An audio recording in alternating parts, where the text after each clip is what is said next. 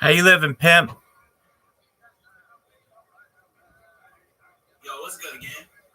I'm just adjusting some computers. I'll be with you in a moment.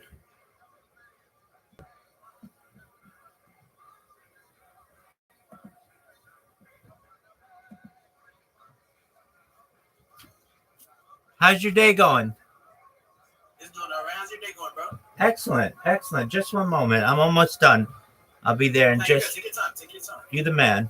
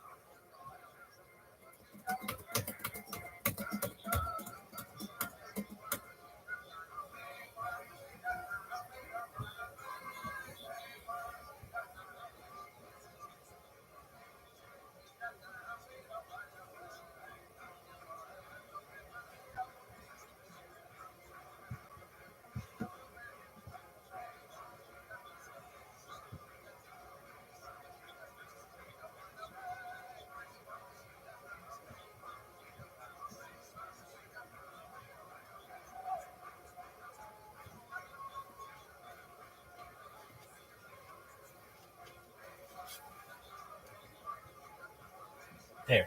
Kick Hellafaro. How you doing, big dog?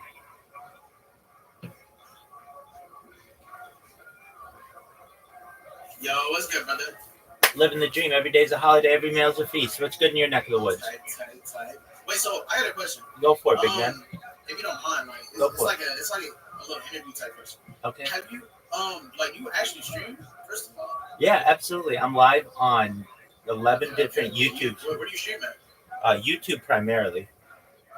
YouTube primarily. Now, I just be seeing you. I be seeing you a lot in other people's chats, so I just be like curious. 100%. So I imagine you've seen me on Kick. Yeah, I be seeing you be like clipping this shit and then putting your link in there. Low key, that's smart though. I ain't gonna lie. The hey got you in here, right? Yeah, low key, that's actually smart. Is it working? How many viewers would you say like you have come to your stream and like click your shit for? Oh, it at least a few dozen a day. So that works. I mean, I get people in here. I get people in my YouTube streams. Yeah, so I live stream my life 24/7, 365 for world peace. I don't want war anymore. Essentially, this gives me a platform to be able to discuss world peace. Some other things that we discuss on the stream are things like anti-gravity, antimatter, alien disclosure, de-extinction, really interesting scientific aspects. Um, Essentially, you can watch my life like a time capsule going back to the pandemic. We've seen the death of a queen, the birth of AI, the coronation of a king, and everything in between. It's really a time capsule or timeline for society. And I think in the future, perhaps people may study it. It's essentially history that I make every single day. I ensure to keep radio going so that every major news story is archived every single day. And allow people to watch me in 360 degrees from 11 different streams. So right now on YouTube, I'm live on 11 different YouTube streams. You can watch me like from this way, you can watch me from straight on, you can watch me from behind, any which way that you want.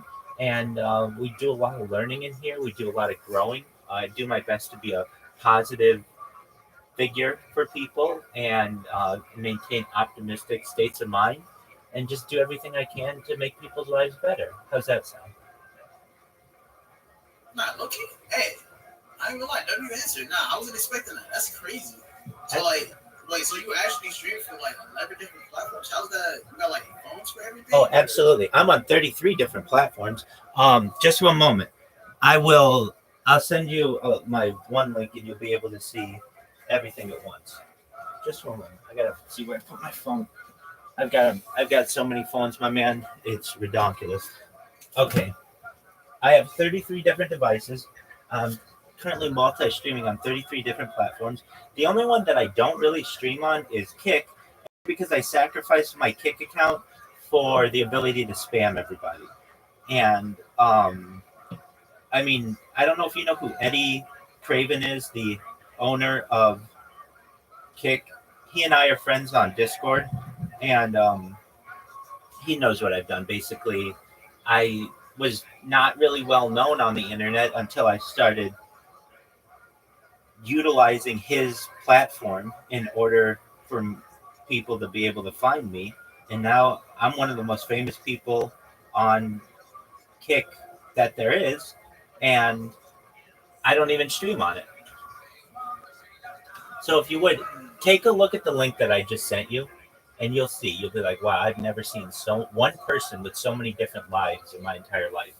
And yeah, it's essentially an archive of society. And I think it's very interesting. Did you ever see the movie The Truman Show? The Truman Show? No. That's okay. It stars Jim Carrey. It's from the 1990s. It's essentially a story of a person whose entire life is on camera. And the only difference between Truman, the main character of that movie, and myself, essentially, is that we have my um, consent to do this when that in the movie was done without his consent. I'm sure you're aware of like television shows like Big Brother where they put cameras all over a house. Well, I've just done the same in where I live and ensure that I do my best to have every waking hour of my life recorded for the last 3.5 years, going back to the pandemic. Damn. So like, do you shower? Do you do everything on stream? I know, like, bro, I've been seeing you in Aiden Ross's Discord a lot. What's up with that? Is that just like to bring more people in, or? Yeah, definitely. I'm the number one streamer in the history of his Discord, which I think is quite cool. Meaning, no one has streamed in there more than I have. Um, and yeah, it gives people a way to find me, and I think that you got to be able to find me to know who I am. And I've given anybody in his Discord a portal into my life. They essentially watch me do what I do on a daily basis. And I really want to bring attention to people of the world that we're not all that different, that we all laugh, we all cry, we all yawn, we all bathe, we all go to the bathroom. We all are have much more in common than we think. And that the big message is that we don't need war anymore. And essentially we need leadership to be able to discuss the fact that we can have peace. And the reason why I'm so passionate about peace is because I'm a big thinker. I want to eventually help the world with space tourism and terraforming of different planets and eventually interstellar travel. And if you're like, well, Rabbi, how are you going to do all that within your lifetime? There's technology out there, life extension technology, things like human growth hormone and stem cells and nootropics and cryonics, cryogenics, ambrosia therapy, where the platelets of younger people are utilized for the benefit of older people. And these types of things will get us past the current life expectancy of, let's say, age 80. It'll get us to age 100 and 120. But eventually my body's going to break down just like yours is. And then we need a new option. And that new option is known as mind uploading technology, where we scan your brain into a computer like a CAT scan or an MRI, knowing where every atom is in your central nervous system and your peripheral nervous system. And we take that information for later download into an android, an avatar, a clone of yourself, a cybernetic being, a cyborg, a robot, an ethereal being, whatever you want to be. But essentially, what I'm saying is that you have an opportunity perhaps at digital immortality. And when we start thinking really in big terms like that, and then the idea of space tourism and terraforming other planets, interstellar travel, intergalactic travel, faster than the speed of light, all that shit becomes real. All right, well, that shit happened.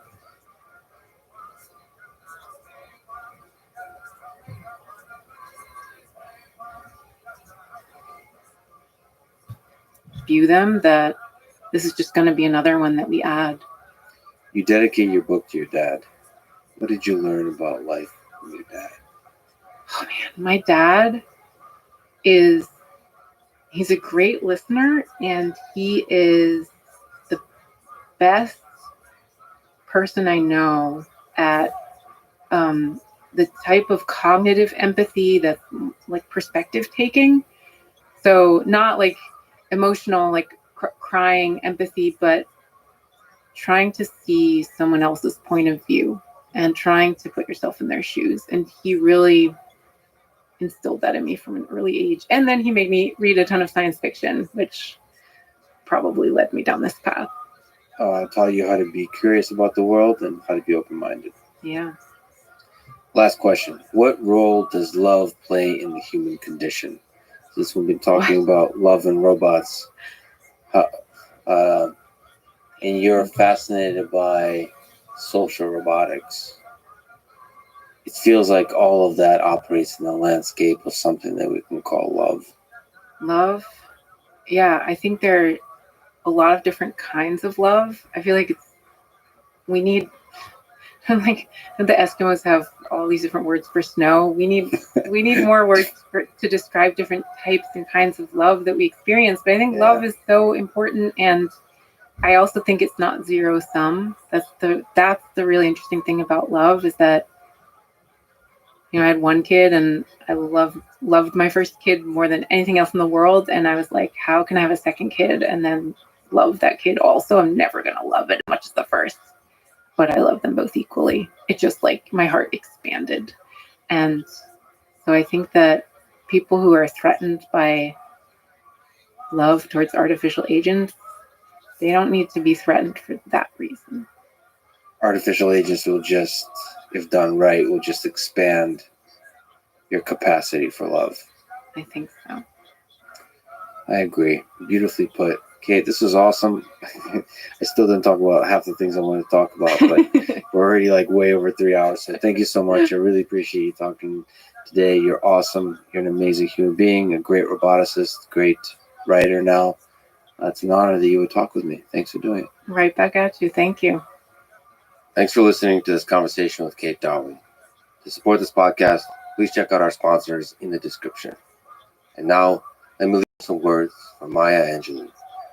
Courage is the most important of all the virtues, because without courage, you can't practice any other virtue consistently. Thank you for listening, and hope to see you next time.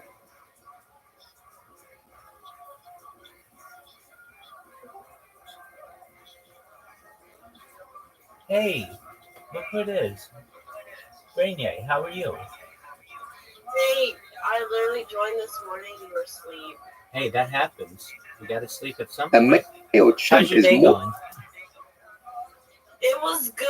I'm literally hungover. I've been asleep all day. I went to the club last night. How was that? It was good. Did you meet any nice yeah, but people? I'm hungover. Did you meet any nice people? Yeah, I did. I met some people, but yeah, it was cool. But Excellent. Did you give out your number to anybody? hell no, I don't pass out my number. Okay. Then how did somebody get a hold of you when you're at the club? I just gave them my Instagram. Oh, okay, that works. All right, very, very well. Yeah. So did you give I out? would give you my number though, but No, I wouldn't no, give no. anybody else my number. That you're good. You're good. We have Discord. Okay. So did you dance? So I'm not like a dancer. Like I don't twerk. I'm just a person that just watch other people. Sure. I People kind of watchers. just get drunk on the wall. Excellent. And what did you have to drink? I had some rum mixed with something like some pineapple juice. Like I just kept having rum the whole night. There you go. There you go. Okay. So Yeah. have you rehydrated today? So I just woke up. I have like 3 bottles of water next to me, and I'm drinking right now. Good But girl. like I have not seen daylight today. Like Okay. Well, I was a little asleep. hey, that's good. Now, did you sleep well? Yeah, I did. I feel better because I woke up this morning and I felt like shit. There you go. All right. So The club that you went to, is it a popular club? Yeah, it's a popular club in Houston. Oh, excellent. And did you go with friends? Yeah, I went with a group of friends. Very cool. And they took after you, or they looked after you? Yeah, they did. They make sure that like I wasn't getting too fucked up, but yeah. Excellent. Excellent. All right. Are there any songs that you will go out to? No. I mean, Okay. if it's Bruno Mars, yeah. Okay, so there you go. Everybody's got their jam, so that's great. Bruno Mars is great. He's very talented. Yeah. Excellent. All right. And do you have big plans for your week? So I have work tomorrow, but yeah, I have work this week. Other than that, that's about it. Do you have to work every day this week? And then I have to go to a WWE show. Oh, that's amazing. And meet up with some wrestlers. Wow. So are you really into wrestling? Yeah, so I'm a trainee. I train, but I haven't trained in a while because I've been so busy with work. But like I know a lot of wrestlers, and we kind of just do things like after the shows and stuff. Yeah. Wow, that's really cool. So is it your goal to be in WWE someday? My dream is to become a wrestler, yes. But the wrestling industry is just a crazy place to be. It most certainly is, definitely. And it's not like, unless you're a really, really big wrestler, it's hard to get a rewarding career out of it. Yeah. But okay, so how did you get, like, did you want to always be a wrestler since you've seen it on TV as a little kid? Yeah, but I didn't start like actually taking it serious until COVID like happened. Okay, so the pandemic hits, and Beignet says, "I'm gonna be a wrestler," correct? Yeah. All right, and I mean, I've seen a lot of the training that they do. It is brutal. So doesn't that take a toll on your body? Yeah, it does. All right, so do you have to find time to heal and everything? Yeah, and it's mentally draining. I imagine. Do you have a stage persona? No, not yet. Like like next year, that's when I'm actually being consistent. Like I wasn't consistent this year because of my work schedule, and I had a lot going on this year. Okay. Now, what's your dream persona? I want to be myself. Like I feel like I'm already a character. All right. Do you think that that's going to fly with Mr. McMahon? Man, Triple H is in charge now. That's so true. That's true. We just have to put that up with him. Okay. Now, let's say he says, Brenya, I love your attitude. I love your style. I love everything about you, but you can't be Brenya. You have to choose to be something. What do you want to be? I don't know. I haven't really thought about that. You haven't thought about what your persona would be? Wow, that I would think that's No, okay. All right. Well, because I've had talks with people and they like my name. Like I can use my name and be myself. I think you could use your name, definitely. Like a lot of people don't use their name, but I feel like I'm already like a vibe. I agree with you. I think you are a vibe. So like normally when I see wrestlers, they're either like one of two styles. They have a gimmick, or they are kind of themselves, and I think that you can fit into that. You're just going to be you. Would you have colors that you would want to wear even?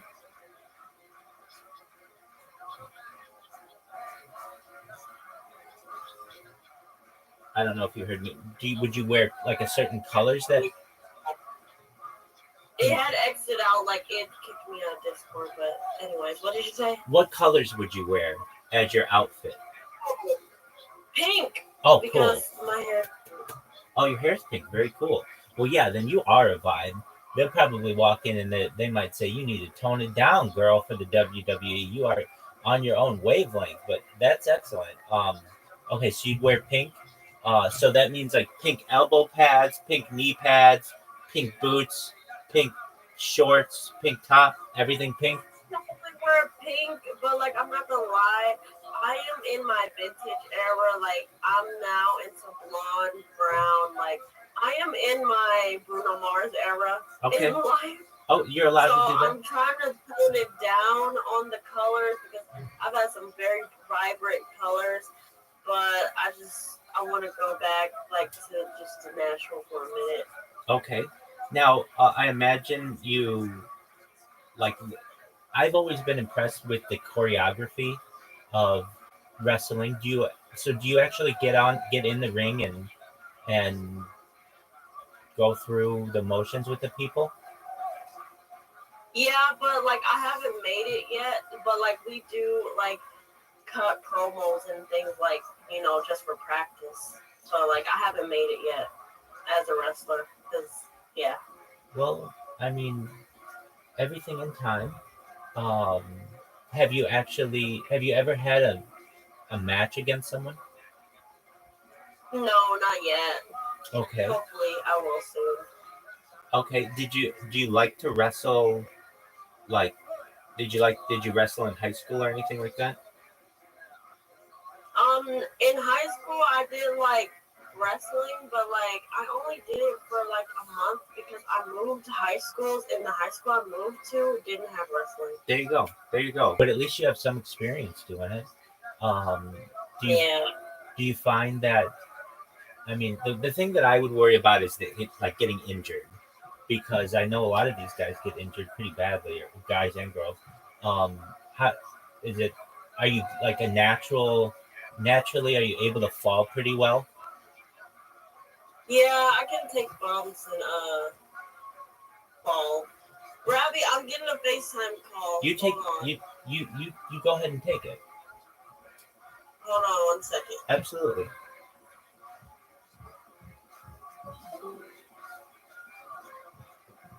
Shout out to Brenier. We're gonna make her dream come true. More than enough to kill any human on the planet, including Gordon Ryan. So Gordon Ryan fighting a chimp, a Dead. good size, Dead. no, 1,000 times. How many times does he win? He loses 1,000 times. It's not even competitive. It's not even remotely competitive. Do you think he will disagree? No. Do you think anyone will disagree? Anyone? Yeah, moron. The following is a conversation with John Danaher, his third time on this podcast. He's widely considered to be one of the greatest minds in martial arts history. This is a Lex Friedman podcast. To support it, please check out our sponsors in the description. And now, dear friends, here's John Danaher. The ADCC is the premier submission grappling tournament in the world. We just had it a couple of weeks ago. We saw many demonstrations of greatness from athletes you coached. But a year ago, the team and you were at a very low point. Take me through that journey. What was the lowest point? We had a very, very tight team for many years, which began in New York City. During the peak of COVID, training in New York became very difficult to sustain. So most of the team despised the city of New York. I was the only person in the group that liked living in New York. I think part of the problem was that I was the only one who actually lived in Manhattan. The others had to commute to New York. And there's a world of difference between living in New York and commuting to New York. So most of them had a very negative view of New York City. That was compounded by COVID, when even the basic active training became very, very difficult.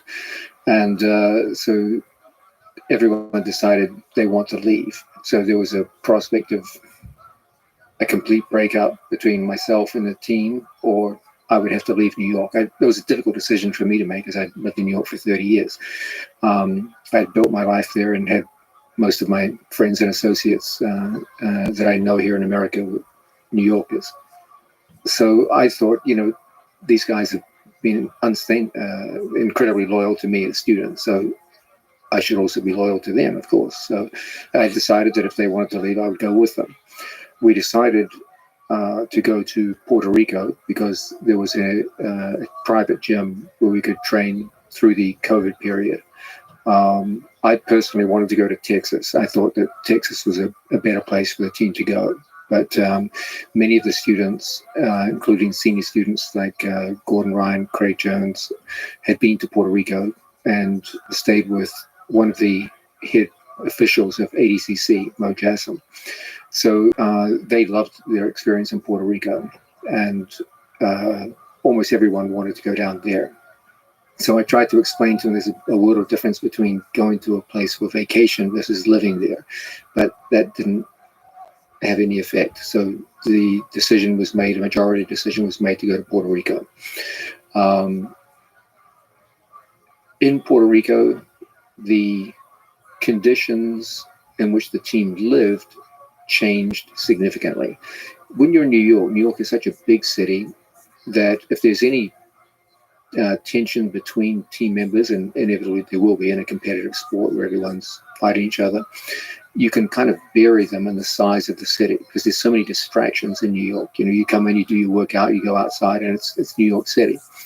In Puerto Rico, we lived in a very small local town, Dorado, and most of the athletes were living with each other. And so unlike New York, where there was always a break, you trained together, but when training was over, you went about your life in New York and New Jersey. With everyone living in very close proximity to each other, any tensions got magnified because there was no relief from them. You didn't get to get away from people. If you had a problem with someone on the mat, well, now you had to live with them for the rest of the day and the night. And this goes on for long periods of time. So I believe it had the effect of magnifying whatever tensions there were. In particular, there was a family tension between two brothers, which magnified over time. And, as so often is the case, you get two brothers growing up, one older, one younger, and the younger one wants to grow and feels somewhat like a young tree underneath a bigger tree. And sometimes people just need their space. So there was some unhappiness. And as a younger brother, I can understand. Yeah. As a little tree that had to grow up under a bigger tree. Yeah. So fuck the big tree. My God, there's a lot of aggression I have to work up. I'm sorry. Unresolved family issues coming out here. That's for sure. I'm just kidding. I love you. He doesn't. He's lying. So as time went by, these tensions started increasing. They came to a point where it was difficult for them even to be in the training room together. At that point, you're starting to, once training takes a hit, then you got to start to address these. The attempts at reconciliation fell through, and a decision was made to move to Texas. I wanted everyone to move as a team. What I wanted to do was keep the team together as long as the period leading up to ADCC so that everyone could train together. So I said, okay, there's problems, but let's just tough it out. 1 year, we move to Texas, let's just go there and keep unity. If some people don't want to train with other people, that's fine. But I believe that the team would be weakened by breaking apart. I believe they had an excellent rapport as training partners. Their technical level was increasing dramatically. Many of the younger athletes were really starting to come into their own and really develop well. And so my take on it was, okay, if there's problems, so be it. But let's all just stay together until ADCC 2022 as a unified team. Go out, prepare yourselves as best you can, and then after that we can make a decision as to whether we break up or not. But that was rejected, and the team split. And they moved to Austin. We'd made prior arrangements to go to a local gym, and they took that gym, and we were left with no gym and more or less homeless in Austin. So a year out from ADCC. Yes, this is 1 year out. So roughly 3/4 of the competitive athletes left in 1 week.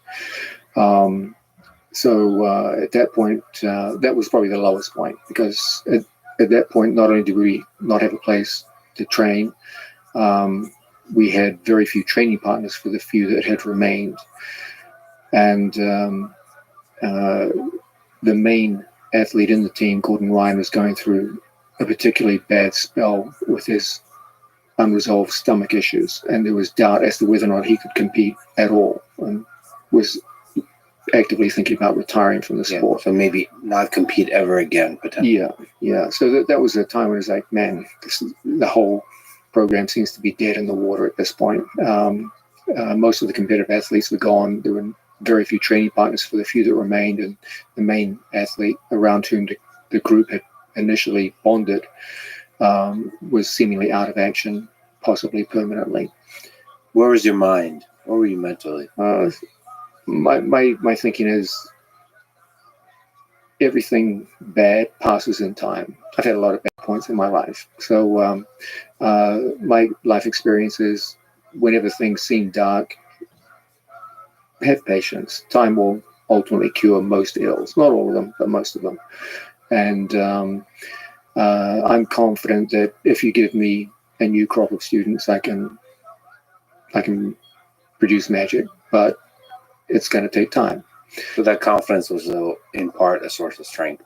Yes, it's just like I wasn't confident that ADCC 2022 would go well, because we only had 1 year without a gym and with a team that was completely broken up to even attempt to get into ADCC.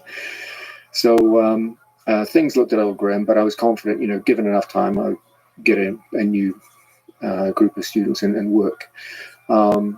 As it turns out, one of the demonstration partners that I used during filming for instructional videos, who lives in Boston, Giancarlo Badoni, was interested in the idea of coming down and training, but he'd always felt like it would be difficult because there were people in his weight class who were already there, and he felt it would be awkward. But now that they had left, that opened up an area for him. So he was the first one to come down. He moved from Boston to Austin, Texas. I began teaching at a local school. It was rather like going back into my earliest days in jiu-jitsu. I went from teaching at the big Renzo Gracie Academy to a tiny school in Puerto Rico, and now an even smaller school in Austin, Texas. And locals would come in and train, and I would watch every day, teaching there twice a day, 7 days a week. And I would see people come in and train, and I would say, this guy has some potential, or this guy has some potential. And I would recruit people and bring them to another gym where they would train with the professionals. And if they proved adept and hardworking and someone who can work well in a team, they would stay and build their skills. As time went by, more and more such people started coming in, and we had some remarkable people, like a young South African purple belt, Luke Griffith, came in. He had lost in the European trials for ADCC, and he was down on his luck. He came into Austin. He did a show against a local purple belt and lost again. So he was feeling bad about his performance and his future. He came in, and I thought he was a lovely kid who worked hard and trained well. So he became one of the main training partners. He was similar size to Gordon, so I encouraged him to train with Gordon whenever he could. And more and more people started coming in to train under that kind of basis. One day I got a text from Gordon, who was filming an instructional video in Boston. He said, hey, Nicholas Mirigali was training at this. He was shooting video at the same time as me, and we just did some grappling. He's a really nice guy, and he's literally never trained without a gi before. He's for those of you who don't know, Nicholas Mirigali is one of the outstanding gi jiu-jitsu competitors of his generation. Has an amazing game and is a superstar with the gi side of the sport, but had never even trained without a gi once in his life. So his first ever no gi training session is with Gordon Ryan, the best no gi competitor of all time. And I remember Gordon texting me saying, hey, he's really talented, he's a nice guy, and he wants to come down to Texas and train. So I said, yeah, sounds great. So over time, just more and more people started coming in. And I told everyone, like, you guys are at a severe disadvantage. Like you've got very little time to get ready for ADCC. Luke wasn't even in ADCC. He had to win trials. Same for Dan Manasoya. He had failed at trials and needed to get a win to even get into ADCC. So around this time, a doctor suggested by Mo Jasm, who had himself had stomach issues earlier in his life, began working with Gordon Ryan. And Mo is the organizer of ADCC. Yes, For people who don't know. yeah, he's the head organizer. He was able to get Gordon Ryan not cured, but significantly better than he was before, and to a level where Gordon could train up to 5 to 6 days a week. And it was a big improvement on what was going on during the end of the time in Puerto Rico. So things started moving. We had a core group of athletes training at a local gym, which was very, very generously offered to us by the head manager of Roca Sunglasses, a company here in Austin, Texas. They have a private corporate gym, which we were able to train in. And these talented youngsters from around the globe essentially came together, and I said, you guys are going to have to train harder than you've ever trained in your lives, because you've got less time to get ready for this than anyone. And you're going to be going up against people potentially who know exactly what I teach, because I've been teaching them a lot longer than I've been teaching you, in addition to the other best people in the world. So it was an incredible challenge for them. And I must say, all of them gave literally everything they had. Everything I asked for, they gave twice as much. And we had a crazy training schedule, as many as 3 classes per day. I know that sounds easy, 3 classes a day, right? But try doing it sometime. These classes are not your average classes. These are preparation for ADCC. So they're both mentally and physically draining. Very, very hard. And we had many people come in and try to train alongside us, and they fell off by the side of the road within days. Forget about weeks, months, or a full year of this. I gave a very abbreviated set of skills for the athletes. I chopped everything down to what I believed were the most essential skills. Anything that wasn't essential to ADCC preparation was just pushed aside, and they had to focus almost entirely on ADCC, with one exception. I'll come to that soon. Over the period of their training here in Austin. So it was compacted by time and also by the breadth of skill that I taught. Everything was just purely for ADCC preparation. In a very short period of time, Dan Manasoya and Luke Griffith and Oliver Taza all won European trials and got into ADCC. Nicholas Valley was already a superstar, so he was invited, but he had to show himself. So we enrolled him in local shows here in Austin, where he had his first 3 no-gi matches. And with each match, you could see progress being made. And so that convinced the ADCC people, okay, he's good enough to compete. He ended up winning decisively a match against one of the greatest American grapplers of all time, Rafael Lovato. And this was like a clear sign that his skill level in no-gi was sufficient to justify an invite. And by the way, Lovato, an incredible set of matches in this ADCC. Yes, that was actually very impressive. And retired. Yeah. Just really impressive and heartbreaking as well. But if you go out, that's a good way to go out. Indeed. So there was this long and tough preparation, and it was compounded by the fact that as Gordon felt better, he felt a need to build up his own competitive record prior to ADCC, because he'd been inactive for so long with his stomach issue.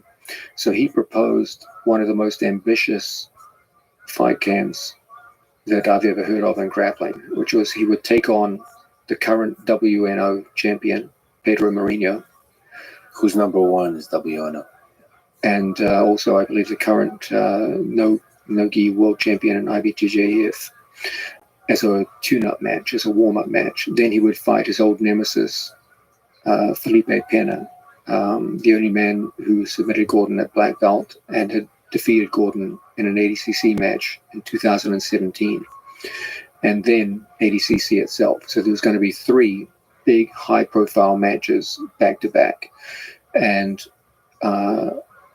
very different rule sets. So WNO was a 15-minute match. The fight with Felipe Pena was no time limit, which is a very different format to compete in, and then ADCC. So we had to drag out a 14-week camp covering 3 matches with 3 different rule sets, which went in diametrically opposite directions. And the entire team had to go through all of this over this 14-week period, in addition to the previous year that they had been working hard. There was a further complication in the midst of all this. Nicholas Marigali had to go to the GI World Championships, and we had to throw an extra morning class for that to help him get ready. Nicholas went on to win the open weight gold medal in the GI competition, and then the next day had to come back to Texas and begin his ADCC preparation. It was a crazy, crazy time. But they all came through it so well. I'm immensely proud of what they did. And shockingly, in the space of less than 12 months, we went from rock bottom to having a more successful ADCC team performance than we did the previous ADCC. It was, in fact, the most successful team performance of the event, and is testimony to how hard those young men worked in the course of less than a year to prepare themselves. If we could just linger on the low point, is it heartbreaking to you that the so-called Danaher Death Squad split, or the team as it was originally called split? You know, we live a short life on this earth, and you put so much of your love and work into this team, and everybody put in the work. Does it break your heart? It was a sad time, yeah. It was. It was, I'm not a particularly emotional person, but it was an emotional time for everyone. It had an element of tragedy insofar as not only was it a team breakup, it was also a family breakup, which is much more serious. I do believe that in time, even the most intense family breakups can be reconciled. And I also believe that once dialogue begins, people will remember just how easy it was for us to get along and how tight we were for many, many years. It's so easy to let a minute of anger destroy 10 years of friendship. So, but there's also the weight of those 10 years. Like when I ran into the old squad members at ADCC, we got along like a house on fire. It's like we never had a problem. So a house on fire is a good thing. Yes. Sorry, that's a New Zealand expression. Yeah.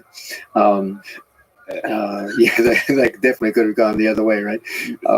So only a New Zealander would say that it's a good thing. Yeah. So there's I still believe, in time things will be fine, but there was an element where youngsters need to grow, and sometimes think about it this way from the athlete's perspective.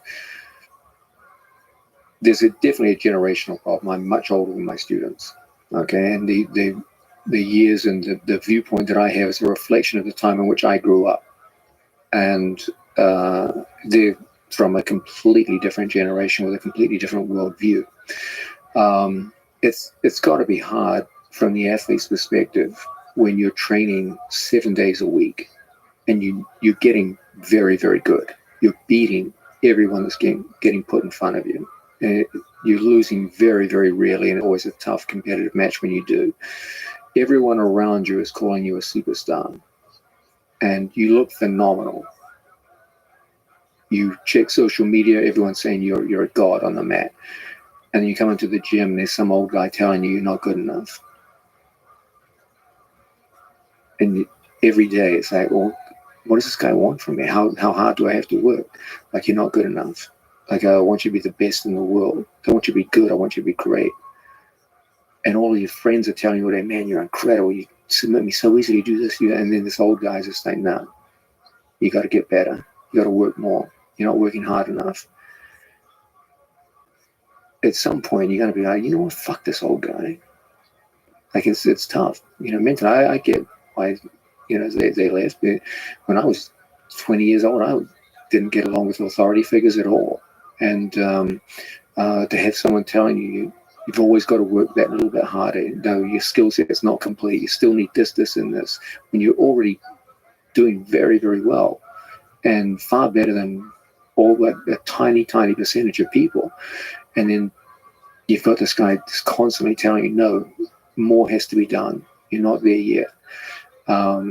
I can, of course, I understand. You just want, let me just enjoy this more. Like, it's always a choice in life. You can be the best you possibly can, or you can go a route where you just get to enjoy life a little more. You do other things. Like there's more to life than just the inside of a gym and learning how to do a better heel hook or a better double leg. So of course, years go by. You want to try other things, and you have to make this choice in life between extreme excellence versus being incredibly good, but maybe just enjoying my life a little more. It's so interesting that incredibly good is a hard thing to deal with.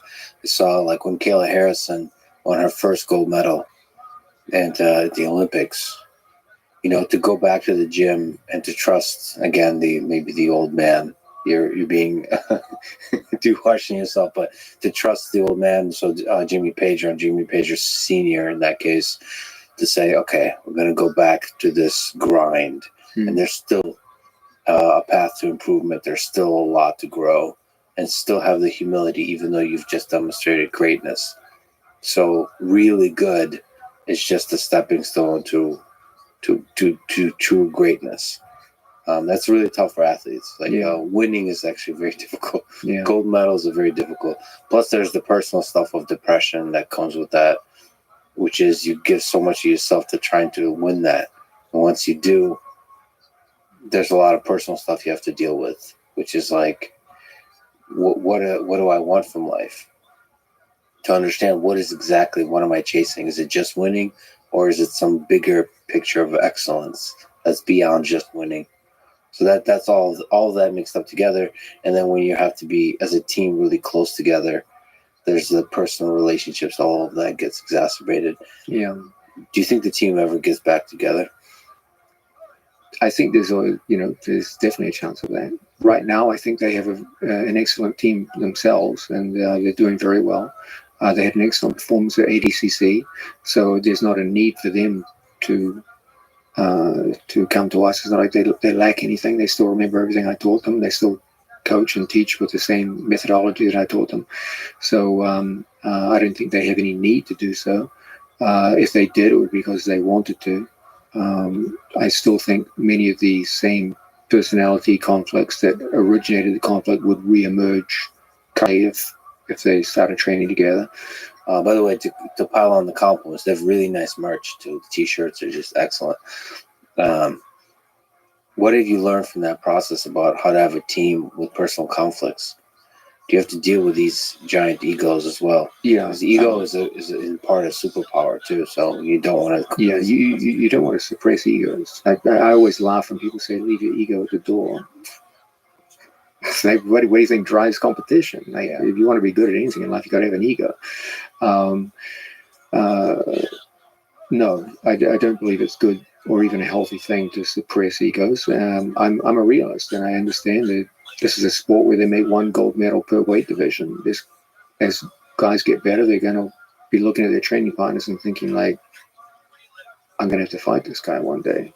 And they're training next to each other. Of course, there's going to be tension.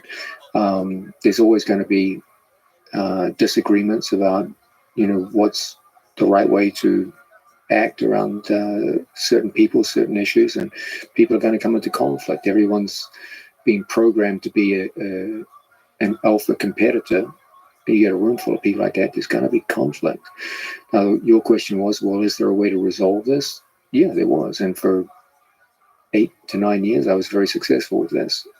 But there's also a tipping point where things can flare out of control, and there will be periodic breakups. You're not the first students I had that left. I've been coaching a lot longer than I've been coaching the squad, and I'm sure in the future there'll be other students who leave me. That's just the nature of the beast. It's sad when it happens, but life goes on. Like Bukowski said, love is a fog that fades with the first daylight of reality or something like that. So even love is temporary.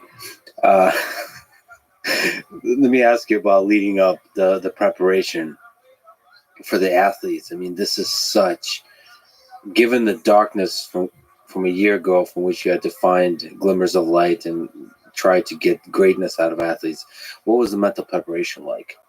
For Gordon, for Nicholas, for Giancarlo, for the other athletes, what was the mental side of things like? Is there some key insights you can give to their mental preparation? I really think people, when they talk about mental preparation, need to take a step back and realize that almost every element of what people describe as mental preparation has physical underpinnings. Literally 95% of what I teach the athletes is physical skills.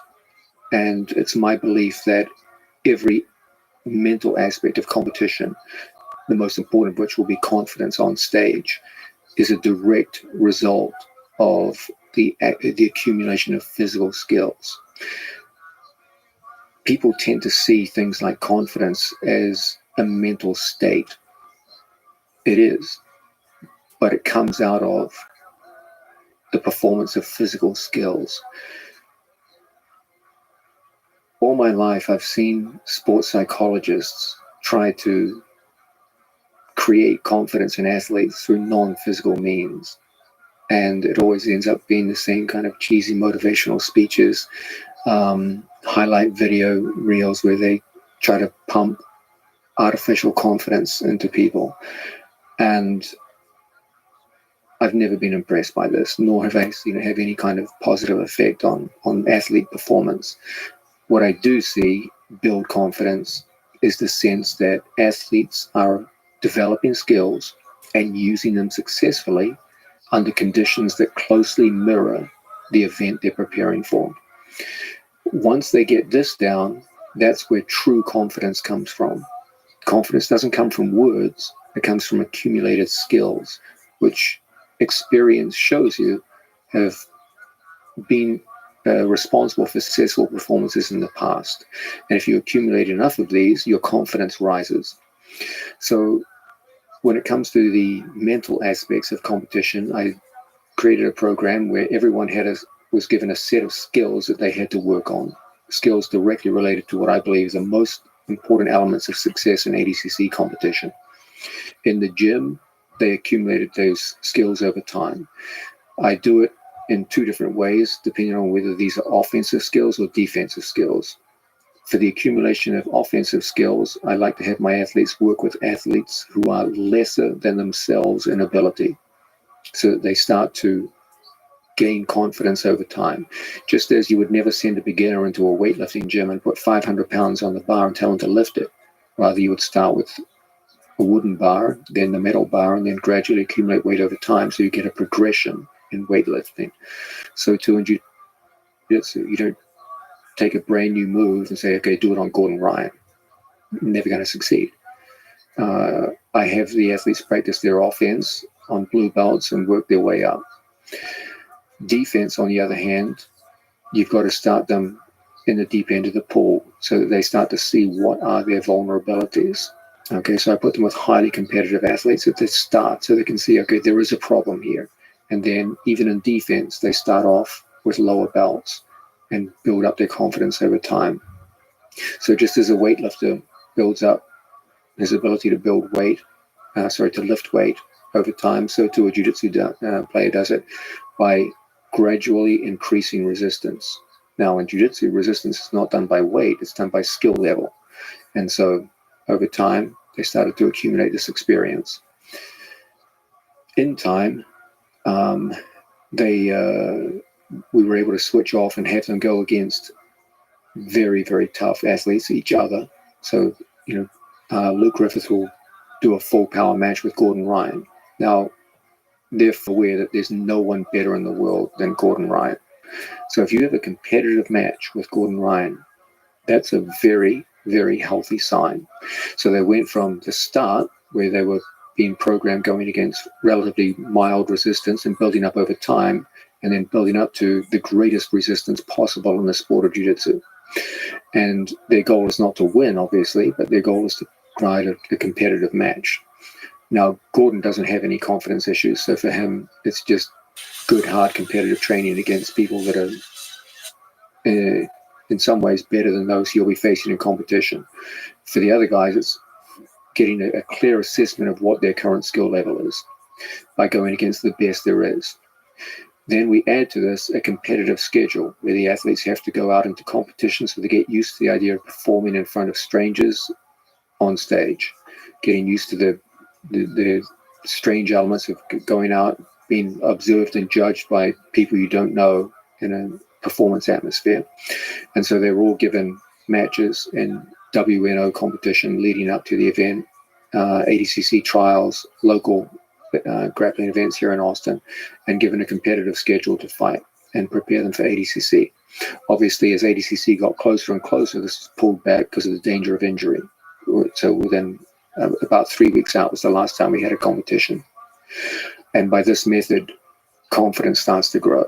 And so the mental preparation came out of those physical underpinnings, the idea of progressive resistance increasing over time for both offense and defense, building up to a peak where they're going against the best athlete in the world so they can get an accurate assessment of where they stand.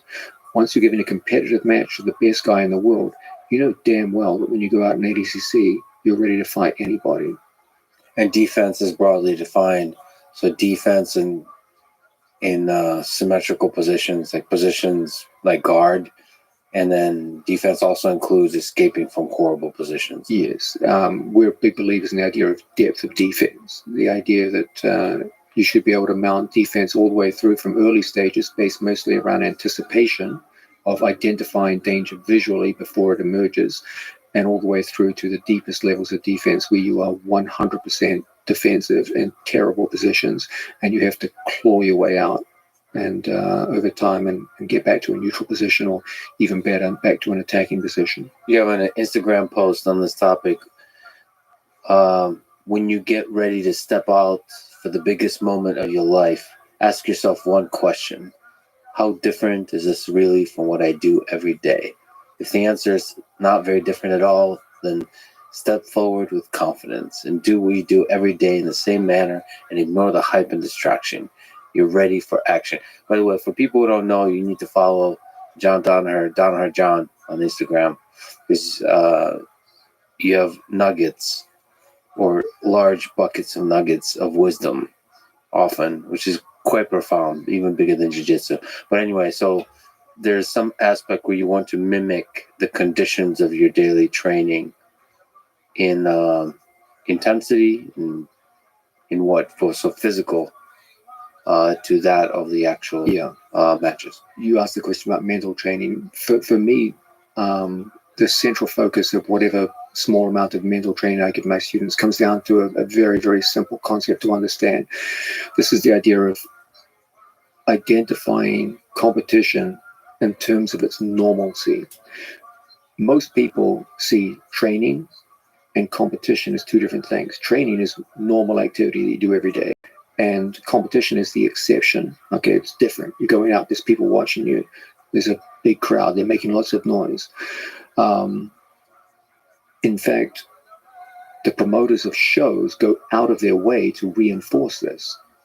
Look at, for example, ADCC, when Gordon Ryan went to fight Andre Galvão. Okay, do they just come out on the mat and fight each other? Absolutely not. There's music, there's pageantry, there's fireballs. They're literally shooting fireballs. Yeah, some dude in a tie sitting with Joe Rogan. I heard about that guy. Meathead podcaster, comedian, whatever. Which one was the meathead? Well played, John. I don't know. Well played. But you see what they're trying to do. They're trying to create theater and pageantry, when in fact it's just a grappling match. It's just two athletes, a referee, and a rule set. That's the reality. Now, what they try to sell you is something which is not reality, which is this is somehow bigger and different. And they reinforce this with pageantry and theater so that it becomes not just a grappling match, but a grappling performance, the same way you have a theater performance. And my goal as a coach is to dispel that and say, when you go out there, there's only one reality: you, him, and the referee reinforcing a rule set. That's it. Everything else you see, the smoke, the fire, the music, is an illusion. And it's put there intentionally to make you feel a certain kind of way. And your whole goal is to see this as an illusion and walk out and see only the reality, which is that this is the same damn thing you do every day in the gym. The only difference is you're going with a guy you've never grappled before. So the actual act of removing the illusion or realizing that it is an illusion, how do you practice that? So when you step on the mat, Once you're aware of it, I always have them.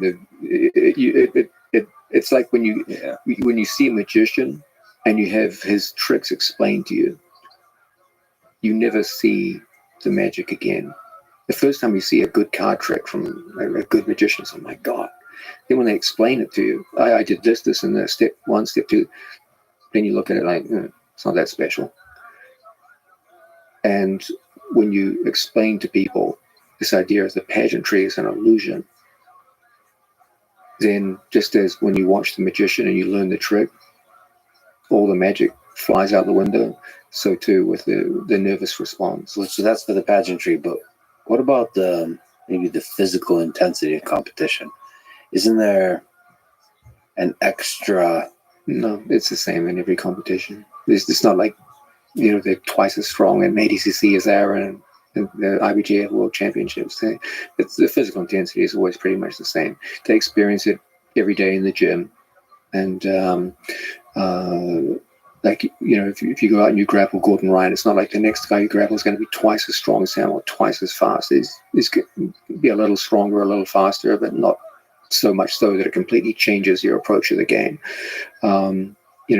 There's not that much difference between the human bodies out there on the stage. So if you've felt intensity before, you're not going to be shocked by ADCC. But in terms of in training, do you have to try to match the intensity of competition? No, that would be foolish. Every athlete in the gym would be injured.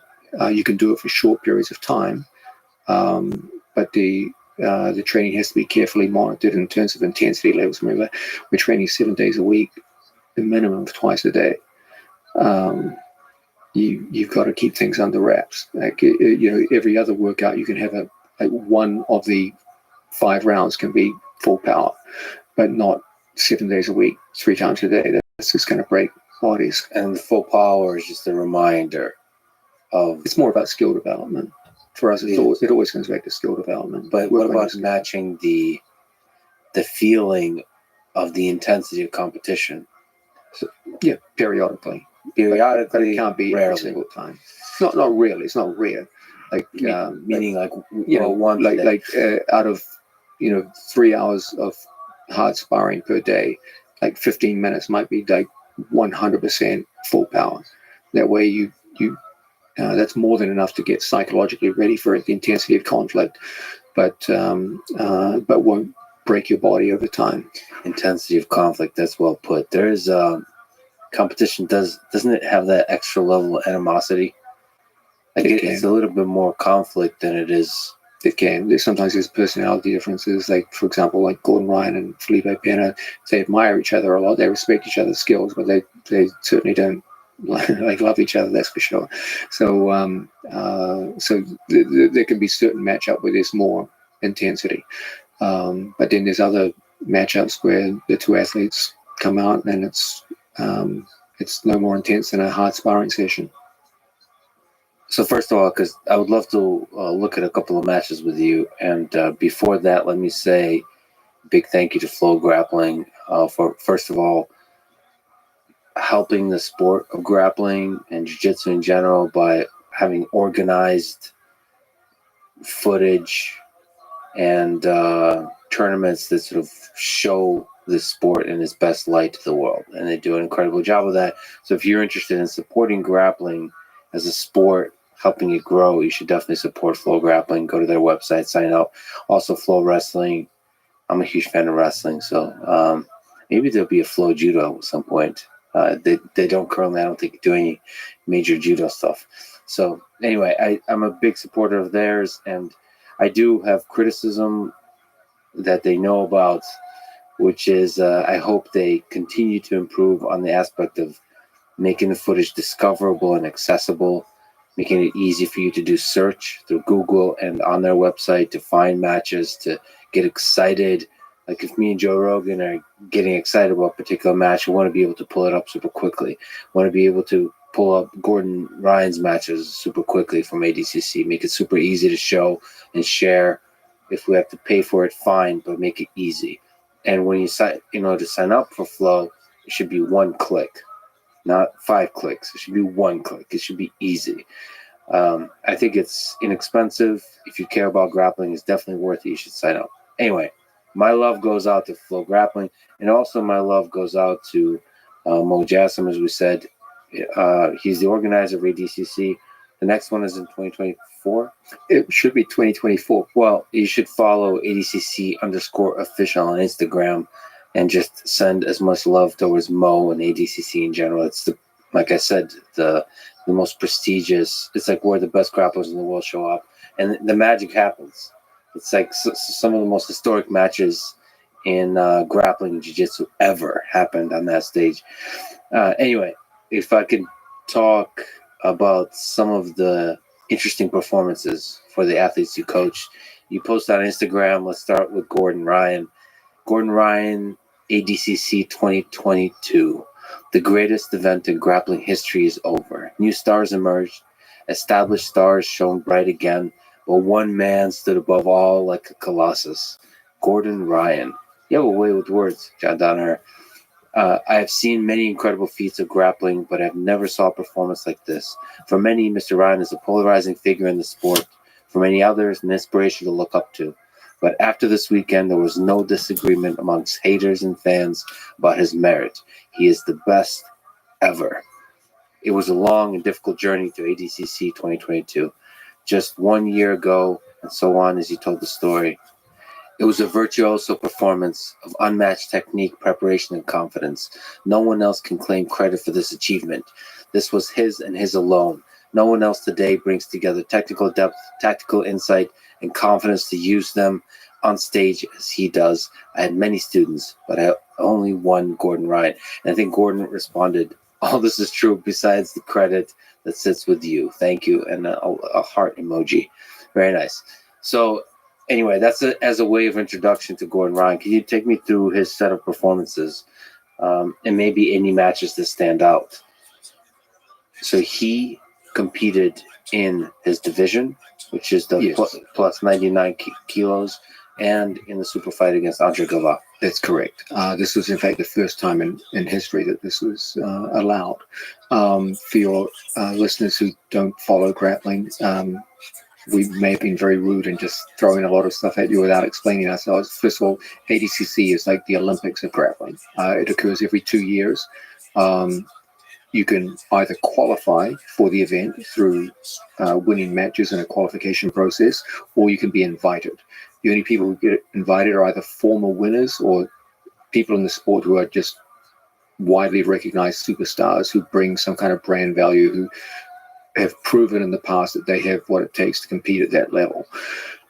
In this format, there are two kinds of matches. There are weight division matches in which you compete against people your own, roughly your own size and weight. There is an open weight where anyone of any size can enter. So you can have very small people fighting very large people. And there is a second category called a super fight, where established champions who have won previous open weight tournaments fight each other in one-off battles, one athlete against another.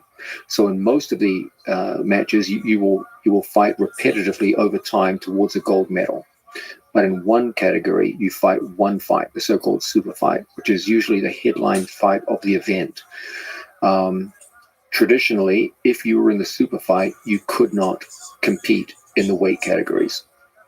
It was seen as too risky because you might get injured during the weight category, or you might have to fight 4 very tough fights in a row and get exhausted, so that you're ineffective during the main event of the show, the super fight. So throughout its history, ADCC has always resisted the idea of an athlete being allowed to do both weight category and super fight. It's never happened before. Gordon Ryan requested to be able to do this because of his extraordinary stature in the sport. The ADCC organization granted his request. That was the first time ever. In addition, Gordon Ryan would be fighting to be the first person to win 3 gold medals in 3 different weight categories. This has never been done before. So it was a huge event on Gordon's part. And bear in mind also that prior to this event, he had fought just a month and a half earlier against a former ADCC openweight champion, Felipe Pena, who had defeated him in the past in a completely different rule set, and then previous to that against the current world champion. So there had been a build-up to this. So he had been very active coming up to the event, and then he went in to fight arguably the greatest ADCC champion of all time, Andre Galvão, which would occur late on Sunday, and would have to fight the toughest people, including the possibility of fighting his nemesis, Felipe Pena, in the weight division prior to getting to the super fight. So there was genuine concern here that he may have completely overstepped himself. The biggest concern I had as a coach, and I'm sure the organizers, Mo Jassim, must have had the same concern, is that he would get injured or exhausted fighting in his weight division. There were 2 athletes in particular, Felipe Pena, who had given Gordon a very tough 40-minute match in a no-rules setting shortly before ADCC, and his former training partner, Nick Rodriguez, who were expected to give Gordon very, very tough matches if they came up against each other. So there was a genuine concern that Gordon may burn himself out before he even got to fight the guy who most people believe is the greatest ADCC champion of all time. So our concern was, how do we manage this? So what we looked for is extremely efficient methods of reducing the time of the matches, making the matches as short as possible. Our favorite way to fight bigger, stronger athletes, and I think Gordon was the lightest athlete in his weight division. Everyone goes, oh, Gordon's so big and strong. He's actually quite light. I think he was outweighed by almost all of his opponents. It's nice to see Gordon looking small relative to his opponents, which is absurd to say, but it is the open division, plus 99 kilos. It was plus 99 kilos. Right, that's what I mean. Sorry, by open, plus 99 kilos. Everyone looks like the Incredible Hulk. Yeah, yeah. So our big thing is when we fight bigger, stronger opponents, we always go in 2 directions. You either go for the legs or you go for the back. And so we constructed strategies based around those 2 methods. So going for submissions. And we should also mention that ADCC rule set is for regular matches, I think it's 5 minutes and 5 minutes. Total is 10 minutes. And then for finals matches, it's 20 minutes. And half the time is spent with no points. So these can be very, very long matches. I mean, to put this in a perspective, a modern judo match is 5 minutes. Yeah. A modern wrestling match, I believe, is 6 minutes in international freestyle. So these matches can be 40 minutes long. Now, that's a long, long grappling match. Yeah. And depending on how you compete in it, that can have a huge toll on absolutely. You can get to the finals and just be absolutely spent. So our whole thing is, okay, Gordon's got to not only get to the finals, then he's got to fight the toughest ADCC grappler of all time after that. So we were looking for quick and energy efficient matches, and that meant going to the back or going to the legs.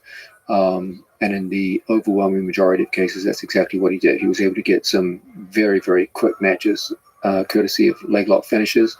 And in the few cases where he didn't finish on leg, he would simply take his opponent's back.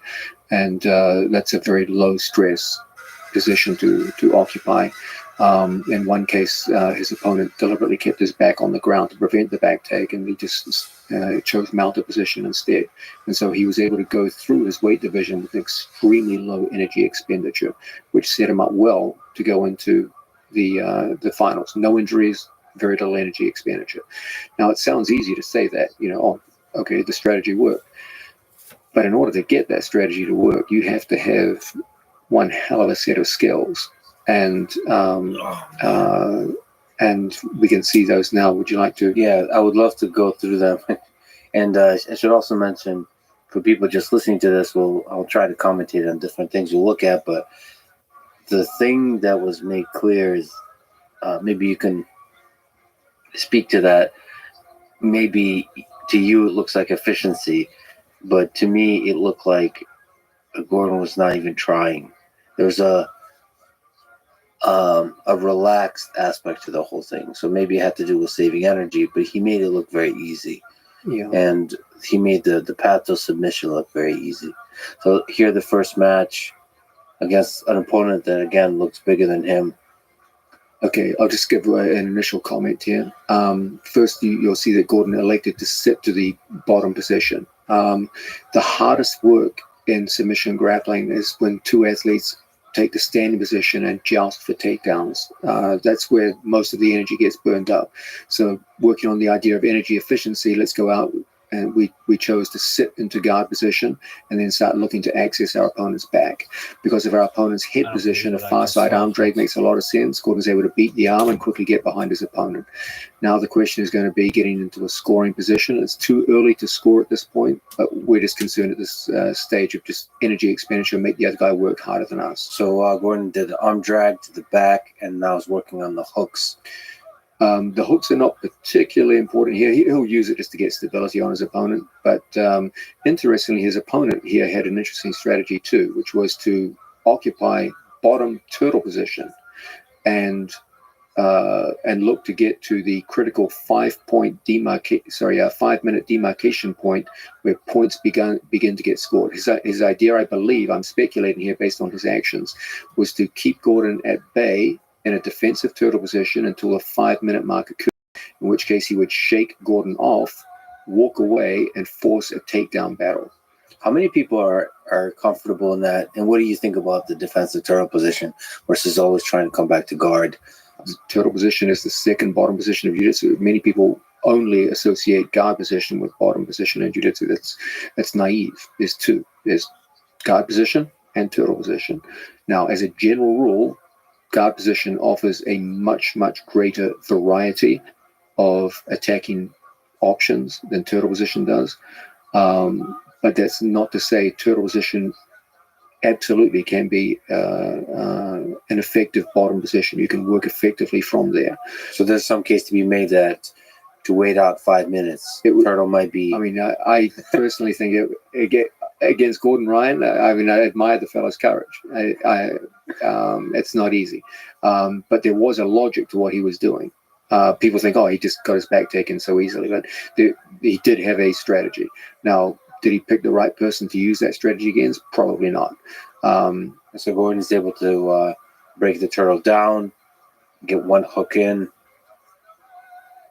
At which point is this becoming an extremely controlling position with Gordon on the back? At which point are you happy with where it is? At this point, it just started to dawn on me at this point. This guy actually had a strategy, which was to maintain a prone position that he's in now and then shake Gordon off after the 5 minute mark. So once that became obvious, then now I'm starting to look at the clock and how close we are. If we can take it up to 5 minutes. Right now, this guy's only intention is to stop Gordon from strangling him and finish.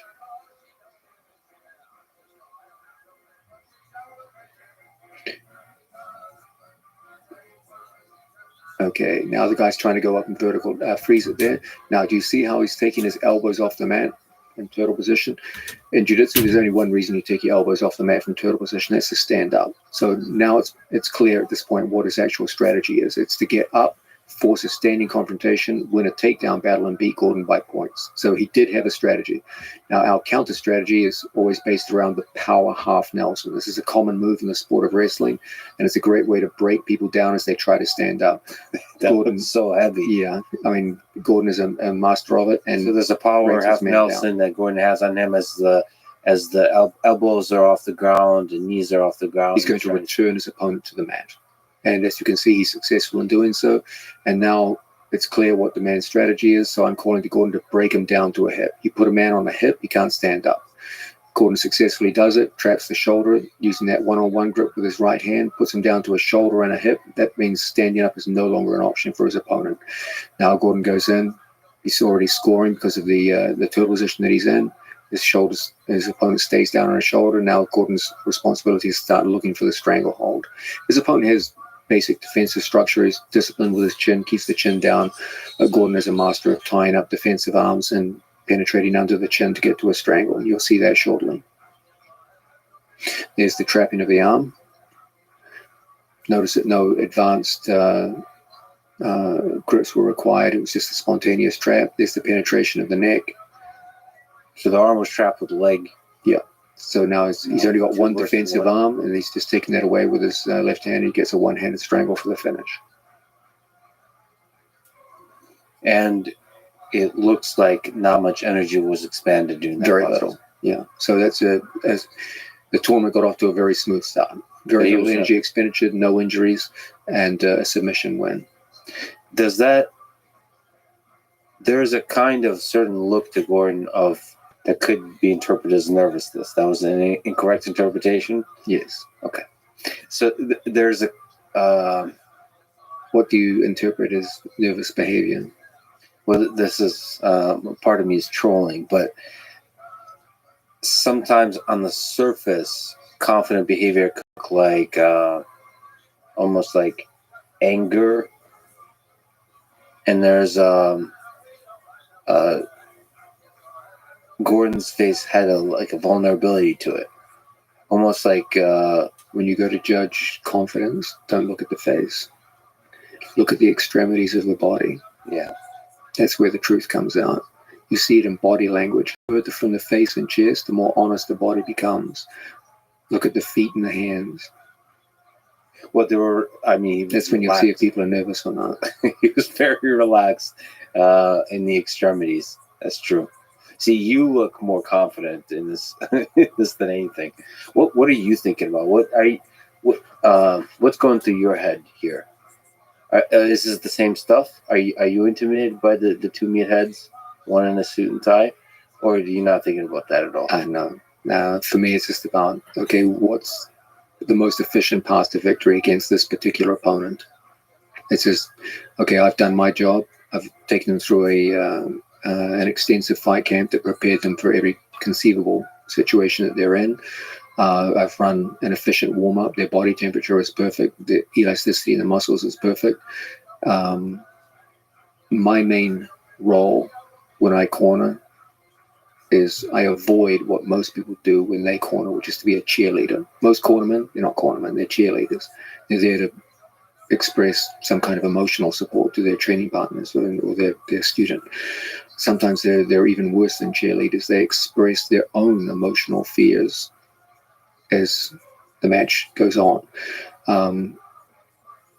I always believe that 99.5% of the job of the trainer is done, the coach is done, when the athlete steps their foot on the mat. At that point, you shouldn't need me at all. Everything I needed to tell you should have been not just told you, but imprinted into you. Remember, there's 15,000 people in that crowd. For half of the match, you're not going to hear a word that I can say. There's too much noise. But you'll hear my voice inside your head,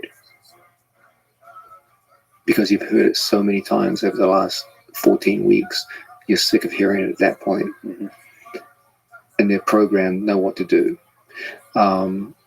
So I'm usually pretty confident. I'm also very confident that even in worst case scenarios, they can have effective solutions, because they train those worst case scenarios every single day in the gym.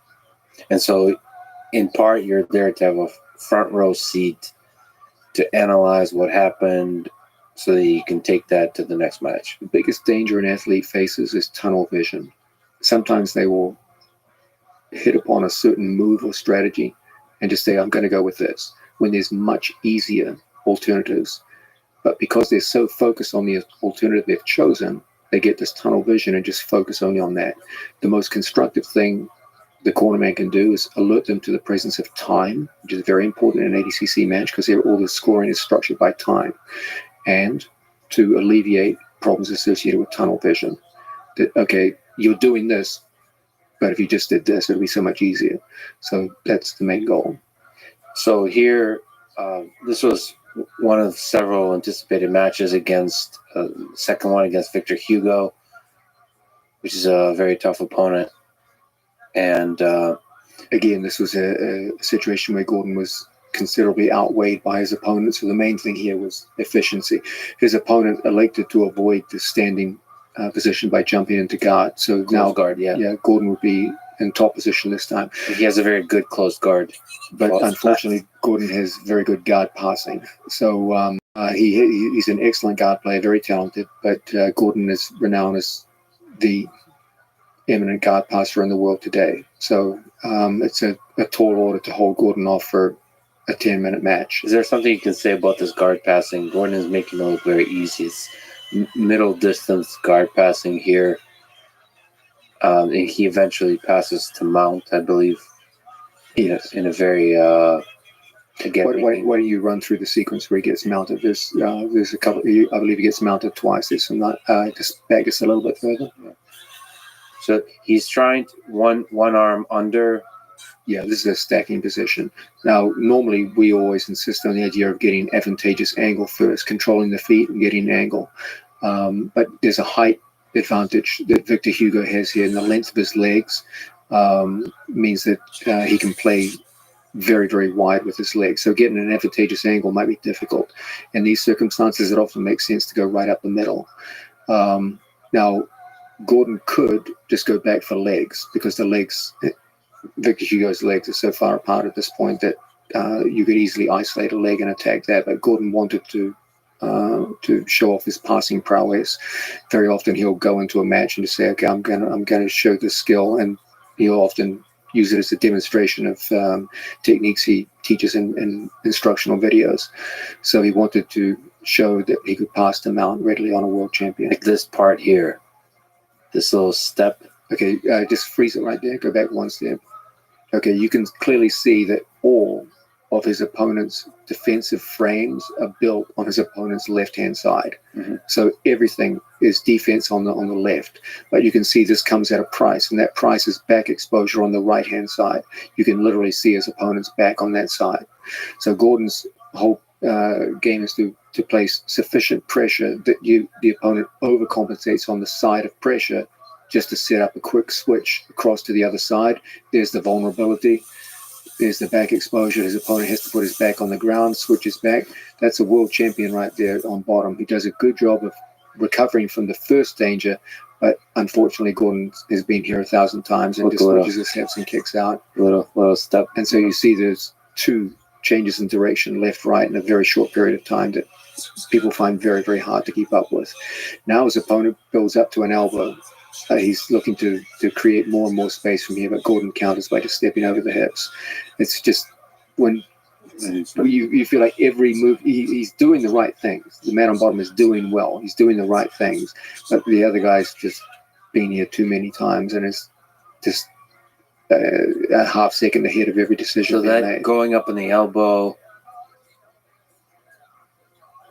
man, Gordon makes it look so easy here. With it almost seems like Victor's out, but this turning of the hips with the arm over the opponent's back is able to bring him back down, and Gordon takes Mount. Notice how Gordon is never satisfied with the mounted position itself. He's only satisfied with an extended mounted position where the elbow comes up over the shoulder line. Yeah, only then does he show. There's a little bit of relief right there, right? Right? There's a little bit of relief. No, that's the look of a man who's just proved a point. Yeah, this is very Michael Jordan-like. Sticks his tongue out. So yeah, I mean, there's no points at this stage. He really is going for submission. And then this happens again.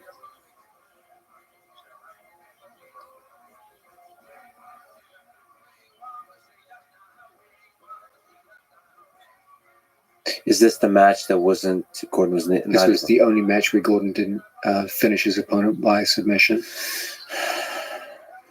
Was this very frustrating for him? Was there? It's actually interesting that when he came off the mat,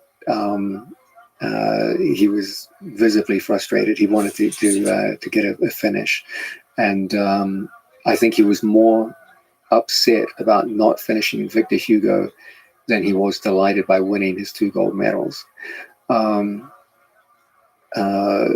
So I think that says a lot about the perfectionism of Gordon Ryan. Most people would be thrilled to beat one of the great grapplers of this generation decisively in this fashion, but he was not happy. And so this is Gordon's 3rd match against Souza, Roosevelt Souza. Now, another guy who's very big. Is different because now we're on to the 2nd day. Your listeners should be aware that the event occurs over a 2-day period. So the previous 2 matches occurred on Saturday. Now we're into Sunday. Now this puts a different context on things. If we could just freeze it right then, maybe go back one step. Now we're on Sunday morning, and the idea is that Gordon will be fighting the biggest fight of his life late that afternoon. So now we're into the idea of energy conservation. Okay, it's okay to have 2 hard matches on Saturday because you get to rest on Saturday night. But now Gordon has to beat 2 people back to back and save energy for the biggest fight of his life on Sunday, late Sunday afternoon. So now the emphasis is on a quick win, and you can see Gordon Ryan certainly delivers on this. Now, when you go to entangle your opponent's legs, the basic choice you have is between straight Ashigarami and cross Ashigarami. In the last 5 years, cross Ashigarami has proven to be statistically the more important of the 2. And as a result, many people have forgotten the value of straight Ashigarami, base leg locks, and undervalued them. Gordon has outstanding heel hooks from both straight and cross positions, and his opponent was probably more concerned about the danger of a cross Ashigarami, left the right leg undefended for far too long, and as a result, Gordon goes into a very classical Ashigarami you would normally expect to see from 5 or 6 years ago, and gets a very, very quick finish. So lifts his opponent.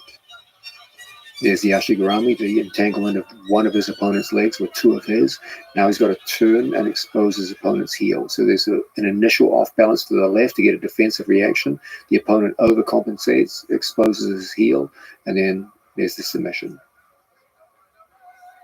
There's a danger of a leg being broken here. Gordon has a absolutely ferocious outside heel hook. Until you've felt it, it's quite different. So the opponent, probably before he even felt the heel hook, felt the control, and that it's that he's screwed there. He doesn't even want to. Yeah, when someone who knows what they're doing gets a bite on your leg like that, you feel it deep inside your knee and ankle tendons immediately, and there's a sense in which you almost tap.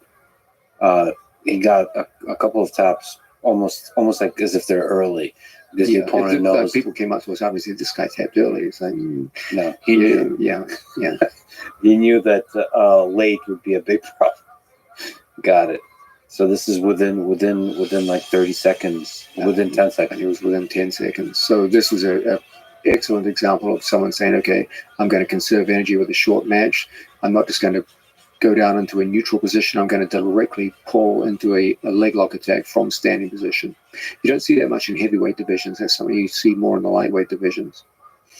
So we got to go to the final match of Gordon's within his division, which I think, as opposed to facing Felipe Pena, who lost to Nicky Rod.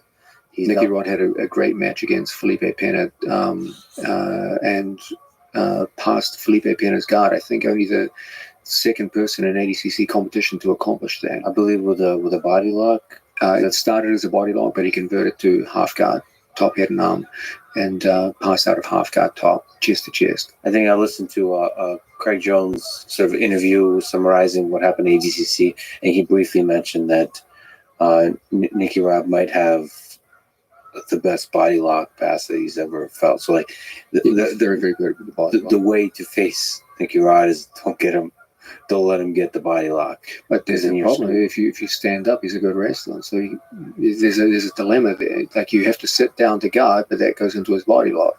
But then if you stand up, now you go into his wrestling skill. So it's a great dilemma that he has. And that's what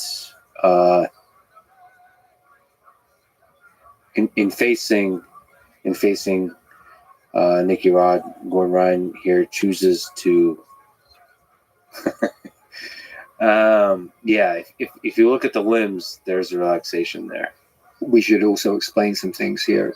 This is a finals match. So instead of being 10 minutes long, it's 20 minutes long with the option of a 20-minute overtime. So this could potentially be a 40-minute match.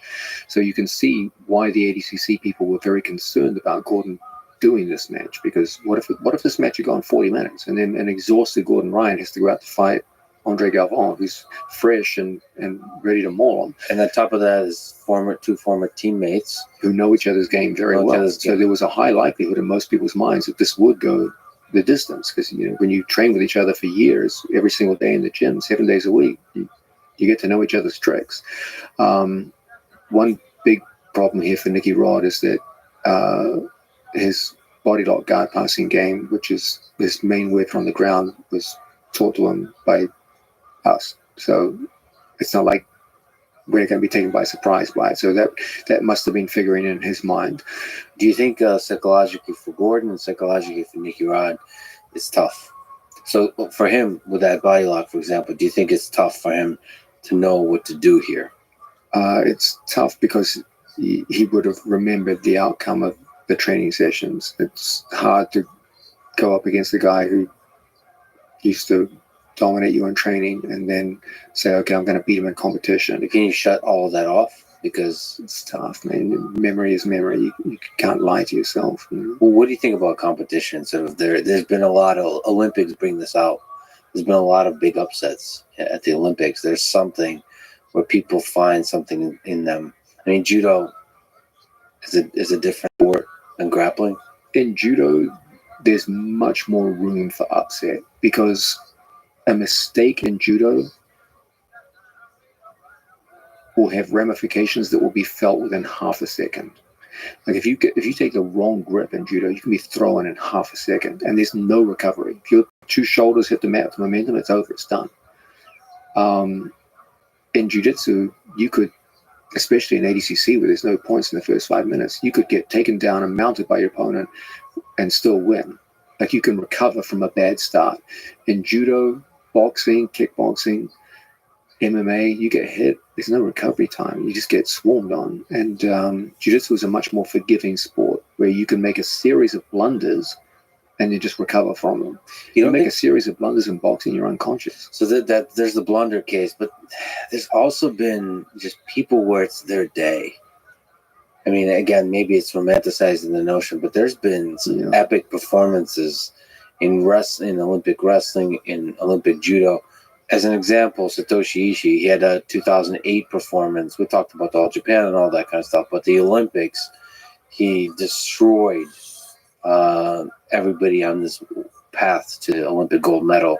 And that's when Teddy Raniero was also competing. He got the bronze.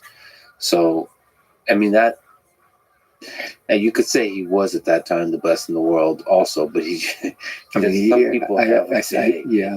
think it would be very fair to say he was the best in the world. Think about the people he beat to win 3 All Japan championships. Like, he beat Kosei Inoue, he beat Keiji Suzuki. They were Olympic champions. Like, he was already. So you don't believe in free will? No, I don't believe that a person can walk on stage and be better than what they are supposed to be. You have a skill level that's set in stone. This is your skill level. You don't just go on stage and suddenly your skill level gets here. What you do have is a situation where you have a skill level, okay, Another opponent has a higher skill level, but he runs into confidence issues, so that he only uses a small percentage of his actual skills. And then he will fall below someone who is technically lower on the skill scale than he is. That can happen. But you can't just magically acquire skills. Yeah, but By all stepping of on us are stage. able to fall in confidence. Yes. So the question becomes, who manages that fall best? And that can create upsets. Absolutely. So you don't think Gordon could have fallen in confidence against a former teammate when the pressure is so high? There was just no basis for a fall to occur. You said he doesn't have confidence issues. What do you attribute that to? That's because he never loses in the gym. There's nothing there's no experience that he's had that would make him say, I shouldn't be this confident. So it's the physical. It's like we talked about mental preparation. Hey, don't get me wrong. If Gordon lost 20 matches in a row, of course his confidence would drop, because experience is now. There's going to be a psychological dissonance between his experience, his recent experience, and what he believes. Okay, if you believe you're the best in the world, you just lost 20 matches, at some point reality is going to break in. But if you're just never losing in competition, dominating people in the gym, then there's nothing in your experience that would shake your confidence. Can I ask you this, just in a small tangent? Why is Gordon Ryan so good? So we're looking at, you've trained a lot of special athletes. You're a special human being yourself. I could just look at human history. There's not a lot. There's some special humans. It seems like Gordon Ryan is one of them. I totally agree with that. Can you try to dissect? That's what I meant when I said I had many students, but only one Gordon Ryan. Like, I've taught many, many people, but they don't all have his skill level. So there's an obvious elephant in the room here. Okay, what distinguishes him from other athletes? Great question. I'll try and give an answer. More than anyone else that I've ever taught, he has a memory for things that were taught to him. He has an ability to recall information that is extraordinary compared with other people in the room. So that's definitely a big part of it. Secondly, he has a pride in technique and technical prowess that will not allow him to settle for anything less than perfection. And he will hate himself when there is imperfection. So there is a love of excellence and a hatred of anything less than excellence.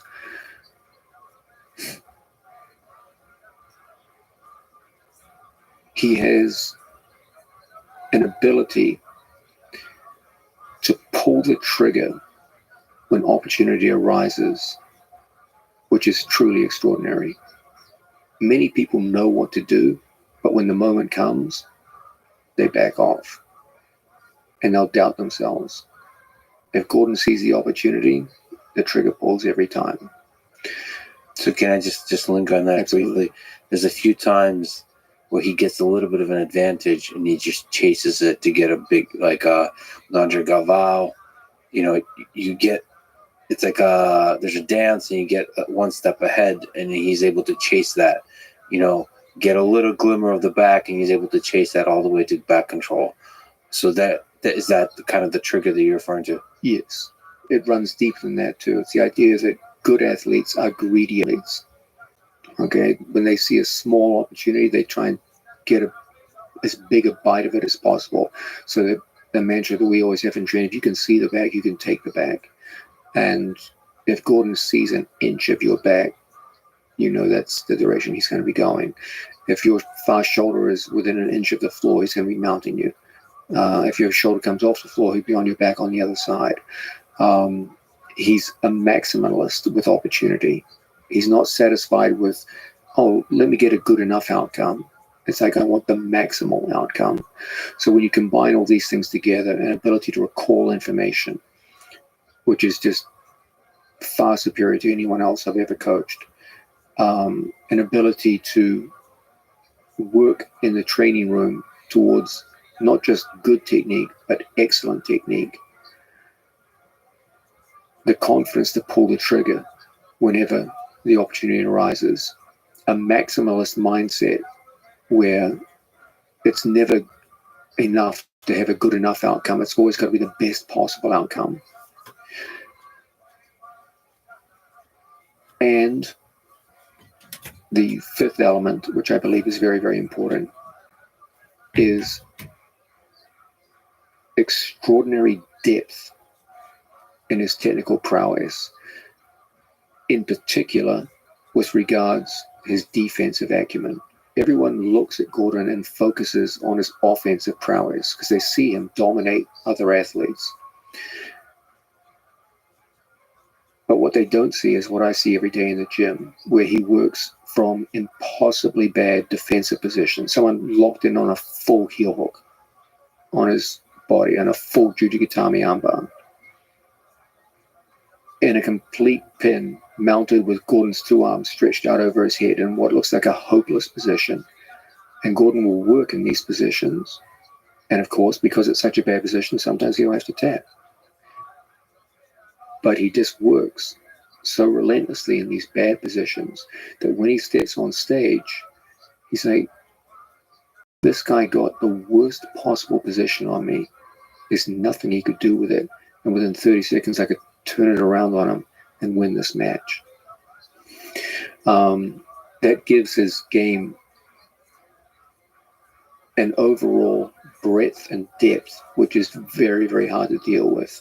It means there's no obvious weak point where you can just say, okay, I'm going to attack him here and use this strategy to beat him. And that goes back to his confidence. That the reason why most people lack confidence is because they fear bad outcomes. Okay, if you're a strong guard player, you've got an excellent guard, but you're terrified of leg locks, and your opponent has strong leg locks, you will shut down your own guard and won't play as freely and well as you normally do because you're afraid of the leg lock danger. You'll pull your feet in, you'll play a very conservative guard game. But if you had extremely adept leg lock defense, then you just play with all the confidence you normally do from guard position. Gordon puts himself in that situation. He's so defensively sound that it translates into his offensive confidence. When you talk about memory recall, which is interesting, I can't help but see parallels between him and Magnus Carlsen, who's a chess player, who's the number one in the world. Arguably the best ever, certainly the best ever if you just look at absolute numbers. The chess has the luxury of having a rating, which you cannot have in jiu-jitsu because it's a game of human chess. Chess is just a board game, so you can actually calculate the probability that you could win. So he has the highest ELO rating ever, and he's maintained that rating. He can, without competing against the number 2 in the world, he can just prove that he's the number 1 in the world for many years. Anyway, there's certain similarities. One's ability to recall. So memory recall of information is fascinatingly good. And the other one is not so much a love for perfection, which is something you mentioned, but the flip side of that, which is what you also mentioned, is the hate of imperfection. Now, in the case of Magnus, it almost creates a level of anxiety for him that's almost destructive. So the thing he seems to hate the most is imperfection against people he knows are worse than him. So the thing he loves is competing against people that are close to his skill level, or the favorite is people who might actually be better than him, especially in certain positions. He loves competing against them. He hates competing against people that are still, from the perspective of everyone else, what are called super grandmasters, so top 3 in the world. But he knows he's much better than them. And the anxiety of being not perfect against those people, that's why he, I don't know if you're paying attention, but he stepped away. He's not going to defend his world championship because he hates the anxiety of playing people worse than him. Interesting. He figures they would somehow make him look bad? Or no, for him, at least the language he uses, it's just not fun. And he likes having fun. To him, It was fun to win no matter the skill level, the world championship the first time. But then defending it is a very grueling process. It's with classical chess, you play these many hour, it could be 7-hour long games. And on top of that, he really hates the fact that it's only, I forget what it is, but it's single digit number of games. He says it's low sample. So I can't, I would like to play 20, 30, 40, 50 games if I'm going to do it this way. But then they're too long. It's going to take too long. So he's really emphasizes the fun of it and the clear demonstration of who's the best. Now, chess is an interesting game. It's probably different than grappling because it's been played for centuries. So there's this giant body of people that are playing it. Like, there's other Gordon Ryans out there. Imagine a world where there's multiple Gordon Ryans or something like that. It's different dimensions, but you have like sharks everywhere. And so there is fun to be had even at the very, very, very, very top. But the memory recall is the thing that stands out, and the hate of imperfection, more intense than anybody else in the game. Fascinating. That takes us back to the final. Yes. So here, Gordon is facing Nicky Rod, Former training partner. And again, the intention here is this has to be put in the context that Gordon will be fighting the greatest ACC grappler of all time in a few hours after this. So what we're looking for is a quick resolution. Still the shortest possible match. Now, there's a complicating factor here. Nicky Rod was a wrestler before he was a jiu-jitsu player. On paper, the way his route to win is via wrestling. He's not going to be able to submit Gordon Ryan, and he's not going to be able to pass his guard. So he has to win by wrestling. In the ADCC finals, you cannot sit the guard. So the approach that Gordon used earlier that we saw on video cannot be used in the finals. Gordon must wrestle his opponent. So on the way out, Gordon and I were talking, and we'd had discussions obviously during the camp, what's the appropriate thing to do here. And there had been some matches earlier in the event where it was becoming obvious that stalling was being heavily punished by referees. So I said to Gordon on the way out, just give him your leg. Let him take you down. Because in the first 10 minutes of the finals, takedowns don't score anything. Or there are no means of scoring the first 10 minutes, but you can't set the guard. That will award you a negative point. So I said, just let Nicky Rod take you down. And he's like, Nicky Rod's not going to take the bait. And I said, if he doesn't, I'll call him for stalling. And so, and then Craig Jones also commented after the fact, is I don't know why Nicky Rod took the bait. So if we see the start of the match, you see Gordon comes out and offers a leg. Now, it's not that, Nicky Rod is smart. He knows what's happening here. And what's he going to do? Stall for 10 minutes and get like 5 stalling calls put against him? So Gordon gives him the takedown. That way they go to the ground immediately with no effort. And the match now favors Gordon because Gordon is significantly more skilled on the ground. The question is, how can we make this match as short as possible? And as is so often the case, the answer comes back to legs.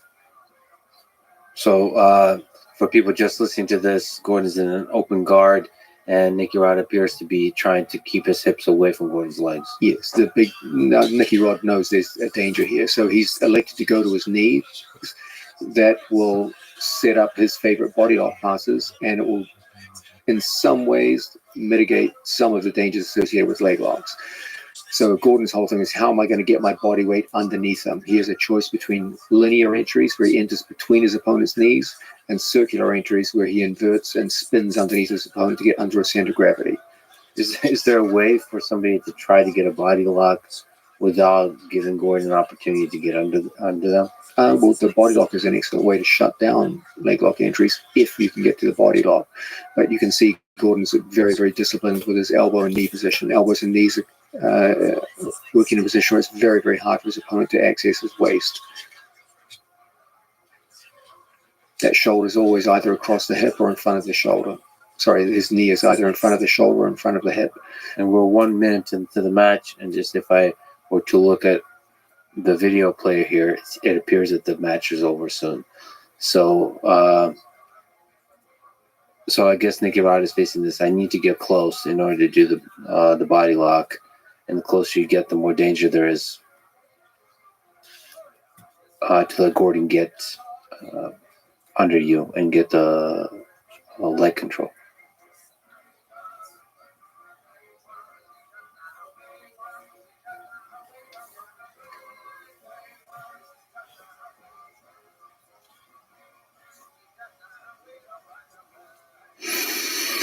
Now they're starting to get close here. Gordon's going to try and get his head underneath his opponent, make a circular entry into the legs. He's clearing his opponent's head out of the way by faking the arm drag on the far side. The first move that he used against his first opponent earlier in the tournament.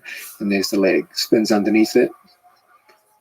Goes circular. Rotates through his body weight underneath his opponent. And now he's going to trip him down to the mat. Now, I believe Nicky Rod tries to pull out his foot here.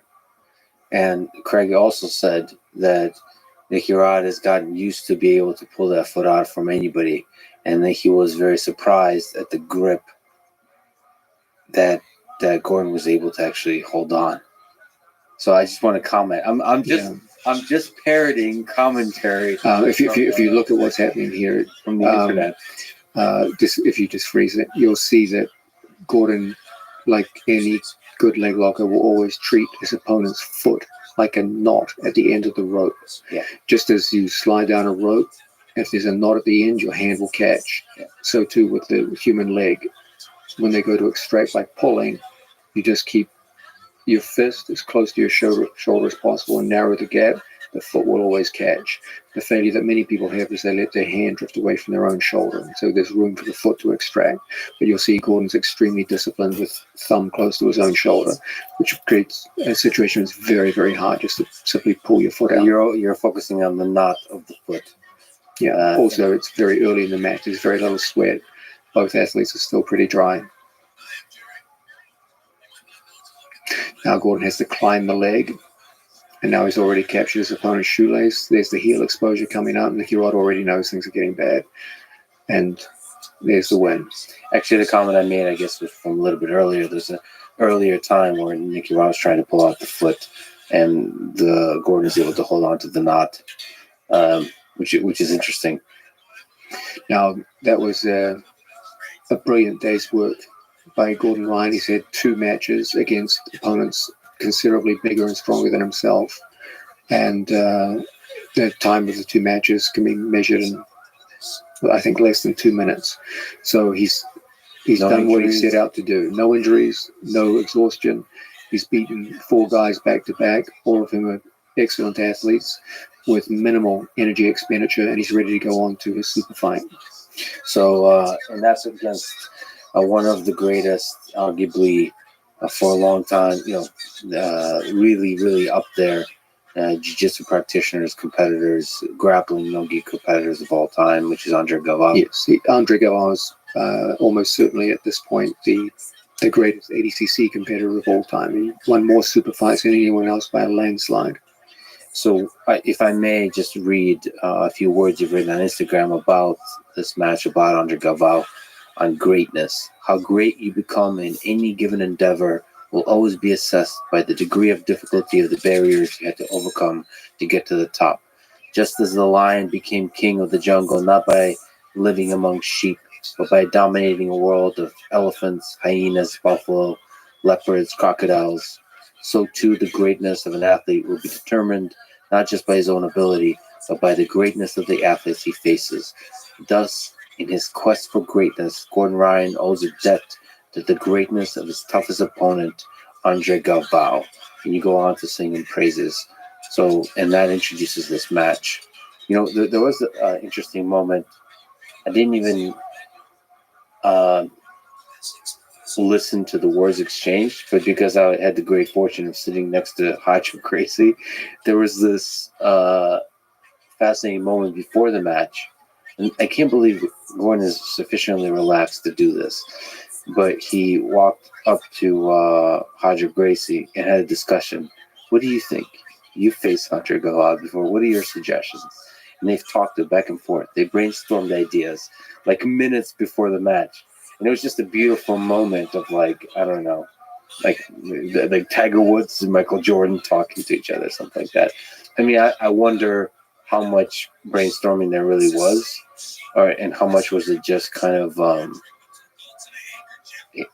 like spiritual inspiration or something like that. Yeah, I think it's more spiritual inspiration. He looks up to Hodger as a Hodger's a very close friend and mentor of mine. So I always tell my athletes, look to Hodger as your example. This is a guy who always fought for the finish. He tried to express the highest ideal of jiu-jitsu, which is control leading to submission, in every match he was ever in. He even lost matches on tactics against people that he could easily have defeated if he adopted a different tactic. But he always insisted on victory by submission. It defined his career, made him who he was.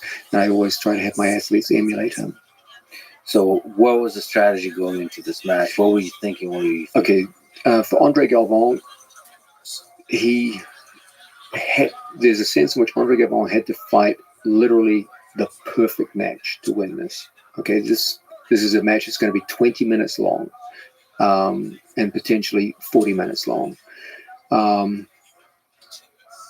Andre Galvão cannot win by submission. Gordon's submission dominance here is just too great.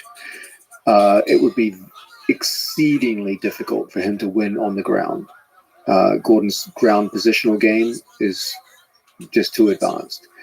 And so for Andre Galvão, he had to win. If he was going to win, it was going to be in a standing wrestling exchange where most people assessed him as having a measure of superiority over Gordon Ryan.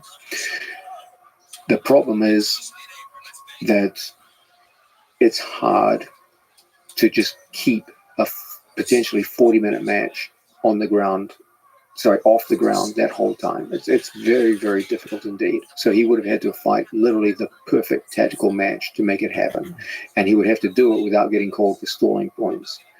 Gordon has the luxury that if at any point they go to the ground, he has complete dominance. But Gordon, too, has a problem that he can't pull guard without being penalized. And if Andre Galvão can play this tactical game of forcing Gordon to pull guard and then staying at a distance where he's doing enough action not to get called for stalling, but not so much to engage with the dangerous Gordon Ryan on the ground, then it's feasible he could have won. But it would have been, as I said, it would have required the most perfect application and integration of technique and tactics that he's capable of. How much intimidation was here? Was there, or are these athletes already beyond that? When you say intimidation, be more precise.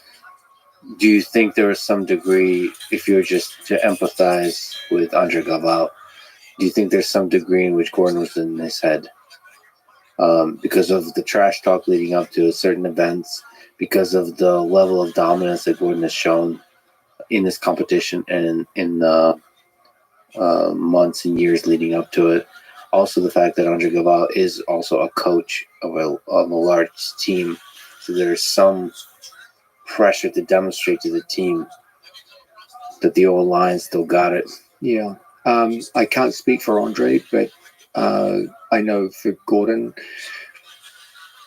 it's hard to be intimidated when you know the other guy has no method of finishing you.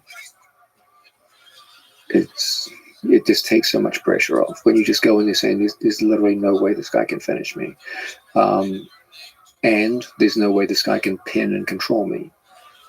I can't be finished. I can't be pinned and controlled.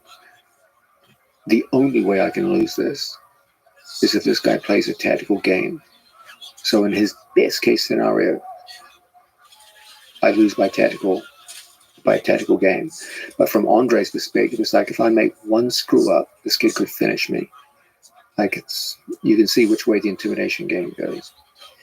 Now, for the start, things get interesting here. We've already said, if you could just freeze it right there, Andre's only realistic path to victory is standing grappling. Okay, that would require him to take Gordon down, presumably multiple times after the first 10 minutes, and not be taken down at all by Gordon. So it's a tall order. It's possible, but difficult. And here's where things get interesting. I told Gordon before the match, just go out and offer him the leg. Same way you do with Nicky Rod. And that's where things get interesting. I must say that I loved what Andre Galvão did at the start of this match. He's a little crazy here. There was just so much energy in the room at this point that his hand fighting got. For people just listening, there's a bit of hard slapping. Yeah, that could be fine. considered a Yeah. strike. It's fine. There was just a lot of electric atmosphere in the room.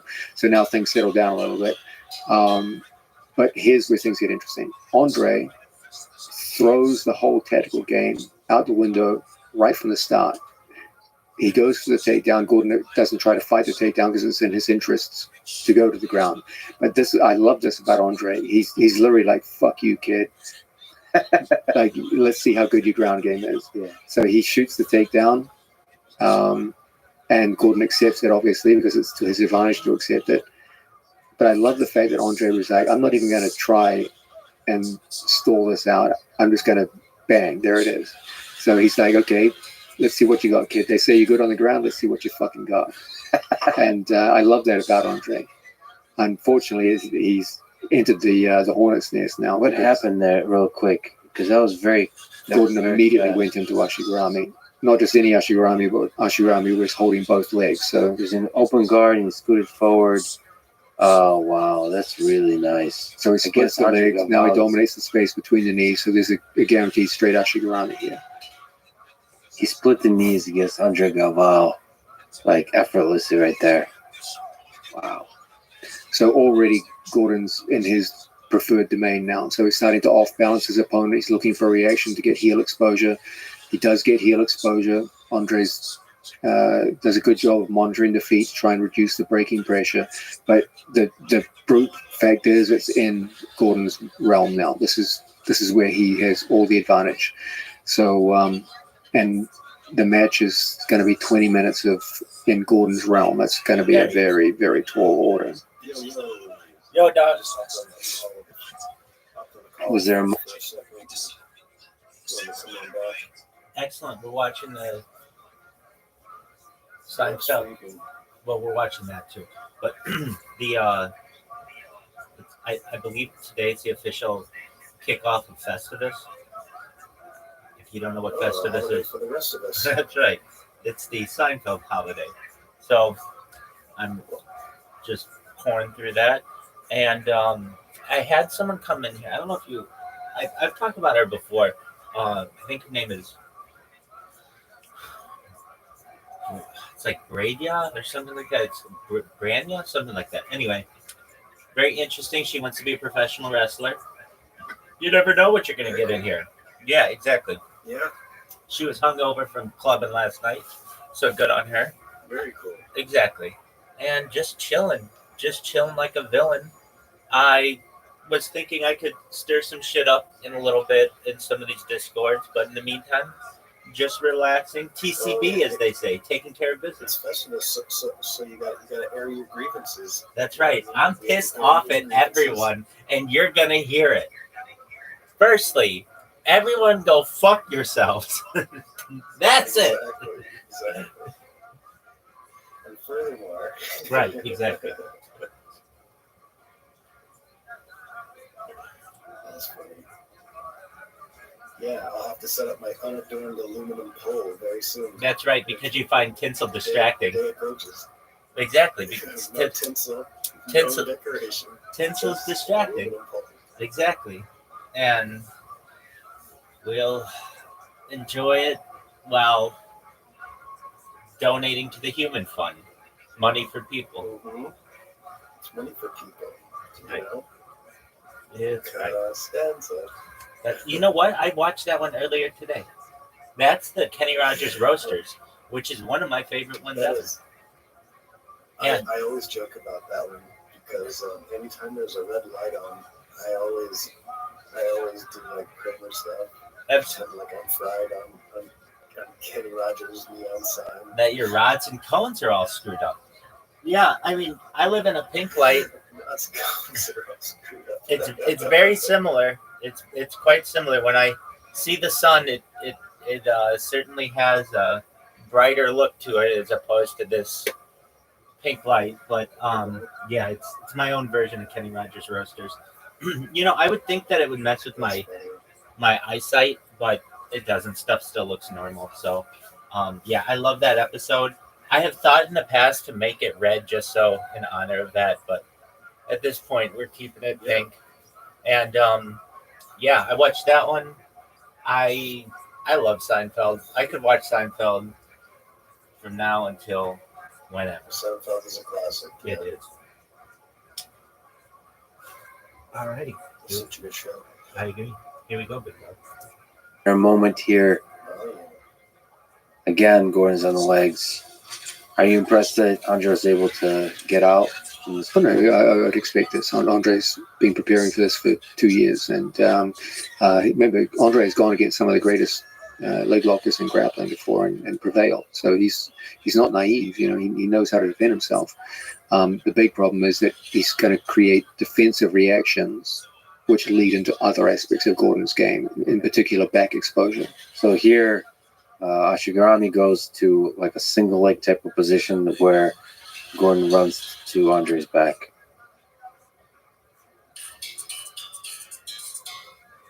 Now he has to return him to the mat. The most efficient way to do so is always courtesy of foot sweeping. So he pulls out a Diashi Harai from the back to sweep him down to the mat.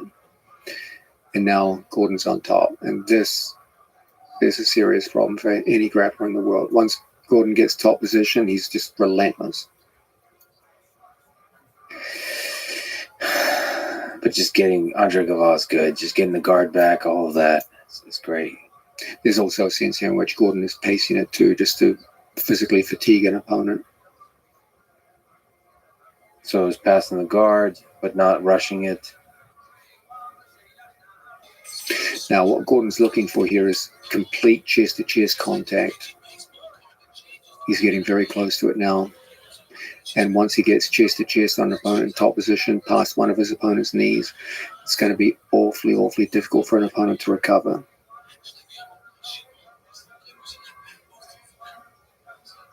What is he waiting for here? Is there's pressure here?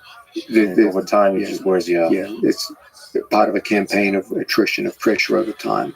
Now he's creating a situation where he's either going to get back exposure or mount exposure.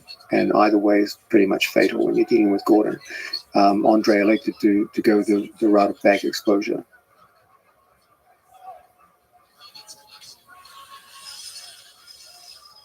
Now Gordon got the body triangle, is on his back. And now it's Now there's one physical problem here. That's that Andre Galvao has a neck like a bull, and he has a very short and very thick neck. So penetrating under the chin for a strangle can be a real problem. He also has extremely well-developed shoulders and upper arms. So when the head comes down and the shoulders go up, there's very little real estate to work with regards to strangleholds.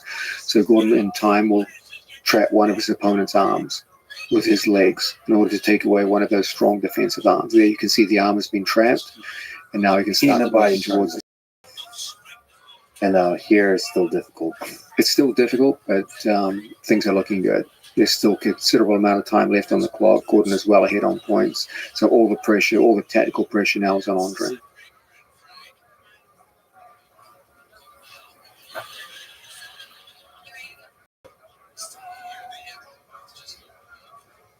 You'll see the critical penetration of the jaw With the Right the now. wrist there. Yeah. Wow.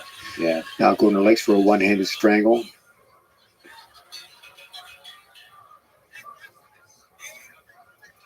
Wow. Andre fought very bravely.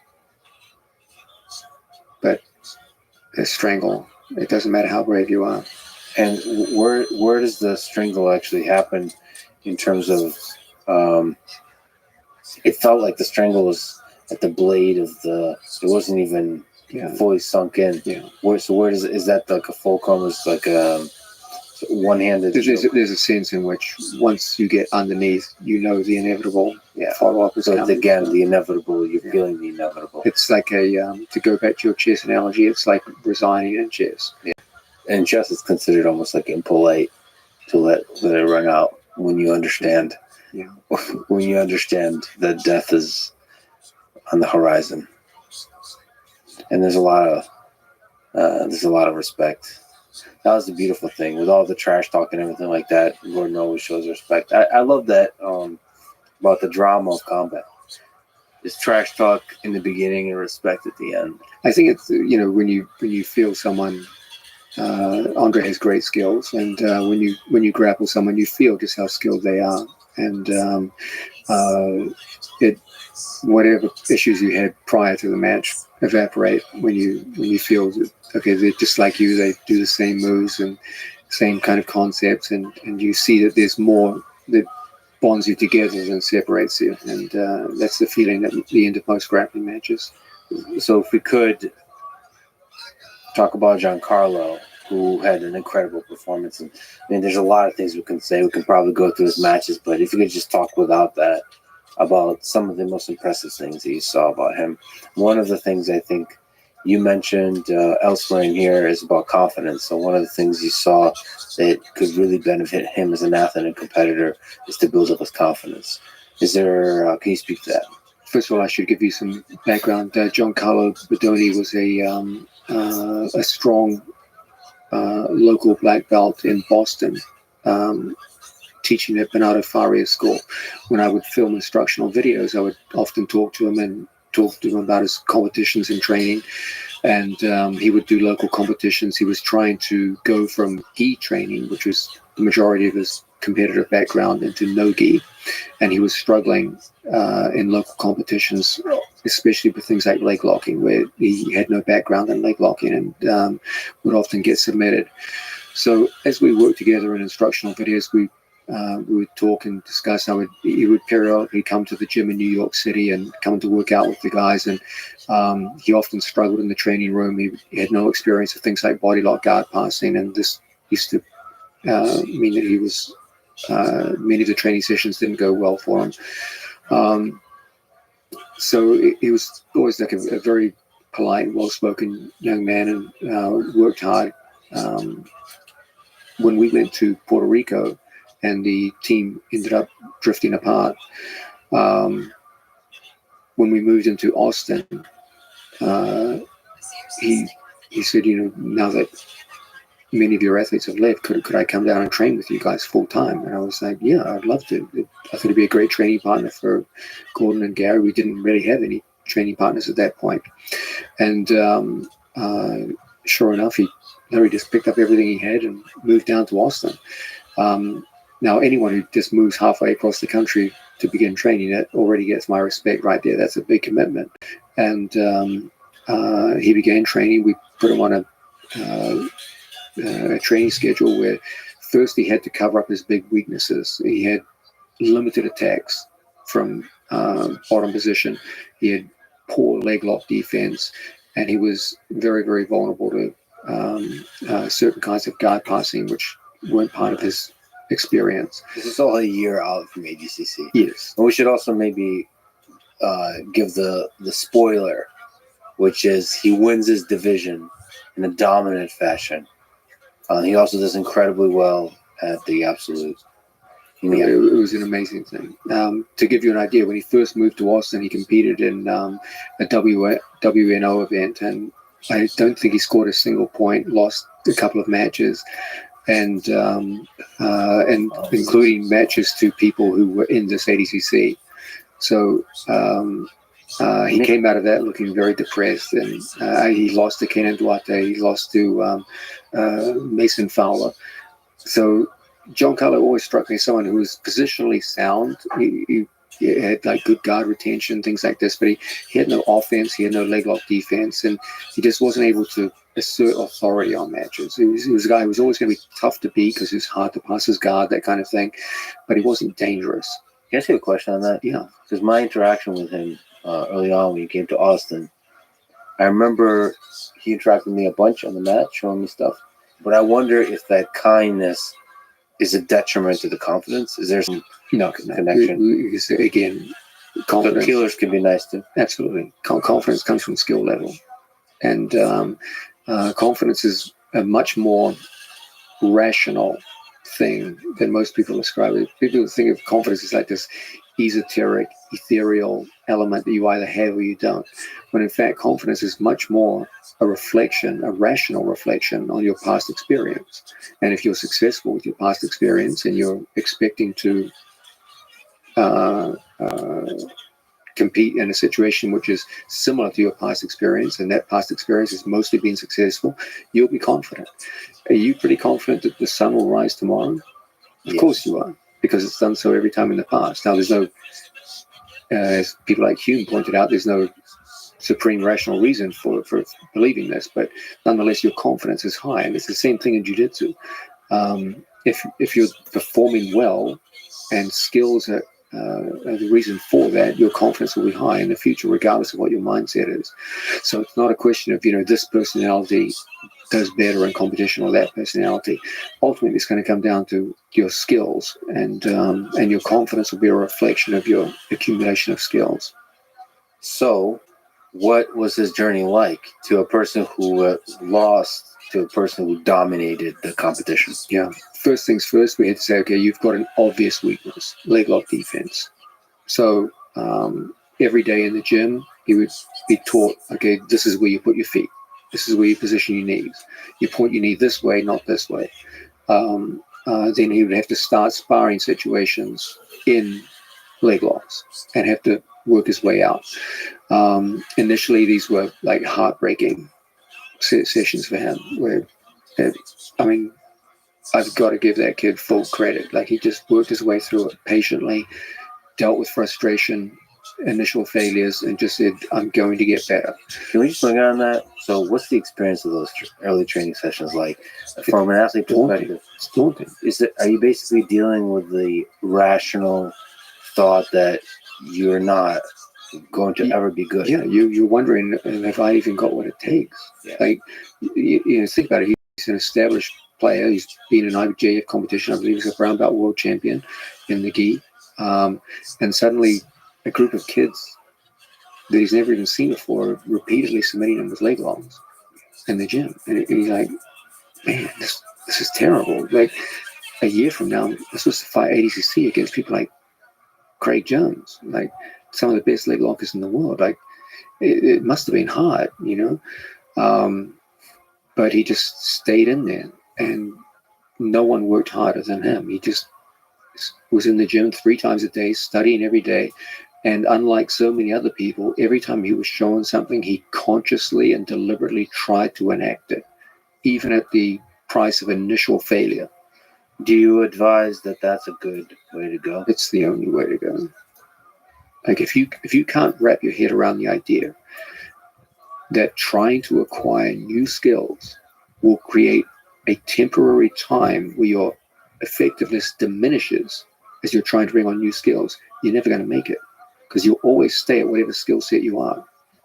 The whole mental trick is to imbue this idea of delayed gratification, that you have to accept that when I bring on new moves, my overall effectiveness will diminish. But there's the belief that in time, as my skill performance increases, it will increase over time, but it will come at the price of initial frustration and failure. And Giancarlo made that mental switch early on in his time in Austin, and to his credit, just stuck through. Within a very short period of time, it became very hard to leg lock.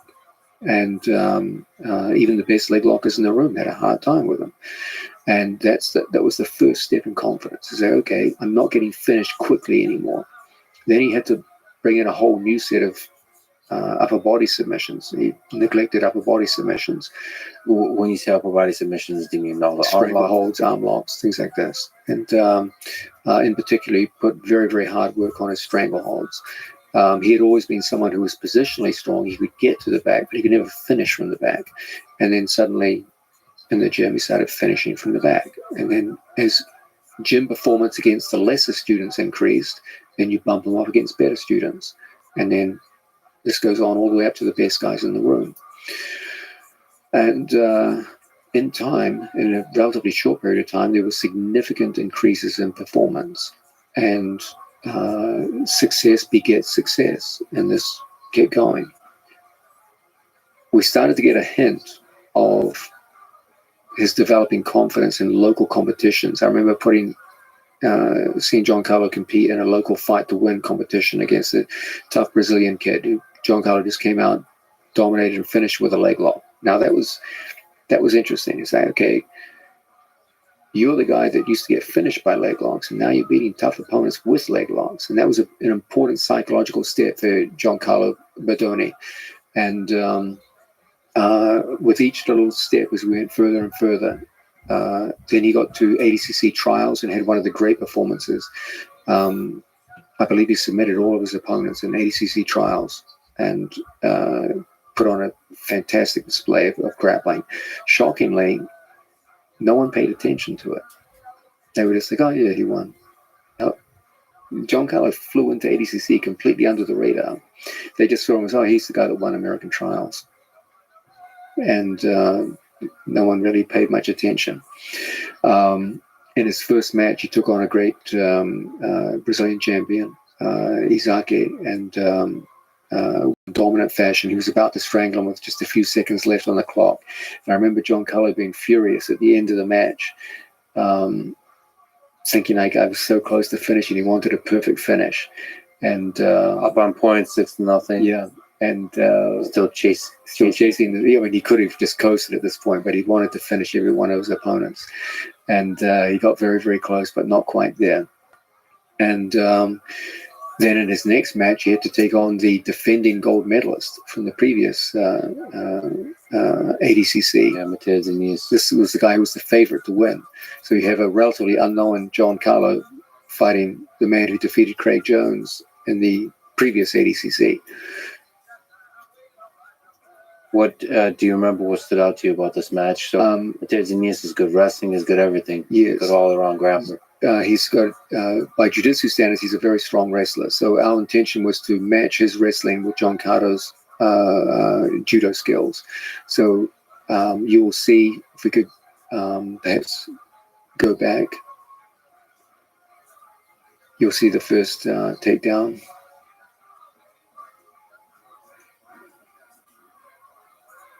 Arm drag. And took him down with a simple dragon peck. So that was Giancarlo's first takedown. That was more wrestling oriented and good for his confidence to see that he could score a nice takedown. But Matheus Diniz is very, very good at standing up from bottom position. If we just go back just a step. Okay, now here we have something interesting. Matheus comes up from bottom, seizes a leg, and Giancarlo defends the wrestling move and then goes immediately into With the foot. it's kind of a mix of Sasai and Diashi Harai. That was beautiful. I didn't even notice that. That's really nice. Look at that. From defending a single, threatening a guillotine. One of the big themes of our ADCC camp was that most of our opponents now are getting very strong in hand fighting. Look at that. But they're not strong in foot fighting.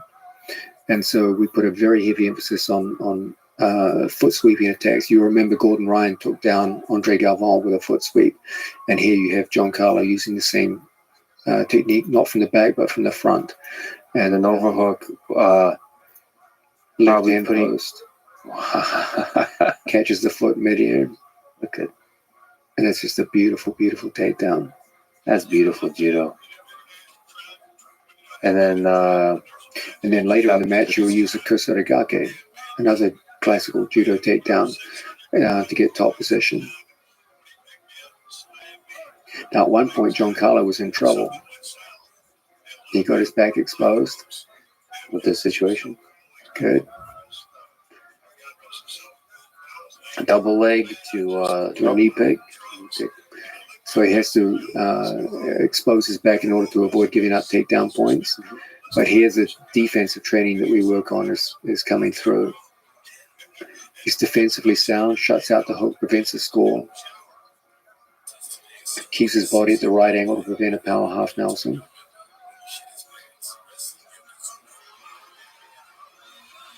Staying calm. Now he's got to turn this around. It's one of the hardest things to do in grappling. How dangerous is it to put your in this position to put your hands on the ground? It's ordinarily it could be dangerous because your opponent could switch to an armbar. Whoops, and there's the body lock. Now there's some controversy here, but you can clearly see it. The hands were locked, so it shouldn't really be as controversial as people are saying. Now watch for the right leg Kosotogake here. Pulls the hips, exposes the leg, boom, and down. Beautiful Kosotogake.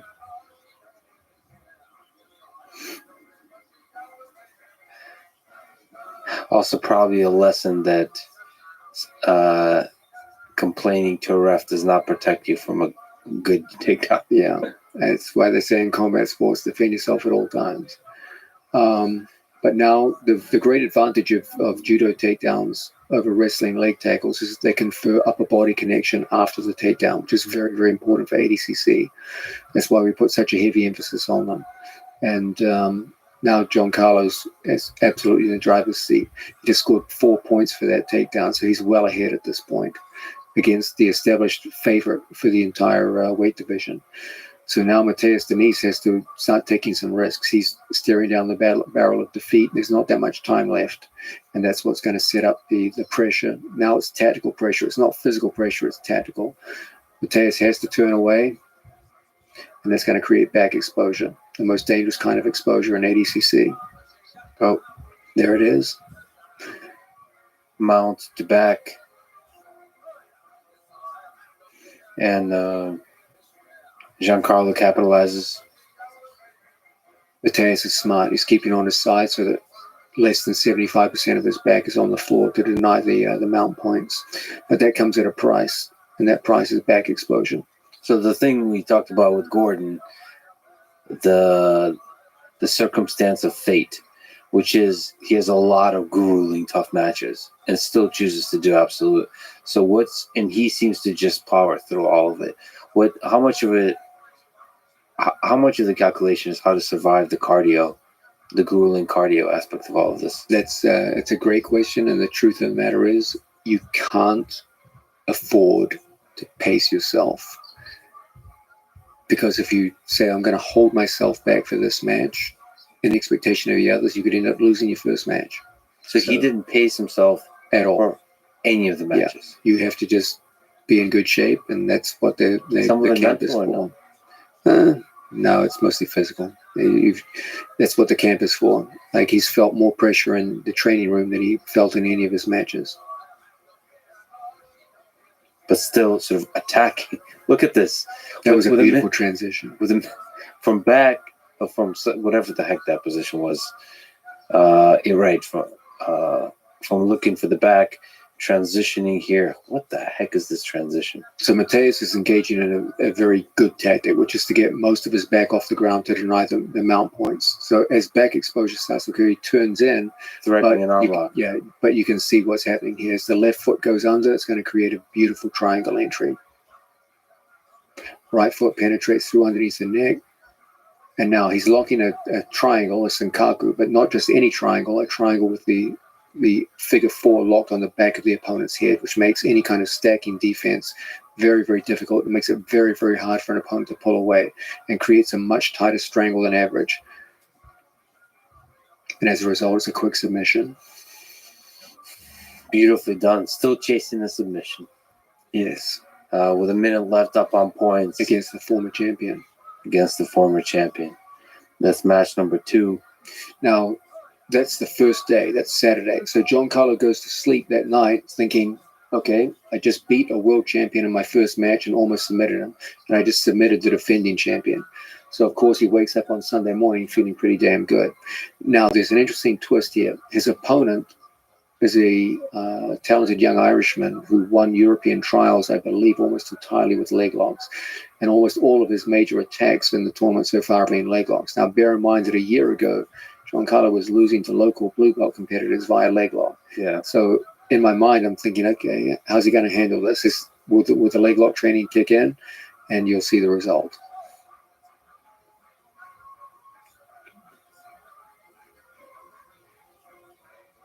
Giancarlo is on top, passing an open guard, So you can keeping see, his legs away from any attacks. yes, his opponent Owen from Ireland is employing the same tactics that we made famous years ago. The idea of sitting to butterfly guard and looking to entangle the legs. He's kind of playing that game.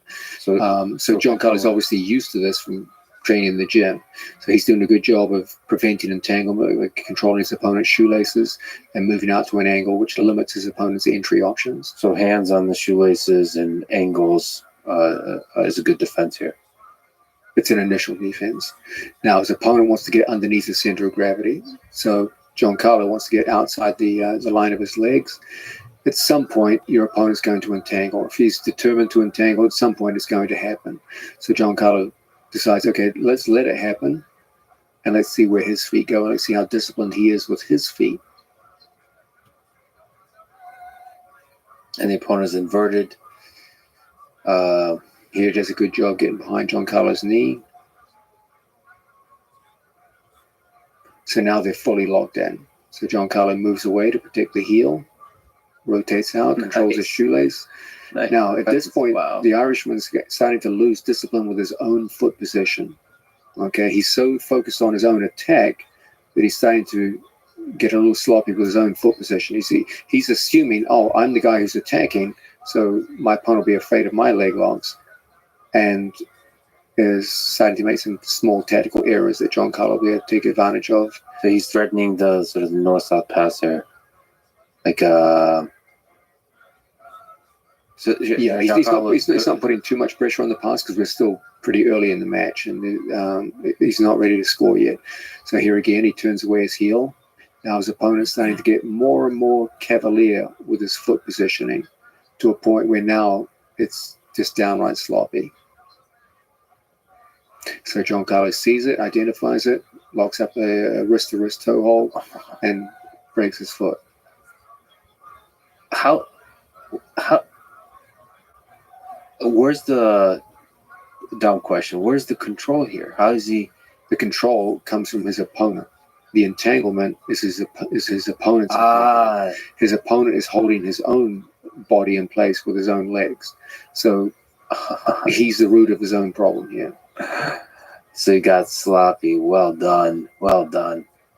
And a little smile from Giancarlo. Now, That's very nice. the reason for that smile, you can probably guess, is because a year ago, this would have been a disaster.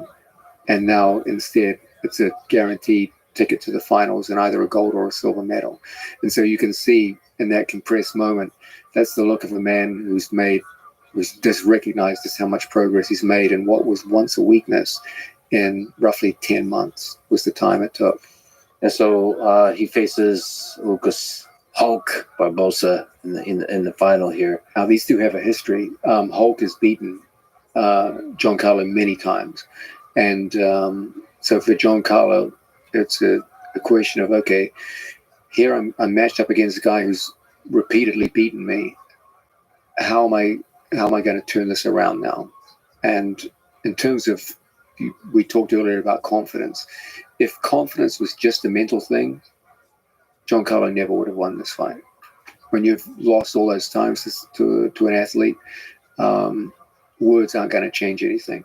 But you can see right from the start, when they get into the hand fight, Giancarlo is much more tactically adept with his hand fighting. He's doing a good job of controlling his opponent's hands, preventing any kind of prolonged pressure on the head.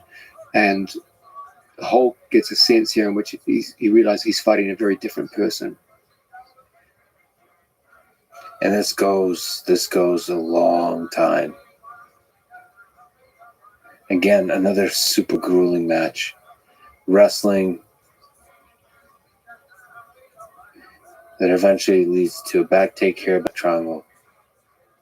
Body triangle, I apologize. Here you can see the same tactics utilized by Gordon Ryan. Back control based around the body triangle, many attempts to try and entrap his opponent's arm and take away those defensive arms. The main difference is, again, you have an athlete with a very powerful, compact neck, so neck penetration is difficult. And so Giancarlo will switch to a palm-to-palm strangle instead of the conventional figure four. And now there's 8 minutes left, so all the time in the world. Is it only just a matter of time at this point in situations like this? Yeah, Giancarlo has a massive tactical lead in points. There's literally no way he could lose this match at this point. Even if his opponent did get out of here and take him down, Giancarlo would still be ahead on points. So this question, the question now is not whether Giancarlo will get the gold medal, but whether Giancarlo will get it by submission. And there it is. There's the penetration of the neck. And he can't get the figure four, so he opts for palm to palm instead. And there's the submission.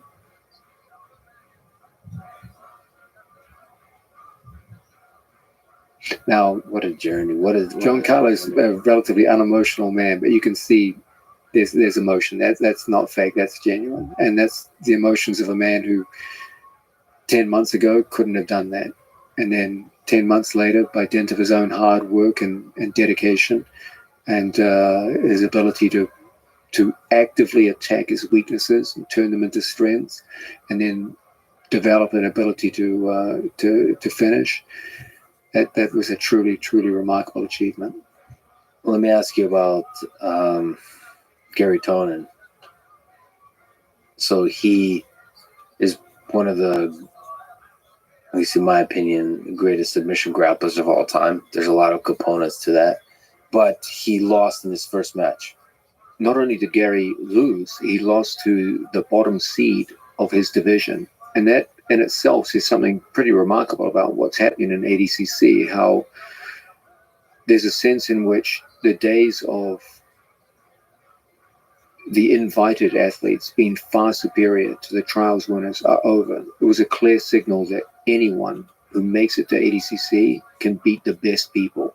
Sam McNally is a very talented submission grappler from Ireland. He specializes mostly in arm bars. But he has a good positional game as well. Has a very modern look to his jiu-jitsu, and he did a fantastic job against Gary Tonin. I think tactically, Gary perhaps got a little far away from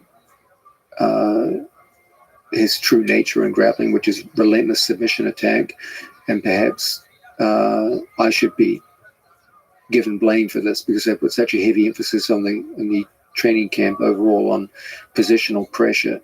And I feel that worked very well for all of the athletes except Gary Tonin. And interesting. So his you have to acknowledge the nature of the athlete. Yes, part. And I think I was coaching so hard to the new people in the room on positional pressure that I neglected Gary's innate ability to the fact that he does best when he attacks exclusively by submission. So I think if anyone should get blame for the failure here, it should be me. There's another comment as maybe I'm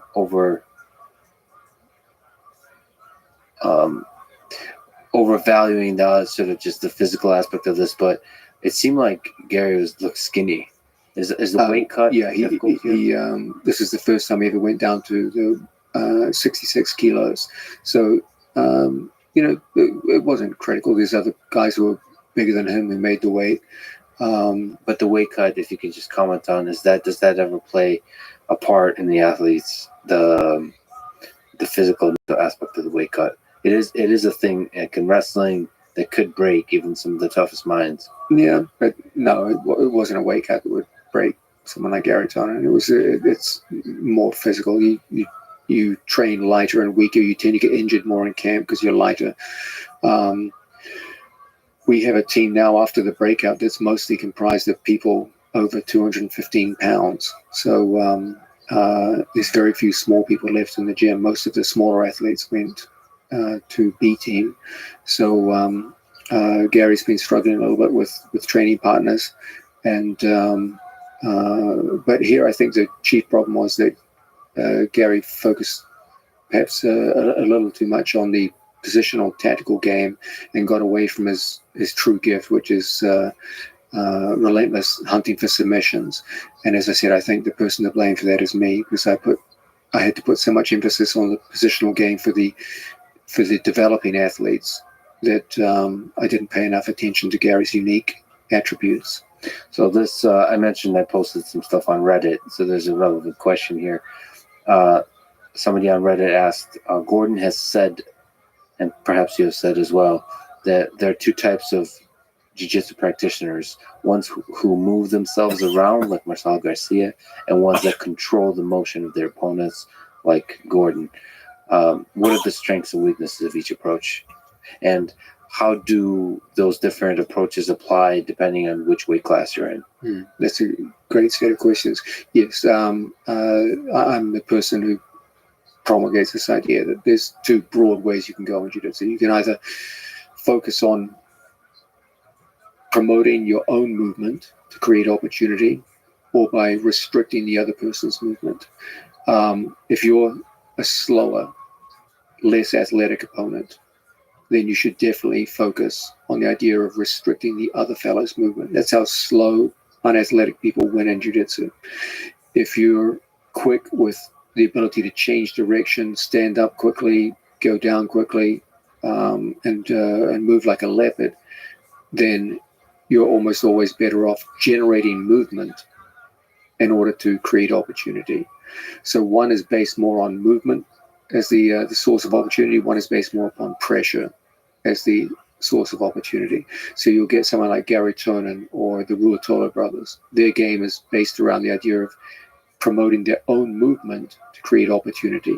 Whereas someone like Gordon Ryan or Hodger Gracie is about restricting movement and using that pressure to create reactive opportunity.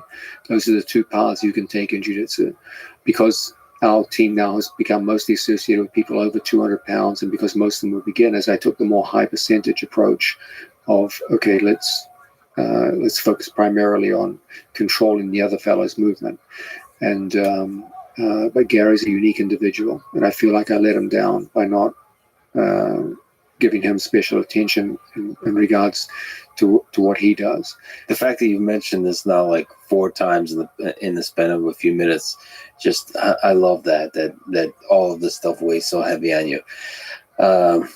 And he is a truly special person. It is truly interesting to see what is the nature of a particular athlete that if you highlight makes them shine. Let's go to the part where Gary actually loses the match. Okay, so the match is pretty innocuous at this point. The guy does a good job of turning into the arm. And Gary gets caught reaching from the knees. Okay, that's always a mistake.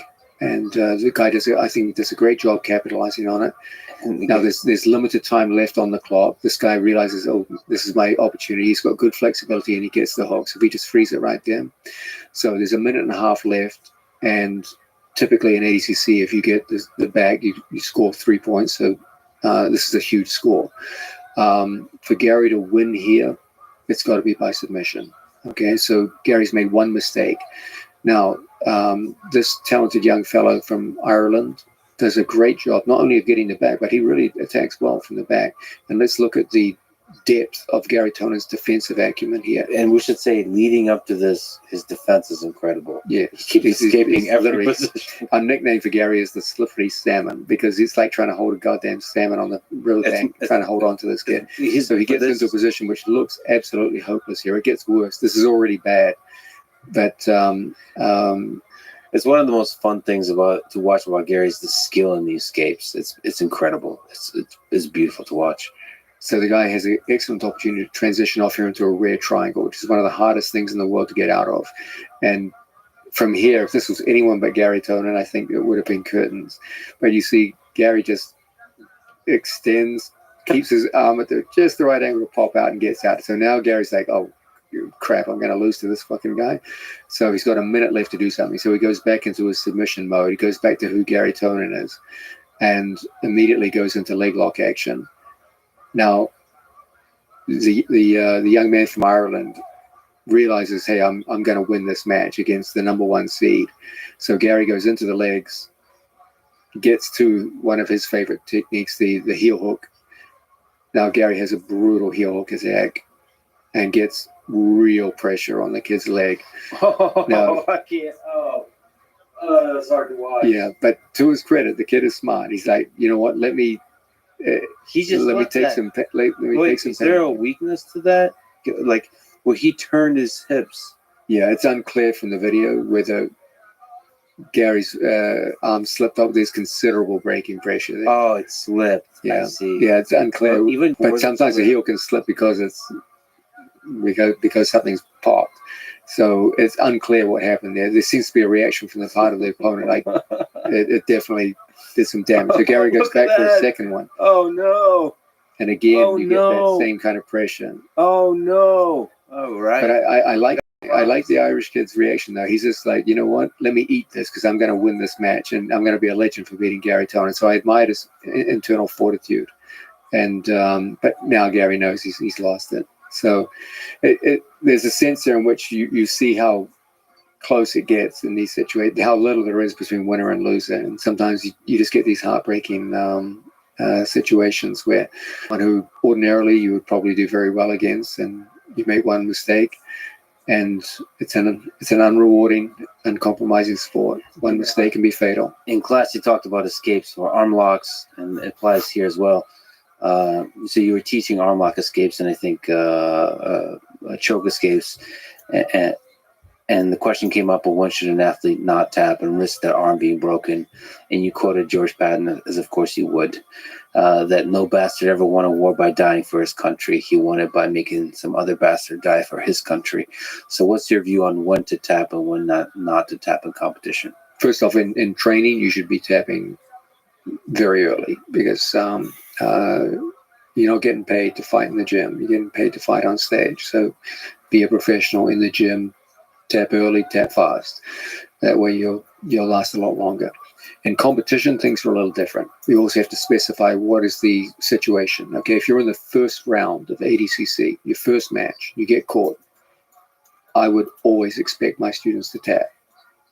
Because if you get your leg broken or your arm broken in the first round, you still got 3 more matches before you get to the final. There's a escape clause there, as if you're a guy from Ireland and you're fighting the number 1 seed. There's always an escape clause, yeah.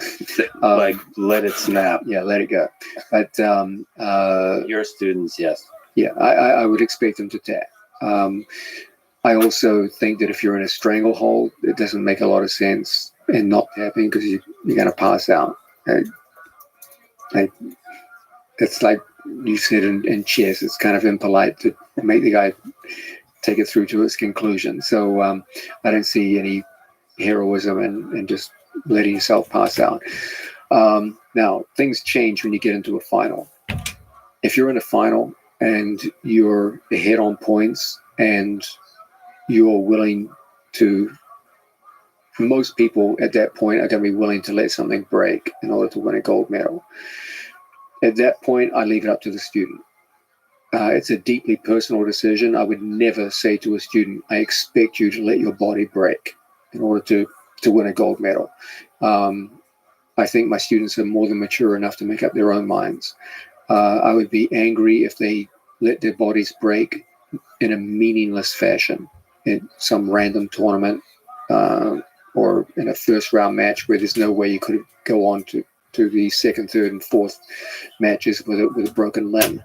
But in a final, in a gold medal match in ADCC, I would leave the decision to them, a spontaneous decision in the moment. I would be confident that I had prepared them to do their very best to defend themselves. But what ultimately they do is their decision. And winning ADCC is, for a grappler at least, life-changing. You're a world champion forever. And no one can ever take that moment away from you. So I would understand if they took a decision to take damage. Hopefully it will never come to that because I do a good job of preparing people to get out of situations, as you saw with Gary Tonin, who was in a dreadful situation and got out within 5 seconds. I saw, man. Gary's been in arm locks that looked like even I was in the corner going like, oh my God, what is happening here? And still got out. So it comes down to training preparation. But if they take that decision, I would understand, provided it was a situation that would make their lives better, and they made a calculation. It's not an emotional thing. Now, sometimes you get emotional. You fight a guy you just don't like, and you just don't want to tap to him. Then things get a little more interesting.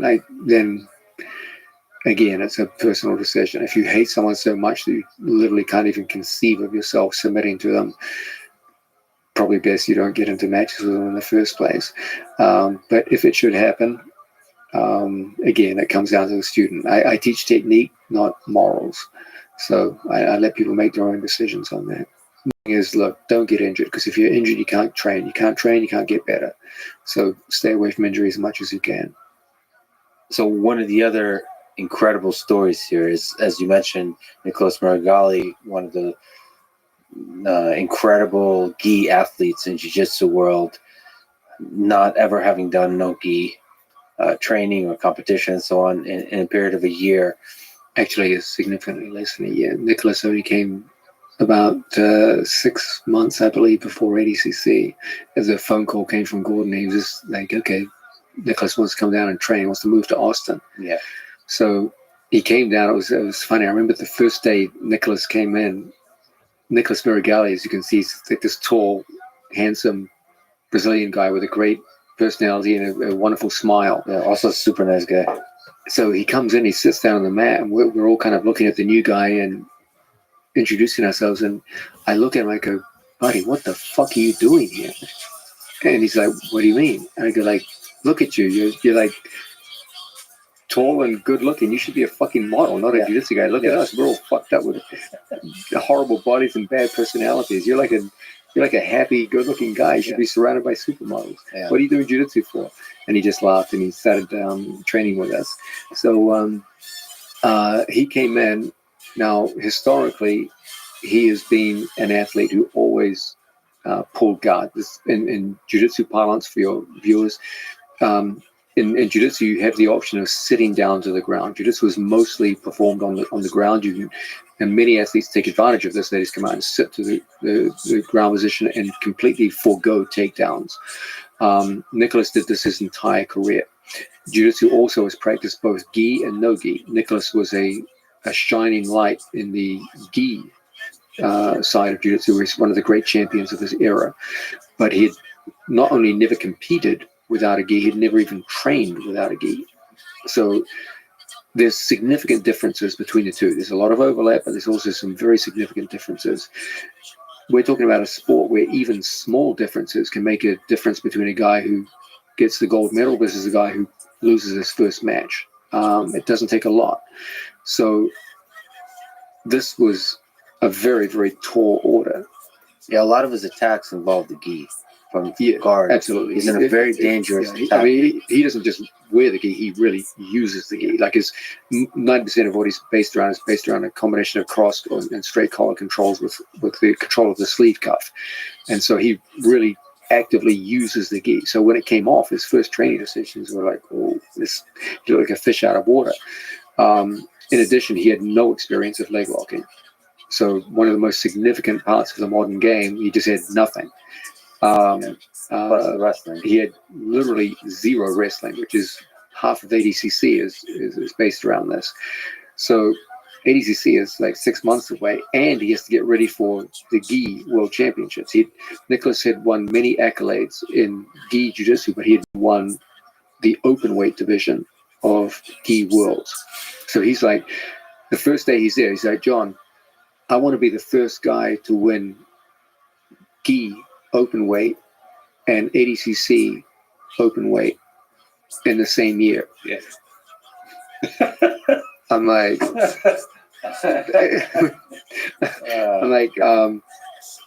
yeah.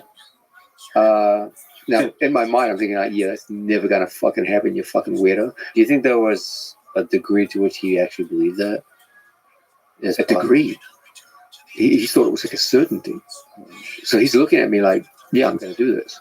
So I'm like, well, Nicholas, this is very laudable, and I approve of your confidence. And but this is a difficult goal you've set yourself. Yeah. Perhaps maybe like 2024 would be more realistic. But he's like, no, I'm going to do it. In all seriousness, it is incredible that Nicholas Meregali had the guts to set such a nearly impossible goal. So what do you learn from this experience of setting a goal that most people would say is just unachievable, and him actually almost doing it? It's on the surface just absolutely crazy. Like when he mentioned the goal to me, I was, as I said, just looking at him in almost like disbelief. I didn't want to show it on my face. And yet he came within inches of actually doing it. He won his first ever gold in the open weight with a gi and got to the finals and lost a tight decision in the finals to take a silver medal. He wanted 2 golds, he got a gold and a silver. And there's a sense in which the sheer audaciousness of the goal set seemed ludicrous when it first happened. It's like, this is insanity. And yet he came at it with a plan. He came at it with his characteristic passion and hard work, and came within inches of doing so. And there's a sense in which you could look at it as, oh, he had a plan and it failed. And yet, of course, no one in their right mind would look at it that. That was, he set an audacious goal so high that it seemed impossible, and it pulled his entire performance up to a level where even failure creates something truly memorable. Do you encourage athletes, or do you not get in their way when they set such a goal? Maybe even just forget athletes, human nature. Yeah, that's a great question. There's a sense in which, you know, you don't want to make people delusional. That's sad. But I do believe that if people are sufficiently embedded in a given project, if they're committed to it to a certain degree, then you can skimp on many things in life, but don't skimp on your goals. Okay, because the bigger your goals, the bigger your achievements will be. And even failure, as we saw in the case of Nicholas Meregali, I almost frowned to use the word failure, because if this is failure, give me more of it, you know. Falling slightly short. Yeah, of falling short of what would otherwise be a perfect year. Even that still creates such a massive uptick in your performance that it's absolutely the right way to go. But there is a danger to this where people aren't committed and simply aren't working from a framework where they can realistically achieve these things. Then it descends into delusion, and that direction goes towards madness. You can't have that. So there has to be some kind of reality check here where you have to be physically and mentally capable to some degree of moving towards these goals. We can't just, you know, a random blue belt can't make audacious goals like that. It's just ludicrous. But with that in mind, if you're committed and you, there's a sense in which this is a definite possibility, set your goals high. Okay, make big demands. Yes, there'll be times of frustration. There'll be more failure in your life than otherwise, but even your failures will be something great, something memorable. See, but in the near term, you would be hard pressed to find any data that justifies that goal. Because in his case, he probably wasn't very good at no-gi even in the training room. So it's like, where do you look for even inklings of hope? We saw an incremental progress with each successive competition that he was in.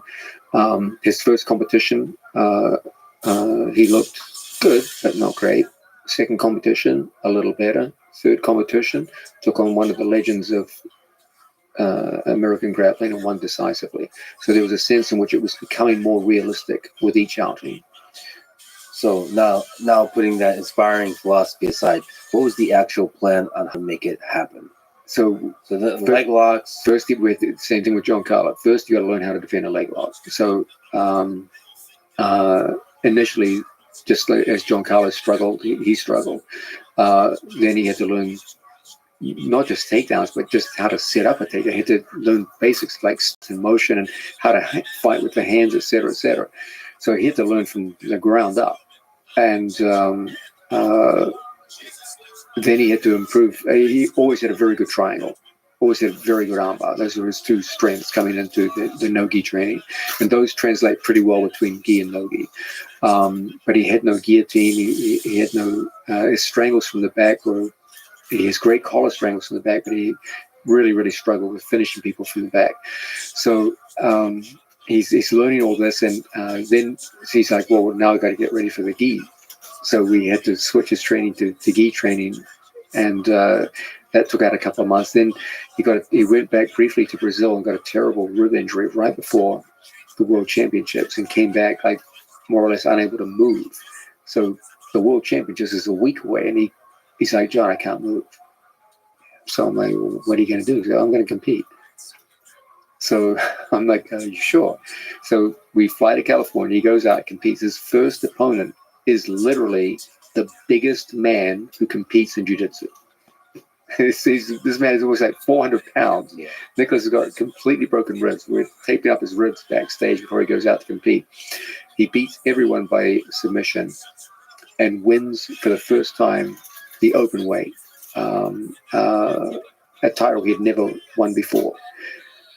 He steps off the mat, looks at me, he goes, well, I got the first of them. He won it gi, open weight, and now ADCC. And now he can barely move. He's still gone through 2 days of brutal competition, and his ribs are completely screwed up. Takes a week off to try and get his ribs somewhere back in order, and then begins light training, building up to ADCC. We start putting him in no-gi competition. He fights 2 opponents of good quality, but not like world-beating quality. And then as his game starts improving, we're getting closer and closer. He's starting to develop a sense where he can wrestle confidently on his feet. He's no longer easy to leg lock at all, and is starting to leg lock people, and is starting to get his very strong guard passing, which was based mostly around pant grips in the gi, to adapt to leg no gi grips. In addition, he's starting to develop strong chest-to-chest positioning, which was never really part of his game, a pressure top game. And so things are looking good. He's matched against Rafael Lovato, one of the great competitors of ADCC, and wins a convincing victory featuring a lot of takedowns and a lot of pressure passing. And people were just absolutely shocked. I remember the staff of Flow Grappling coming and going like, who is this guy? He's literally transformed. He's like a different person. So he goes into the World Championships. In his weight division, he was matched with a fellow Brazilian in the first match, and they had an absolute barn-burning battle where at one point Nicholas was picked up and slammed, and then ended up winning by Kimura, a beautiful Kimura. Then he took on the man who ultimately wins ADCC open weight division and defeats him. And he had grueling matches. Yeah, tough match. Now, Yuri Samoa at that stage was 2-time gold medalist in ADCC. Nicholas wins a very, very close match against him, and then fights Craig Jones, who's one of the best leg lockers in the world. So I think most people were expecting Nicholas to get leg locked very easily by Craig. Nicholas showed the degree to which he had improved his leg lock defense in a 6-month period. Craig really got close to the legs and ended up becoming a takedown battle. It could have gone either way. Craig, I thought, did a really good job of pacing himself. Both athletes were very tired, but Nicholas was ahead on points, and then Craig hit one last takedown, which sat Nicholas down to a hit. Didn't score, but it was the most aggressive takedown of that last period. And so Nicholas got the nod and won a narrow victory. Yeah, Craig commented afterwards. He said that I really wanted the submission, and he said Nicholas seemed to really want the submission, but it ended up being a grueling match. It took everything, like exhaustion-wise, everything he had. It was a tough match, and they were very well matched. Once they figured out they couldn't submit each other, it came down to their wrestling ability. Neither one of them is a wrestling specialist, but they're both competent in wrestling, and it became physically very, very tough. Then Nicholas went on to win the bronze medal in his weight division. So the next day, when we get called for the open weight, obviously John Carlo won a gold medal. Everyone agreed that he should go into open weight. And did John Carlo agree? Of course, he was. I mean, because he didn't have an easy format. You don't order people until you ask them. No, He was delighted. I guess the question I'm asking is how do you find the strength to then go on to absolutely after? Because you've done a 14-week training camp where every day was just as intense as any ADCC day, so you're used to it at that point. But he had very, very long, tough matches. But he's used to it. He's a good athlete. So Nicholas and Giancarlo went out, and Giancarlo had a spectacular submission victory against his first opponent. Nicholas had some firework matches, and one of the toughest opponents he came up against was the brilliant Tai Ruotolo. They had an absolute barn burner. It was a very, very close match. And Tai had an incredible first two matches. He'd beaten Pedro Mourinho by submission, and he'd beaten the great Felipe Pena in a very narrow match. Very, very tight. Felipe lost on a guard pole. But Felipe is considerably bigger and stronger than Tai. So for Tai to win that match, even by a guard pole, was deeply impressive. It was an action-packed match that went back and forth. Very, very impressive. Can I just on a small tangent? Yeah. Both the Ruotolo brothers had an incredible performance. What do you think makes them so good? If you were to analyze their game, sort of outside of even just this specific match. Absolutely. There's a range of factors. One is that they started the sport very, very young. They're probably the first example in American grappling of American students who started at age 4 or 5. Most people, when I began jiu-jitsu, started jiu-jitsu as adults. I was 28 years old when I had my first lesson as a white belt. So in time, people got a little younger. For example, Nicky Ryan started when he was 12. But the Ruotolos started when they were little children. They had excellent coaching going all the way up through into their teenage years.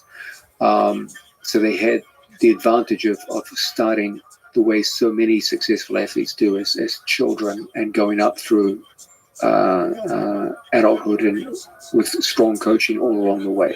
Excellent parental support. So they had like a great history where their youth didn't show off just how long they'd been in the sport. Right. So you're dealing with a kid who's 19 years old, but he's been grappling 15 years. Yeah. And what counts is not your age, but your mat age. Yeah. And quality, man. Yeah. Now they were very young in years, but they were very old in mat age. And but there's a lot of athletes that have knowledge, you correctly said, have spent from a very early age on the mat. But still, these particular ones stand out. It's interesting. Yeah, no, there's a lot more to it than that. This is just the first setting the scene. But what really makes them stand out is that they've mastered this idea of covering up and improving initial weaknesses while building upon strengths. When the Ruotolos first encountered my students, they were relatively easy to leg lock because none of their training experience had prepared them for that. Now they were young at that time, I believe like 16 or 17, and it was an obvious problem for them. They both got heel hook by my youngsters also, Nicky Ryan and Ethan Cranston, and you could clearly see that they identified their current weakness and made prodigious steps to improve upon it, to a point now where they're winning championships with their own leg locks. I love the fact that even as teenagers, they had the maturity to say, okay, here's an obvious weakness. Let's get around this. Let's turn it into a strength. I love the way they did that. And focusing on the weakness and let that guide you to the thing you're working on. But they also they covered up their weaknesses, but they also understood what are our actual strengths. Now, physically, both of the brothers have extraordinary reach for their height. They both have extraordinarily long arms for their height.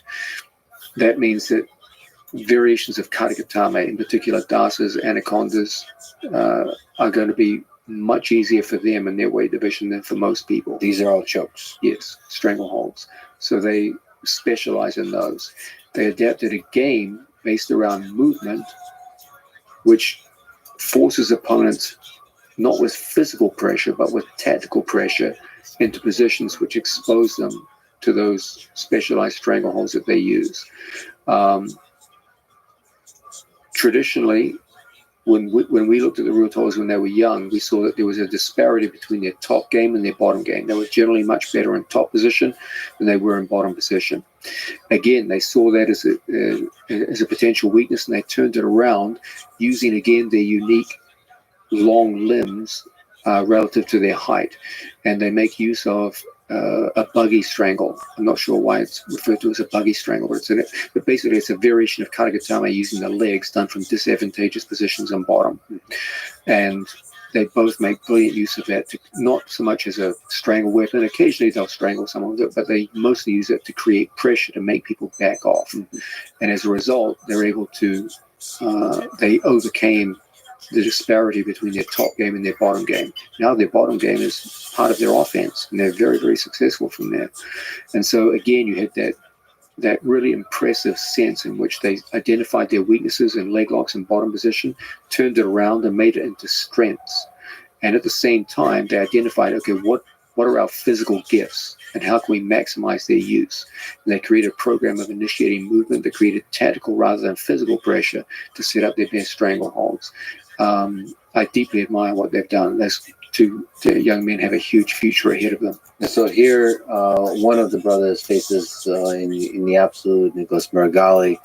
And bear in mind, Tai has just fought 2 very tough matches against guys bigger and stronger than himself. So he's coming into a 3rd match against a 3rd guy who's also bigger than he is. So hats off to Tai fighting open weight against 3 monsters in a row. Now, Tai and Cade, one of their best attributes is they are 2 of the best scramblers in the sport of jiu-jitsu. So whenever you go to shoot legs with them, there's a danger of running straight into a Da stranglehold. They're very competent at counterattacking single legs with Da strangles. It's also very hard to control them after a takedown. They do a very good job of springing back up to the feet. So I told Nicholas to favor upper body judo-based takedowns rather than wrestling takedowns. And you see here a fine example of Nicholas's gathering skill in Uchimata, one of the great throws of judo. Set up with there's a bit of a foot sweep. Good. The nice thing is he starts off with what it looks like it's actually a 2-directional Uchimata. He threatens Uchigari to the back. That's a throw that throws your opponent to the back.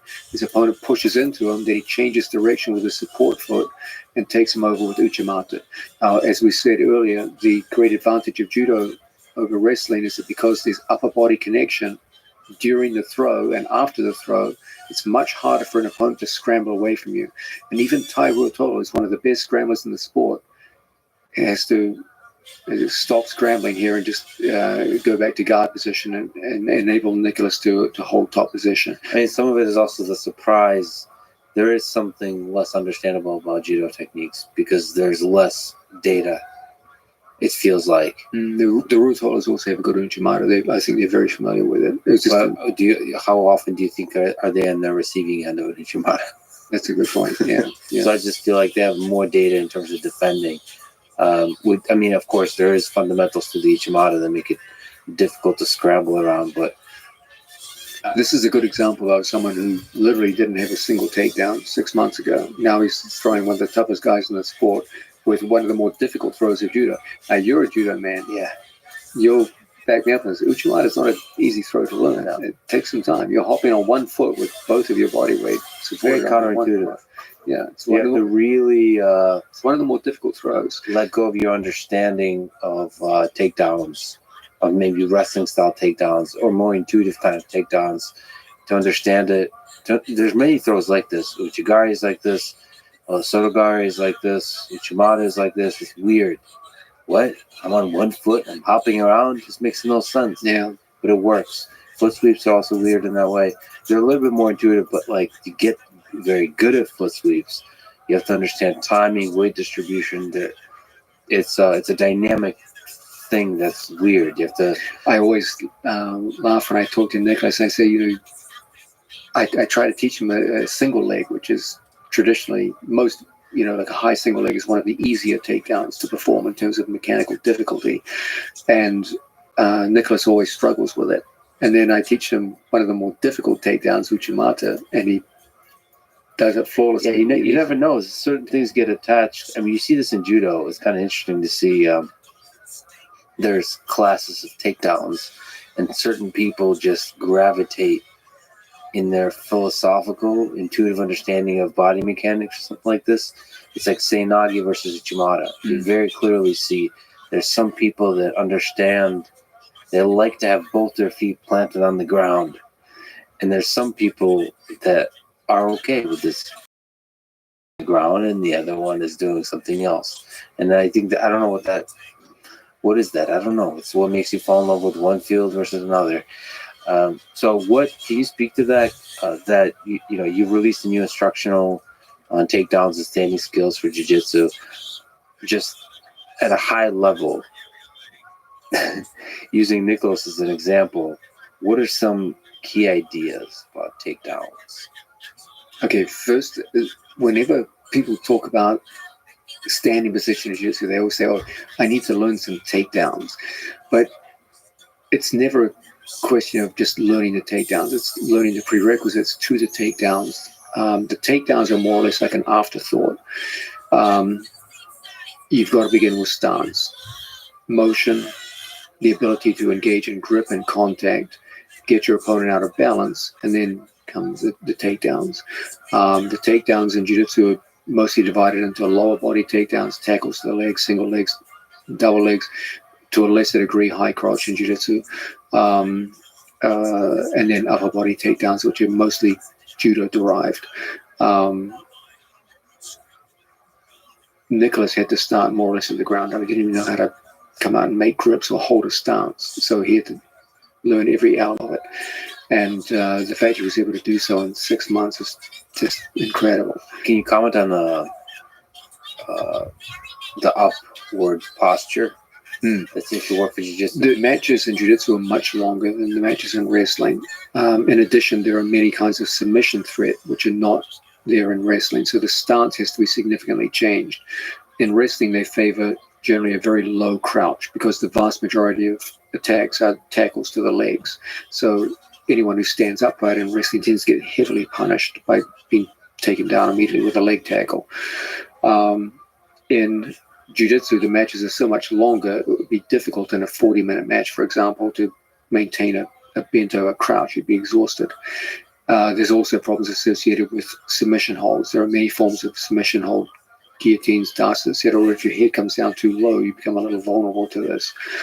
And so the stances in jiu-jitsu competition tend to be much more upright, more like judo and Greco.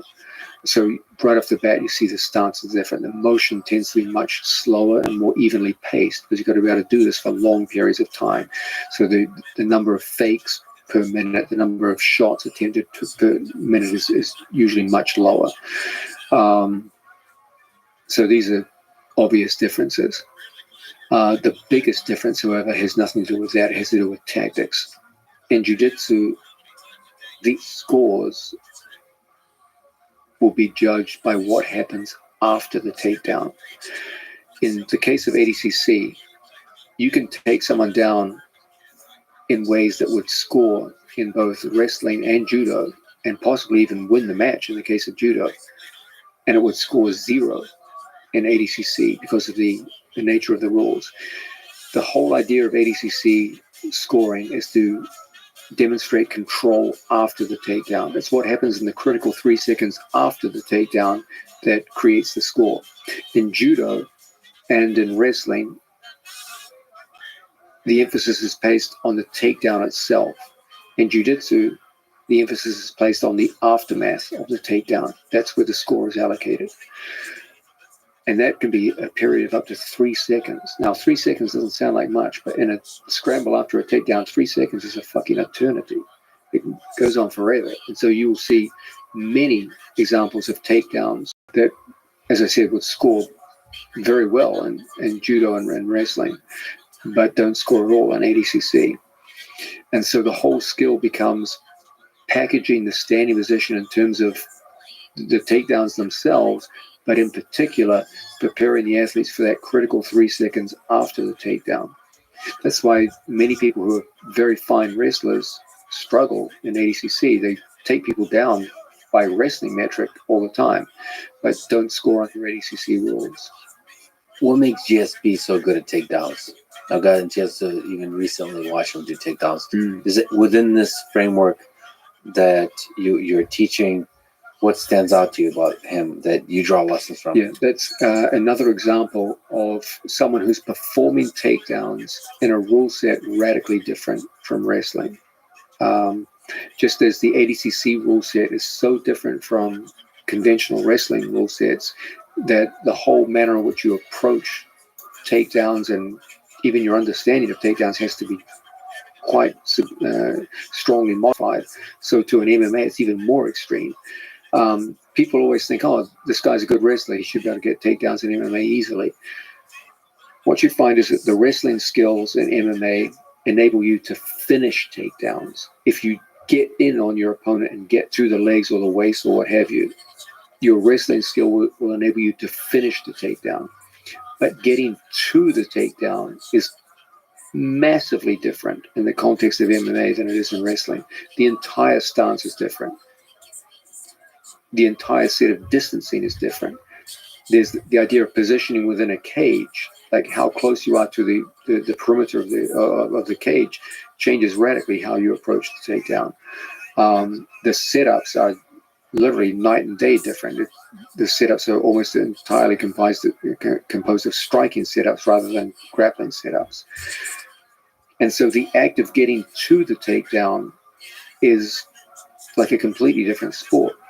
Now, George studied wrestling and used to go to wrestling practice twice a week. In Canada, they do freestyle wrestling. They don't use the American college style of wrestling. Now, George's main emphasis in wrestling training was takedowns. Obviously, the whole ground element of freestyle wrestling was of no interest to him, like learning how to put people's back on the ground and turn them with leg laces and gut wrenches was of no value in MMA. So he devoted almost all of his study to just the act of taking someone down. So as in pure wrestling, George is not bad.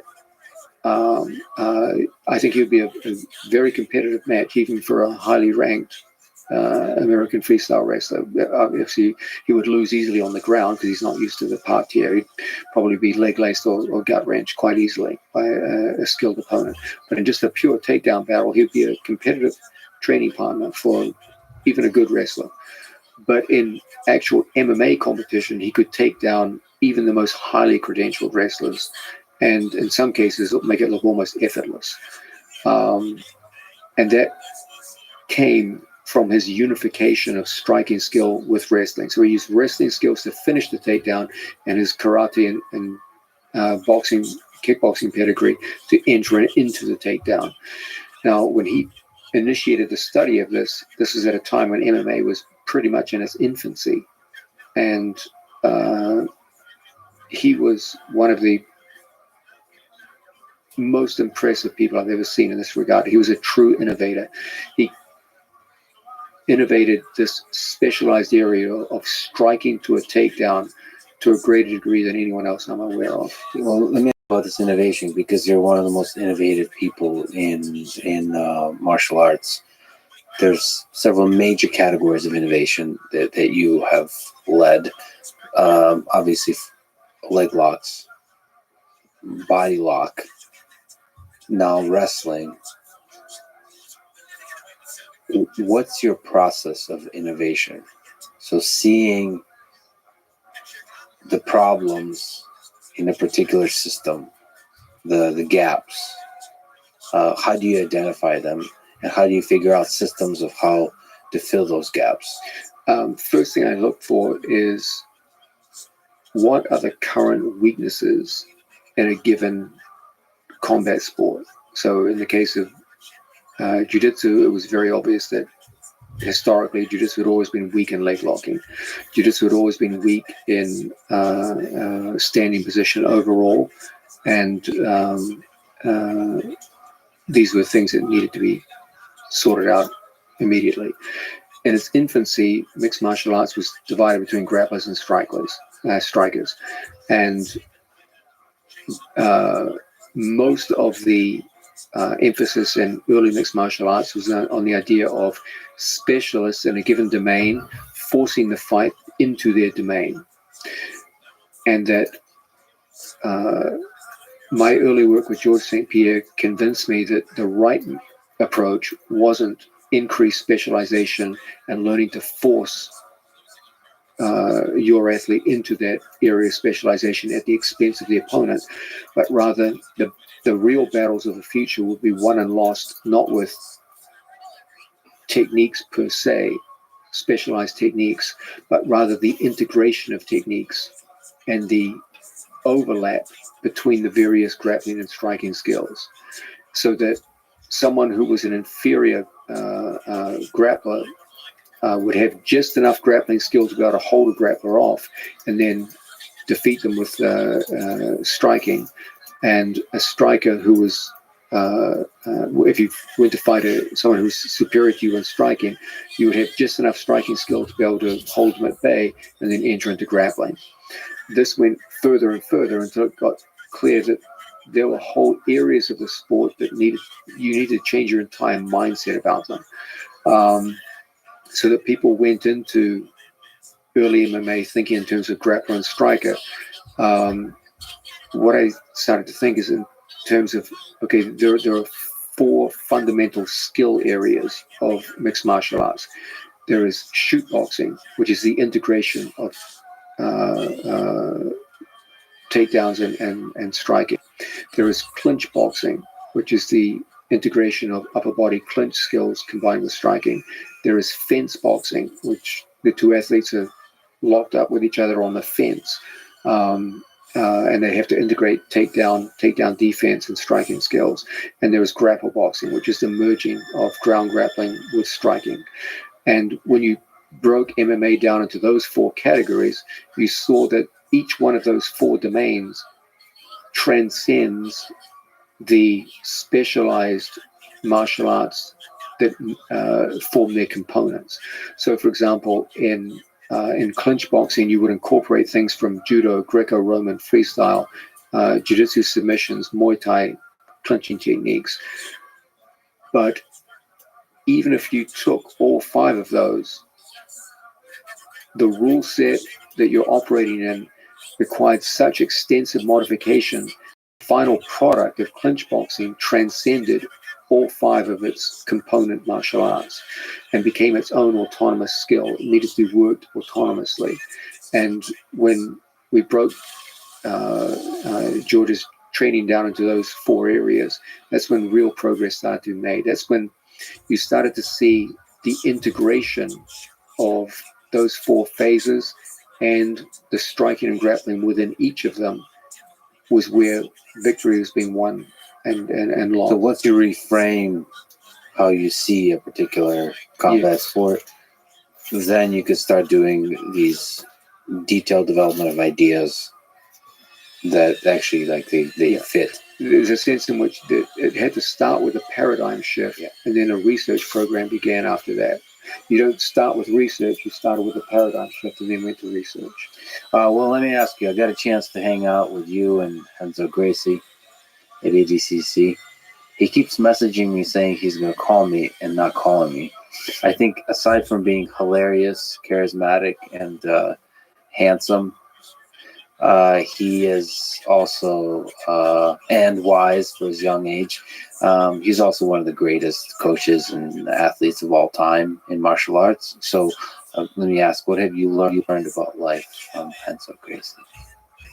The degree of difficulty that Renzo must have encountered, he never talked to us about it, but I figured this out as the years went by. The degree of difficulty that he must have experienced when he first came to Manhattan and started teaching, it must have just been incredible. You got to remember, Renzo came from Brazil, training with the best people in the world at that time, Rickson, all the Machados. All of them were located around Gracie Barra. And Rio de Janeiro set, they all knew each other and they all trained together. They had internal problems, of course, but they all knew each other well and knew each other's games. So all of them had beautiful and highly developed jiu-jitsu. So all Renzo knew from childhood on was perfect, beautiful jiu-jitsu, and communicating with other people who also knew perfect, beautiful jiu-jitsu. Then he comes to New York, Yeah. where he has to teach in a language that he, at that stage, barely spoke to a bunch of fucking morons who didn't even, on my first day in jiu-jitsu, they had to explain to me the difference between the mount and the guard. Because as far as I was concerned, hey, you're on top. It's the same thing. Yeah. And they're like, no. Mounted is different from guard. And I'm like, no, it's not. Like, you're on top of the guard. You just hit him. So he has to argue with you about this. And imagine going from training with Hicks and Gracie to having to tell some moron that guard is different from mount. And we were so primitive back then. He went from the best training culture in the world to literally the worst. Just a bunch of guys in their mid-20s who knew nothing about the ground. Just Well, luckily he's complete known for his wipeout. patience. But Out of that, he yeah. molded one of the greatest gyms ever in New York. Yes, he did a fantastic job, and most of it was based around the idea that he gave us complete freedom. We came in, we trained all day, and I started teaching beginners classes, and then some of his senior students, Ricardo Almeida, Rodrigo Gracie, and Matt Serra, opened their own schools around the tri-state area, so they left. There was a vacuum of teachers, and he asked me to start teaching. I taught for many years there, and he always gave us complete freedom. His only thing was to say, okay, do whatever you want, just make sure it's effective. Prove to me it's effective. Yeah. And that's the best research program you can ever get. You know, show me proof. And so many times, especially in those days in jiu-jitsu, there were so many things that were just off limits. Like, you couldn't study Legos, you couldn't do this, couldn't do that. Like, this kind of game was for cowards. This is the only kind of game we accept. And Renzo was never like that. He was just like, okay, just do what you want, prove to me it works. And if you give people that simple structure, some time, some ingenuity, a lot of things can happen. I got to ask you, and by the way, you come on this podcast, and I do feel like it's a little bit like riding a dragon or a bull of some kind. It'll be a fun journey. I can't, at least from my perspective, having interacted with, having met him, it's hard not to smile. He's easily one of the most charismatic people in jiu-jitsu. It's kind of fun to watch that humans can be like this too. It's just the love that radiates from him is incredible. I gotta ask you, this is from Reddit. There's a few legends that come from that gym, but people on Reddit kept asking about some guy named Boris. Apparently, you coached him at Renzo's, and he was a legend, and he was terrifyingly good. What made him a legend? Who's this Boris character? Boris is one of my early students. I think he was either my first or second black belt. Boris came from Long Island. He was a wrestler. He was of Russian Jewish descent and highly intelligent. Yes. And now he was short of stature, but very powerfully built and compact. Very nice, polite young man, but also slightly eccentric, which I always liked about him. He would always come dressed with glasses on, and he would leave the gym dressed like, to use the American phrase, a complete nerd, with like his pocket protector, and now he was heavily muscled, but he would dress in such a way that it didn't appear so when he left. And we always used to laugh, like, imagine some guy tried to mug Boris. They would see him with his nerdy glasses on, his pocket protector, and they would literally run into like one of the most formidable human beings in the entire New York area. Boris started training jiu-jitsu, I believe, in Long Island, and then when he got a tech job in Manhattan, started training with us in a morning class. Now, these were relatively early days in Manhattan and my teaching career. and he and a group of others, a very small group, used to train early in the morning, around 6 a.m. before work. And Boris was a legend in those days.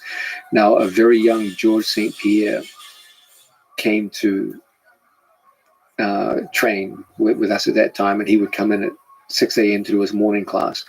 And he was one of the main training partners for Boris. And Boris, being a wrestler, used to generally prefer top position. And I would always encourage George to play bottom position. I said, you got to get good in bottom position. You never know. I know you're good at takedowns, but one day someone's going to put you down. So you got to work bottom position. And Boris had very strong guard passing. I remember one of George's happiest days is finally, after like 2 years, one day he swept Boris, got on top and finished him. And I remember that was one of his biggest thrills in all of his training career. Was the last time that ever happened. No, Boris was he was a very formidable man for that time. The funny thing about Boris is every time we would have a conversation, he would say, I'm only going to do this sport until I'm 40 years old, and then I'm going to stop. And I was like, why? Like, why not be like a lifelong martial artist? You know, you got so good. You're good at jiu-jitsu. You got great skills. You've worked hard. Why not just keep going? He's like, it's ridiculous for a man to train after 40. There's no need. You never have any reason for this. It was just ridiculous. So one day, now this is a guy who came in literally every day, 6 a.m. every day. One day, he comes in, he comes up to me at the end of training, he goes, hey, John, I just turned 40, so I won't be seeing you again. And I thought he's joking. So I'm like, I'll see you tomorrow, Boris. He's like, no, you won't, and walks off. How gangster is that? And then he never came back. I've never seen Boris since. He came in, was one of the best grapplers I ever saw, and just said, that's it, buddy, I'm out. And to this No day, one to walk away. Yeah.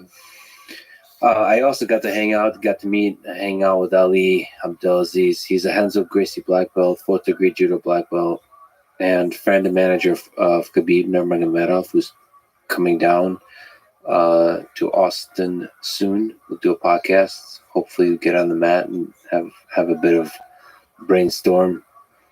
Also, he's a manager and friend of many other amazing fighters. I really love the guy. The loyalty, the fact that he looks for loyalty and has that close inner circle, and integrity and character in people. I really like them. I connect them really quickly. But any fun stories about Ali? Did you train together? Yes, he trained for many years in the basement of my classes. His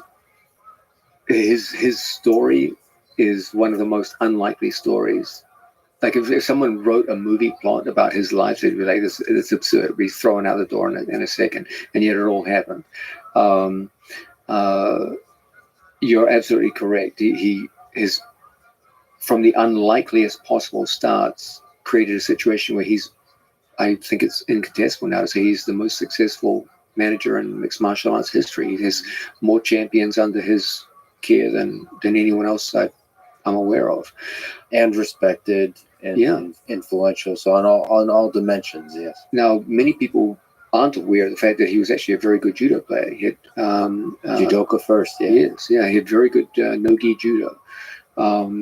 He had an excellent harai goshi, very good tani atoshi, and he threw many people who were highly credentialed wrestlers back in the basement, back in the glory days of MMA training.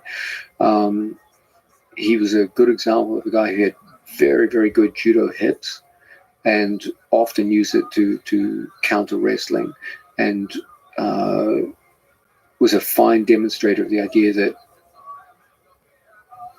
when judo is adapted to no-gi gripping, it can provide a very effective foil to many of the standard forms of wrestling attack.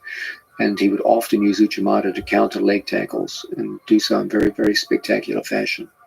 Well, what do you think about Khabib? Is there something from just watching him, or is there something you can imagine if he comes down to the gym that you might learn from the way he moves, the way he approaches wrestling? Oh, absolutely. He's one of the greatest combat athletes of all time. If you can't learn from someone like that, there's something wrong. He emphasizes control. Yes, he does. And he's absolutely a master of exerting control. The amount of grappling control he was able to put over some of the most difficult people in the world to control was truly astounding. He beat people from every style. He beat wrestlers, he beat jiu-jitsu players, he beat kickboxers, and he controlled them all in more or less the same way. He has a very underrated bottom game. People think, oh, he's just about stifling top control. But people forget he was taken down on several occasions and ended up in bottom position, and he showed excellent guard work from bottom. He was able to get into submission holds readily on opponents from bottom position. He's got an excellent bottom game. People say, oh, he's just a positional guy. No, he's not. He's got great submissions. Look at the application of his triangle from both top and bottom was top class. He had a sharp arm lock from bottom position. Excellent Kimura. If you look at his Kimura finishes in MMA, they were technically very, very well set. Excellent breaking mechanics. He's a very, very fine grappler in both submission grappling and MMA grappling. I think we'd probably learn a ton from moving around with him. Is it possible to learn something about him or about Roger Gracie or about Gordon by watching them or rolling around them for a little bit? So maybe Roger and Khabib are good examples because they're able to do seemingly very basic things on everybody and dominate them with that. I think Gordon is as well, but Gordon seems to have more preference and range of what he's able to do. It's almost miraculous how much Roger can do by just the same exact thing on everybody. Is that is it possible to understand why Roger or Khabib are so good at very basic positions? Or do you have to feel it, or do you have to, or is it just something that's developed over years? I think for most people, for the vast majority of people, it would have to be explained to them. For a smaller group of people, if they felt it, they could try to replicate it. And there are a few people who could look at it and have enough knowledge and say, okay, I can see what he's doing. Like, for example, Roger could probably look at video footage of Khabib grappling and say, okay, I understand what he's doing. But the average person, it would probably go over their heads. You sometimes think of these great athletes, maybe they're too narrow. You might imagine they're kind of so focused on a particular thing, they don't develop in interesting ways. He's just a sweetheart. Yeah, he's a wonderful person to be around.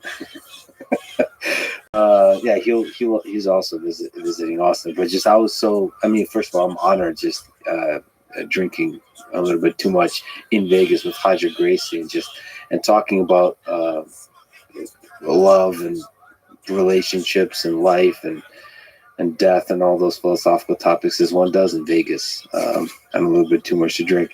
Anyway, after ADCC, it was beautiful. And on top of that, hanging out with Rogan many days for UFC and then the ADCC.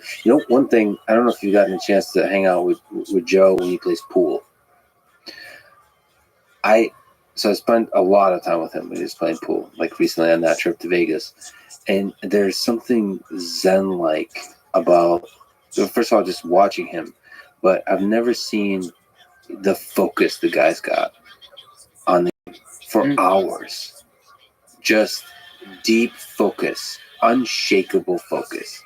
That was so interesting to watch. That this human being, he's a celebrity, he does all kinds of stuff, that he's able to allocate as close to 100% of his mind as I can imagine to a particular task, and nothing can distract him. That was really inspiring, that you could still do that on any task. Pool is a game of physics. That should be your domain. Oh, it is, but that wasn't just physics. Yeah, I would think you understand the game, you understand the physics of it. You also understand the fun of it because there's friends and laughter and so on. I would be distracted by that a little bit. I wouldn't be as not Joe. He literally, as the closer you get to the table, the more everything zooms in. The jokes, there's funny things. You can't get his attention on anything. Just that focus. I don't know. That really stayed with me. That, like, those memes, like, I want to find somebody that looks at me the way X looks at Y. I want to find somebody that looks at me the way Joe looks at a pool cue or whatever. The focus there. I want to find something in my life. Rather, I want to attain the level of focus he has for pool on a task that I care about. And that focus, like, fuck everything else. Now it's time to do work. I don't know. That was really inspiring. I haven't seen that kind of focus for prolonged periods of time on a task. You should see some time. The guy is, part of it is just being competitive with himself. It's the hatred of imperfection, all those kinds of elements, but embodied in a singular focus. I had no idea he even played pool. We should watch him. He won't. I think it could be one of his greatest obsessions. Like, there's deep. I thought pool is for, like, degenerates, like gamblers and, like, hustlers, right? Like, the same way I see poker. But, like, I saw, like, a wolf / like, elite athlete in Joe. I didn't know this. I don't know much about pool. I didn't know that you could have that level of focus while still drunk out your ass, but extremely focused. It was beautiful to see. I don't know, inspiring for me as a person who highly values singular focus on a task. Let me ask you, from a perspective of a hobbyist, what major practical changes can a hobbyist who works regular 9-to-5 job do to improve their jiu-jitsu? So they're in a gym. There's a lot of excellent gyms throughout the United States. What can they do to improve their jiu-jitsu? About the way they think about jiu-jitsu, about the way they approach their actual schedule, those kinds of things. That's a great question. Okay. The less training time you've got, the more you want to maximize its effect. So the question becomes, okay, well, if I'm training, say, twice a week, and sometimes even once a week, what can I do to make sure that 2-hour period is used maximally? The less training time you've got, the more the onus is on you to have a plan before you walk in the door. If you go in just saying, I'm going to roll around and see what happens, or I'll just follow what the instructor says, you'll get a certain amount out of each class, but it will never be what it could have been. Go in with a plan and enact it. Many people go in with a plan and don't follow it. Let's say, for example, we start with a program that goes like this. First, try to create the most honest assessment of yourself as a jiu-jitsu player. It's tough to make an honest assessment of yourself because you never actually get to see your game. So what I would recommend is to start by videotaping yourself in sparring with your peers. That's fascinating, because we don't even have that level of introspection, to reflect of what we actually look like in grappling. Start with an assessment of yourself. And the most honest one comes not from you, comes from the camera. Have a look at what you see and start to say, okay, many of the weaknesses in your game are made much more apparent by looking from the outside in rather than feeling them during the heat of a match. Identify 4 or 5 of the biggest weaknesses that you see and start actively attacking those weaknesses. Ask yourself, let's say, for example, in the course of watching the videotape of yourself, you observe yourself losing 3 triangles. You attempted 3 triangle strangleholds, you failed all 3. You could start by saying, okay, let me ask myself, who are the people I look up to the most with regards a triangle strangle? Who are the guys who have the best triangle strangles out there? Then ask yourselves, of those people, who are the ones whose body type and personality most closely mirrors my own? And that would be a good example of taking a problem in your game, contrasting it with elite level performance in people whose body type roughly matches your own, and then try to take lessons you learn by observing the best people and bringing them into your own game in one specific area. As time goes by, and you do this with more and more elements of your game, you will undoubtedly improve. You will also have to make sure that you take time during class to actively work on these things. Now, sometimes in class, you don't get a choice. The instructor sometimes says, okay, today we're working this, this, and this. But there's always time after and before class where you can do your own drilling, where you can make your own inquiries. And during sparring, there's no rigorous control over what you do. You can try to work the game into the area of focus. So, for example, if you want to work on front triangles, it would be wise for you to do most of your sparring from bottom guard positions. That'll give you the most opportunity. And in this sense, it always begins with an accurate assessment of your current skill level. You've got to start there. Then I always encourage people to use video camera to make the most honest appraisal you can. Yeah. Because your own mind is not dishonest, but it's understandably inaccurate. You tend to feel things rather than see them when you're performing jiu-jitsu. Then make a program for yourself based around what you see as excellence. Look at the people in the sport who's in the area you want to work on, people who are renowned for skill in that area. If possible, narrow it down to people who have excellence in that area and their body type corresponds with your own.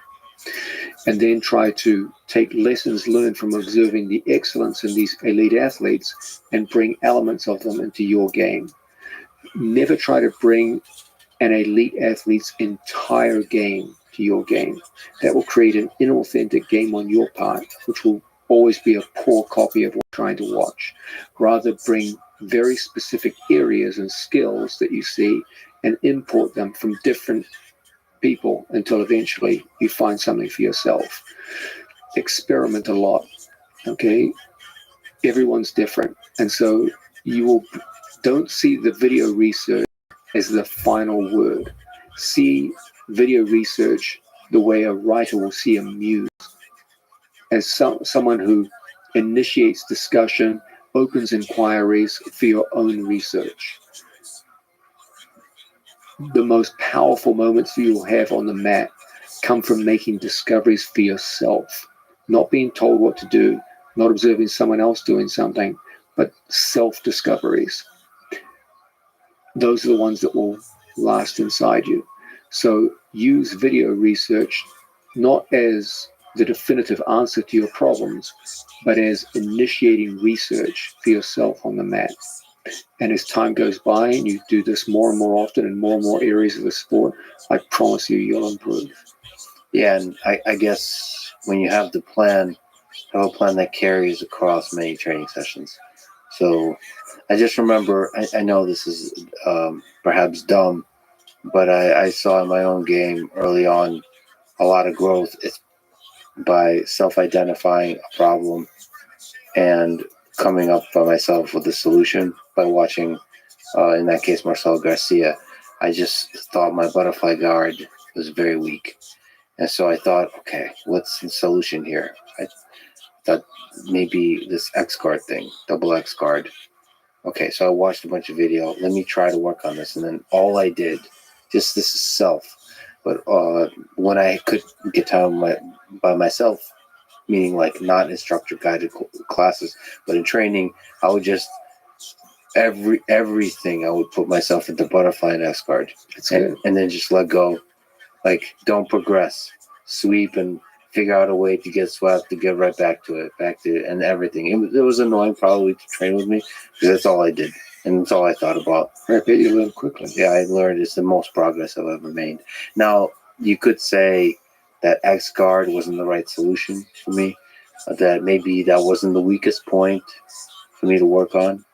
If I were to look back now, it's still to this day, sadly, the obvious weakest point for me is escapes from much worse positions. That should be worked on. That should have been worked on from the very beginning. Yeah. That's still today. If I were to say what's the weakest thing that I should work on, absolutely, is even with 1 day a week, is escapes. But yeah, a lot of that has to do with just carrying, like focusing on the one thing over and over and over and over across training sessions. Now it also I would write down on a sheet of paper the number of times I would get an X guard sweep. And I would set a rule that I have to get whatever it was, like 500 sweeps a week. So I have to, and then like the closer you get to the end of the week, the more you like you just pick up a small white belt. 500 in a week? Yeah, something Your like training partners must suck, bro. Yeah, no, you start with good ones, and then I'm you kidding, get more and more desperate. You start like finding the kid, right, that you can just sweep over and over. But like that number, for me, the numbers for some reason, like it set a goal to pull off a technique. It enforced, like, we're staying with this for a while. This is a journey we're doing. And then and for some reason, for me, that helped me focus to study, to understand the deep complexities of this thing that, at least for me, other people, like nobody at the gym was doing X guard or any of that. So you have to kind of figure everything out yourself. I'm sure there's better ways to do that, but at least that focus helps from a hobbyist perspective. What's the perfect day in the life of John Downer? If we're talking about a basic non-ADCC, now I'm really grateful that you sit down with me on a Sunday, late at night, but it all starts again for you tomorrow. So 3 training sessions a day. What time do you wake up? Do you do like a mantra in the morning? Do you listen to like some Zen music? What do you eat in the morning? What's the perfect day look like? When you sacrifice a small animal, yeah, to the gods. I usually,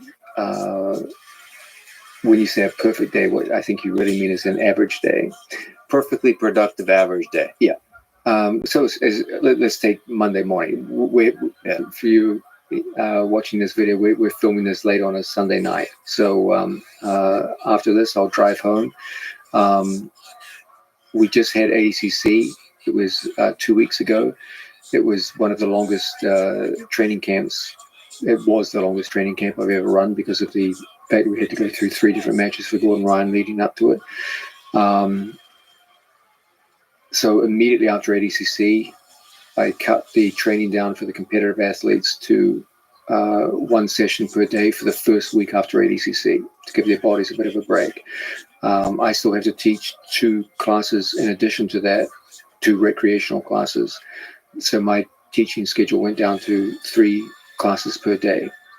After 1 week of relative break, we go back to 2 competition classes per day plus 2 recreational classes plus an MMA class for Gary Tonin and his friends.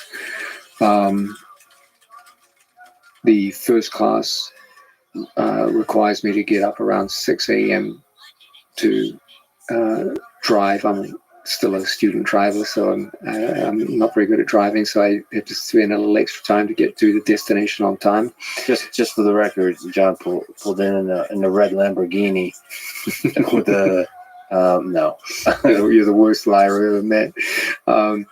My day typically starts pretty early. I don't eat in the morning. I just get up and go to work, and I teach through the day. My last class finishes usually around 8 p.m. During that time, I coach jiu-jitsu. I try to find time for 1 Instagram post per day, which usually describes some basic theme of jiu-jitsu in most cases, unless we've just had a competition, in which case I'll talk about upcoming competitions or what happened after a competition. But most of them just express a simple jiu-jitsu theme. I try to do a short workout for myself. And then I go home. At the end of the day, I always start by asking myself, what do my students need from me tomorrow? Based on what I've seen today, what do the recreational students need? What do the competitive students need? This is always done in the light of what are the upcoming competitions. But throughout the day, you're doing a lot of really in-depth classes. So how do you either prepare for them or think through them as they're happening? Think through the material that you're teaching. I can look at a class. I've been doing this a long time, so I can just look at a class and be like, okay, these guys need this, this, and this. And then I make reflections at the end of the day. Then I'll take care of things that we all do, talk to family, occasionally go out on for dinner with friends, dates, things like that. Henzo had to really harass you to drag you out and to hang out, and he was very convincing. And food-wise, I eat once a day. you eat once a day. Yeah, at the end of the day, I usually stop off at a place like a supermarket like Whole Foods or some equivalent to that and buy something simple and eat. The internet wants to know the details. Did you end up getting Wi-Fi for your apartment? No, I'm still thinking about it. So yeah. So I gotta what think are it the through. pros and cons? There's no cons, lots of pros, but I just don't put much importance to it. Things that are unimportant, I just ignore. Yeah, there's a lot of things in life that have a lot of pros, but like they're lower on the priority list. Why? Why? Because the 5G already. 5G's got it covered. Do you watch much video? Do you watch video? Do you watch footage? Video footage quite often, yeah. I especially things from freestyle wrestling, Greco-Roman wrestling, judo, and mixed martial arts. Also, subsidiary sports to mixed martial arts like boxing, Muay Thai, and European kickboxing. Just for long-term idea generation. Yes. Like it plants a seed. What an idea. could? Yeah, this is an interesting thing. How could this be incorporated in the context in which we use it, MMA or jiu-jitsu? As maybe it's immediately obvious, or it might become obvious in a few weeks or months. Is there some aspect to the way you approach life and training and martial arts that amends itself to minimalism? It seems like you live a pretty stoic life, or is that just a symptom of focused existence? My life wasn't always like this. I've gone through different phases in my life. I was a university student and teacher at university. I was a nightclub bouncer for more than a decade. I've been through different areas of life. I've seen most things. I've experienced a lot. I've traveled the world. At this point in my life, people think I live some kind of like monk-like existence, but I have a private life. I like to go out and have fun like everyone else. I'm not like some kind of like monk who just sits under a waterfall and meditates or anything crazy like that. Well, that's what I'm currently going through, that stage of my life, the monk-like existence. So I would be amiss not to ask you one of the most important questions one can possibly ask John Danaher, which is on the topic of animal combat. Who wins in a fight to the death? Or maybe in a sport competition setting, but let's go with a fight to the death. A grizzly bear, a silverback gorilla, and maybe a lion or a tiger, an African lion, or one of the flavors of tiger. I don't know who you think is more ferocious. What are the parameters to consider here? Maybe I can throw a few out, and maybe you can give me some thoughts about how much of these parameters matter. So first of all, intelligence. I do believe the gorilla is the most intelligent. I've did research for this, as you could imagine. The Solo or with Joe Rogan? The expert advisor to this very podcast on this very topic is indeed Joe Rogan, yes. So in captivity, gorillas have been documented to show complex emotions, form family bonds, the ability to use tools, and to be able to reason about the past and the future. That's impressive. So that's something that at least in captivity, the other animals have not been able to do. They're already so much more advanced than I am. Um, yeah, so that's intelligence. Then there is weight. I think that's something that you think of at first. The lion, let's go with the big ones. I took notes here. 550 pounds for big lion. That's exceptionally large. Like most male lions are around 450 pounds. It's an exceptional beast then. Thank you. The tiger can be larger than that. Yeah, much larger. So we got the grizzly bear, which is probably the biggest of the bunch. The large ones get to 1,500 pounds. Correct me if some of this I numbers. believe most grizzlies are around 1,000-pound mark. It's a big beast. I was looking up the biggest, but I didn't want to do the biggest ever. Just what are the big, like the top of the range, because there's always a range. You can put it in at roughly double that of even a very big lion.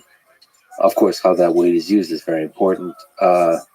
So there's also things which I find is interesting is anaconda, which just let me throw that in there because it's 200 pounds. What I really like about that is it's not just the weight, it's the form factor.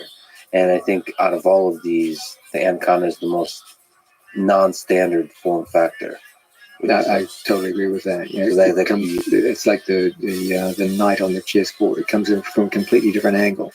So we got that. We got also a strength in which could be measured in ability to carry stuff. So this was surprising to me. I did look into this carefully. The grizzly bear at 1,000 or 1,500 pounds can only carry at most its body weight, which is a lot.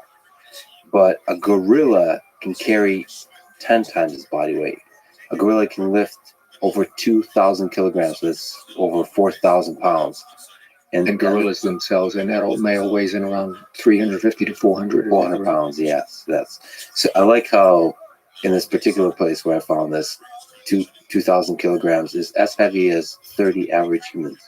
So a gorilla can carry 30 humans.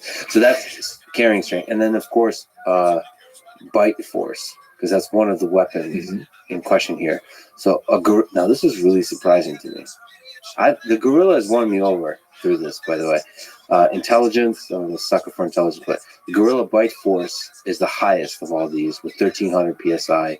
Bear is second with 1,200 psi. Tiger is third. I think tiger and lion is third with 1,000 psi. It's comparable. And a bear is anywhere from 900 to 1,000 psi. They're close, but gorilla, I would not have expected. Now, gorilla is not a carnivore, but apparently it chews. It's mostly eats grassy stuff, right? But it's difficult to explain why it has such a powerful bite, and it also, of course, has very large incisor teeth as well as chewing teeth. So also no neck. Yeah.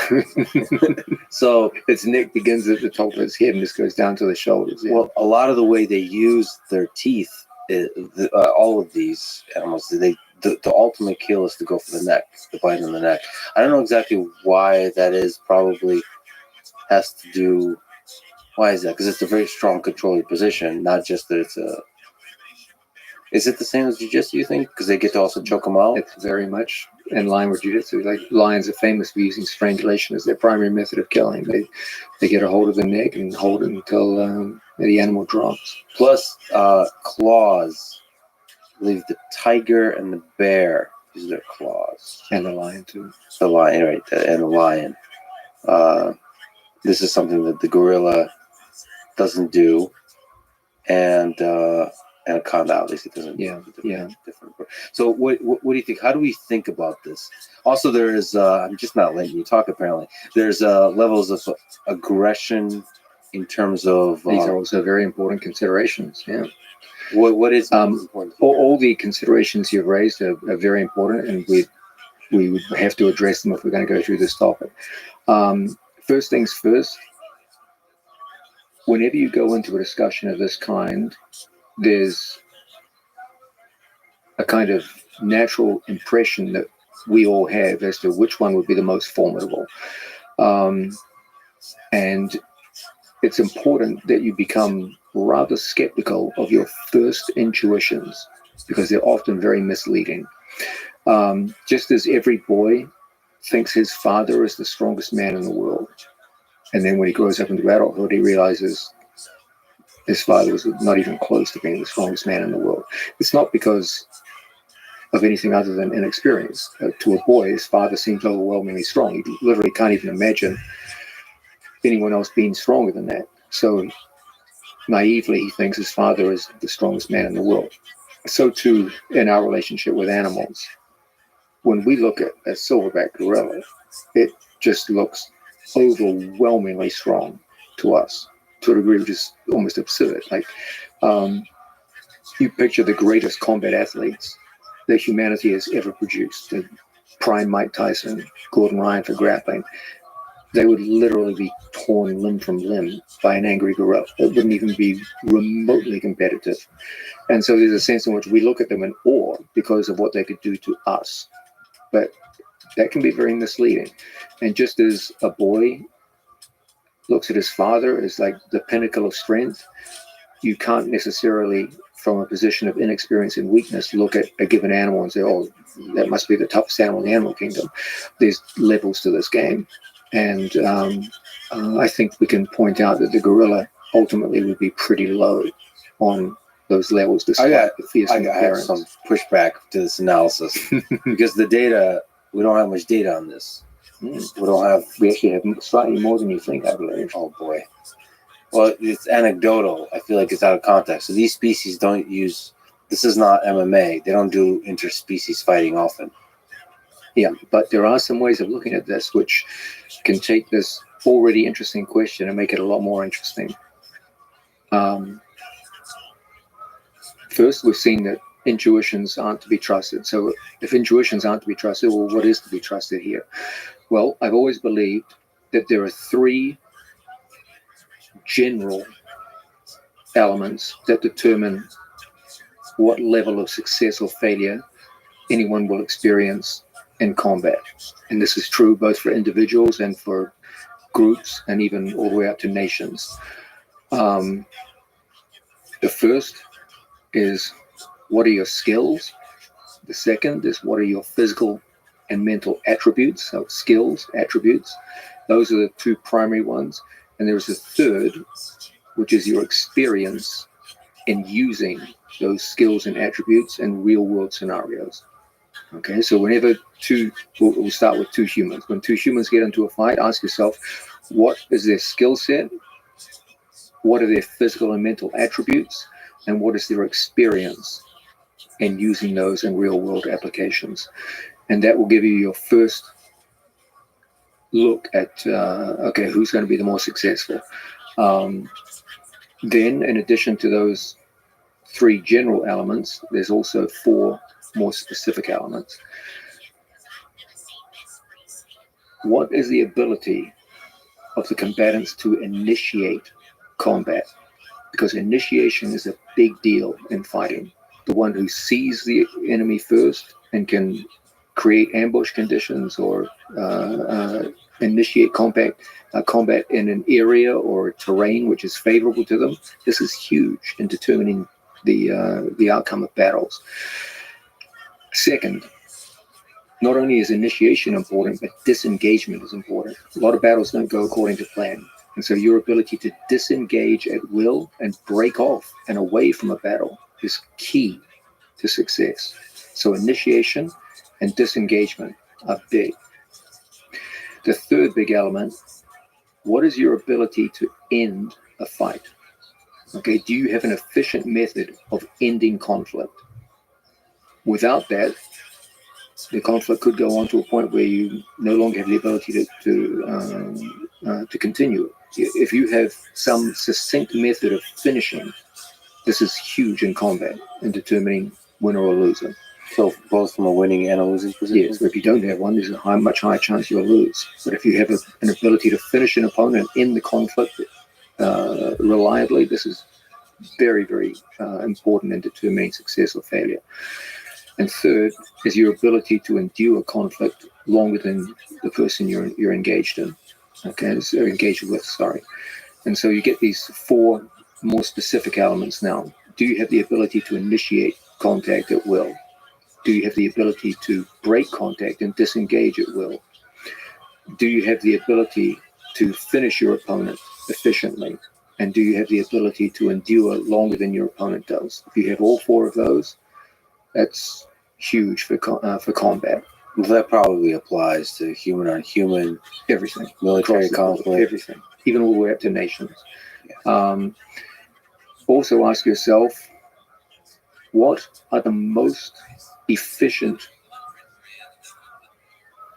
methods of combat across the globe, across all species, all times, etc., etc. And you'll see that ultimately they always come down to three things. The first is concentration of force. Okay, one of the most successful combat strategies of all time is the ability to take concentrated force against the zone of weakness in your opponent. And if you can do this, you will often break through to a point of vulnerability, attack that vulnerability in a way where your opponent cannot respond and cannot recover from that vulnerable point being broken. Do a high amount of damage with precision. Yes. So this is one of the great combat strategies across the animal kingdom, across human history, etc. The second would be ambush tactics. If you can ambush an opponent with the element of surprise, this is huge for success in combat. Almost all of the truly successful predators on this planet are ambush predators. The ability to get off to a good start in a way where opponents simply can't recover is huge for combat. Are we allowing ambush in our discussion? Because We'll talk about humans this soon. would call this cheating, perhaps. Yes, we would. And humans are pretty damn good at it too. So, and then the third is endurance. Okay, some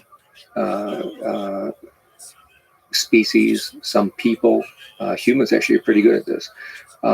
Use endurance as a weapon, and they simply wear an opponent down over time and break them.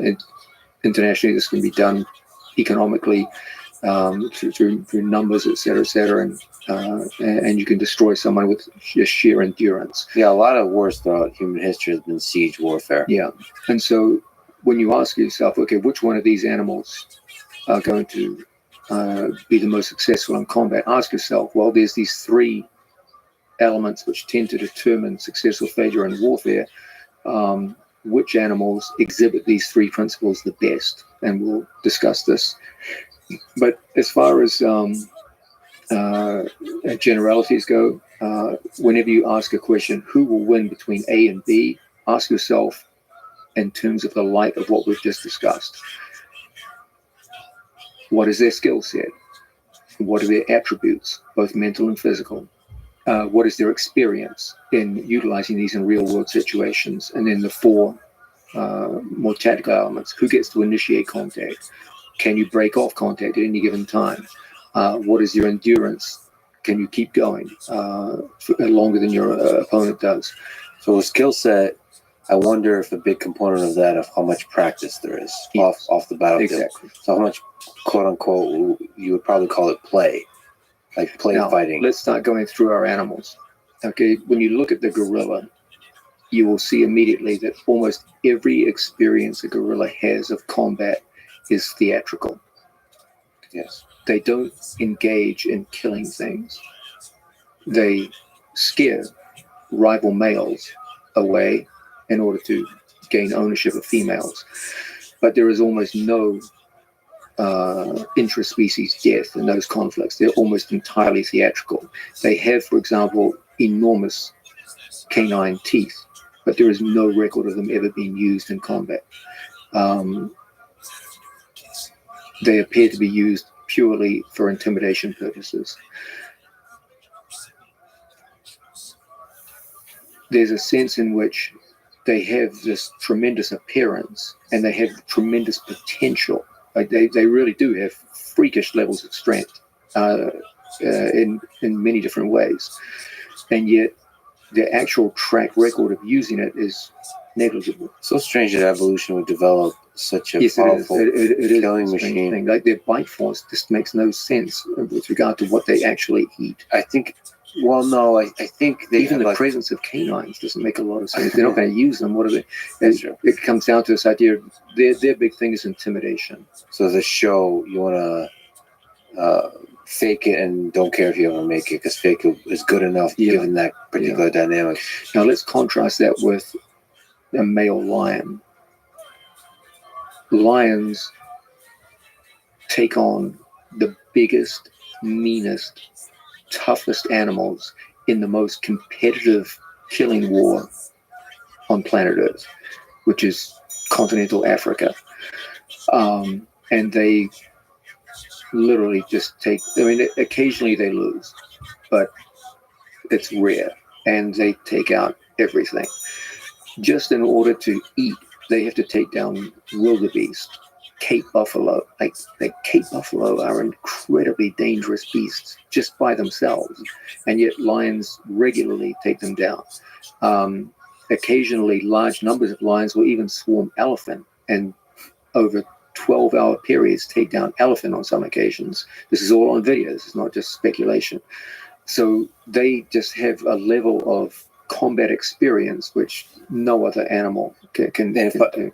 If I were to also project, so the Eastern European style of wrestling, where they spend so many hours on the mat, they really value the number of hours on the mat at play from childhood.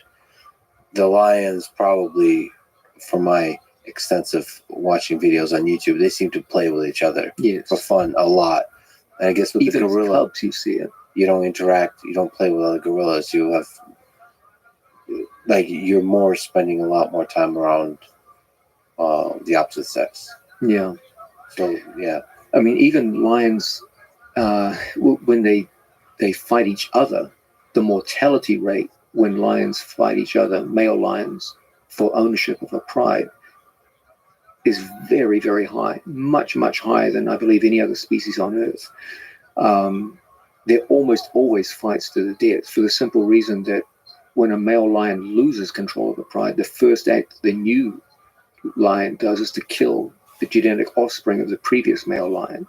So when a lion fights another male lion, when one male lion fights another, it's not just a fight for his own life, it's a fight for his genetic offspring. And failure means not only does he die, all his offspring dies. And so when they fight, the implications are so deep. It's like a fight for your, not just you, but your DNA. Most male lions have very short runs at the top. They get killed or run off by other lions. Now, this kind of harsh combat experience, no other animal can claim to have this. Between what they kill to eat and what they have to do to defend their stake and a pride, no other animal fights like that.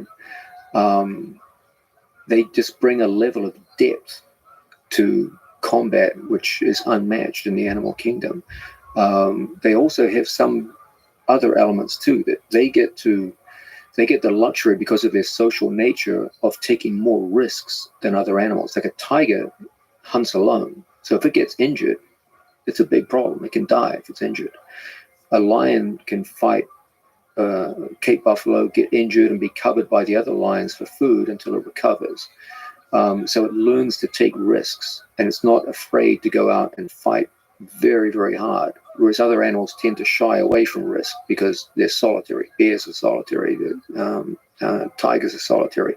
So they learn from an early age not to take the big risks, to go up to a certain level and stop. if I could push back, so that's aggression and risk taking. That's a plus for the lion. But to defend the gorilla, because you said skill set, they are, of all of those, the only ones that use tools, have been shown to use tools. We didn't say anything about weapons. A gorilla could, in theory, pick up a rock, and it does have the force, the power, and the capabilities to do a lot of damage. It doesn't have the practice. Mm-hmm. It doesn't have the experience. Mm-hmm. But don't you think if a gorilla's back is to the wall, so you put them in a situation of it is life and death for both the lion and the gorilla. Don't you value intelligence at least a little bit here? There's a reason why humans. This is like evidence that humans have spread all across the world while being kind of weak. Why? Okay, intelligence is a huge, huge asset. Humanity is positive proof that it is the most important asset, but it takes time in order to work its magic. It took humans 200,000 years to go from the bottom of the food chain to the top of the food chain. And gorillas have a lot of work to do before they get to that level. You said in theory gorillas could do this, but let's talk about practice now. First off, there are many documented incidents of leopards killing gorillas. That's anecdotal evidence. No, it's not anecdotal. There's a bunch of bitch ass gorillas walking around. We know this. We're asking. It's not anecdotal. It was observed by a group of people who specialized in observing gorillas over a 12-year period. They regularly found gorilla toes in leopard defecation. They also saw that over a certain period, some 36 gorillas had been killed, and evidence strongly suggested leopard predation was the reason. Apparently, the leopards had figured out that there was a femoral artery in gorillas' legs, and were doing a move which, from the sounds of it, sounds a lot like a berimbolo, where they were spinning underneath gorillas and biting the femoral artery and then disengaging and watching them bleed out and die and then eating them. Now, a leopard is no match for a lion. The only defense it has to a lion is to run up a tree. It cannot engage with a lion on anything close to equal terms. It may seem like we're going on tangents, but we're not, just because of the foot, the attack of the artery on the foot. Is there weaknesses that the lion might have of that? What I'm saying is, I know it's not equivalent, but the fact that a leopard does so well against even fully grown male gorillas should make you rather suspicious of a gorilla's ability to fight a lion. Fair enough. Let's also go further into this about concentration of force. A lion has the quintessential concentration of force, which is fangs and claws.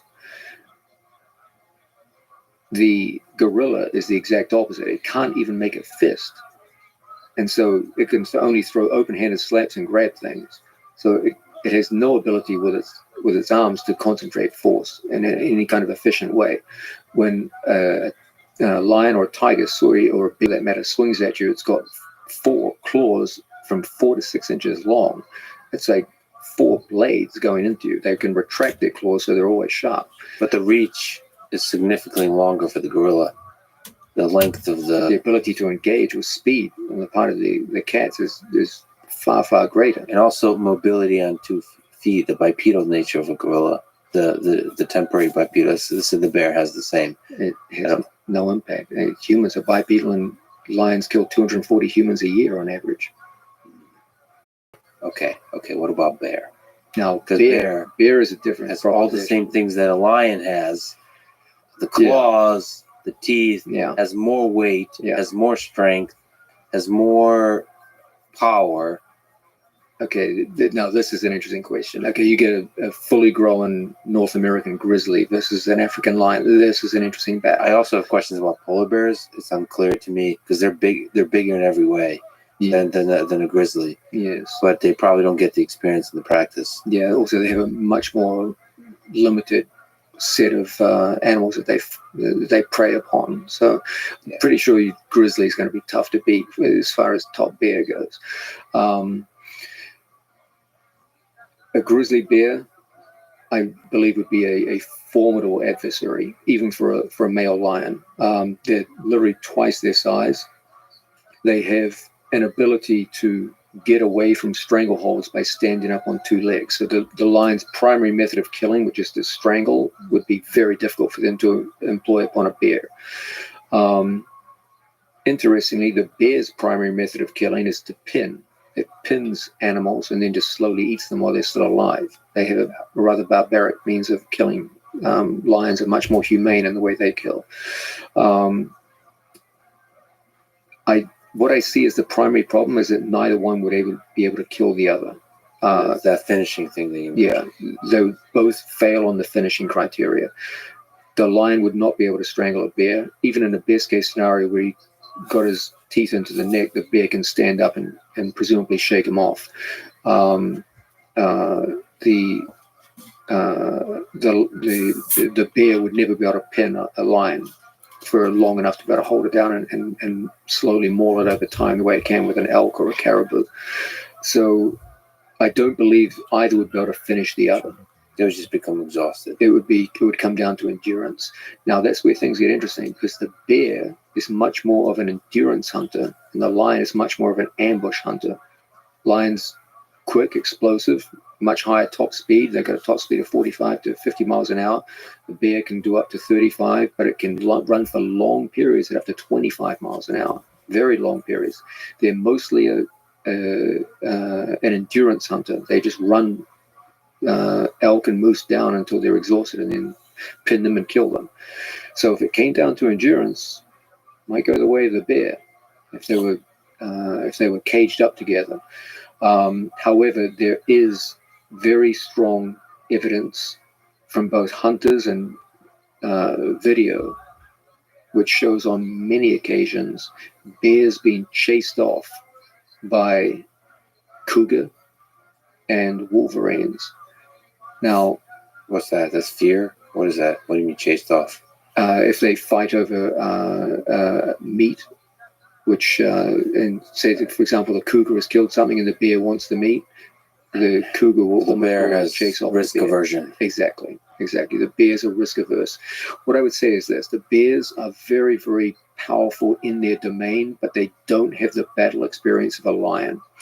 They don't take on animals as tough as a Cape buffalo. They don't take on elephant. What the toughest thing it would probably take on would probably be a bull moose. And a bull moose is a formidable animal, but it's nothing like a Cape buffalo. It's nothing like an elephant or a hippopotamus. So what I would suggest is this: in the wild, I don't believe either one is capable of killing the other. But I do believe, based on video evidence of cougars and wolverines chasing off bears, that a lion would provide enough threat in a brief fight that a bear would back away. If you put them in a cage, however, where neither one could back away, I would slightly favor the bear, based on the fact that neither one can kill each other. It would come down to endurance. You mean like an octagon? Yeah, that's got to be the next UFC, by the way. Bear versus But lion. things change. Joe Rogan is a big fan of the idea of fighting in a stadium, for humans fighting in a stadium. So in the stadium, a bear. I would slightly favor a bear. Now, I still think that the lion would have a chance, but I would favor the bear in a betting match. Some of the best evidence we have for animal versus animal fights come from the ancient Romans, who actually used to put animals in gladiatorial combat. And they, for example, had several incidents where they wrote about tiger versus lion conflict. And in one famous passage, they described a lion getting destroyed by a female tiger. So there's some evidence to suggest that they had more expertise of this than we do, because they had a big population of wild animals which they just put to fight each other. Unfortunately, there's nothing that they wrote about bears versus lion. They did talk about bears versus bulls. They did talk about lions versus tigers, but they never mentioned bear versus lion. So we don't have any evidence for that. So we have to be a little bit more speculative. Now, given that bears do get chased off by cougar, and cougar is weak compared with a male lion. Well, listening to you draw from that, by the way. I would suggest that. Is it about the bear? Or is it about the cougar? It's more about the bear. Like, in theory, a bear should be able to crush a cougar. But it seems to be the bear is just saying, this thing could hurt me, so I'm not going to risk injury, and backs away. I think it would back away in the wild from a lion, but put them in a cage, and I slightly favor the grizzly based on endurance. So the final conclusion, if you had to just bet everything you own, so you got, let's say, we got the octagon, we bring in a bear. Now this is like legendary bear. Okay. full-grown grizzly. Full-grown grizzly, but not only that, that grizzly has seen some shit. What's the most it could have seen? A bull moose? A caribou? That's the toughest opponents he's ever had. It once no. This one once ran into a pack of other grizzlies and had to fend. He's got A scars. pack of grizzlies. This is a pack of grizzlies. It's Yeah. solitary. Wolves. Wolves Wolves are good nothing. practice for a bear. Who attacks a bear? That's my point. Bears don't really live in a competitive environment. Lions But do. sometimes it can get desperate, as it was a pack of wolves. That pack of wolves is that's nothing. All right, fine. Lions deal with packs of hyenas. Okay, That's what much was worse. just imagine, over the past 100 years, what do you think is the hardest fight that a grizzly bear has been in? Like somewhere in Alaska, we never heard. All of a sudden, in the middle of the night, all you hear is the bear just... Yeah, they don't really. There's nothing that. No, tough there's them. got to have been something. Humans have killed They tens of run. millions of They people run away in from wars. cougars and wolverines. No, that's anecdotal evidence. There's got to be one bear. There's video footage of it. You can watch it That's yourself. called anecdotal evidence. I guarantee you, in the dark of the night, there was an epic battle of which there's still legend amongst the bears of that Okay. part of Canada. Who did it battle? In Canada. Moose. On the bears. You don't think they'd go at it. Yeah, bears fight each other, but it's largely theatrical. They never kill each other. When lions fight each other, they kill each other all the time. Like that, someone would have seen it by now. Interesting. All right, so you're... See, My you're already point is saying- that bears are just they want to get their feet wet. you're giving no credit for gorillas, so you're saying lion wins. Your money's on the lion. No, I'm saying lion would win in the wild because they can't kill each other. They can't end the fight. That's one of our most important criteria. But lions can almost always initiate the action because they have much better ability to see at night, for example. Bears have very average night vision. Lions have superb night vision. So at nighttime, they can always initiate the fight. Lions are natural ambush predators, so it's always going to have the advantage of ambush. The great advantage that bears have is endurance. But bears are very risk averse and they're not used to fighting like the toughest animals. The toughest animal they fight is a moose or a caribou. These are not even close to the animals that lions have to go up against on a regular basis. So if somebody wins, it's going to be the lion for you. I still think that the size and endurance of the bear, if they were locked in a cage together, I would still favor the bear under those circumstances. But in the wild, I believe the bear will back away But quickly. in the from a lion. cage, no time limit, you favor the bear. What if it's 5 rounds or 5 minutes? Championship round. Then I would go with the lion because the lion has a huge speed advantage. So it's going to... It's going to injure it, tear it up, and do immediate damage. Like I'll put it this way: if lion and bear fight, first 15 minutes, I favor the lion 100%. But then as time goes by, that size and weight and endurance is going to have an effect. I'll bring up shortly somebody that's going to probably disagree with you about some things. Hopefully, it's a grizzly bear and he comes in and just eats me. Oh, that would be so epic. Make a hell of a podcast. I'll tell I you that. wonder who we would eat first. Who would look scarier, more delicious? I'm not sure.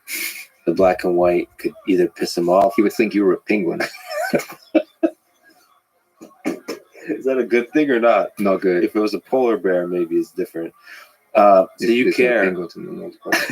deeply about your about athletes you coached, about people in your life. So I have to ask this question: if one of those athletes, let's say Gordon Ryan, now I was the dictator of the world, and this would entertain me, so I force you and Gordon to do this, to fight a bear or a lion. Gordon has to. How would you coach him to do it, to have any chance of winning? He goes in empty-handed. Empty-handed. You can choose stadium or cage. Gordon Ryan, empty-handed versus a lion. You get to choose lion versus bear. It's up to you. Okay.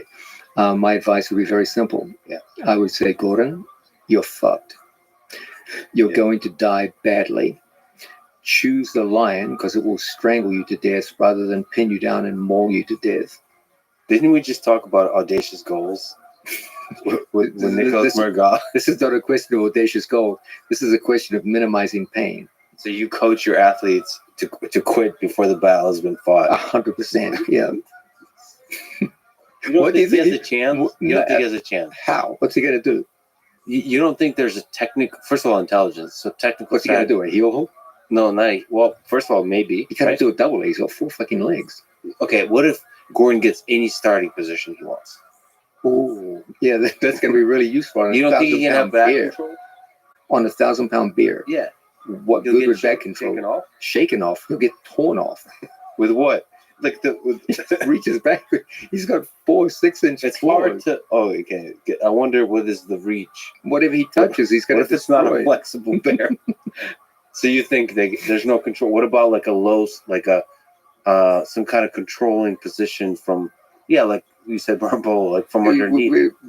Nothing. This discussion is so insane that I didn't even know where to begin criticism. I don't think you're open-minded.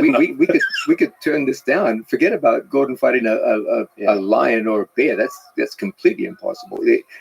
An adult male chimp will destroy Gordon. So not even a gorilla. What about the aggression? Yeah, the aggression. A male chimp is more than enough to kill any human on the planet, including Gordon Ryan. So Gordon Ryan fighting a chimp, a Dead. good size. Dead. No, 1,000 times. How many times does he win? He loses 1,000 times. It's not even competitive. It's not even remotely competitive. Do you think he will disagree? No. Do you think anyone will disagree? Anyone? Yeah, moron. Okay. Somebody that I think you might know is a famous actor, Tom Hardy, but he's also doing quite a bit of jiu-jitsu. The reason this makes sense to bring up now is he's also, I saw narrating a new Sky original series called Predators coming out in December, where they follow 5 different predators and tell their full story about all the fighting, the killing, and all that kind of stuff. And he's doing that. He's like, it's like Morgan's. It's like Morgan Freeman for March of the Penguins. It's Tom Hardy for the Predators. So I saw a bear and a lion in the trailer, but they also had something. I didn't watch it too careful, but they had something like a hyena. So I think they were talking about. I don't know if it's a hyena, but something like that, like pack animals. Yeah, that attack and hyenas are formidable animals. So it's not all about size; it's about like strategy. Yeah, the most important thing in nature is numbers. Like a pack of animals will always destroy a single animal. And I think that show in particular is not 100% about who wins or so on. It's about the fascinating stories of how these predators sort of dominate their particular environment. Because it's not about these like artificial matchups. It's about giving your environment, how do you succeed and all that kind of stuff. Maybe we could do Gordon Ryan versus a house cat. Gordon might have a small chance against a house cat, maybe. See, now I know you're just trolling me. I think Gordon has a chance against, definitely against the smaller apes. But I have no way of proving it, and the internet will say I'm an idiot. So there you go. Yeah, the internet is correct every so often. So there's it's funny enough. I'm looking at Tom's Instagram. He has a picture with Hanzo. He's competed recently, which is very cool in jiu-jitsu. That's awesome. That's tough to do for a celebrity to step up. Oh yeah, absolutely, yeah. He used to consult with me a little bit on moves when he was starting out. He's a very, very nice person. Oh, about jiu-jitsu? Yeah, he asked questions about jiu-jitsu. He struck me as being a very, very nice person. I would love to be a fly in that wall, but he made a post on Instagram, which I'd love to get your opinion on. It has very much like a John Danaher style of digging into the philosophy of the impact of jiu-jitsu on one's life. Is his Instagram post 18 pages long? Yes. Ooh, he's got potential then. Yes, with a profound, deep picture of somebody practicing the art of jiu-jitsu. I think he's at least a trainee in this art of the Danaher style of communication. If Miyamoto Musashi would be alive today, he would probably be doing these 5-page Instagram posts like you do. Addiction, writes Tom Hardy, addiction is difficult and complex stuff to navigate, as is mental health, subjects which are both deeply personal for me and extremely close to my heart.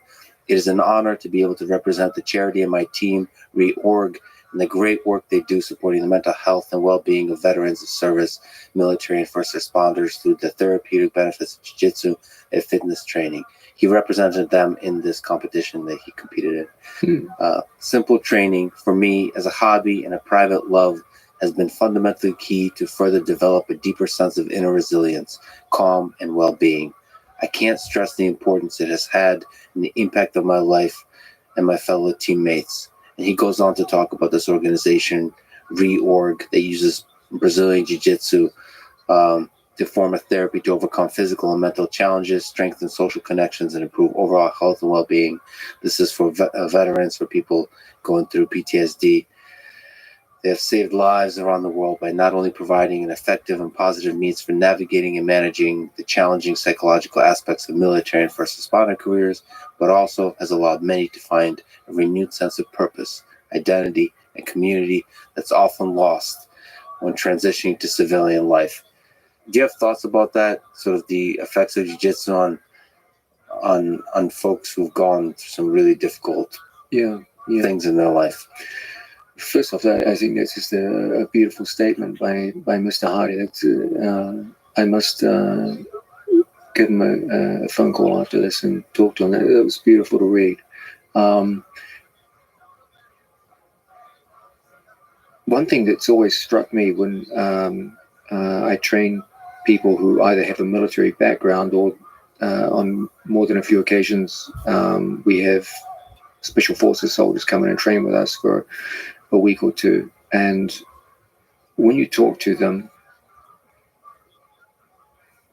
the overwhelming sentiment I get when the conversation's over and we go our separate ways is I'm always asking myself, the transition from military life, especially the more extreme military lives of special forces soldiers, back to civilian life, it must be the craziest experience of all.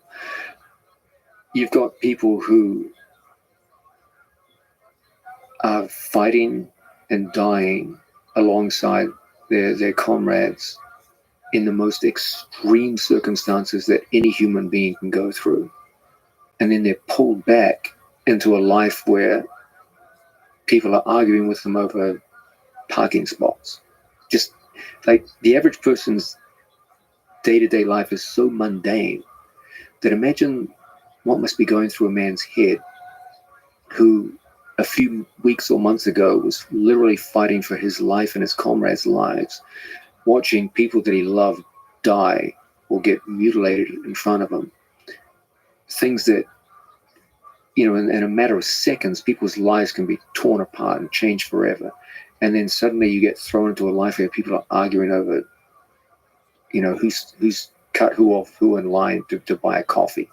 The intensity of camaraderie and love that you have for each other. And then you go from incredible intensity in war to just mundane, boring life. And going from one to the other, where people are yelling at you or nagging you over issues that just seem so inconsequential compared to what you've been through. And you're supposed to take these people seriously and listen to them. But not only that, you do have trauma visions of dead brothers and sisters. Yeah. And you feel like you can't really talk to these civilians about it. There's nothing in their experience that would enable you to have a conversation with them. Like they don't even, how do you talk to your new girlfriend about, watching one of your friend's legs get taken off? Like there's no conversation you could have with them. So I find that typically they do best when they hang out with each other because they have shared experience and they can talk about these things. But I do find that most jiu-jitsu schools have something like a kind of military barracks demeanor to them, of like camaraderie, hard work, shared hard work, teamwork, building towards a goal over time, the acquisition of skills, usually along with that a kind of, for want of a better word, rustic and primitive sense of humor and a kind of soldierly way of talking to each other and disparaging, self-deprecating sense of humor. And it's something that most people with military service kind of naturally come into because it's part of what they were in.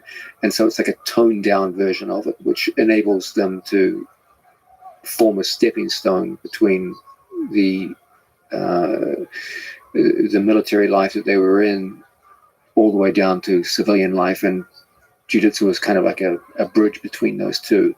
And also the honesty. So you said like the skill acquisition, the honesty of really testing that skill.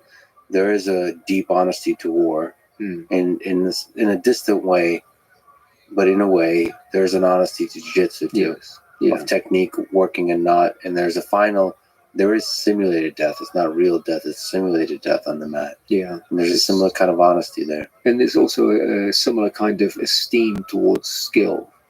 Just as regular soldiers look up to special forces soldiers because they see them as people who have,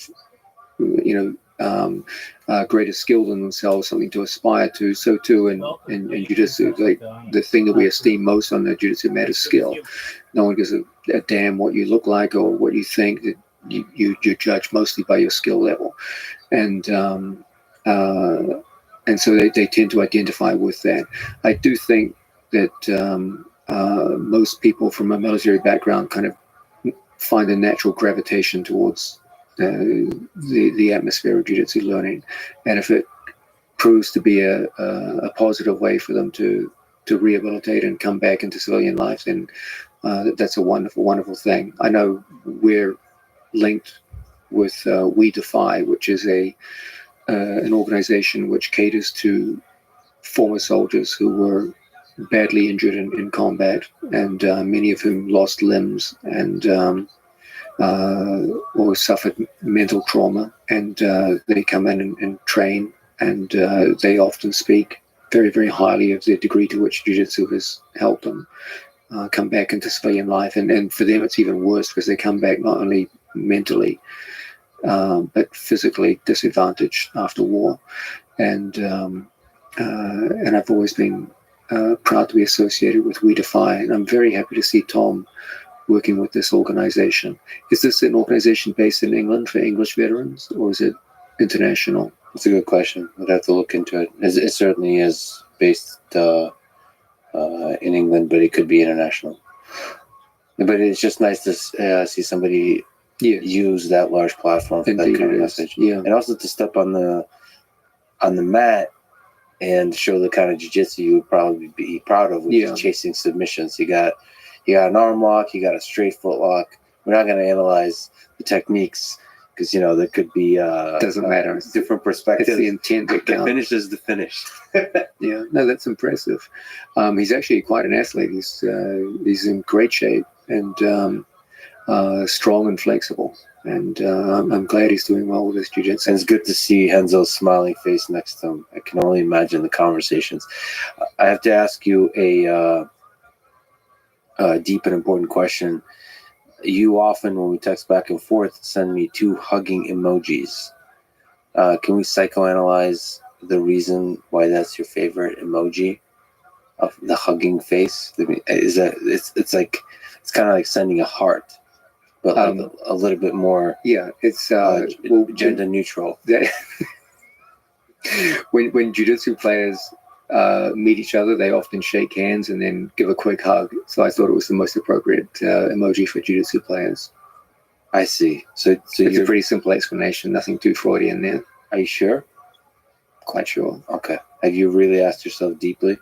Because you really lean on that emoji. Is there something behind it? Tomorrow I'm never going to use that emoji again. Walk away. I'll shock you tomorrow and hit you with 3. 3. It's almost always 2. I think maybe you're a creature of habit in communication. I'm a creature of habit in almost every aspect of my life. So even emojis. Yeah, you fall into these little pockets of how you communicate, how you show affection towards others. I say love a lot. I send hearts, and don't give a fuck if it's to like in a me sending a message to like a CEO I'm about to interview. I'll send a heart. I don't give a damn. they'll probably just like look, what is this? But I think people are too afraid of simple communication of affection. Like it could be in any form, but there's a hesitance to that because I think underneath it, in order to show affection, you're taking a risk and you're showing vulnerability. Because if you show affection and the other person rejects that affection, you've now placed yourself in a hierarchy, going back to Lions, of like, oh, this person, you're just like the silly, weak person, and they're the strong person. I think that's how you might see it, I guess.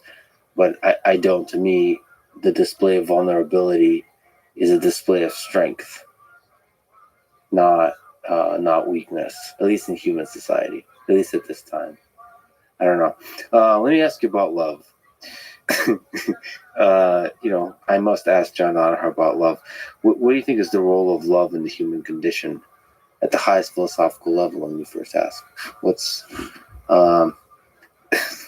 like romantic love? Romantic love, let's say romantic love. I have one or two areas of apparent expertise in my life. Romantic love, definitely not one of them. So like lions versus bears. I'm good. Animal combat. I'm good. Pretty good at. And then different grappling arts, judo, sambo, jiu-jitsu, Decent. wrestling, for MMA, so fighting and so on. Romantic love. You don't see them as similar? It's a kind of fight. It's a kind of dance. By the way, do you there's a sense in which I'm kind of glad I'm not an expert on that. Imagine what it would be to be an expert on romantic love. You would take the one thing in life that's actually interesting and make it boring, because once you develop an expertise about something, you can start to predict how things are going to unfold. You get answers before events even occur. You can read into the future of everything. I think there are certain parts of human life where you want to be a beginner at all times, and you don't want to gain expertise. So excellence and systematizing something in order to achieve excellence might destroy the very magic of the thing. Yes, and I think that the magic of romantic love is the fact that we're all beginners at it. And the minute you try to gain expertise in it, what does that even mean? Like, what would it mean and would it be good? I don't think it would. I think you're better off just having fun with it and plowing through and making dumb mistakes and looking like a fool, and then whatever success, whatever that means, comes in a kind of lighthearted, frivolous kind of way, and that I think is over the course of a lifetime far more desirable than having expertise in affairs of love. So I don't think it's even a good thing to study too much. And I think if you did, you would actually take something good out of your life.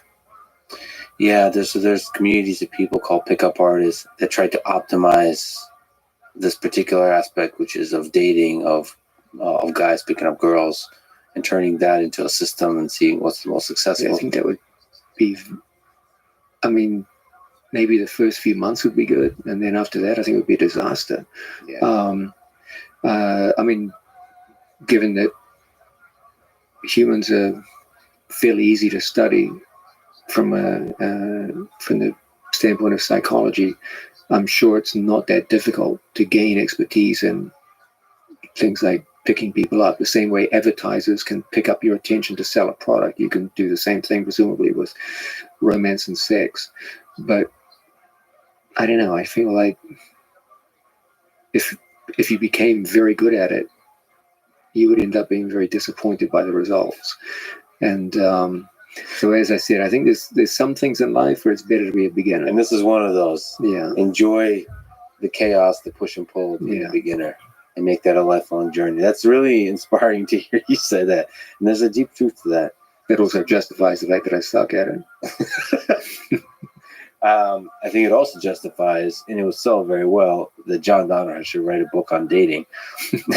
And that would be chapter 1, Embrace Being a Beginner. Chapter 2 will be Bear versus Lion. Pivot quickly to violence. By the way, we totally skipped over Anaconda. I assumed the implied... I'll put it to you this way. on video you can watch puma Yeah. and similar sized cats, jaguar, destroy anacondas, Oh no. even in water, which is the anaconda's preferred domain. So, given that puma and jaguar are several orders below lion, you have to go with the idea that lion would utterly decimate anaconda. So, it's probably good that we did skip over it. And I think going back to the original thought that you had about this, don't trust your first instinct. Also, think about the other elements. An anaconda has no ability to disengage from the fight. Once the fight's on, it's got to go until the end. It has no ability to disengage and get away. Its only hope would be ambush, and it's got a tiny, tiny chance against a truly formidable animal. And the fact that if we look at actual concrete real-world results, when puma and jaguar are kicking your ass, lion and bear, it's going to be a lot worse. Science is not to be found on YouTube, or rather, YouTube is not science. I bet you there's a bear somewhere in Canada that has seen some shit. I'm just going to leave it at that. You're a fan of knives. There's guys like Miyamoto Musashi who, instead of doing who's number one type of tournaments, when both competitors walk away, only one competitor walks away.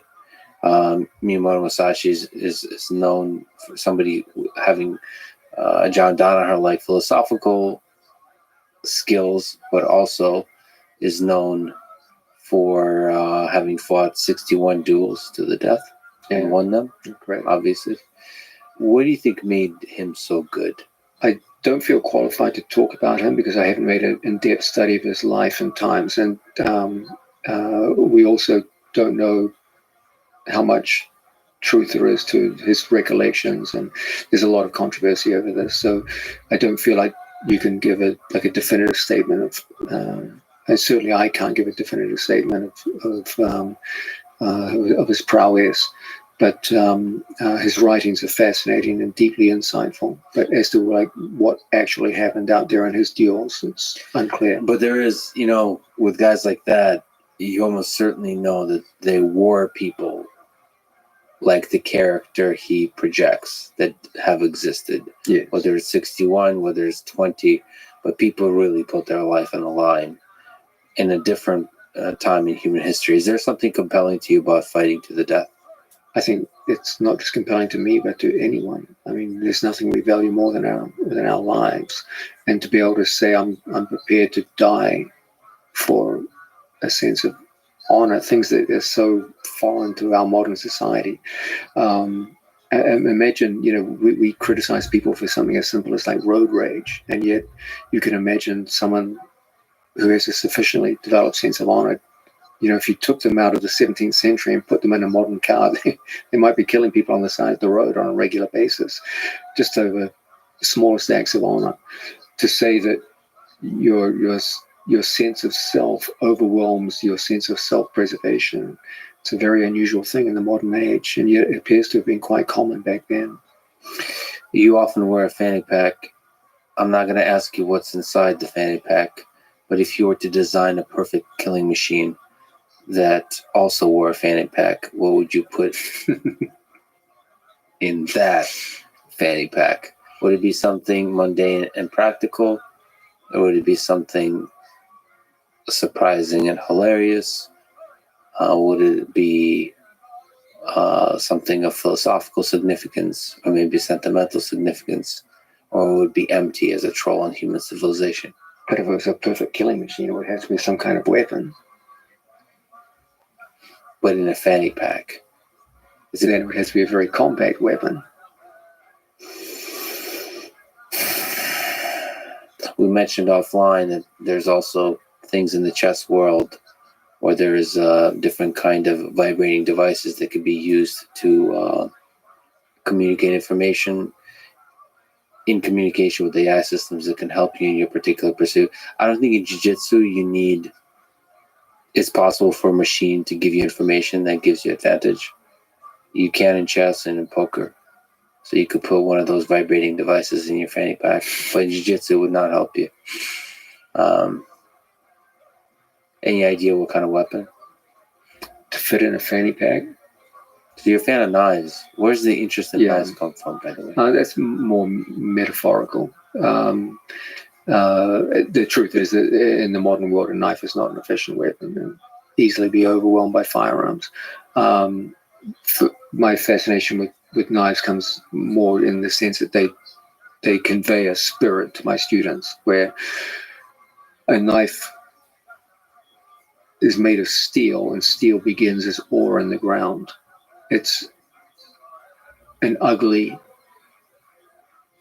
unfinished product, which through the enactment of knowledge, time, and discipline can be transformed into beautiful, shining steel. It can have something which it begins as something which has no real function and becomes one of the most functional and important tools in all of human history, without which human civilization could never have even begun. It's what separated humans and took us from the bottom of the food chain and began our gradual rise towards the top of the food chain.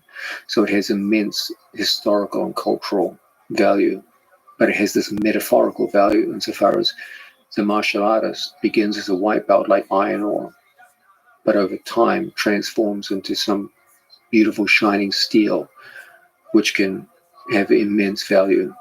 In addition, there's a sense of maintenance.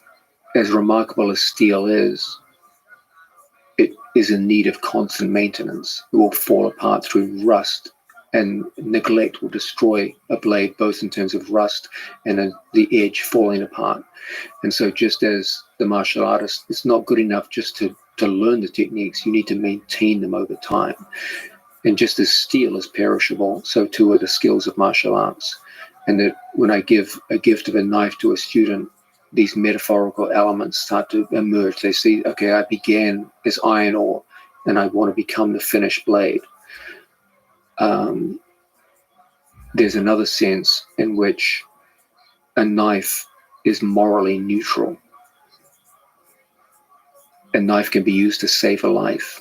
It can be used to cook a meal, but it can also be used for murder, for the worst possible purposes.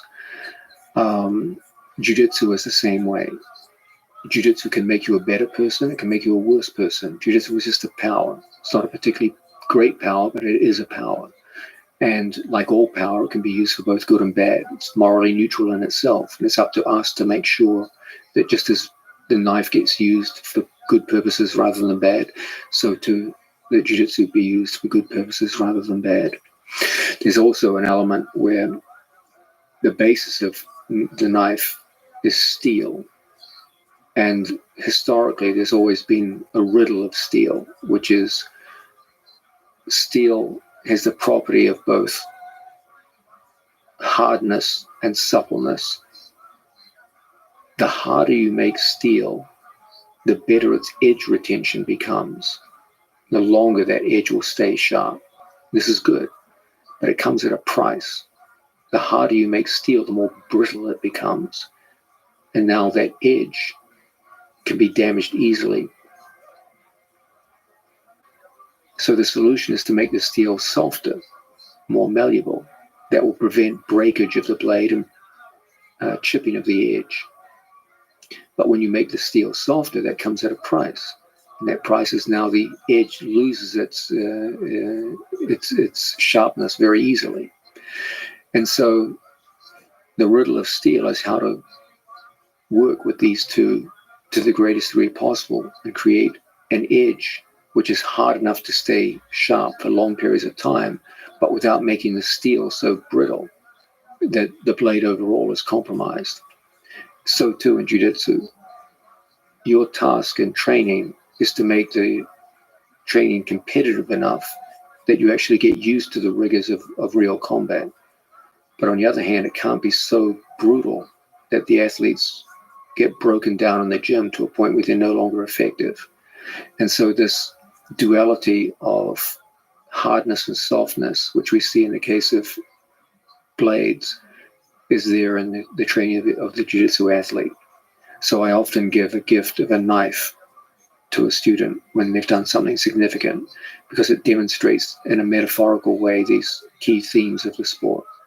Well, I've been honored to be a student of yours. I've been plagued by injury, but I hope to one day earn one such knife, and I think that's a really powerful metaphor. I'm really honored that you would spend any time with me in any context, but especially on the mat, and especially today in conversation. John, you're an incredible person. Thank you for everything you do. Congratulations for historic accomplishment. It's always beautiful and inspiring to see greatness, and what we saw at ADCC was greatness, rare greatness, and it's beautiful to see that humans can achieve that kind of thing. So thank you for making that happen, and thank you for talking today. Thank you, Lex. Thanks for listening to this conversation with John Danaher. To support this podcast, please check out our sponsors in the description. And now, let me leave you with some words from Miyamoto Musashi. The only reason a warrior is alive is to fight, and the only reason a warrior fights is to win. Thank you for listening, and hope to see you next time.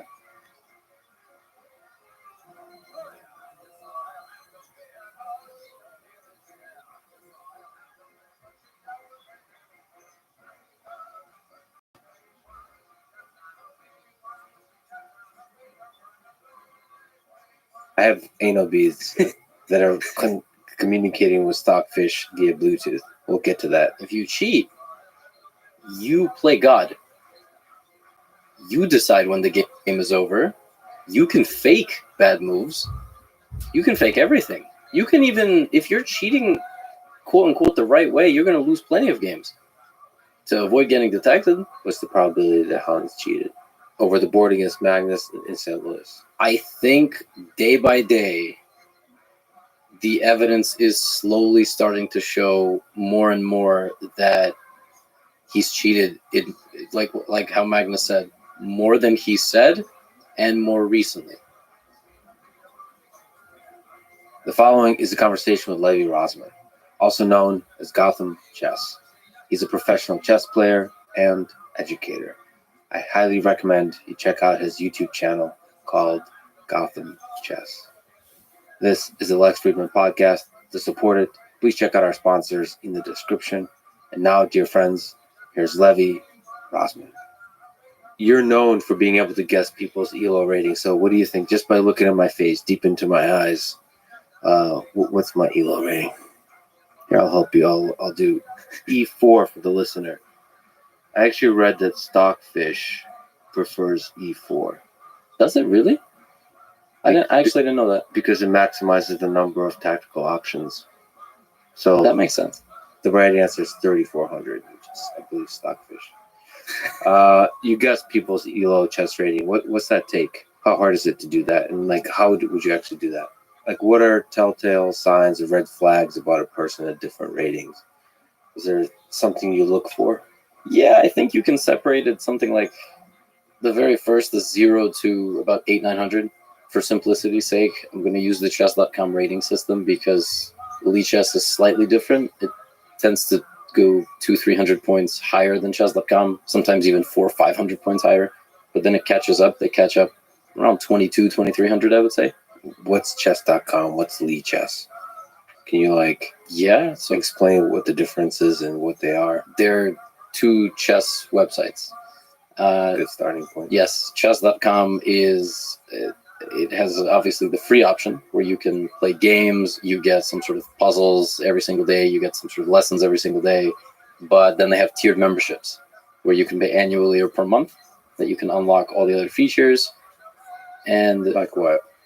For training, for training, puzzles and all that kind of yeah, stuff? they have unlimited puzzles, but they also have their biggest selling point for sure is a dedicated game review that it's very flashy and sophisticated, and the coach will literally tell you what you did wrong at every single moment the computer evaluated a mistake. But the most important thing that they have is they offer international masters, grandmasters, the opportunity to make video lesson libraries, which hundreds of hours of anything. I can even learn some stuff on there probably. I have anal beads that are communicating with Stockfish via Bluetooth. Yeah, we'll get to that. Yes, we will get to that. It's epic. It's actually scary how many people think that's a real thing, by the way, which is the danger of the internet. But we will get into that. But I tend to believe that people believing a thing that's hilarious at scale will make that thing a reality. I'm with Elon on this. I think people manifest the meme. The meme becomes real. So that's in all walks of life. I think there is something about humor, sort of being. I was going to say is I feel like humor becomes a lubricant for the trajectory of human civilization, and I don't know why the word lubricant went into my head, which feeds. I understand, but it's very Freudian.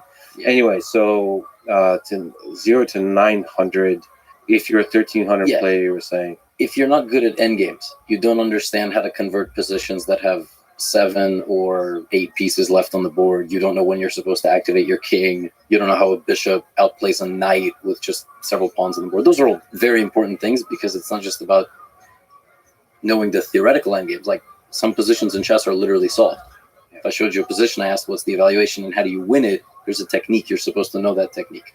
And the coaches on chess.com can help or no? Yeah, so these lesson libraries, it's not like a live lesson. It's pre-recorded training position, walk you through it, and then there's a dynamic factor as well where you can practice. You can practice the theoretical and you can practice a practical game where there's no set format to do something. It's just based on your previous experience. Basically, Lichess is, their entire thing is, it's an open source website that tries to be as free as possible and operates totally on donations. They don't have any advertisements. They don't have, which is weird because normally in big competitive settings, it's all capitalistic. You have one big entity and another big entity, and they're both for profit. But in this case, the big argument is, well, they offer a lot of things for free. You can analyze your games for free. You can go into Lichess's lessons library and do things for free. The comparison that I always make is chess.com is basically like having a good personal trainer and having someone to help you at the gym. Lichess says you have to do all the stuff yourself. So you can combine YouTube with Lichess. No one's going to really point you in the right direction. You got to go fully explore on your own. If you want to do it, you can. I also like to say, can I make a controversial joke? Yes. Okay. Ardent Lichess supporters are like very angry, only vegetarian or vegan folks, because they will tear you apart and try to convert you as much as possible. Did you just point a large number of haters onto this very podcast? Is this what just happened? No. Is there like several people that were very upset at you right now? No. And throwing things? Okay. No. That's always the joke that I've made, because if people have chess.com, and I love all people, but I'm just saying chess.com patrons do not try to actively convert folks on Lichess. Folks on Lichess are like, there's a meme, chess.com. Chess.c. It started at Lichess. Started somewhere on Reddit, Anarchy Chess, kind of a... Oh, so Lichess is a little bit of an anarchist organization. Would you go as far as to say they're a terrorist extremist organization? Are we going there? For legal reasons, that's... I thought Lichess has like really good analysis. Does it have an engine for analysis of like games, or is that an open source thing that like they both do? They both use Stockfish 15. Okay, and then the rest is the interface around Stockfish that shows. It's tough. It's the live. So chess has a live server where you and I can play a game against each other. We just both seek, and if we have the same rating, we have the same criteria. Yeah. We'll play a game. But there's also reviewing your own games. There's an opening database, so you can see what the most popular trends are. So Lichess is great. Like I'm sponsored by chess.com, and I will openly say that. But you can't have. So you're deeply biased. Yes. Okay. But I'm also complimenting the competitor. Okay. But can you play games on Lichess, or is it just for analysis? Yeah, you can. Yeah. So it's the same exact thing. So they're like legitimately competitors, not exactly the same thing, but they're trying to match for features. But you're saying Lichess is more chaotic, and then chess.com is more like professional. I don't know. I don't know if it's chaotic. I just know that it's you have to. No one's going to hold your hand if you if you go to Lichess, you absolutely can. You can play games, you can analyze your games, but you have to discover it yourself. The whole point of chess.com is to make the journey as simple as possible. But I also firmly believe you can't have any sort of growth in chess without a chess.com or a chess24. What's that? Oh, what's Chess24? So chess24 was another live server with some lesson libraries and so on, but they were, I think the process was they were bought by Play Magnus. Mhm. So What's Play Magnus? Play Magnus, That's Magnus Carlsen's yeah, thing. he doesn't own it. He owns some stake in it. I think 9 or 10%. They owned a bunch of chess companies, including Chess24. But now it seems like they're either merging or basically getting acquired by chess.com. Got it. And then Play Magnus, it's an app also where you can play Magnus Yeah. different levels, but Yeah. there's also the educational stuff. Yes. Okay. The Cool. for-profit chess companies make the option for grandmasters to make a living, to make chess an esport. Yeah, Lichess is great. It doesn't put on any events. There's no commentary. So you can have both in theory, and probably some controversy is good. Does chess.com like sponsor you, like help you out in some way? Like what's the connection between your videos and streams and so on and chess.com? Like are they supporting people in that way or no? My content, they don't necessarily, I just make whatever I want. Like I don't have, I'm not sensitive. If they do something stupid, I will call out their leadership. It's not like, but to have the logo up, like in my YouTube videos or that's just That kind of stuff. Yeah.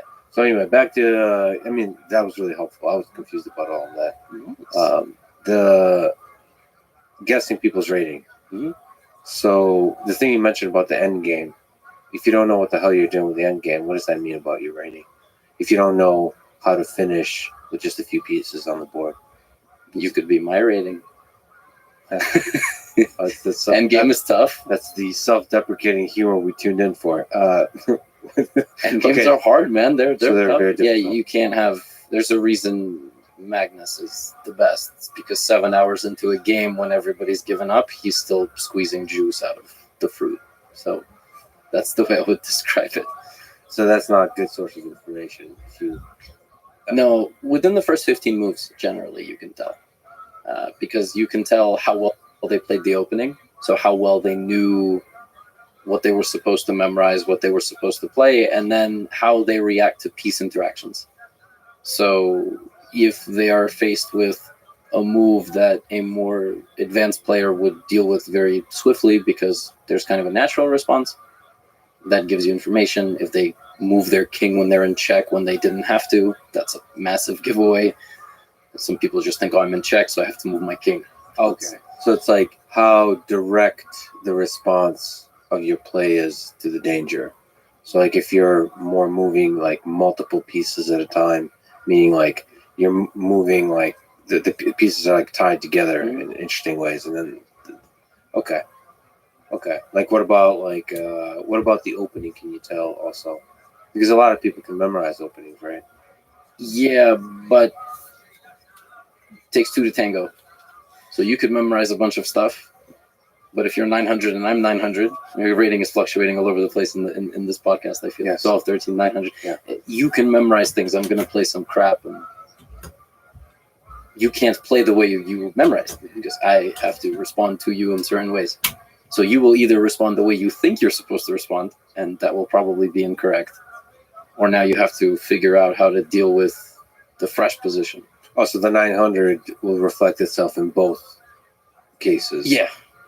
I wonder if actually, so do you know your current rating or no?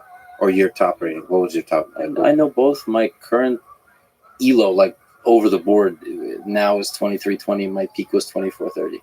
Oh, cool. So can you play like a 900 player? Like, can you force yourself? Yeah. So you can like, given that you've guessed a lot of ELO ratings, can you kind of emulate that?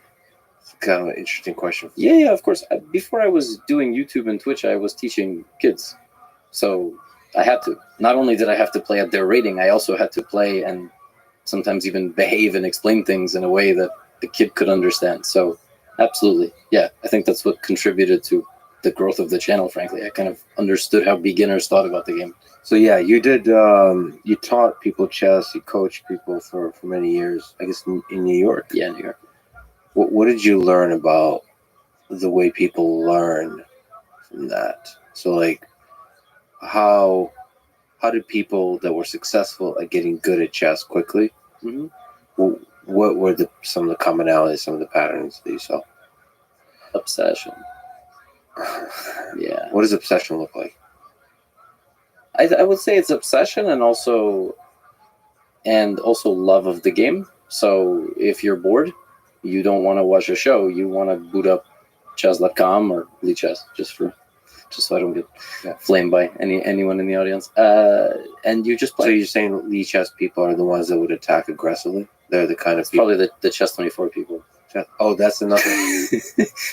So there's no. I didn't know. I thought Chess24 was part of the chess.com. Well, now, yes. Cult or tribe or whatever terms we want to use. No, I'm sure there's even more places to play live. There always have been more places to play live, but chess.com Lichess dominated.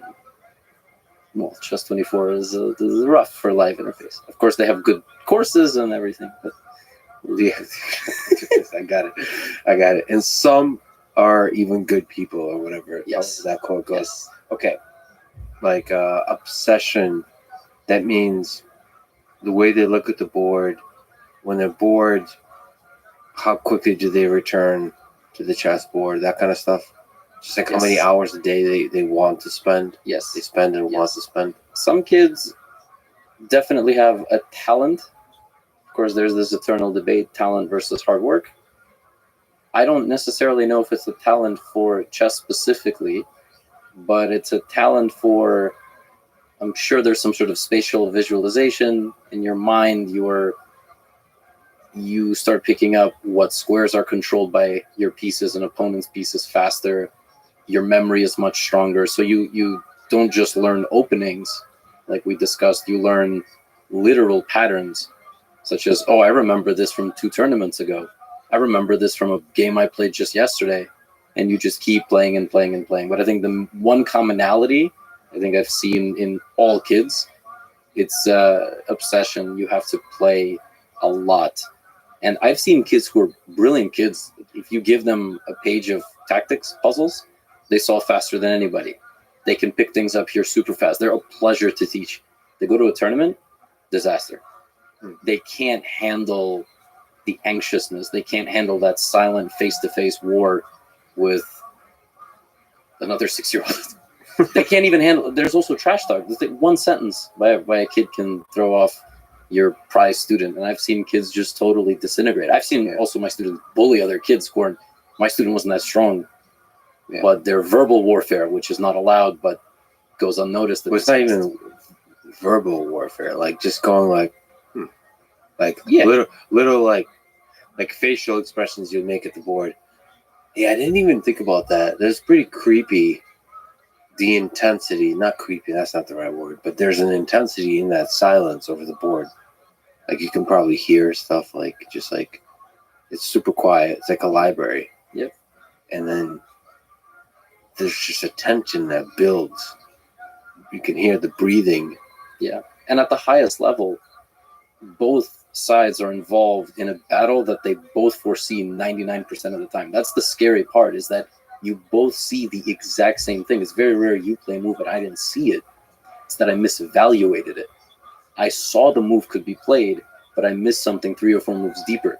You play that move and suddenly you're excited and I'm nervous. Mm-hmm. But all of a sudden you make an inaccuracy and now the tide shifts, right? We could be on totally different planes throughout the game, or we could be on the same plane throughout the game. So it's really fascinating. So your thought is when you see a move that to you seems suboptimal, you start to think, what was that? You start to try to make sense of that. Did you miscalculate or did they miscalculate?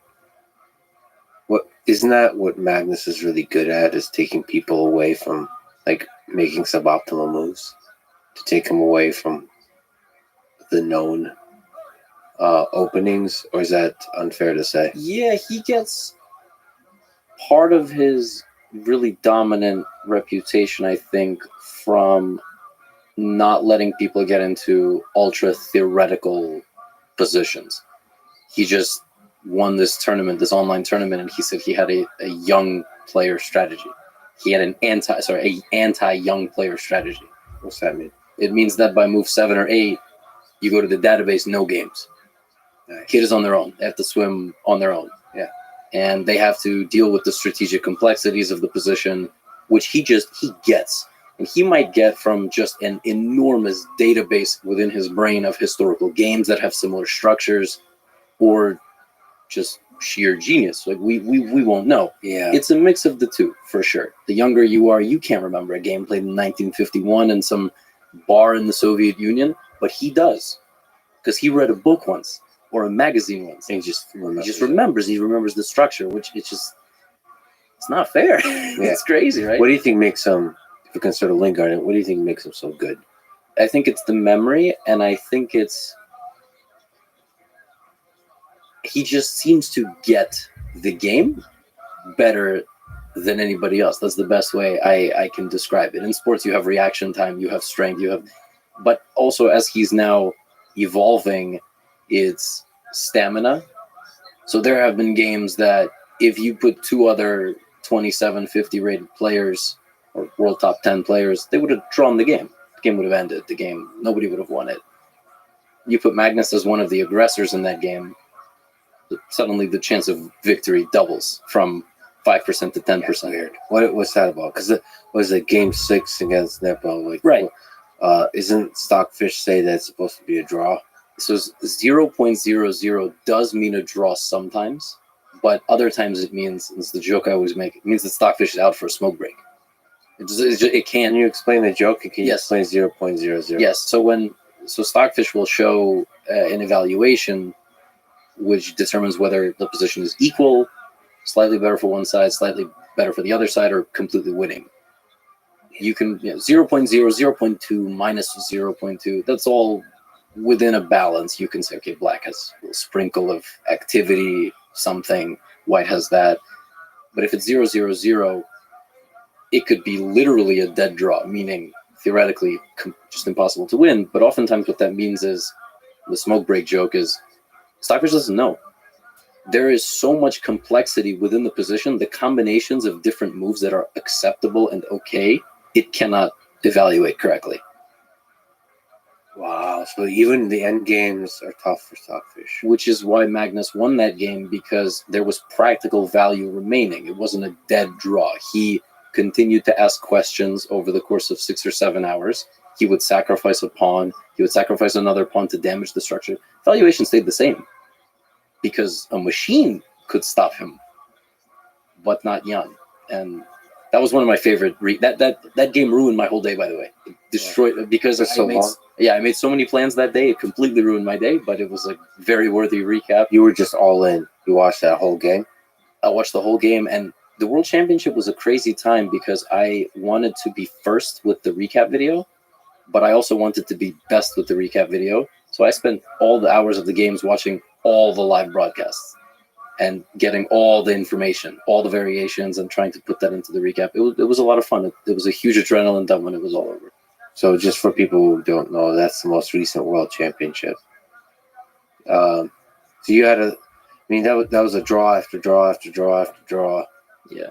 And it was kind of boring in that way. Or maybe are draws, is there like non-boring parts within the draw to you when you were like just studying it carefully?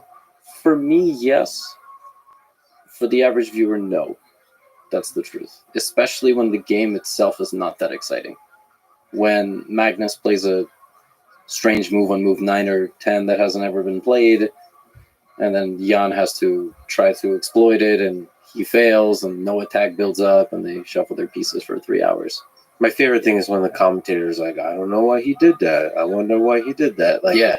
When the commentators are confused, that's as a person who's just a spectator, just like that's interesting, because then the most interesting part is about listening to the commentators who, I guess themselves might be grandmasters. They are trying to, I guess, just like Nepo, just like Magnus, tried to figure out what's the idea here. What are you thinking? Yeah. That's cool. That's an interesting part of the game. But other than that, it seemed. I was sure this is just going to keep being a draw, especially in that situation. Mm-hmm. So it seems almost remarkable that Magnus was able to put pull out and win in Game 6. And after that, at least Magnus said that ends it, because now Nepo's going to have to take more risks, and that opens it up to pure chess. And then it's who was it? Steve Prefontaine said, like, whenever the race is down to like pure guts, then that's when I win it. There was also a conversation about Jan's first half, second half in any tournament. In the first half, he's just brilliant, on fire. You could even say he was outplaying Magnus. But the entire conversation before the match was Jan slows down. And at the first sign of a loss or a setback, the match might fall apart. And that was the worst way to lose. There was literally no worse way. And it just got worse from there and there. I mean, it was one move mistakes. But he's back. Jan has won the candidates again. He's going to play for the World Championship. So who you got? Who you got? What is this slang terminology? Can we like somehow edit that into a more sophisticated with a British accent type of phraseology? Okay, who do you think will win that match? I think it's 55-45, but I don't know for who. So it's close. It's very close. Okay. You can make both cases. You could say you could say Jan has been here before. You can say it's the World Championship stage. He knows what it's like to have a training camp, and so on and so forth. His playing style is very. But you can also say Ding Liren is one of the most stable, unemotional chess players. And Ding oftentimes goes from down to up. So in the candidates, he lost to Jan in the very first game. 14-round tournament, he got demolished in the first game. I'm sure he was suffering from jet lag, the flight. He came to Spain like 2 days before the games began, which was crazy to me. And he got second place by the end. His chances of finishing in the top 2 were like 2%. After that first round game, people wrote him off completely. So he doesn't go from top down. He goes the opposite way. And if he loses, he might come back. But the truth is, I don't know. The truth is, it's going to be an interesting match. And it's also disappointing we're not going to get Magnus. Yeah, what do you think about him stepping away from the World Championship? Are you a romantic about the World Championship? No, I'm not a romantic about anything, I don't think. I can't imagine what dark. That went dark quickly. I don't think I'm sophisticated enough to be a romantic. I think I taught chess, and now I make YouTube videos. I'm not qualified on the subject of romanticism, but you don't think it's a beautiful game? Chess? Yeah. No, I think it is a beautiful game. There you go. I got you. Yeah. Is that considered being a romantic? Yeah. I was seeing the beauty in you can be like Bach and seeing the math in the music, or you can see the beauty, the magic. I think I see beauty in certain types of chess for sure. Not in all chess. So I'll partially romantic. Part-time romantic. Yeah. Yeah. So what do you feel about Magnus stepping away from the World Championship? Disappointing, but understandable. Can you steel man his case? What's understandable about it to you? I don't think it's as prestigious as it could be. I don't think the World Championship. Yeah. Why does Magnus still sign everything as world champion? That's a good point. That he did just put out a statement, and he did. But he does it everywhere else too. Does he really? Yeah, like world champion, right? World champion. I don't know. World champion, world chess champion. Maybe it's just because he won it, but he thinks that the journey to the top once again to maintain the status quo has lost its appeal. You know what the example that I like to make? I'm a big fan of UFC. So we've never really seen, with the exception of Georges St-Pierre, walking and Khabib, but Khabib was kind of a different story, walking away from a belt at the absolute zenith of their career.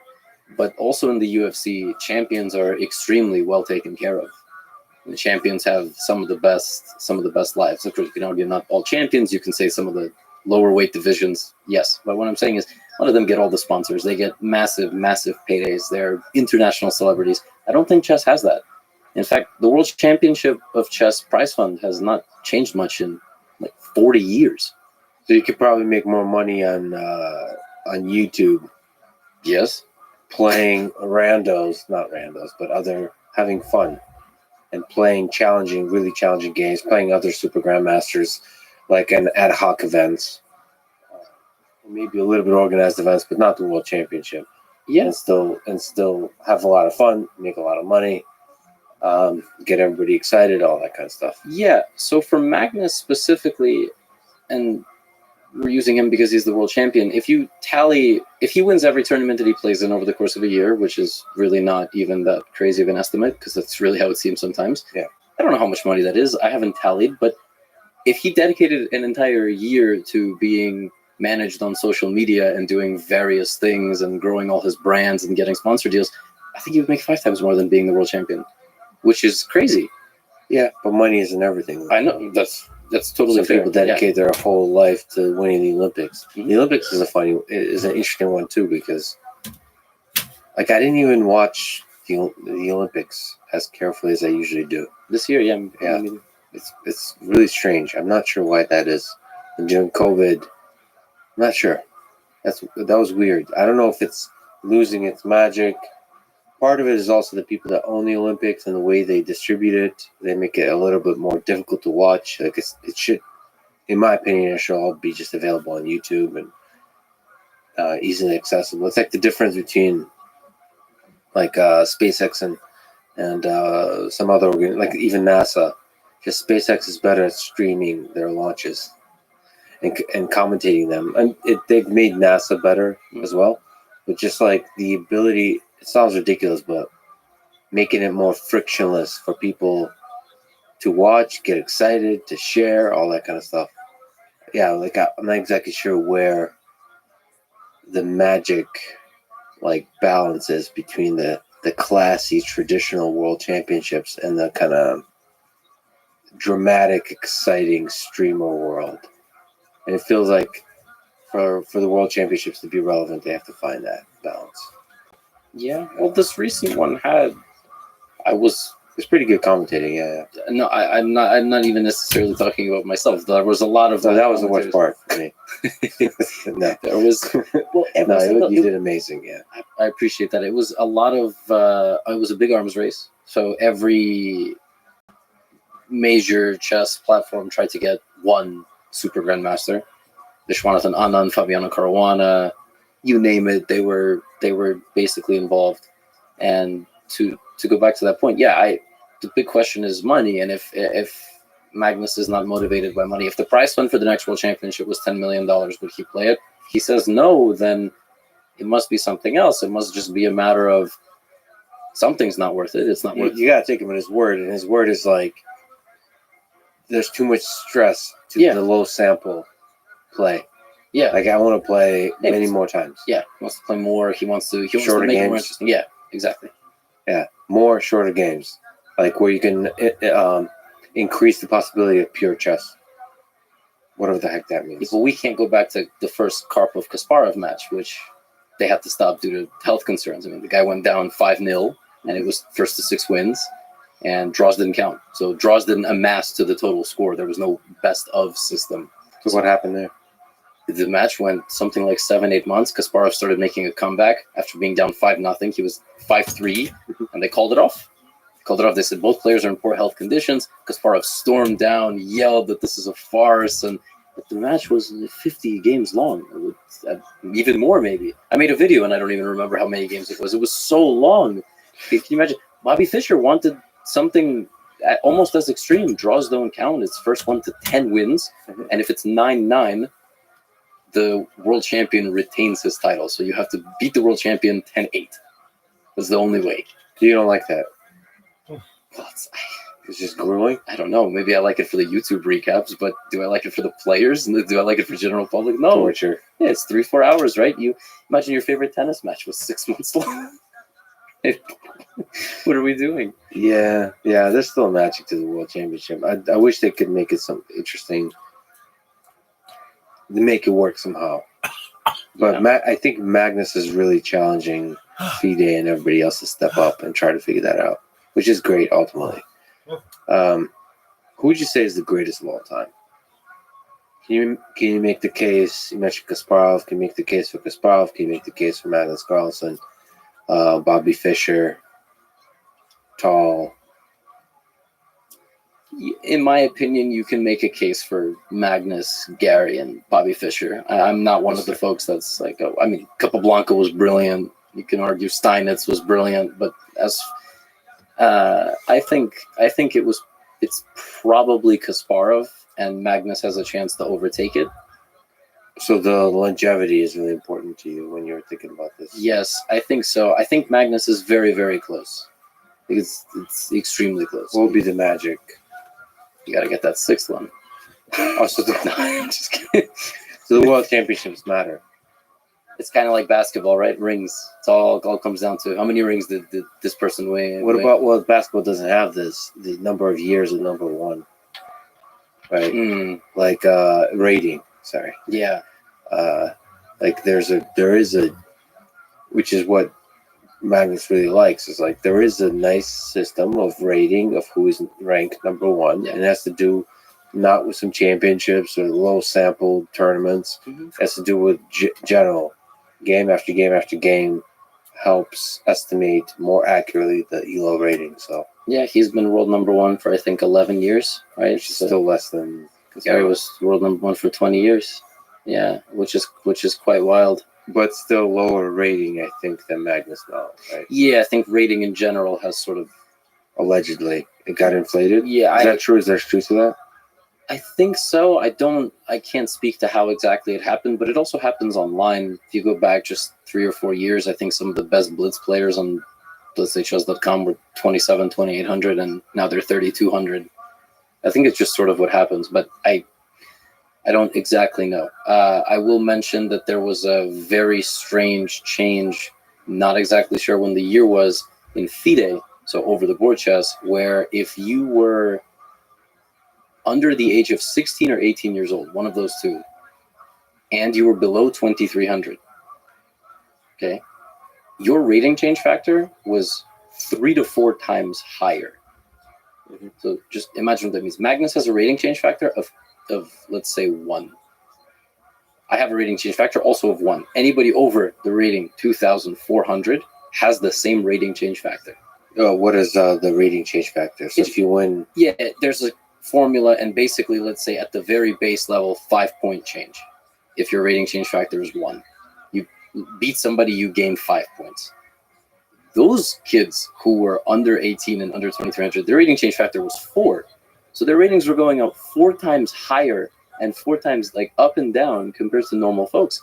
And there was one teenager in the US in particular who in 1 month played a bunch of tournaments with his rating change factor and became nearly rated 2,640, which is top 50 in the world. Mhm. He was just a random teenager from the United States. He became a grandmaster ultimately, but he bled like 90 points down because his rating was so inflated. And the K40 exists now. I mean, you have many kids who out of nowhere, 2100, 2400 after, one good month. It's like, what? So that's interesting. That's like similar to like how TikTok inflates your virality early on. does it? Yeah, like I don't well, at least the rumor is like they want you to get engaged, Mm. and I thought there was even artificial likes and so on that they want you to get that dopamine addiction. So maybe they want to throw you, if you're really passionate about chess, they want you to throw you to the sharks by artificially inflating you, inflating your rating, and maybe that gets you into the game much more intensely. Maybe. I don't know. I wonder how many like backdoor FIDE meetings there are with cigars, and so that was the factors determined by who does the ELO rating. Who changes this stuff? Yeah. Who knows? It's probably those Lee chess anarchists. Yeah, exactly. I think they wanna stay away from that stuff. But So there's a guy named Hans Niemann, yeah, and he beat Magnus Carlsen recently. Yeah. Has it been already? Was it September 4th. August? September 4th. Oh, it was September. So he beat him twice, right? Recently, once is the allegations that by the internet that Hans Niemann cheated, and then the second time, Magnus played a few moves and forfeited and resigned. There's three. Okay, sorry. No, yeah. Can we go through the Yes. Uh, So they play a live esports event in Miami Beach, Yes, Eden Rock. that's where I actually interviewed Magnus. That's where that was?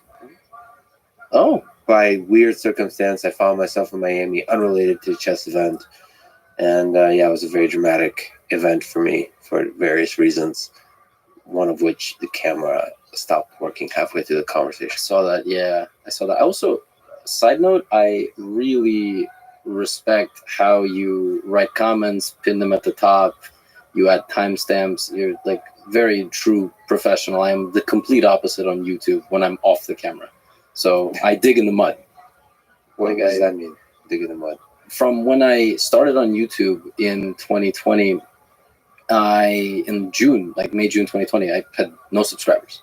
So I got to 1 million in a year.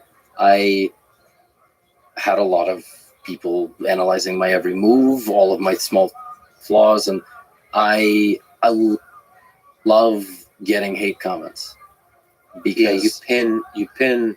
Is it the comment of shame? Or that's what it's been named over the years by folks. I never called it that, but it's pin of shame, and pin of shame?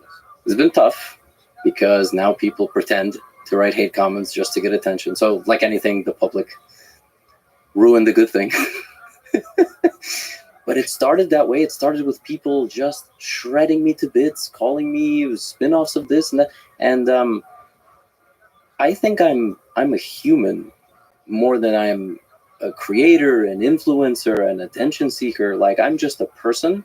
So to me, even at the size of 1.6 million subscribers now, September 2022, I don't understand that I've gotten big and that I shouldn't do this stuff and that I should be beyond it, or I shouldn't be checking my social media as much as I do and interacting one-on-one. I'm still very much a human being, and my guilty pleasure, my way of killing time if I'm not laying on the couch and playing some chess blitz games off stream, is just interact with people who say nice things and who say horrible things. And I really like to get into the head of the people who say the terrible things. And sometimes you can, sometimes they are truly trolls, but sometimes people just really hate you. So What's a successful interaction with the person that's trolling you? What's like at the end of that hero journey that you were partaking in? What's the top of the mountain look like? Is the troll conquered and broken mentally? Not mentally. I don't want to defeat. I honestly, sometimes somebody writes a very long comment, I'll respond with a question mark. Yeah. Oh, so you see each other as like a brother and sister. You're gonna travel together on this journey of deep meaning, like introspection of what does this mean? Yeah, I've had people write, I can't quote now, but something about my persona, my behavior, this and that, and I just like respond to them and I say, hey, it sounds crazy that a large creator might do something like this, but this kind of goes back to, you speak to folks on a very respectful way. If you make a mistake, you completely own up to it. So I have sometimes these one-on-one interactions where I say, I think you're reading too much into this. I think you don't understand maybe some of my humor or sarcasm as such. So you form this opinion that I'm this kind of a person, this and that, and now you're sort of, anything I do, you're trying to attach to that reasoning, and here you are writing this lengthy essay of why nobody should watch my content. And sometimes people go, you know what? I think you have a point. Maybe I should relax a little bit. I'm saying, yeah, I would love to sort of interview and understand the lives of the folks that post that kind of stuff. I mean, they're human beings that have interesting journeys also. Yeah. I think they often don't realize their comment will be read by anybody, especially you. Maybe they think like, they also don't realize you're a human being. I feel like that's, it's so interesting to watch it. Like some guy, because I posted on Twitter for like a minute that I'm talking to you and asking for questions. I deleted that tweet because because you didn't 95% of the people were talk about the cheating. All right, I got it. Thank you. This is not going to be helpful at all. No. So I was like, all right. But in that time, like there's one comment, which it's hilarious to me that you found that one comment. the one comment says like, "This seems like a waste of time" or something like, "Why Lame talk- guest. lame guest?" Lame guest. And then used like responded something like with a question mark. Yeah. I wrote, "Why Oh. am I a lame guest?" Why am I? made a sad Let's face. talk about this. Yeah, I was like, "Why am I a lame guest?" And he responded. He responded even after you deleted the What did he tweet. say? He said he doesn't know what value I would bring because I just make videos about chess games. And that's true. You've had some absolutely brilliant people on, but I also looked at this gentleman's profile, and he was one of the folks that put things about his family and God and his politics in his Twitter bio. And I started thinking maybe I said something in some video and I made a joke about religion or something, just some offhand 5-second thing somewhere that someone turns me into just an absolute outcast in their household. They can no longer watch me. And that has happened. Yeah. That has happened. I'll record a 30-minute video and I'll make a joke about something and some phrasing, and that's it. I've lost What a up, viewer Ken? How forever, you and living, they baby? will let me know. They will write me an email. That's And good. I just don't think people Living the should. dream, dog. Every day is a holiday. Every meal's a feast. How are things in your neck of the woods, my G? I'm going good, but how are you? I just said every day's a holiday. Every meal's a feast. We're just watching a podcast on chess. You guys are chess fans? Yeah. Absolutely, it's phenomenal.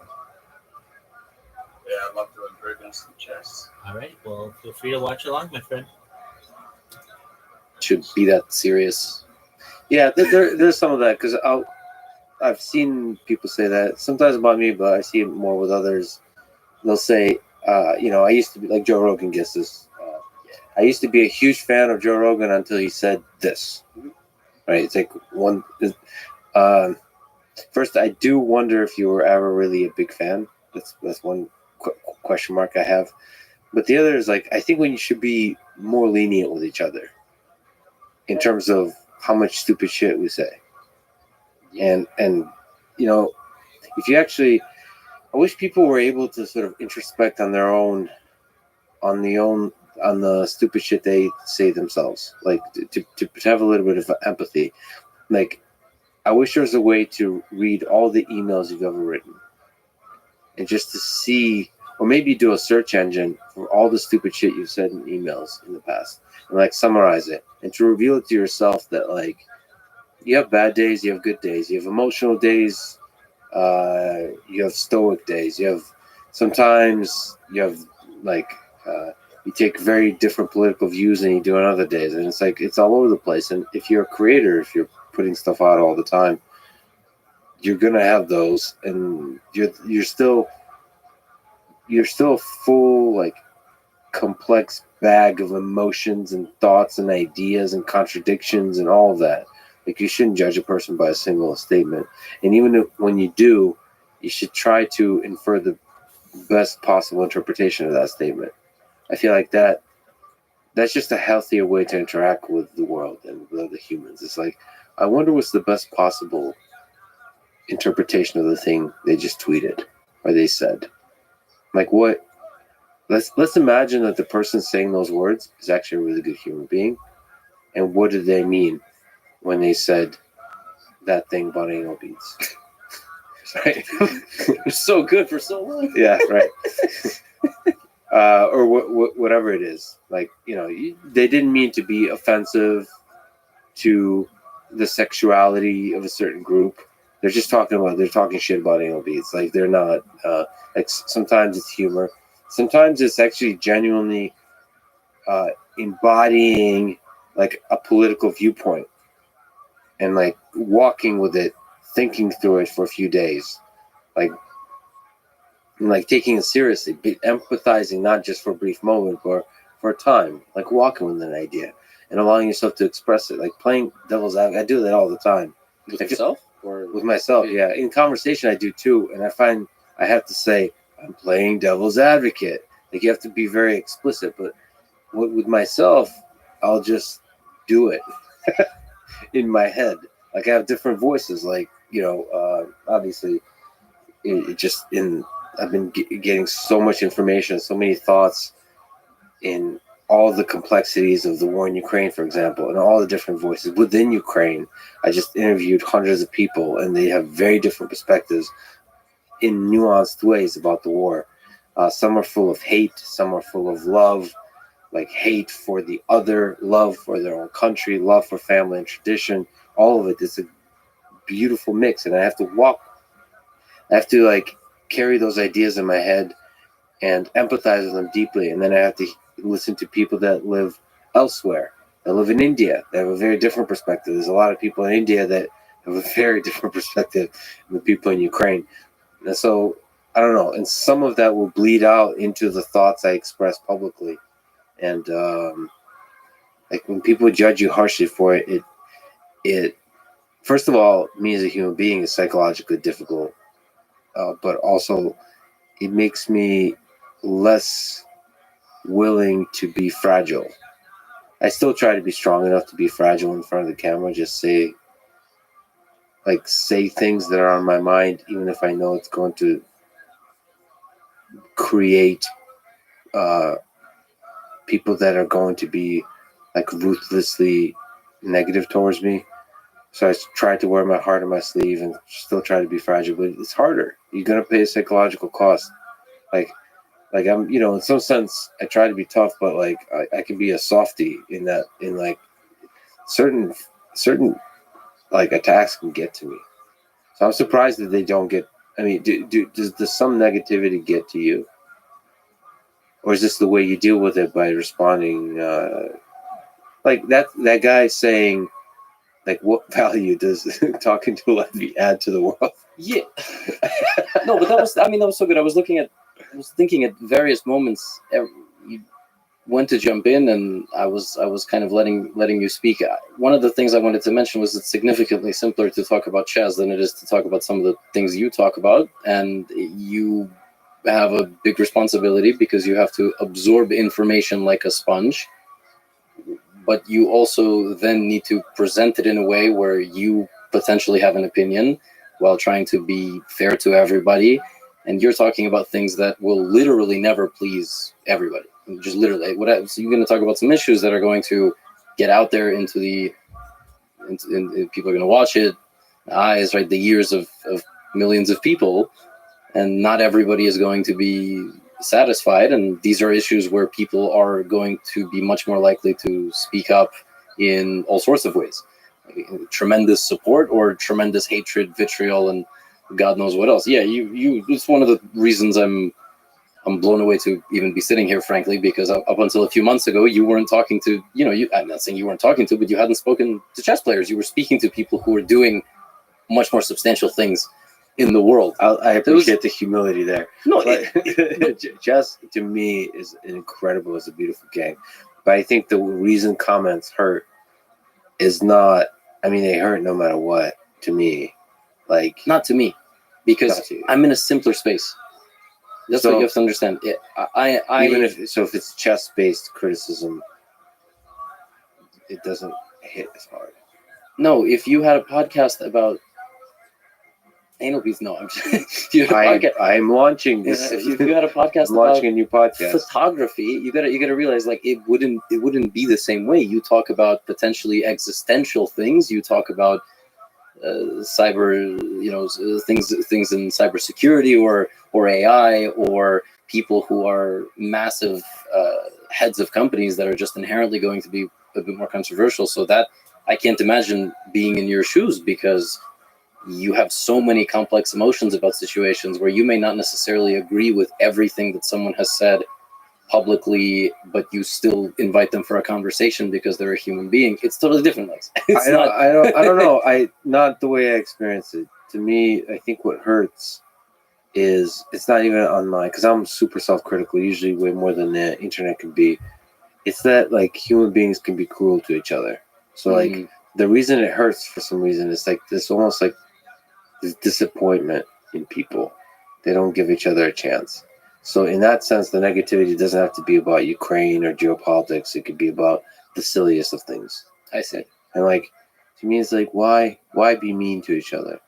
In a context where the mean doesn't, like, it's out of place. Because for example, there is like a gaming culture where they just talk shit to each other nonstop. I think it's more acceptable there. It seems to fit. It seems to be funnier there. And when streamers talk shit to each other. I've been listening to several streamers recently, and it's like it somehow works a little better, even if they're just like cruel to each other. Yeah. It makes more sense. But I think when people are genuinely trying to educate or to help and so on, and you still get the shitty comments, I don't know. It makes me sad. No, it doesn't. It doesn't make me. It doesn't make me sad. I think part of that is also the way I was brought up. So I skipped kindergarten, so I was always the smallest kid, and You were picked on. I was picked on, and then I did picking. So I had kind of both in my life. I kind of know I went home from summer camp crying, and I also made a kid cry once in 4th grade. Nice. So I had the balance, and Physical or mental abuse, or both. verbal. Verbal. No, I didn't beat anybody up. I was tiny. I think the kid in the younger grade was bigger than I was And you still broke him. because I was Well done. So I had to use my Mental warfare. words. I had to be. And growing up, my parents split when I was super young, and I played chess. So all things that make you super self-trustworthy. Like you believe your first instinct. You don't listen to what other people tell you. And if people give you advice, say, okay, I'm going to think about that. I'm not going to go and do that. I wasn't impressionable. You couldn't convince me to do something. That's stuck to this day. My wife has had to deconstruct some of my stubbornness I didn't even realize was incredible stubbornness. It's just something that you brought up with. So to me, that stuff doesn't bother me. And it's So the voices of others don't shake you quite. They can't mentally shake your psychological stability. no, they haven't. I think when it got probably at its worst point was in combination with being unable to perform well in over the board play, but that was also self-driven. I wasn't performing poorly because I was getting comments, but because I was performing poorly, the comments got to me more. The cycle was sort of in the opposite direction, and that was probably the most frustrating out. People have said some vile things to me. You know about my whole Indonesia thing? Ooh, this is good. Oh. This is going to give the anarchist a wee chest. Let's go. What's the Indonesia thing? Yeah. The way you said it. Okay, maybe we don't want to talk about it. No, but let's talk. No, about it's totally fine. Who did you kill? I was gonna say I wish, but I'm not even sure I can make a joke like that. Yeah.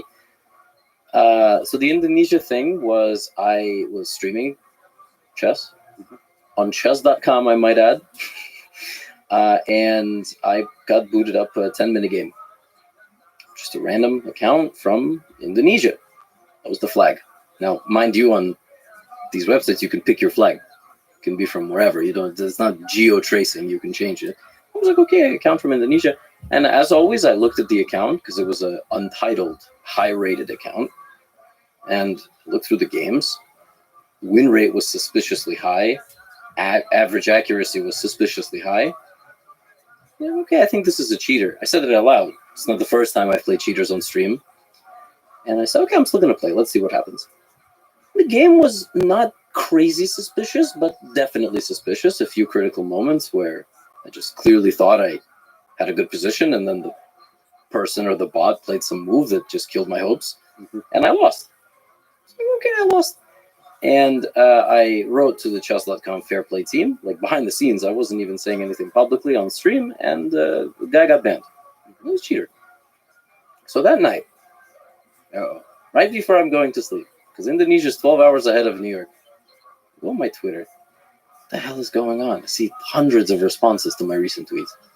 Levy, you got to check Facebook, man. You got to check Facebook. Here's a link.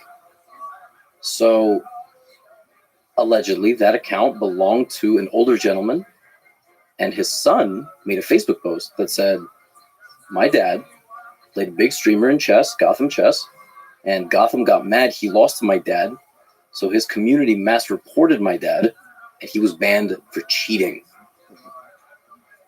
Oh, it went viral. Oh no. Did you know that Indonesia has the 4th largest population in the world? I didn't know. I learned it the hard way. Interesting. Tens of thousands of DMs every second. Instagram DMs, because I had my DMs open. I was never afraid of that stuff. My YouTube videos went from 99% upvote, downvote to 50. Oh wow. They swarmed my So comments. all negative. All play him again. I mean, I don't know how much swearing there is on this podcast, but I mean, it was just all sorts of. all the fucking swearing you want. They Just everything. Ruthless, the vicious. They were going to content. kill me. They were Oh. going to rape my family. They were contacting people I followed on Instagram.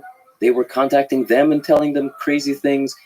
I'm not joking, it was tens of thousands of people every minute. It was unbelievable. And I didn't know what to do because the guy cheated. I was in the right. Yeah. People- Well, how certain were you that he cheated? 100%. Okay. 100%. I'm okay. I don't know if you can say 100%, but So chess.com also had a suspicion. Because they have like good detection algorithms. Yes, Danny Wrench would be able to. I legitimately know nothing about the behind the scenes because it's only kind of tech people. But one thing I did not realize was that this account, whether it was the son playing or the father playing, we will not know. We don't know who played. It could have been the son. It could have been the dad covering for him, whatever. But at some point, that account won 27 games in a row at 95% accuracy. I mean, even Magnus can't do that. Even, this took a month. This story took 1 month from start to finish. First, I had to work with a media company to geo-block my content in Indonesia on YouTube. So Indonesians could not see my channel. Oh, so you didn't want to like lean into it, go full Donald Trump. No. Let's because you're in the right. You feel like you're in the right. You, as far as you know, you're in the right. Yeah, and I And, hated like, watching all my work burn to the ground. You felt it was being. Yeah, and one thing I'm learning about myself is I'm not a good crisis actor. I need someone to like slap me so I don't do something emotional in the moment when crisis is ongoing. What would be the emotional act that's not productive there? Partnering with an MCN that makes you give away a bunch of your revenue, and then when you break with them, I wasn't monetized for a week. It was a very big decision to plug in. I think they're called MCNs, but What are they? Sorry, I don't. What are they're like there's specialized agencies that That's work cool. behind the scenes with YouTube. Yeah. That if you connect your account, they say they can give you certain ad benefits. They can geo-block your content. Which you can't do normally. They have certain perks that only YouTube allows behind the scenes. You pay them 10% of your monthly ad revenue, but they claim to do a handful of things for you. I just needed them to geo-block my content. I just didn't care how much money I was going to give away per month. But So why do you block it? You just didn't like the downvoting. yeah, I didn't want. You wanted positivity, more like you're being educational. They're like you do a bit of shit talking, but it's more like fun and easygoing. You didn't want this kind of viciousness. Yeah, my comment section was just being completely flooded. Like they were destroying my channel. And to be honest, maybe all of the views and the downvotes would have actually been beneficial. Maybe it meant my videos would have actually started getting recommended to more people. Yeah. But I'm a person. It all goes back to the same thing. So this got to you. Yeah, this was like I was just watching it and I'm like, this is not fair. I don't know what to do. So I'm gonna stop this as much as I can. They still got through. They have VPN. And they were like, you asshole, you don't think we have VPN in Indonesia? It was this whole thing. This father and son got invited to every major news network. I'm not joking. They got invited to the major podcast. They like to say the Joe Rogan of Indonesia. Yeah. Deddy Corbuzier was this mentalist. He's a bald guy, very fun guy. Mhm. He had them. And that's when the Indonesian Chess Federation stepped in. The thing is, nobody who was harassing me knows anything about chess. Mhm. They just saw the story. And long story short, they brought in a sponsor. The guy played one of the strongest chess players in the country, who also happens to be a woman, Irene Sukandar. She's like 2400 international master. She crushed him because his actual playing strength is 1300, 1400, something like that. he still got paid because there was a winning prize fund and a losing prize fund. We never heard from him again. And that was the whole story. So that was why I had to shut down all of my social media to DMs and DM requests and even notifications. Like, I don't get notifications unless it's someone I follow. But see, stuff like that doesn't often get resolved in this kind of clear way. No, it doesn't. Could have been. So you got lucky there that there's a conclusion to this. Yeah, somebody got views, somebody got money. And I never got many apologies. What did you learn from that experience about yourself, about the internet? I think first and foremost, I learned that every moment you are live or broadcasting can be completely blown out of proportion. You have to be real careful. And I can't actively think about that, unfortunately, even when I'm streaming. I've had other instances where things come back to bite. I've even had these moments live on stream. I feel like I said something too sarcastically to somebody, and I don't know how their day is going. It might ruin their whole day. You know, God knows what. You have these moments of regret where you want your personality to shine through and you want to entertain. At least you're thinking, at what cost? If I make a joke to a viewer that suddenly the whole chat is laughing at them, what if that puts them in a deep, dark place? And again, it all comes back to this one-on-one thing for me, because I'm a human. I would hate to put another person into that situation. If I would much rather get a drink with somebody than but it's all kind of part of this act, and you want to make jokes. And I also learned I'm a horrible crisis actor, so I have no patience, but I think that's normal in 2022. Everything is immediate. We can barely sit, think, let time go by.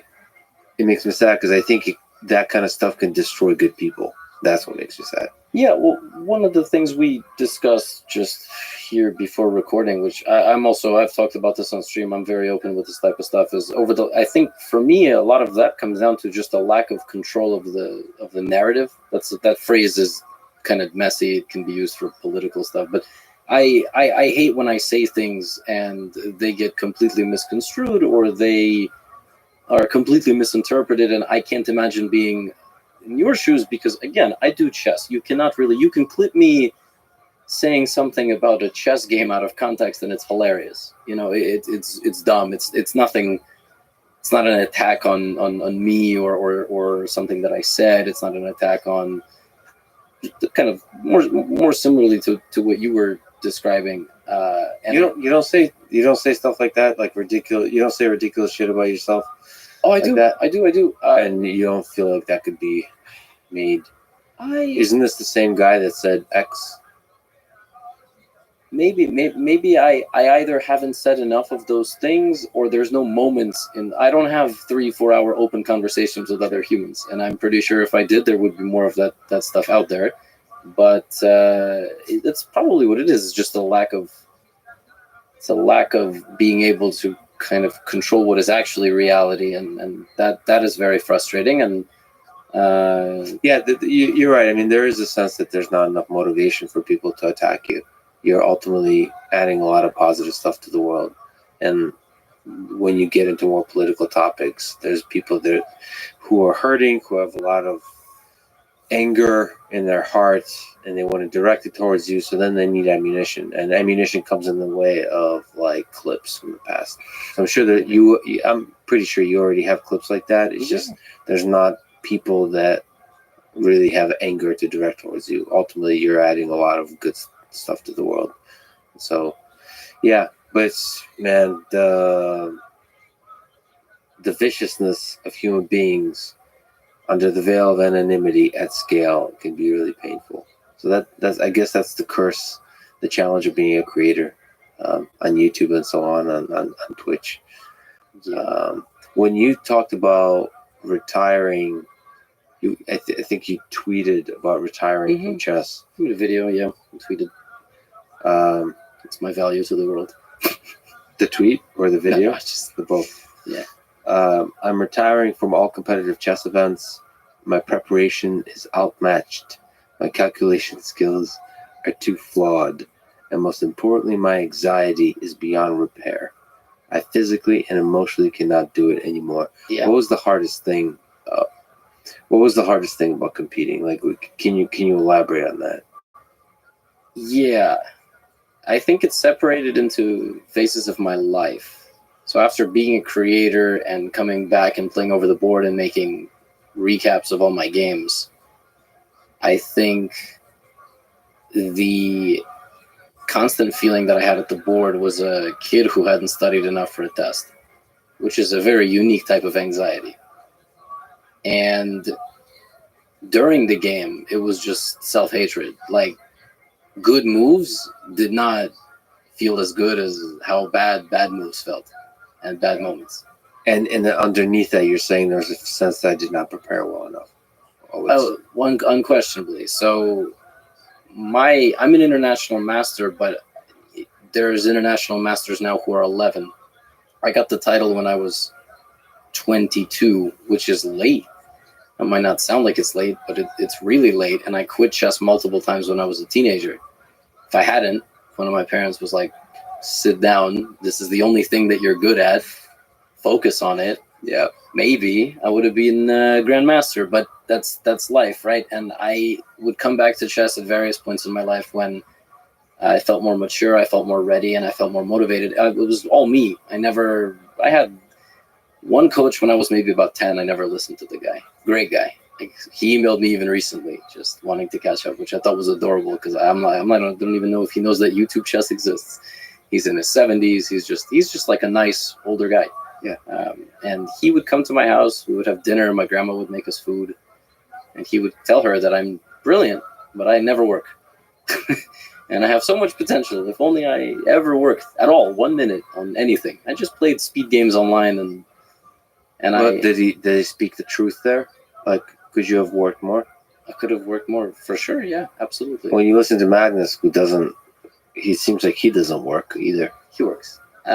He might work in different ways, but I think for him it's also obsession. Again, love. It's everything. He might read a book. He doesn't consider it work.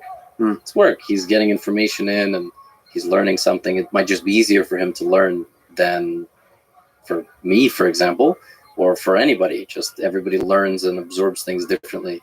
So I would come back to chess, and the best run of my life that I had was in 2016, where I basically, while teaching a chess program, Scholastic chess program, I told all the parents, hey, so for these 4 months, I'm going to stop doing private lessons, and I'm going to go travel and play tournaments because I want to become an international master finally. I'm 20 years old. This is in 2016. Can you help me raise some money? These are all managing directors. These are lawyers. These are 7-figure, 8-figure households. And they contributed, and I kept a blog. And then I worked just 6 hours, 7 hours every day, like studying all the opening trends, all of the new ideas, reading the books, analyzing my own games, playing my own speed games and analyzing them, training every day. And that year I went from 2240 over the board to 2404 with 2 of the 3 norms, as they call them, which are basically tournament performances. You perform at a certain level. Not too complicated. So I got almost everything I needed to be an IM. But I just slipped up at the very end, and 2017 I didn't play chess, but in 2018 I came back once again with a vengeance. I started playing in the summer once again, and I went up to my peak.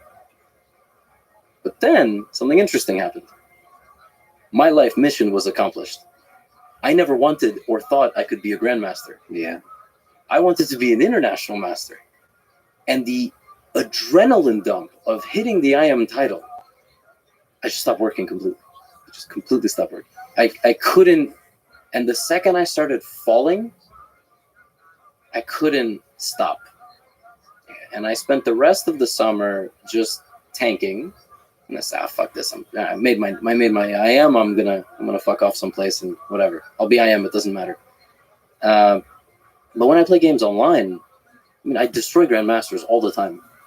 Like, dynamics in chess are just complex positions with all sorts of calculation, attacking, defending, like very forcing lines. I think it's my best strength. I think I'm easily grandmaster level. So that you have the capacity to be grandmaster. 100%. Like, if the work was put in. If the work was put in, and I was not doing my current career, I just train full time, I think I could do it. Do you have a desire to be a grandmaster? Did you have a desire? You said I didn't really want, like, the main goal was international master, which, by the way, is a really interesting. Just I've talked to Olympic athletes. The crash after the gold medal is fascinating. Yeah, I didn't get gold, but for me, that was my goal. That was your goal. That I was mean, my it doesn't matter. It's the goal. Yep. It takes a very, very special person to not be destroyed by the gold and continue the dominance. Yeah. It's to continue growing, to continue. I mean, it's hard to. That's why they talk about it's hard to be a champion and defend your championships, or whatever the goal is, to achieve the goal and stick to, like, It broke me. It broke you. Yep. So you have the capacity to be a grandmaster. Have you ever thought? By the way, is this still possible for you, or you're fully dedicated now to the love of creating and analyzing this game? I don't think I'm going to do what I do right now forever. So Well, you're gonna die one day. Right. Just a heads up. Yes. I once cried when I realized that. It was at a funeral. It was very sad. That's another entirely separate rabbit hole to go down. Which is when? When did this happen? Yeah. Just a couple of years ago. Yeah, it was rough. So you really were able to like that. The realization really hit you. Like, fuck, this ends. Yeah, I'm the kind of person who I have my active thoughts in my brain of things I have to get done, and the more of those, the better, because my brain will walk me off a cliff, not the physical body. The brain itself will walk off a cliff, spinning in circles. So I try to keep myself as active as possible on tasks I have to do. It's good, and I'm busy. It's good I'm at the scale I am, because you can't really rest a whole lot. But yes, I have these moments in my life where I have realizations of past fuck ups or things I really have to do that I've been like really doing poorly, or things like this. Mm-hmm. Massive existential things that just hit me like a bus. There's several things tricky about it. So, because I meditate on death a lot. Like in this conversation, I imagine this is the last thing both you and I do. Just, we're going to die after this. So you meditate on that. But then you also have to, I think what hits people really hard is the realization that life moves on. Not only does it just end for you, but most people will be like, they'll, in your case, they'll tweet. It's like, oh, he's so great. After there'll be so much outpouring. There'll be outpouring of love and so on for a day, and then it moves on. And the new trees grow, new bridges are built, and then eventually human civilization ends or moves over to Mars and so on, and you'll be forgotten completely. But that for most people will come right away. Like you get a cancer diagnosis or something like that, and it's like, doesn't anyone else know that I'm going to die? Does anyone else care? Like, nobody gives a shit. I mean, they do. I mean, there's love there, but like not in a dramatic way that you would somehow deep inside hope for, that the world would stop because your life is facing this catastrophic event. So, but I think ultimately what you could channel that realization into appreciation of the current moment, which is the people you love, and sharing love with them as intensely as possible, experiencing every moment as intensely as possible, because eventually there'll be a last moment, and after that there'll be no more moments. That's sort of what I do. Yeah. I try to channel all of that into. Sorry, I don't use these fancy microphones in my own. You look uncomfortable. It's not your fault. It's not your fault. Like, with this microphone? No, with this line of conversation. Oh, I'm playing therapist. I don't know if I'm uncomfortable. I don't know if I have a lot to say. Sometimes I just listen. Yeah. Like sometimes I'm intimidated. Like you say a lot of good things, and I'm like, shit, what am I gonna say? Like at the end of it. Yeah. on this subject especially, I'm like, that's sort of what There's nothing. What do you think happens after we die? Oh man. No, that's a rhetorical question. What were we talking about? Grandmaster. Grandmaster. So, how hard is it to reach? What are the requirements for Grandmaster, by the way? Because and what are the requirements for international mastery? You mentioned a few requirements and so on. Yes. So the first one is you have to know how to use a Shure mic and an arm. I'm slowly You were learning. impressed by the Shure microphone, by the way. For people listening, we're using this Shure SM7B that a lot of podcasters use.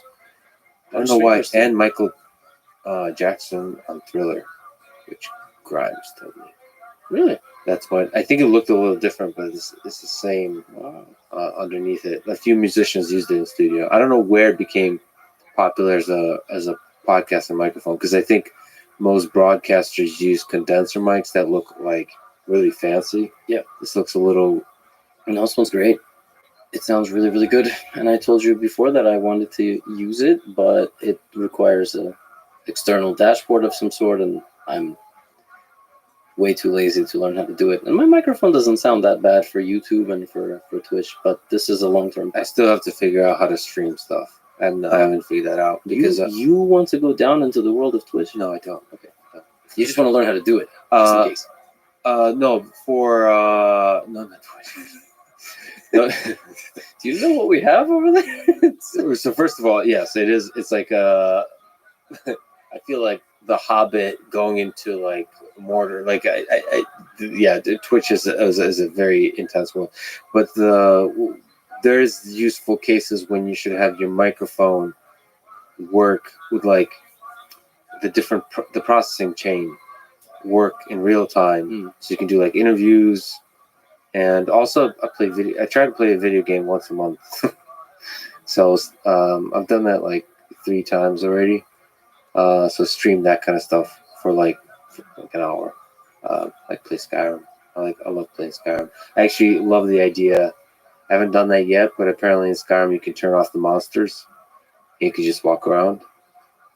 So I love the idea of just walking around in Skyrim for a couple hours. It's just like, because it's beautiful nature. I see. Do you know anything about those? I know I know little about Skyrim, but so it's kind of like chat. No, yeah, it's just beautiful worlds. So there's games that are able to create this sense of the way you feel when you go hiking, a sense of nature. Yeah, it's not that they're ultra realistic, but they capture some majestic aspect of nature. I think some of it is also music, something peaceful, like old-timey, medieval type of music, and just the trees, like the wind, like and then there's in the distance there's the mountains. And you can you have a sense of history that the nature gives you. You have a sense of space, like this. You're like this tiny little creature, and there's this big world all around you. I don't know how that's like an art. For a video game to create that, it's not just about the monsters in front of you. Yeah. It's about this world and this feeling of a world.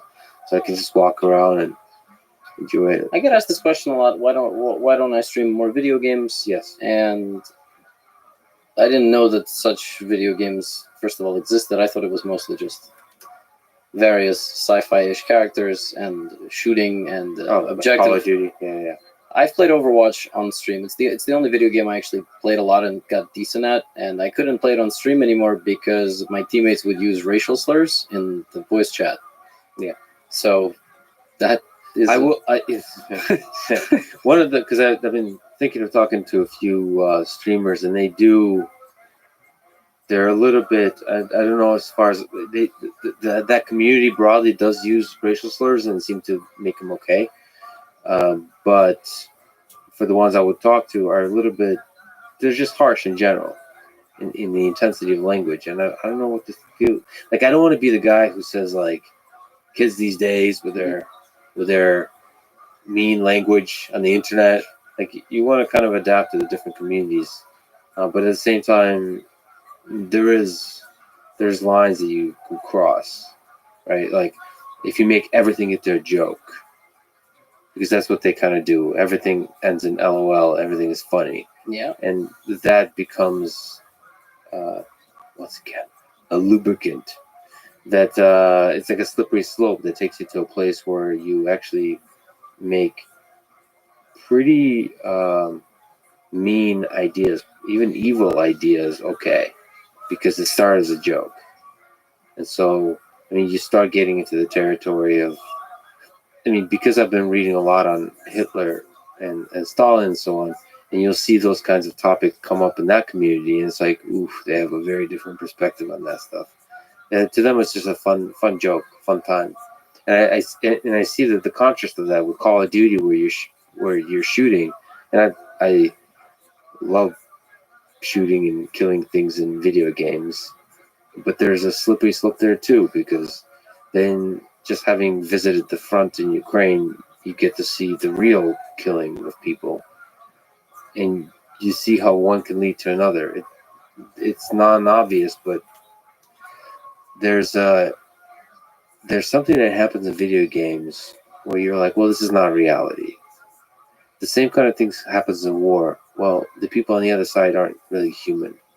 It does become a kind of video game, and that same mechanism, I feel like I want to be cautious about our brain going down that road. So yeah, I do worry about that community, but there are video games that don't have such communities on them. I don't think Skyrim has an online component. Minecraft, I think, is relatively civil, from what I've seen. Interesting. Good community. I think it's a lot of right now. It's booming. It's a lot of young creators who are all seemingly quite close, and I think the community then extends to social media. Some of them are intense, but who isn't? And I think they foster a more or less kind of good group of folks. But no, I completely agree. I think a lot of that stuff, and combined with the anonymity stuff that we mentioned earlier, totally dehumanizes the way people interact with each other, and it's scary. I don't know. Combine that with 2 years of some people barely going outside. Yeah, with COVID, yeah. It's not a good mix. It's not a good mix at all. I mean, you'd like to think that folks, it's like in their teenage years, kind of go through those and they mature out of it and stuff. So they start to realize the weight of their words. Like, that's my hope. But we're all trying to figure that out, how the internet has changed youth. Like, easy access to porn, easy access to like some dark communities, where dark ideas breed. I don't know. But then again, I trust in the goodness and the intelligence of people at the end of the day. And I think kids will, now I sound like an old man, but it's good for kids to play with different ideas, and then they grow out of it, hopefully. But then you have to have parents and good school and like good friends that kind of call them out in their bullshit. You need that. If you're stuck inside under anonymity, maybe you don't have some of those signals. Kids these days with their internet. I had to go through this. It's kind of what I mentioned. So I didn't have two divorced. My parents were divorced. I didn't have two households. I had three. So I had. What was the third one? So I went to school most of my childhood in a town where my grandmother lived, and she was kind of like the Switzerland. So I would be with her, and my mom would come with me there half the week. Dad would take me to his place for the other half of the school week, and my parents would split weekends. My mom's weekends were in New York, where my stepdad was, and that family. So 3 houses. So grandma, your dad, mom, and then mom. So step siblings, there and there. New people, there and there. Extended family, there and there. And also at grandma's, where I would come anytime I had a conflict. And when I was 12 and 13 and being just a total lunatic, emotional manipulator of all folks in my family, and just teenager rebelling, and also having to deal with 3 different households. And I mean, I carried a backpack, the same backpack, literally, that not physical one, but what's inside of it that I carried. Like when I came here to record the episode and have my stuff in the hotel, a backpack with a laptop, a bunch of clothes, a bunch of other things that I need throughout the week, deodorant, things like that. I mean, of course, you start getting that stuff in all the houses, but that was the way I lived for some of the most important developmental years of my life. And who knows if I had too much of what we're describing, one sprinkle of this too much, one sprinkle of this too much, if I had someone influence me in a negative way. Luckily, I managed to steer clear a lot of it. And yeah, how did you not get into trouble with the internet? Meaning, like, how did you know? What was your experience with the internet? So I was having to move a lot, having to have multiple households, just psychologically difficult upbringing? It was extremely tough. It's hard to speak about it now because I'm in a completely different mental state. I don't even remember some of like those moments, but It's almost like a different person. yeah, that's exactly how it feels. But I remember I had a big video game addiction, just like most teenagers. I want to say teenagers, but probably teenage boys. But I'm not. I don't know. I don't know how addicted teenage girls are to video games. Yeah, I there's didn't- data on that. I definitely look back on things that I did in certain instances, like, well, I was a teenager. That was stupid. Oh, I scammed somebody in some video game. Well, that was, wow, that's hilarious. Like, and just, it was just an idiot teenager. Like, I didn't do anything unforgivable, luckily, and for the most part, just kind of went about my life. And I somehow got older and started getting more independent and stopped playing video games. And to be honest with you, I would love to sit here and say I have some sort of logical explanation of why I am the person I am today. But I think you need elements of the right upbringing and support system, as you said, and you also need luck. I've been in some situations as a teenager where I almost got killed by some gang members. That's a very exaggerated story, but I was in a park in New York City and I got into it with a kid whose brother was in a notorious gang of that neighborhood. And he told me his brother was going to come and kill me, basically, over a stolen basketball. And I was going to fight this kid because I was 14. He stole my basketball. Of course I'm going to fight this kid. This kid was like 12. He had a pierced tongue. Yeah. Like, this wasn't a joke. Yeah. This kid was from a totally different way of life. And his brother did show up. But his brother was like, what's this kid's like? I was a little teenager. I wasn't a big. Now 14-year-olds are 6 feet tall. Maybe something would have happened to me, but I was a little kid, and his was like, bro. But looking back at that is crazy because I definitely had some of these moments in New York City more than anywhere else because it's such a big place. But luck, you need some luck. Yeah, it's kind of funny that there's certain moments in life on which the entire trajectory of your life can turn. Yeah, And then they're all like, in that case, nothing happened. But, I most intensely feel this when I get almost run over by a car kind of thing. How many times did you almost get run over? I don't know. Maybe it happened like twice in my life. Oh, okay. That kind of stuff. Like when somebody runs a red light. Yeah. That happened to me here in Austin. You realize, oh shit, that was like your life flashes before your eyes. And those moments can turn. And then there's more meeting certain people where you meet them and for the positive, they're like, wow, this moment of inspiration, like, wow, this is possible. Wow, this kind of person can exist. Maybe I could be that kind of person too. But yeah, those things can like change the direction. But maybe not. Maybe they just reveal something that was already there and the momentum is always carrying you forward into a thing that you are always going to end up in. Yeah, I wonder about that.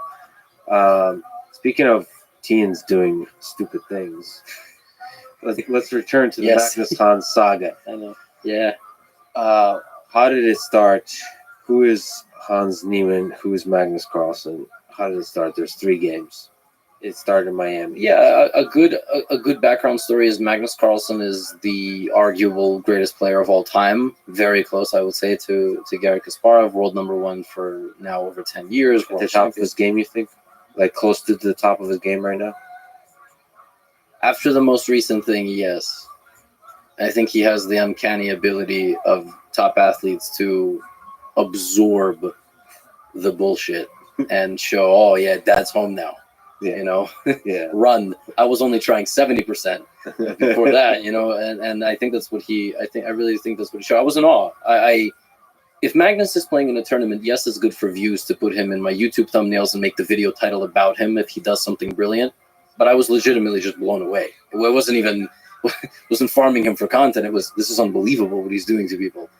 And he has a point to prove. Hans is I believe he's 19 years old right now.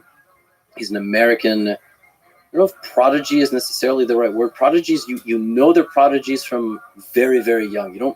In chess, you don't become a prodigy at 18. But he was always a good junior player. He was always a very unique character. Like, I met Hans when he was 11, 12 years old. This little kid just trash talking folks at the Marshall Chess Club, and he already had a reputation. Literally, like he had a reputation with counselors, and the truth is, I was similar. I was kicked out of chess camp by one of the best chess grandmasters of all time, Artur Yusupov. I was in a chess camp when I was 9 years old. What'd you do? I was just an asshole. Yeah, I was too strong, so I helped other people with all their work. I was and you loud. let your ego shine. I was a kid. I mean, I wouldn't. Well, you don't, not every kid lets their ego shine, but some do. Oh, yes. You did. Yeah. Hans does. Like, there's interviews of when he's young Yeah. where like he's kind of Yes. talking shit, but it's Yeah. entertaining. Yes. What I try to stay away from is just, yes, I let my ego shine, but I don't think I even knew what any of that was when I was younger. Yeah. So it's just sort of, I was just a loud, boisterous kid from a household where I wasn't paid attention to because I had 3 of them. So I just was like, here's where I'm going to show up and get my attention. And Artur Yusupov, I mean, he's a great, great man. I drove that man crazy. He was like top 5 in the world at some point in the 80s and 90s. He said, it's either me or this kid. Oh wow! So you really got to him. Yes, he said, I'm not going to come back and teach camps unless it's me. And I remember like going through this. I have very vague, distant memories of this. My dad calling, apologizing. Yeah. And Did it make you feel good that you got to a grandmaster? no, I felt horrible. I felt guilty. I feel guilty my whole life about it. I very rarely feel proud of bad things or I showed them. Yeah. Even things, it gets to the point you feel guilty about things you didn't do. That's when, that's when your brain really goes crazy. Yeah, I'm with you on that. So okay, so you can relate to Hans. Yes, to young Hans. And he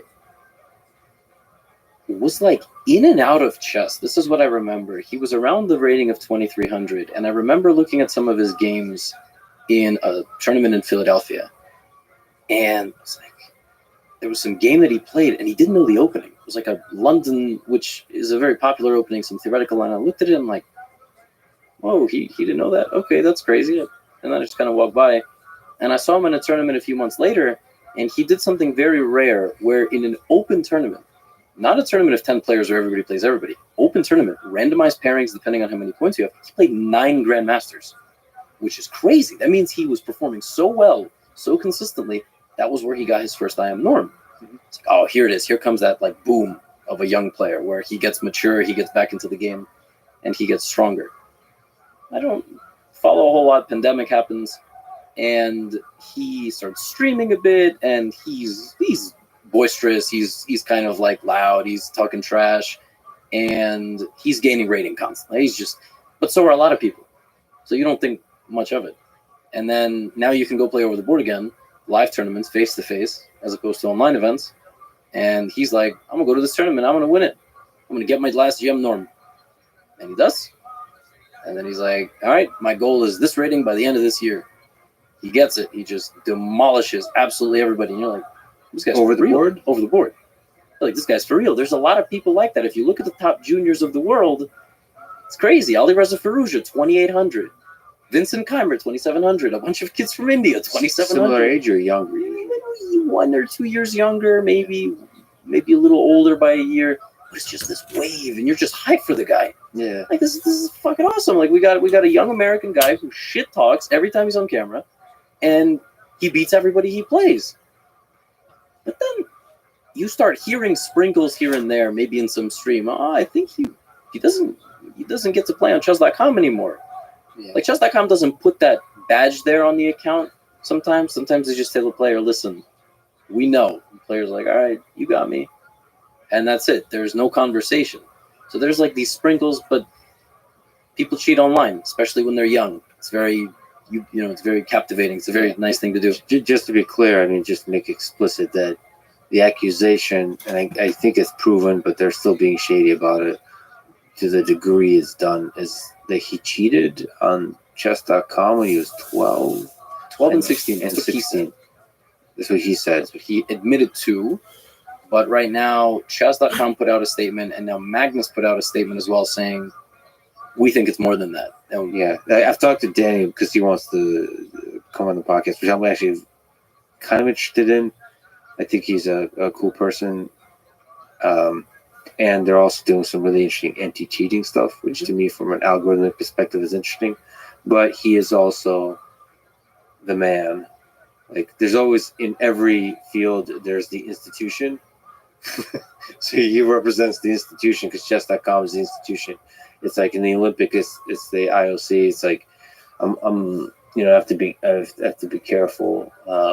No, in chess, FIDE is the institution. FIDE, okay. Yeah, But but chess.com, they've outgrown. Way more people actually know chess.com. Way more people know me. Way more people know Hikaru. It's one of the reasons it's that interesting where the power lays. Yeah. Who has the most power? Interesting. chess.com has the most power. Which I don't know. Maybe you and Hikaru do. No, To steer public opinion, it's a very good question. I have to think with my evil cap now. What would happen if? I'd rather you have the evil cup than Hikaru because I feel like he would really, the power absolute. If the two of you ruled the world, it'd be a problem. You mean side by side or rivals? The opposite. Yeah, it would be like as rivals, there would definitely be a war. It's one of the Okay, reasons three. I would not chess box him. You guys, how much do you like each other? I mean, do you admire each other as fellow, as I'll tell you how I feel. as I don't know fellow how- entertaining? Well, we should finish Magnus Hans. Yes, that's Then we should- yes, that's good. yes. Yes, I know. It's. I feel like it just inside we don't want to talk about it because it feels like it's been talked about so much. I'm trying to give. no, a very- for you, just remember. For me, it's much less. Yeah, and for the And then listener, for it might be the zero. listener, zero. Yeah. Right. So Like Rogan asked me, like, so what? What's this? I know I heard him even talking. What's this chess? Joe talked about the Indonesia thing. That's it. In some super random small thing, and that was a very Interesting. funny moment. I told him about this drama a few weeks ago, and then he's like, "Yeah, this is interesting. Is the anal beads? Is that possible? Is that good?" I was like, "Yeah, I think it's possible." I don't remember how drunk he was, but so even he's curious. He doesn't really know. But anyway, cheating when he was 12, when he was 16, Right. as he said, he admitted Yes, to cheating online when he was 12 and 16. yes, but for timeline's sake, let's just do it this way. He has a lot of over the board success, but nobody really talks about the online cheating stuff. It's sort of kind of kept low key. A couple hundred people, maybe a couple thousand people, which sounds like a lot, but it's not because there's millions of viewers know about this. It's generally kept kind of low key because historically, if you cheated online as a teenager, you're not cheating over the board. It's not possible. You will get caught. Nobody has ever attempted it. We've had over the board cheaters, but not at the ultra elite level. And so what happens is they play this tournament in Miami, and the first day Hans loses 3-0. This is important because on the very next day, it's not like Hans was destroying every the second day of the tournament, he sits down game 1 versus Magnus in their best of 4 and destroys him. Like, he destroyed him. Made it look like I was playing in Magnus's shoes. The level difference. It went even like it wasn't close. Of course, we can argue it might be because of maybe Magnus knew something ahead of time. There's obviously the psychological element. Not important. Hans leaves.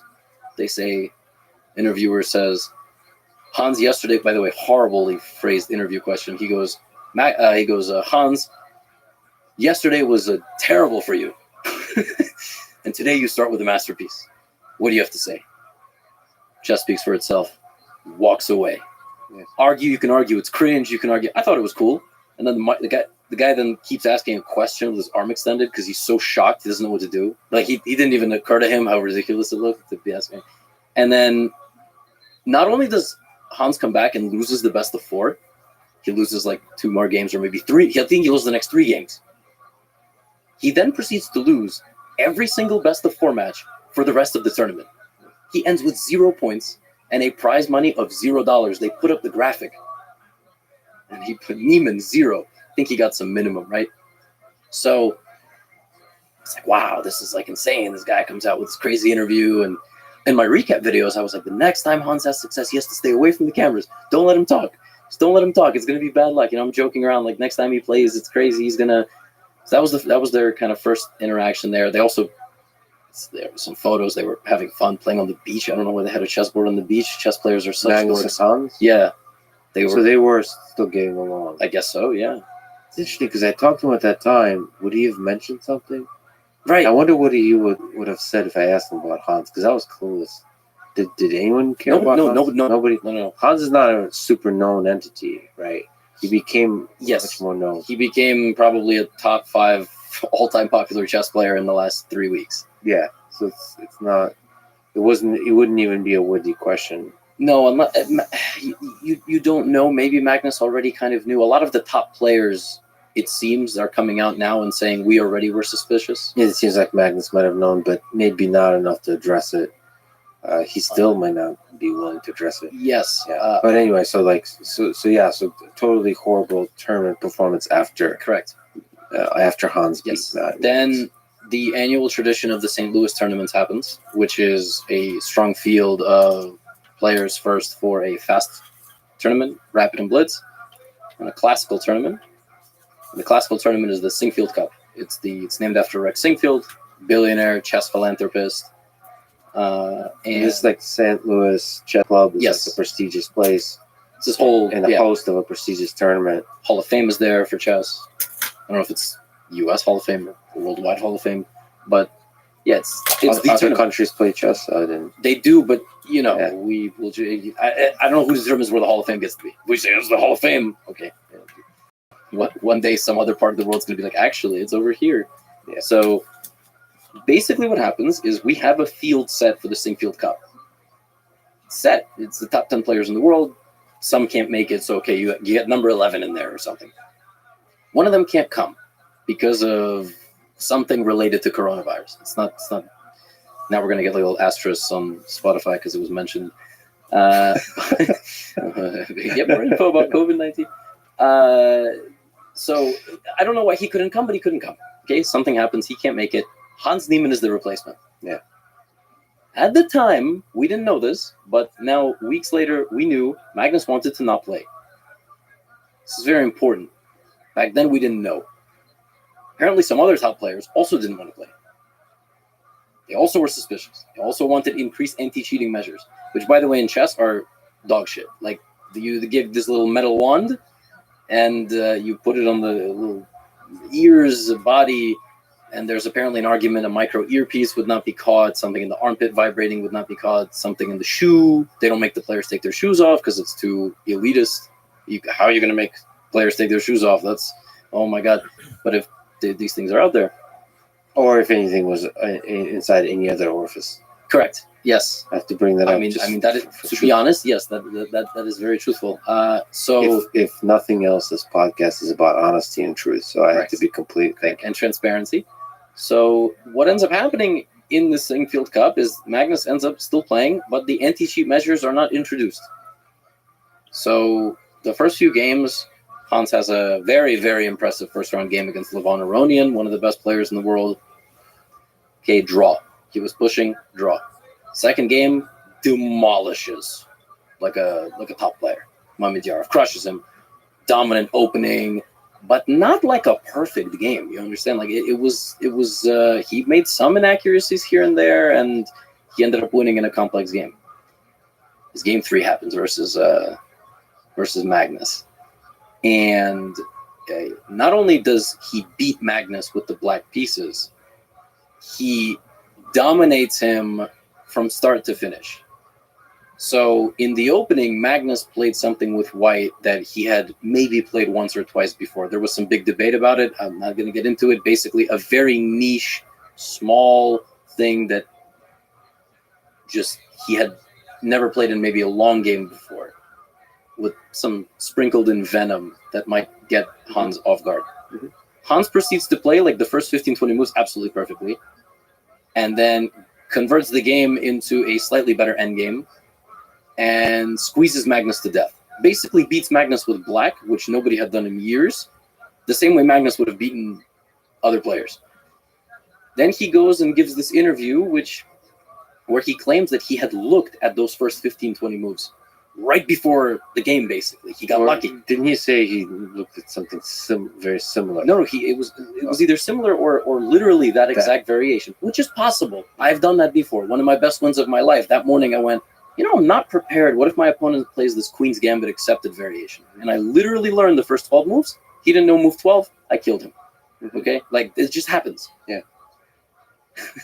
Unfortunately, when you combine that with other small elements of the interview, and now there's body language experts going all on this, it was odd. He gave an interview afterwards, explaining the various details of the game. But not really explaining them. That's the thing. The standard chess player interview is you sit down and you go, something about the opening, something about not, oh yeah, I looked at this right before the game. And then you explain various symphonies and compositions of variations, things that went through your head, things you were evaluating. But Hans's interviews are different. So everything about him as a chess player already is different, and his interviews are extremely strange and also different. Yeah. That's fine. But not when you combine it then with the world champion withdrawing right after you beat him and ghosting the entire chess world. Yeah, so there's a, for people who haven't listened to it, there's a kind of sloppiness to the way he analyzes the game. Like he's like, oh yeah. Like it's very obvious. Like, what do you mean? Yeah, just completely winning here. Yeah, completely winning here. And it's like I just played perfect. I played perfect. Like there's a sense of like, but it also doesn't. For me, again, a very outside spectator, it doesn't raise any red flags. That's just his personality. He seems to really like to talk this way. And plus, this could be crazy. But do you have a sense that he's more of an intuitive player versus like he's just not the kind of person that analyzes really well? Or is that a ridiculous notion? Well, let's put it this way. To succeed legitimately, because obviously this is a cheating scandal at the end of the day, at the 2750, 2800 level, the upper echelon of chess, you cannot be an intuitive player. You can be a little bit more intuitive than a calculator and a concrete evaluator of positions, meaning if I give you 5 seconds to play a move, you're going to choose the best move quickly. Those people are generally better at fast time controls. But you have to be good at everything. And what raised red flags in this interview was the fact that it was different than every other interview any human being ever gave at that level of chess, particularly after beating Magnus for the first time as a teenager, which is a very small group of people. So that's where it got weird. And the very next day, Magnus withdraws from the event. Chess World lights completely on fire for multiple weeks. And he also tweets. Right. That's the resignation. No. Resignation. The tweet was, I'm withdrawing from the tournament in St. Louis. I've always enjoyed playing here and I will in the future. And then it's a clip of Jose Mourinho. I cannot speak. I choose not to speak. If I speak, I'm in big trouble. I don't want to be in big trouble. Yeah. And that's some people nuts. That people said it's not even a cheating insinuation, which was one of the theories. Another theory was someone in Team Magnus told Hans what Magnus was looking at, and that's why Hans learned those first 15 moves, which is so fucking stupid because Magnus knows like 5 people. not in his life, but his team is 5. Yeah, it's very close-knit group. Right. Yeah. But to the outsider, that sounds like a very legitimate theory. How else can you explain? Hans said he knew before the game what was going to happen. Magnus senses a mole. He's not. No. By the way, just so I know, like if that was, forget the cheating aside, if you knew, doesn't matter how, the opening your opponent is going to do, they prepared, is that a significant help to you? If that opening is ultra sharp and requires basically the game to be on a knife's edge, yeah, yes. Meaning one mistake can be fatal. Because then you can look up what the engine says. And yeah, you can know everything. You can know all the possibilities. So even if your opponent goes off that engine path, you will know how to punish it. In this case, what happened basically was Magnus played a line that, if completely optimally punished, would have given Hans a slightly better position. And that's what happened. But then he also demolished him in that later phase of the game. Yes, and then, okay, so Magnus resigns, goes silent, chess world goes crazy. What else is interesting in that period of time? Hans's 4th round game of that tournament, right after beating Magnus, was also just absolutely genius. Just an absolutely brilliant game, which he failed to win.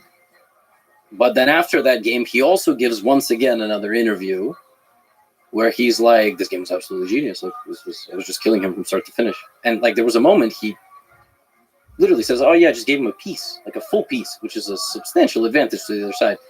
And he starts explaining why the position is winning, but in words, not in chess moves, not in specific concrete chess moves, which is the way you're supposed to if you understand the position, right? So now there's this new theory that's being cultivated. The interviews are going to be used as the evidence. And beyond round 4, he just played like a good grandmaster. Mhm. And he lost 2 or 3 games, maybe 2 games, and he drew the rest. So he didn't win again. And he beat in the first 2 out of his first 3 games. He beat Mamedyarov. He beat Carlsen. And he also went on the attack himself. That was when he publicly admitted to cheating in an interview that he gave to the St. Louis Chess Club. That's when he said he has never cheated over the board.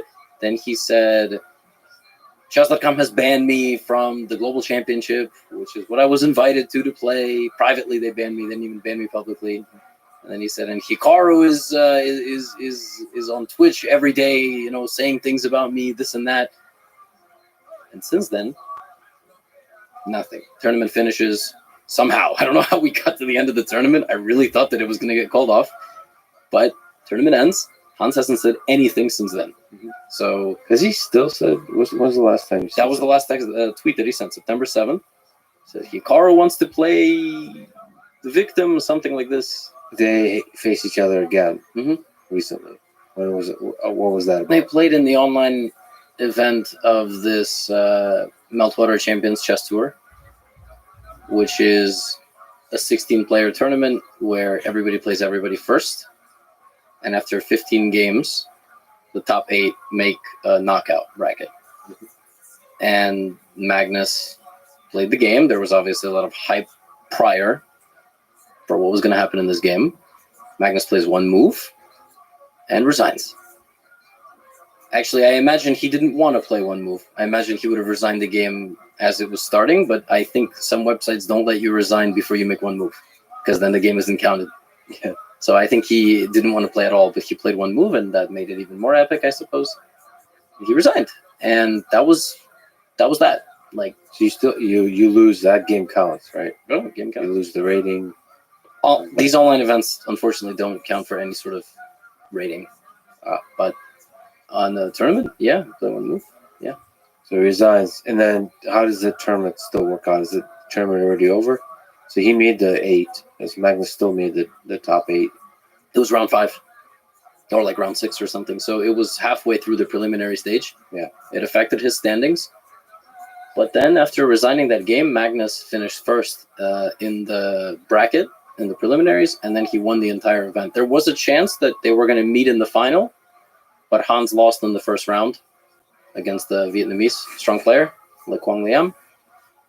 And then Magnus gave a short interview to the live broadcast where he said he would give a statement at the end of the tournament, and then he did. He gave a statement at the end of the tournament, and now here we are. The only other thing missing from this is the very intense scrutinization of all those over-the-board games that I mentioned earlier that Hans dominated in.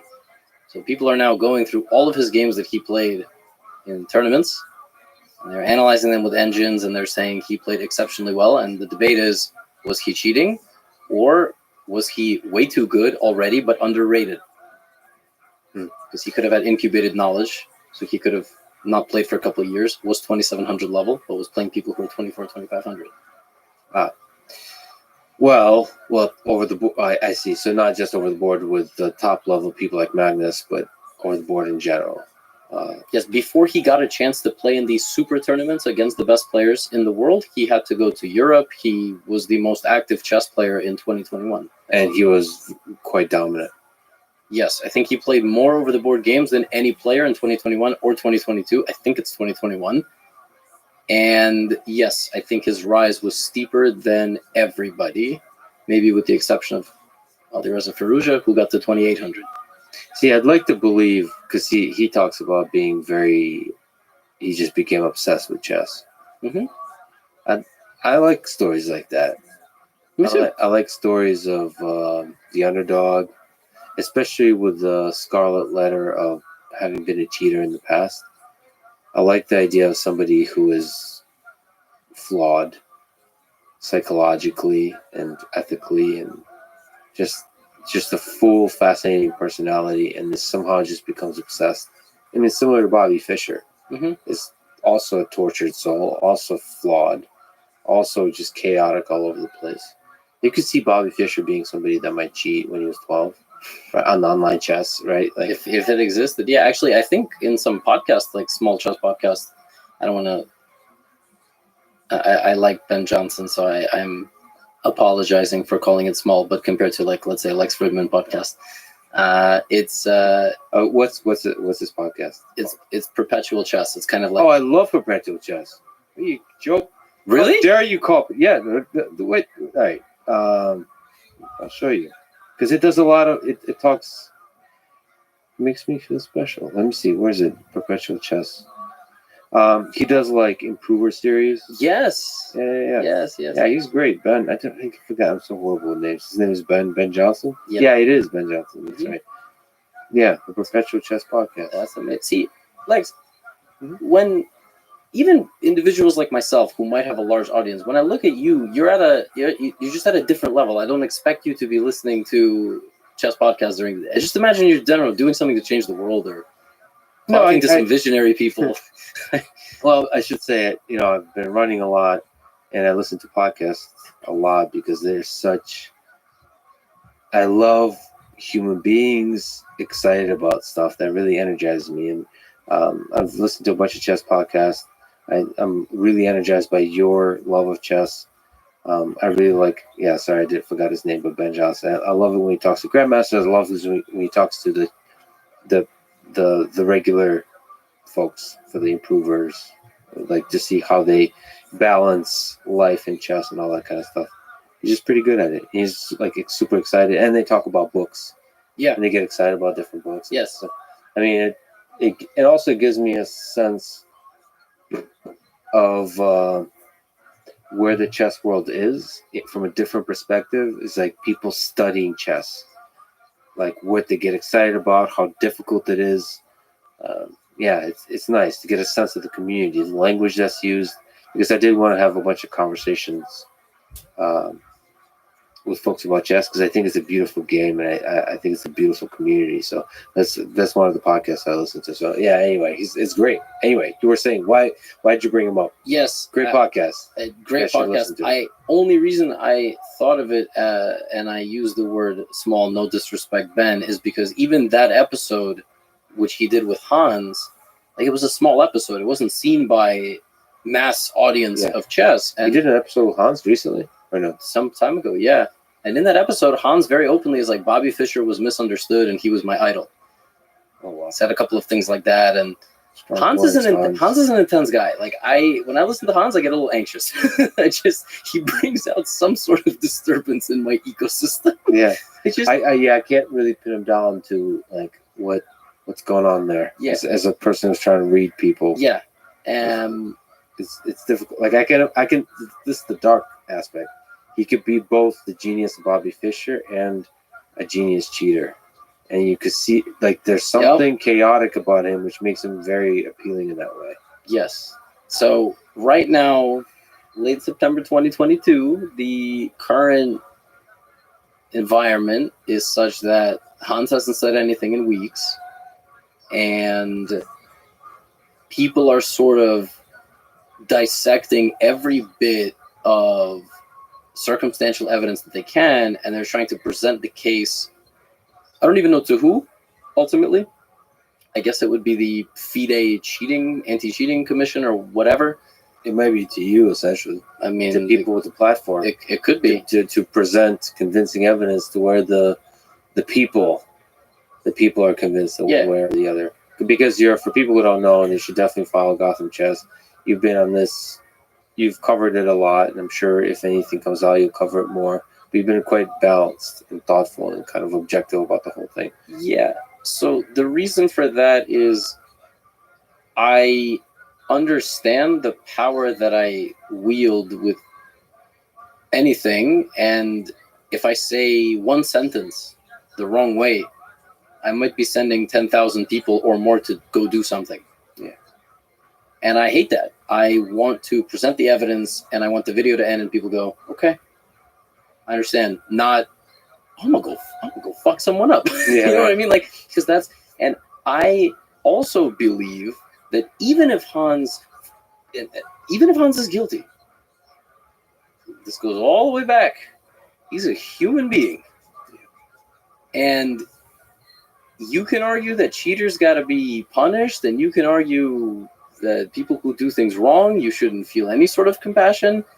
But I would hate to have the whole world pointing their fingers at me, the entire world that I've known my entire life.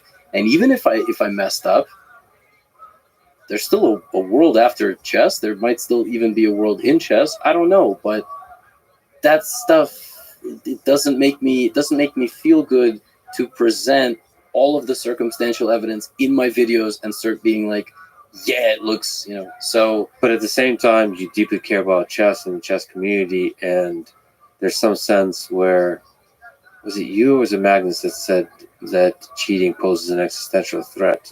Magnus said that. I mean, there is some aspect of truth to that, which is Yeah. like, the chess is in a state where bots, chess engines are much better than humans. Yeah. And we're living in a world where technology becomes easier and easier to integrate with human beings, whether you put it in some orifice or elsewhere.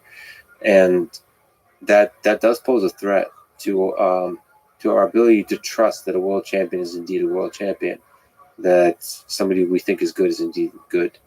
And so there is some aspect to the ecosystem that should punish cheating and perhaps over punish cheating. And the other thing is, in sport, you can take PEDs and have bigger muscles, better reaction time, but you still have to perform the action in a successful way. There is still a chance you can lose if you take PEDs. Maybe in some sports, the gap between non-PED and PED user is significantly more noticeable. But in chess, if you cheat, you play God. Yeah. You decide when the game is over. You can fake bad moves. You can fake everything. You can even, if you're cheating, quote unquote, the right way, you're going to lose plenty of games to avoid getting detected. So you can create bots that are 2,800. Like, you can also just not listen. If you know all the best moves, but choose to play on your own, and, I made a mistake, not a big deal. You could, yes, bots are all at a different level. But if you were to cheat, that you play God. You can decide when you make your move and when the engine makes its move. And if you know the top 4 lines of the engine, you choose the 4th one. So in hindsight, people will analyze your game and they will go, oh, it wasn't perfect. Well, no shit. Only the stupid cheaters play the top engine line the whole game. by the way, I'm not saying that this is what's happening here, Correct. but there's probably an excitement to playing God, to and getting away with it. Like, I know adults, grown adults who are successful in their fields, and they cheat. They cheat in lessons. They cheat in, I don't want to say I've taught any. I may or may not have. For some reason, one of them watches this and they know they're guilty. And it happens. It happens. Not just teenagers, not just young adults, but full-grown adults will cheat when they play because they think it helps them learn. Well, that's exactly just that justification. But I just meant it might not be just about winning. It might also just feel good to have that power. Like, Yeah. I bet you it's a drug. Oh yeah. I mean, like with a lot of criminals, I feel like part of like mass murderers would be serial killers. I feel like a lot of it is they can get away with it. The fact that they everyone else is a sucker and they figured out how to do this evil thing. And obviously cheating is nowhere close to that, but there's still a feeling of getting away with it. Yeah, I wonder. You're pretty objective on the whole thing. Where, if you were a betting man, what would you say is the probability? Are you changing day by day in your head? What's the probability that Hans cheated? over the board against Magnus in St. Louis. That's a tough one, man. Have you even allowed yourself to put a probability on it? No, not on that specific game, because I think a lot of that game was affected by Magnus's own psyche. That was one of his worst games ever, So he played poorly too. Magnus played. which doesn't help his case. Yeah. Hans might have cheated in that game, but we'll never know. I think day by day, the evidence is slowly starting to show more and more that he's cheated. It like how Magnus said, more than he said, and more recently. It's undeniable. Like, right, a lot of the statistics are there. The problem is, you can't prove you're not cheating. Yeah. Unless you strip naked, like that site offered him $1 million to. Like, everything about Wait, which site offered him I $1 saw some million? headline that said Hans Niemann has They offered $1 million. can't be Yeah. real. And where I struggle to comprehend is how on earth he could pull it off. And like, I'm a guilty, that my brain goes to guilt first, and resentment, remorse, guilt, that trio. Magnus put out a statement as we speak yesterday saying, "Dear Chess World, at the 2022 Sinkfield Cup, I made the unprecedented professional decision to withdraw from the tournament after my round 3 game against Hans Niemann. A week later, during the Champions Chess Tour, I resigned against Hans Niemann after playing only one move. I know that my actions have frustrated many in the chess community. I'm frustrated. I want to play chess. I want to continue to play chess at the highest level in the best events. I believe that cheating in chess is a big deal and an existential threat to the game. I also believe that chess organizers and all those who care about the sanctity of the game we love should seriously consider increasing security measures and methods of cheat detection for over-the-board chess. When Niemann was invited last minute to the 2022 Sinkfield Cup, I strongly considered withdrawing prior to the event. I ultimately chose to play." That's the thing you're referring to, is that he can, like, now we know he was torn about the whole thing. "I believe that Niemann has cheated more and more recently than he has publicly admitted. His over-the-board progress has been unusual, and throughout our game in Sinkfield Cup, I had the impression that he wasn't tense or even fully concentrating on the game in critical positions, while outplaying me as black in a way I think only a handful of players can do. This game contributed to changing my perspective. We must do something about cheating. And for my part, going forward, I don't want to play against people that have cheated repeatedly in the past, because I don't know what they're capable of doing in the future. There's more than I would like to say, unfortunately. At this time, I'm limited in what I can say without explicit permission from Niemann to speak openly. So far, I have only been able to speak with my actions, and those actions have stated clearly that I am not willing to play chess with Niemann. I hope that the truth in this matter comes out, whatever it may be. Sincerely, Magnus Carlsen, World Chess Champion." How would you sign off your statements? If I was a world, No, just say whatever. Lex Fridman, what would be the title? yeah, I don't know. I think I would not, even if I was a world champion, I would just say Lex. Or make up a title. And I feel like I really fucked up in life if I have to tweet a statement as an image. That's like when you're a politician and you got caught cheating on your wife, like for many years in a row. Yes. Then I tweet an image. I'm sorry for all the people I have hurt, and the people that believed in me, and whatever else. And then I would sign World Chess Champion. You know, the most, like, the modern way to give a statement, what I thought Magnus was going to do. Yeah. I thought he was going to write, "On the recent scandal," or "My statement on the past few weeks, tweet longer." Right. So you put a URL.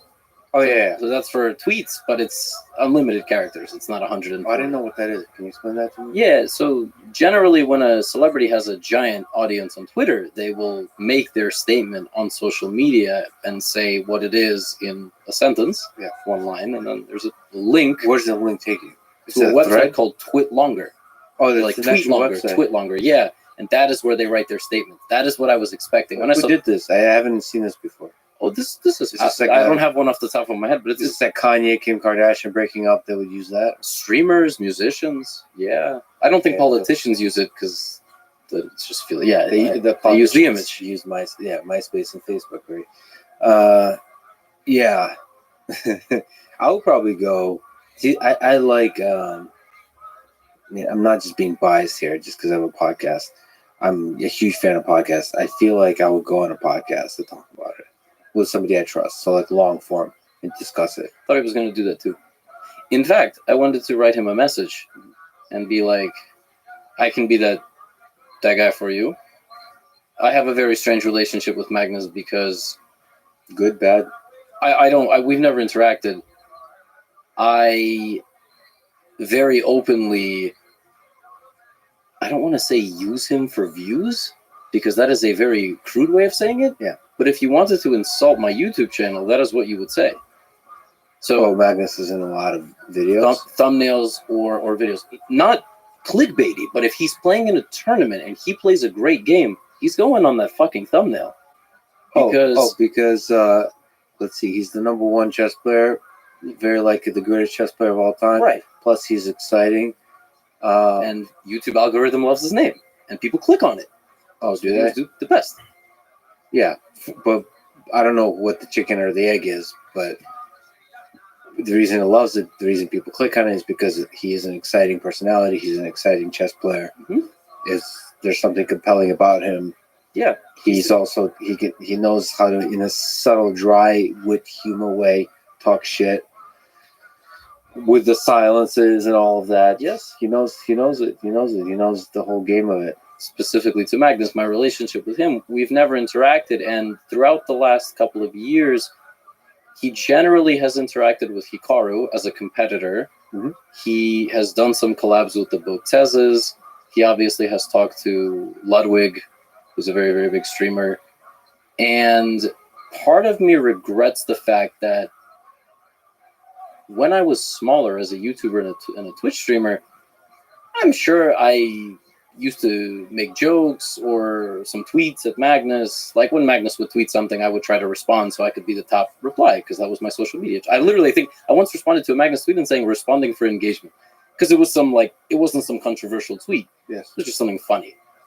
And I went, haha, responding for engagement because I was just being a little bit of an idiot and I knew that if it got enough likes, it would be at the top and people would see me, my brand, and just get to know me. This is the type of... Please don't use the word brand, but yes. Yes. But yeah, no, and your worry is that he wouldn't take you seriously. He wouldn't take me seriously. And if I was one of the best of all time and I saw some dude on YouTube just kind of being a moron and I'm all over his thumbnails, I can imagine he has a very legitimate case. I appreciate your humility and self-critical nature, but one of the realities with people like him is he wouldn't hold a grudge or not treat you seriously. I'm pretty sure he's a fan and he's a big supporter. He doesn't watch YouTube videos I like can of that imagine. kind. I barely watch YouTube videos. I think of chess. Like Yes. he might watch like more fun chess adjacent stuff, but he just doesn't. It's not for him. So I'm pretty sure he knows of you and likes you, and your commenting on stuff has zero effect on his belief. Which is it's funny that's something you think about. Now you're well respected. Like a lot of people mention you as a person who's like, okay, this person's legit, which is an important thing. It's not just an entertainer. It's not just a shit talker and so on. This person is a great educator, a great fan and student of chess, a great player himself. So all of those components. And so yeah, you're definitely a good person. And on this particular aspect, have been very objective. I understand that I'm nowhere near perfect. I'm not a different person on camera or off camera. I will say it like it is. Maybe on Twitch, you gotta dig in the mud there a little bit more, a lot more sarcastic, a lot more brash and whatnot. But you meet me in a taco place, and I'll talk with you the same way I might if it was a video. Just that you may not consider me just a random guy at a taco place. And that's why I think about this stuff with specific to Magnus. And it's one of the reasons I don't reach out to him directly ever. I never have. I've never DM'd him on Instagram hoping for a response. Never. I've never even reached out to anyone on his team trying to get the conversation very candid with him, which I think it would be. I even barely reached out to guys in the top 10, like top 15. Only recently started pushing myself more to do that. And I, even in my intro messages to them, preemptively say something like, you might think I'm some idiot. You might not be totally wrong. Yes. But like, I think this would be a good conversation and give it a shot. And I've been surprised. I've been ignored by a few, but some said, oh, yeah, I've seen your stuff. I'm generally a fan, like no problem. I was actually really blown away. This YouTube channel, Levitov Chess. It's a Russian chess channel. And I think the last name of the guy is the name of the channel is named after Ilya Levitov, who has some sort of managerial role in the Russian Chess Federation. And this channel has interviewed some of the greatest players of all time. They have interviews with the modern best Russian players and Kasparov, Karpov, Kramnik, you name these guys from Russian chess. History, it's unbelievable. I just thought this was a channel of just unbelievably well-respected chess players and legion of fans that were longtime chess fans. And I mentioned them very briefly in a YouTube video. And that little clip went into their next community event. And the founder of the channel went on this 2-minute beautiful description of why he liked me and how he only watched my channel as a beginner and how I have a natural voice and how if I talked about cards, I would have 100 million subscribers. Just all this really kind stuff that in my mind, I thought was either undeserved or I just never fathomed that. Yeah, I mean, you certainly should not feel as deserved. You should have a humility about that kind of stuff. But I think that is the thing that works over time. It's like reputation spreads, which is like if one person likes you and they tell you to other people, and it kind of spreads. And over time, you have one conversation with a top 10, like a super grandmaster, and they say nice things about you, and it just kind of spreads. Because I've been very surprised in all walks of life. Like, this really gets me. This makes me happy, honestly, because like people ask me like how I get guests and so on, and it just seems honestly just be a good person, and like a real person and honest, and it just kind of spreads the word of mouth. Even coming here, I almost didn't reach out.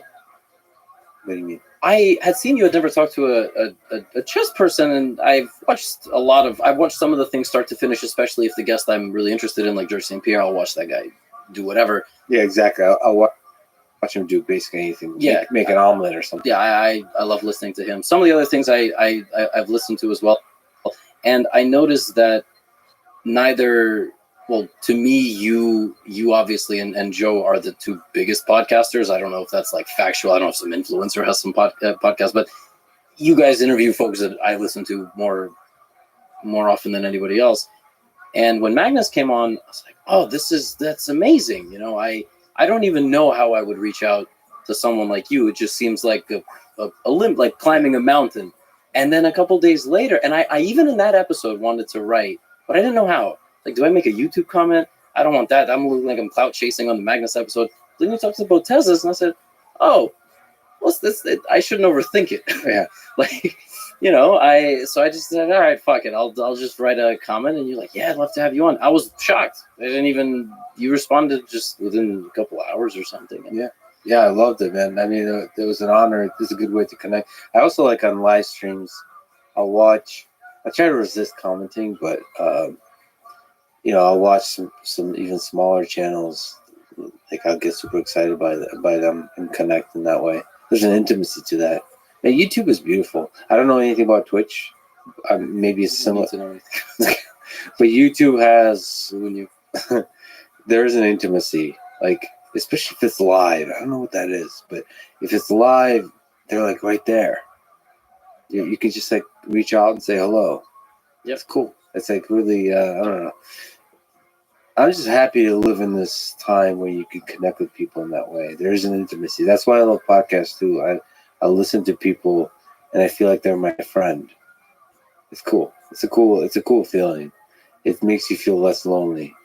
in this world. Like you have a lifelong companion, especially like people that do a podcast for many, many years. And like you've gone through all the ups and downs of life together with a creator, with a podcast, or with anything. It's cool. I don't know. It makes it it's surprisingly intimate, one-way friendships.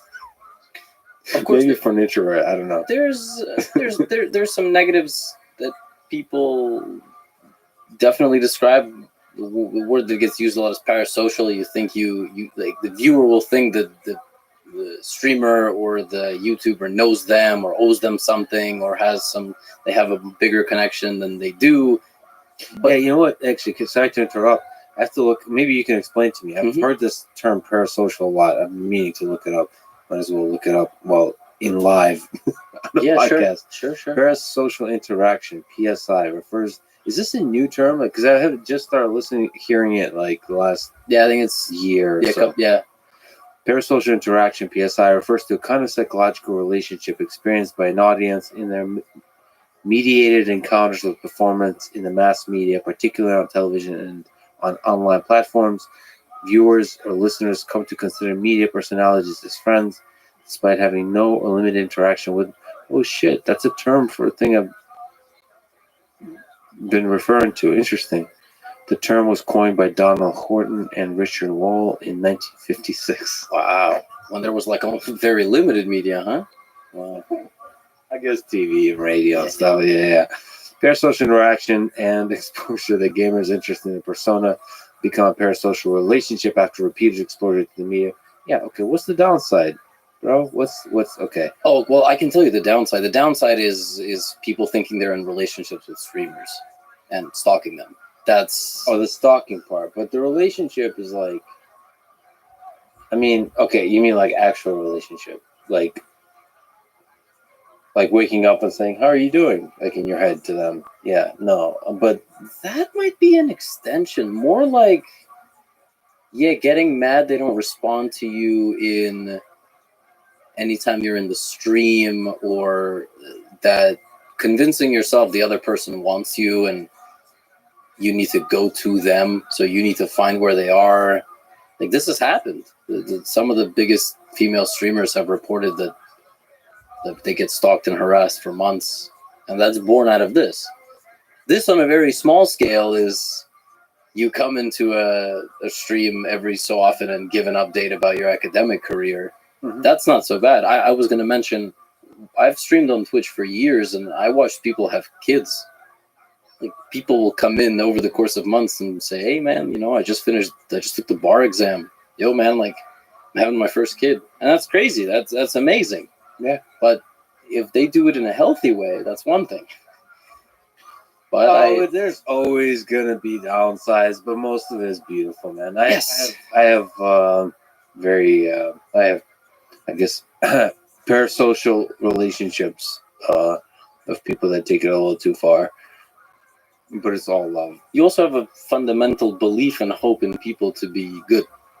Yeah. And I've been, I haven't gotten in trouble with it yet. That's a good thing. Me too. I've interacted with plenty of people in person, and no one's been negative. So and I've even gone to a war zone. There hasn't been. People have been very. I don't know.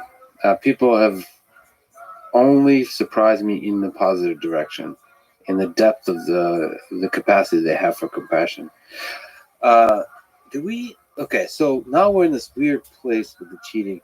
Can I ask you a question about how it's possible to cheat? Like if you and I, the conversation you're gonna have with Magnus, we're gonna play chess. We're trying to figure out how can you beat him. What are the different ways, do you think? Over the board chess, what are the ways to cheat? Yeah. That's where I lose the thread because I don't know. See, that's what I immediately went to. It's like the engineering challenge of cheating. Right. Well, that's because that's like how you're good at that. I mean, you're not good at creating cheating in over the board situations. I'm just saying your brain works differently. I just choose to not even. Like, I can't entertain that. I can come up with some bullshit, but it's not going to be anywhere. Oh, your mind is not, like, immediately attracted to pulling at that thread of, like, how would you fuck with the system? Yeah, my mind stops at, that would have to be a really sophisticated thing, and that's it. It doesn't go any further. My brain every day thinks about the best way to compartmentalize chess into a digestible format and put it out into content. Chess. That's what I think. On the board, chess, not cheating. Yeah, I just think about YouTube. I just think about that. That's currently where my mind is fully focused. I'm also That's working on like a book. So that's what you're thinking. yes. Yeah, see, for me, because I've built chess engines that without understanding chess much, as like, as anyone does who's interested in AI, you build all kinds of systems that do all kinds of stuff. And chess is just an easy game. Like it starts with Othello, goes up to chess and Go. It's just a great benchmark, a great place to explore different AI algorithms, from search to machine learning and so on. But to me, cheating is like, it's a similar kind of ideas. Well, if I make it a board instead of 8x8 to 10x10, like how does it change things? And with cheating, it's almost like expanding the engineering challenge of chess out into the real world. To me, okay, so just allow me, I know cheating is horrible and everything, but Stockfish, AI engine, and human working together in interesting ways, forget chess, just machine and human working together to expand the capability of the human is really fascinating. Mm-hmm. And that's like a beautiful thing to me. Of course, purely for the chess game, it ruins the game. Yeah. But I just like thinking of how AI can interact with the human in ways that it's frictionless. Like like Neuralink brain-computer interfaces dream of directly connecting the human brain to AI system. The problem in this case is I don't think the human and the AI are interacting together. The AI dominates. The human is just the mechanism that makes the moves. I actually played, if I may, maybe I need your advice on this. I thought, and I told myself I won't do it. And then a friend of mine said, and a couple of friends, and both of them are previous guests in this podcast, told me I definitely need to do it, which is, connect. So I already have, for the chess arm that I built, this computer vision on the chessboard is able to extract from vision, the way you do optical character recognition, extract the board. So I was going to just build that cheating system to demonstrate it with the reason I thought it was interesting. So something we didn't mention is, I don't know who started this rumor, but the rumor started that it might have been like anal beads. Yeah. I don't know who started this, but I do know that Elon magnified it. My username was dead center in that thing that he retweeted, which was hilarious to me. You're using it? What do you mean? Like for a tweet. He retweeted the clip, but also the copy pasta, like the paragraph that was like describing the whole anal beads theory, and dead center in the middle of that paragraph is, as Gotham Chess says. And Nice. The worst part about it was I was literally tagged. So it was as user/Gotham Chess says. So every time that paragraph gets posted on Reddit, I get tagged. It's getting posted a lot. So yes, but yes, he tweeted. And then there's also the funny thing, which I really love, the weirdest, most entertaining thing. Was that part of the same thing where, plot twist? Magnus has been using anal beads this whole time. Yeah. That's how you got. Yes. I love that so much. Okay, but anyway, there's a. I quickly realized that there is. I have to admit that I know not much about sex toys, and then I quickly realized that there's a lot of sex toys that have Bluetooth capability that you can interact with. So it's very easy to connect Stockfish to sex toys. Actually. Wow. Actually, yes. So apparently that's a popular thing. Like a lot of sex toys are Bluetooth enabled, so you can communicate with them. So this is actually pretty trivial to do. Not trivial, but. Oh.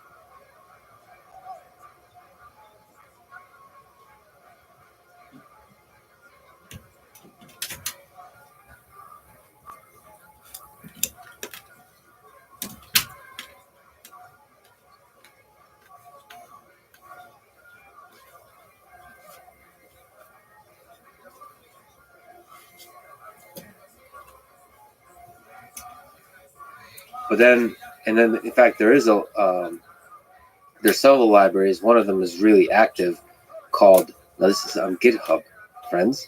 It's in Rust, but I think there's Python wrappers. It's called Buttplug.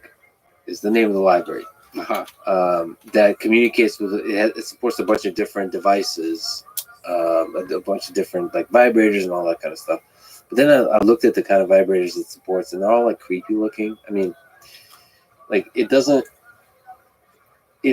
have I don't know, it felt too dirty, you know. Like there's a line, I was like, is this not gonna? Because the reason I like that kind of stuff is I like the joke of it that ultimately is somehow educational.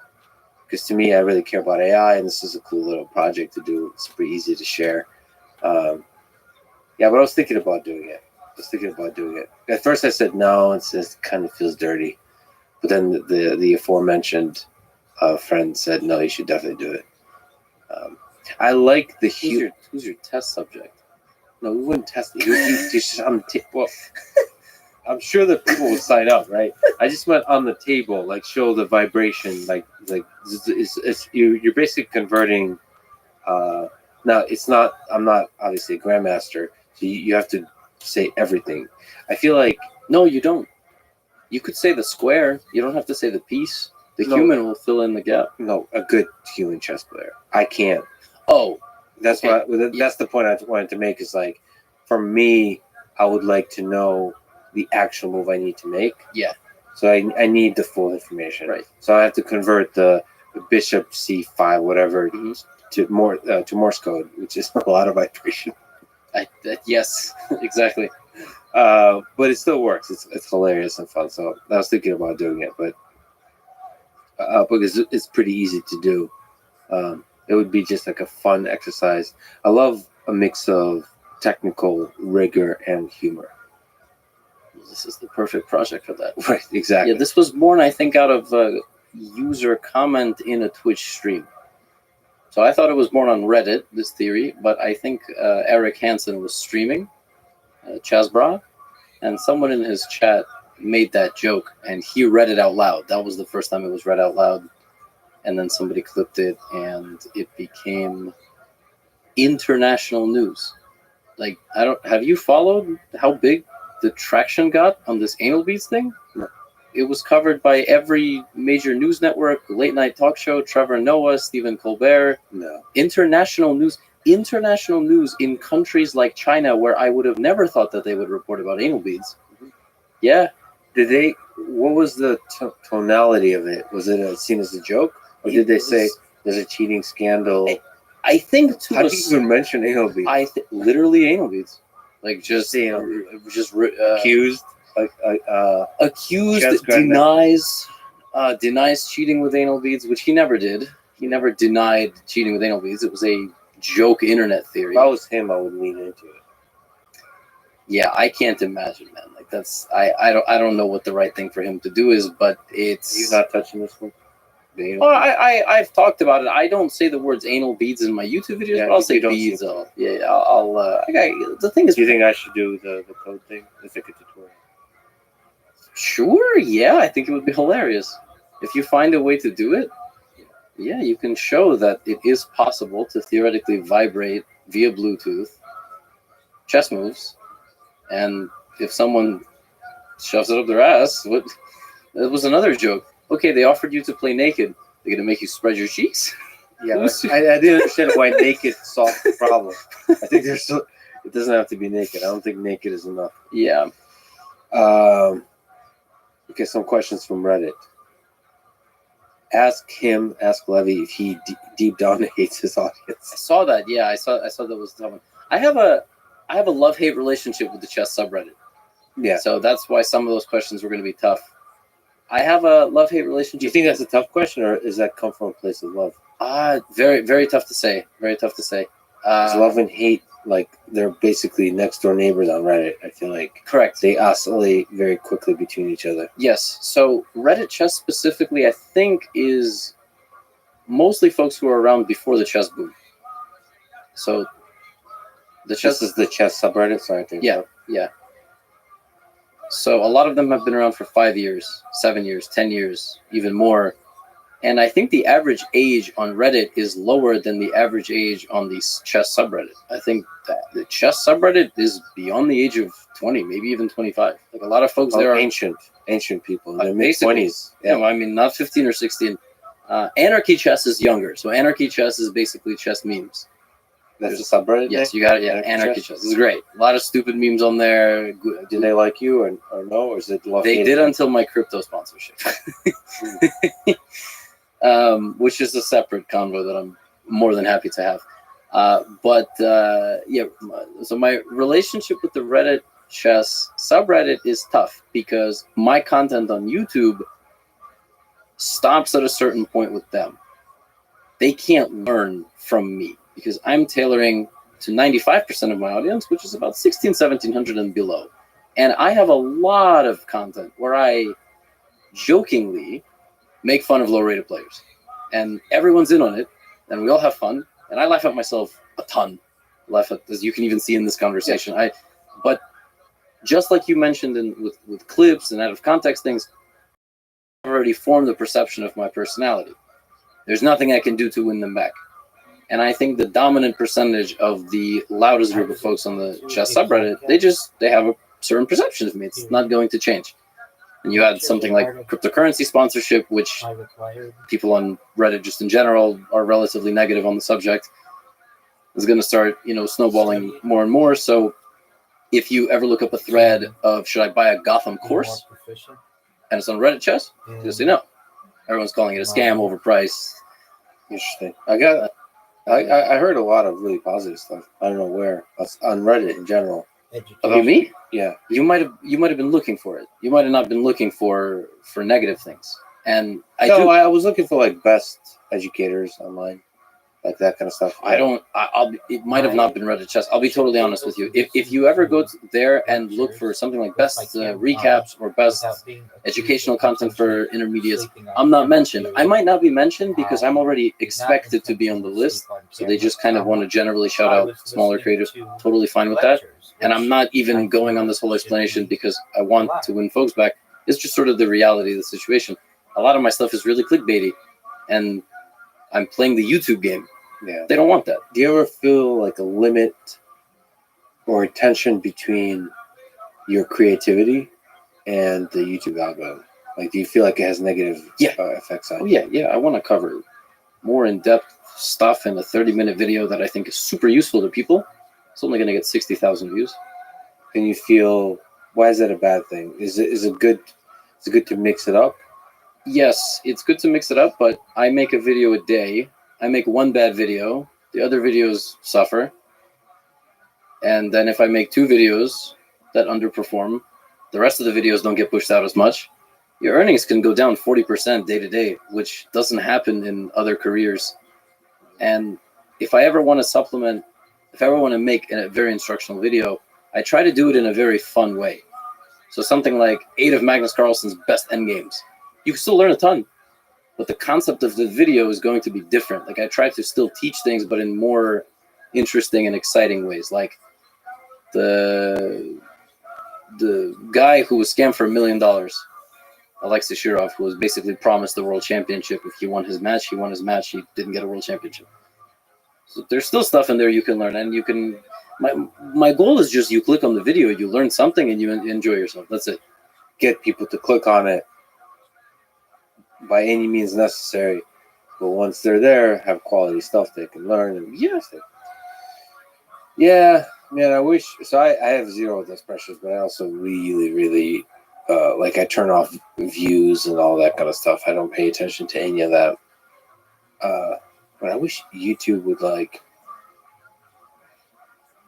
the algorithm would include how good the video is, like beneficial for people's long-term well-being in the calculation. Yeah, I actually really hate the fact that they turned off dislikes.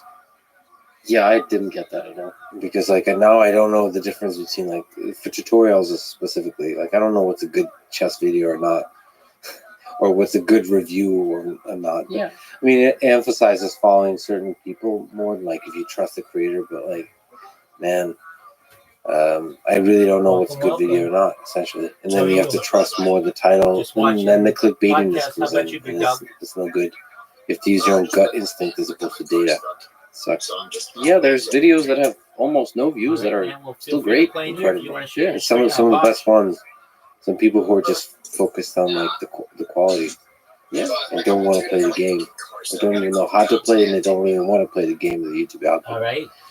Yeah, it sucks. Did it get stuck It in sucks, the snow or especially given something? how dominant YouTube. No, I was drifting at the state park and I fucked up. And I fucking went into the grass and then it went like a foot into the ground. You didn't get arrested or anything? Huh? You didn't get in trouble or anything? No, the officer came by. He didn't ask for my license or insurance. He just said like, "Are you okay?" And it's like it was 20 degrees outside, so he said he would take me home. Wow, you got very fortunate and ran into a really cool police officer. Yeah, the cops are cool around here. We just sat down and just talked about guns, different models of guns. Well, there you go, my man. He was a pretty chill officer. I'm just glad he took me home because I called my family and they said they weren't able to come and help me until the morning Wow. because it was like 3 o'clock. Because it was 3 o'clock in the morning and everyone was asleep. Yeah, so you're gonna get your car later today? Yeah, I have to go pick it up or it's gonna get towed. Right. All right. Well, glad that everything's okay with you. Yeah. I just came in because I got banned out of the fucking chill zone. Yeah, join the club, man. Why'd you get banned? So dude, this is gonna fucking sound stupid, but someone was posting porn inside the whiteboard, and I was blamed for it because the moderators were doing it, and I was blamed for it. Dude, literally 20 seconds before you came in here, I just checked on my chill zone ban. I got banned because they said I was advertising when I'd been in there for months, like many, many months. And I've never said anything in there. I've never made any comments about my links or anything, but somebody just goes to my account and thinks that it's too much advertising, then I get banned. And so I've been banned there before and I've appealed. Did you appeal your ban? Not yet. I'm going to later. Hopefully, I can get appealed. Yeah. So I appealed my ban one time and they let me right back in. They were really cool about it. And then this most recent time, the reason why I got banned was it was called advertising bot.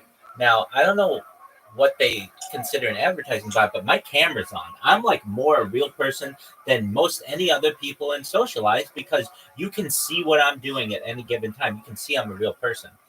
And so I appealed it and most recently, and my appeal was rejected because they said I did not take accountability for my actions. And I'm like, well, I'm not going to take accountability for being a bot because I'm not. If I'm a robot, then I would take accountability for it, but I'm not. So I don't understand how you want me to take accountability for something that I'm not.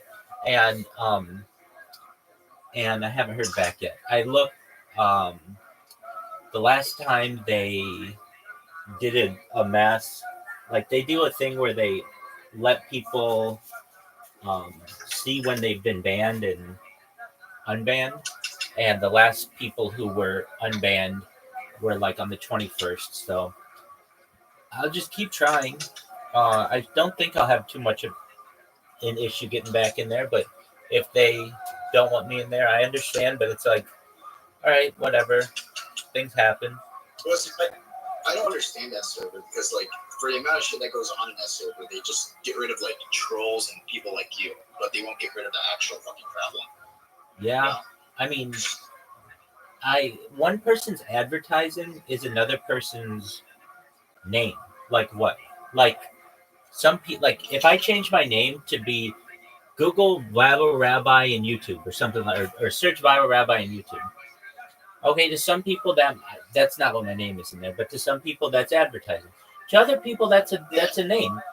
And in the same way, if I just go in there with the name Rabbi Rothschild, that's my name. And then if you want to click on it and dig through all my shit and you consider it advertising, one person considers it advertising, another person doesn't. I see this happen all the time where people will have like a Discord in their profile, how is that not advertising? You're advertising another Discord. But yet they'll let that happen. But when I say, hey, join my Discord or, search me in YouTube, that's considered advertising. However, that isn't really clear in their rules. They say, do not advertise in the VCs or in the chat, which I'm not. I'm not DMing people. I'm not I'm not saying, hey, check me out. I'm not typing that. If you want to click on my profile, that's on you. And that's how I kind of feel. I can put whatever I want in my profile. So I actually even said to their with my most recent appeal, both times, I said, tell me what you want me to change and I will. I mean, I'll be as flexible as you want me to be. And I can't stand some of the times. I know like many of these moderators are. I mean, they're unpaid people who get power trips, and they're anonymous. So you can't see who they are. You can't take action against them. You can't complain about them. I mean, I have been banned, I think, in more discourse than perhaps anyone on earth. And one thing that I find interesting, a lot of times actually, when I'm banned, I will appeal the ban. And sometimes people will be like, I get banned all the time without any warning as well. And there's a reason why they have warnings, like, hey, we think that you're advertising or something like that. But no, instead, it's just you were in good graces with them, and then all of a sudden, you're done. And I feel like, hey, you could have warned me. And so I'll say in my appeal, like, please talk to the moderator who banned me and tell them that they should give somebody a warning because of this. And many times that's when I get like a full-on permanent ban. For the rest of my life, because some random individual in 2024 or 2023 or 2022 who might not even be in the Discord anymore assumes that I was advertising, and then wants to ban me. It's absolutely ridiculous that you get a permanent ban for life. I don't understand that. So You just say facts, bro. Right. It's just how I feel. It's been my experience. Okay, that's just that community, bro. They're sensitive, right? If you, like you said, they're power trips. Like they're sensitive and they have power trips. Right. And it's a very large server, and so I understand that they go through a lot of shit. But in such a large server, that's why you have warnings. That's why you have a lot of moderators who can warn people before it's just you're done. And another interesting thing to me is that I was streaming in there for like 3 months before, 24/7, never an issue. But then all of a sudden it became an issue. I didn't do anything differently. Why wasn't it an issue 3 months ago? Why is it an issue now? And what ends up happening is just, I've heard it happen many times. You get two people who are like, or one person who's just like, what's this person always doing streaming in there? And then somebody will be like, oh, I don't know. They're always in there when I see them. And then somebody will just be bored and be like, well, why don't we ban them? And then it's like, okay, well, and then a moderator's like, yeah, well, if you guys want me to ban them, I'll ban them. And then they ban you. And it's like, it all happened because of one random ass person. This happened to me very recently in a very big server known as Memology. It had 700,000 people in it. And I was in there for 2 days, and one guy just added me and said, yo, do you know you've been streaming in here for 2 days? It's like, dog, that's nothing. I've been live in Aiden Ross's stream for like 6 months. And then all of a sudden I got banned. And I said to the guy who added me, I'm like, hey, dude, just so you know, thanks for that. It got me banned.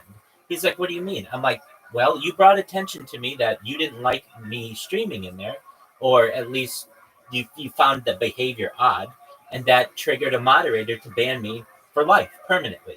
And he's like, oh, man, is there any... He was really, really nice. He was like, is there anything I can do? I'm sorry. I didn't mean that. Like, I was just bored and making a comment, basically. And it's like, yeah, I understand. People don't realize that the system that's currently in place of just banning someone permanently is somewhat too harsh. I mean, I almost feel like you should have to get a warning or something like that to be able to change your behavior, because how do you know if you're doing something wrong if you don't get warned about it? True. So how was work today? I don't know if you went to work. I don't work. I don't need to work. Oh, Shit, I thought you worked for those one companies. I do when I need to, but yeah. I mean, also it's Sunday, so normally I wouldn't work on a Sunday either. I don't work on the weekends. Um, but yeah, I don't. If I need to work, I'll pick up a project. But if I am doing okay financially, I don't work. And I Shit, no. If you don't mind me asking, how are you financially? um I'm comfortable right now because I made a good amount of money this summer, and I can live on that till perhaps into next year. And then um, a lot of times I don't want to say I'll turn down work, but people will come to me, they'll see the previous work that I've done for people, and they will offer me, you know, thousands of dollars to work on a project for them. So, like an example, I know, like I'm sponsored by cryptocurrencies or actually multiple cryptocurrencies, um, and I am live in their Telegram. So a lot of random people come into the Telegram and are like, "Hey, you're always in here." I'm like, "Yep," and they understand that I live stream my life and that I'm very good with social media, and a lot of times guys are just wanting to start a cryptocurrency. So they have the developer to be able to do everything on the back end, but they don't know how to market it. And so, depending if it's a friend of mine, I'll do it for hundreds of dollars. If it's a random client, it'll be thousands of dollars. And basically, I can make thousands of dollars in like 48 hours. And the way that I do it, And that's how you get your free cryptos through that. yeah, they give me crypto as well. In addition, I mean, there's a community that just they give me cryptocurrency, and so I've got a nice wallet from that. I'm not even including that in what I make. I mean, I make money, U.S. dollars, from these companies. So, or these projects. So what they'll do is they will they'll be like, "Hey, will you market our coin for us?" And I'll say, "Sure." So what I do is I create 20 different social media accounts for them. Everything from a Gmail account to a YouTube account to a Twitch account to a TikTok account to a Flickr account to a Snapchat account to a Rumble account, a Kick account. I'll create um, Instagram accounts for them, a Facebook account for them, a Facebook group for them. I will create Discord accounts for them. I'll create a Discord for them. Basically, I have packages that I give to people, but um, generally, I think that there's like 20 different of the mainstream social media platforms that are out there. So then what I do is I use AI to create some videos for them to market their coin. So I just generally like create a cool short little clip with a really popular song behind it, and then post that on all of their social media that I've created. And within a week, they have gone from not being found on the internet to having every top position when you Google their name. So, for instance, like let's say you wanted a coin that was just the Mike coin. Okay, great. And I would say, all right, are you sold on the name Mike coin? Yep, I want that coin. That's my coin. Okay, great. So then I will find one name, one username that works on all the different platforms. So Mike coin, or let's say we can't get Mike coin on everything. So then we'll find like MikeCoin.eth or the Mike coin or whatever it is. And we'll make sure it is unified on all the different platforms. And then when you type that in, my goal is that you are the top 10 results in Google. And I'll give people a link tree. I'll make sure that they have a website if they need. I mean, I go into website packages too. But yeah, I mean, just doing that for someone over the course of it takes me like 24 to 48 hours, yields thousands of dollars. And then on top of that, I get cryptocurrency just from people who want to be nice people, and that's cool too. So I don't think, I mean, you never know, things can happen, but I'm hope that I don't have to work until, well, at least until perhaps next year sometime.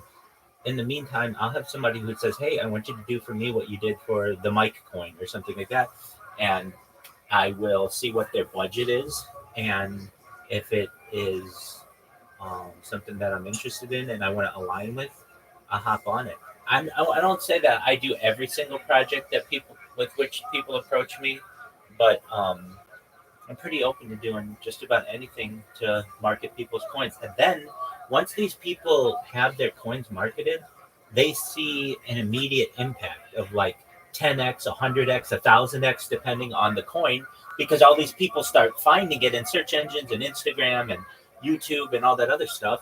And so it's a very good investment for them.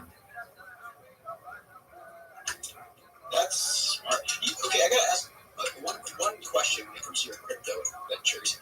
How do you know, like, a lot of those are just gonna get rug pulled, right? Like, probably a lot of the ones you advertise are just gonna get rug pulled, like, within like a week after you doing all that, right? Yeah. You acknowledge that, right? Well, the ones that I've done have not, surprisingly. I've known the developers for them, and so they're long-term investors.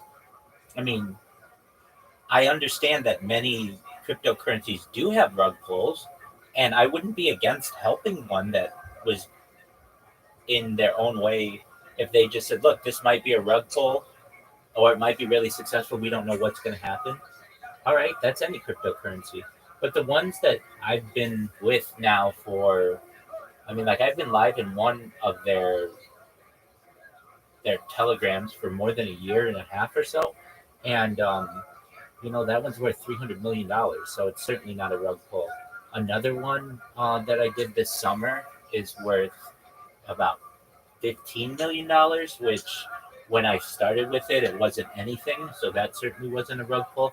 And then I've done some for friends that I don't know if they ever at any point really had an opportunity to be really, really big, but they've gone to pretty close to $1 million, and it's just like one person on there. And so I've been fortunate. I haven't had any projects, at least of which I've been a part, that have been absolute rug pulls. But I do know those exist, certainly. Nice. Yeah. At least you're honest about it. Most people would just like come up with 5 different excuses of how like the projects aren't rug pulls. At least you're like honest.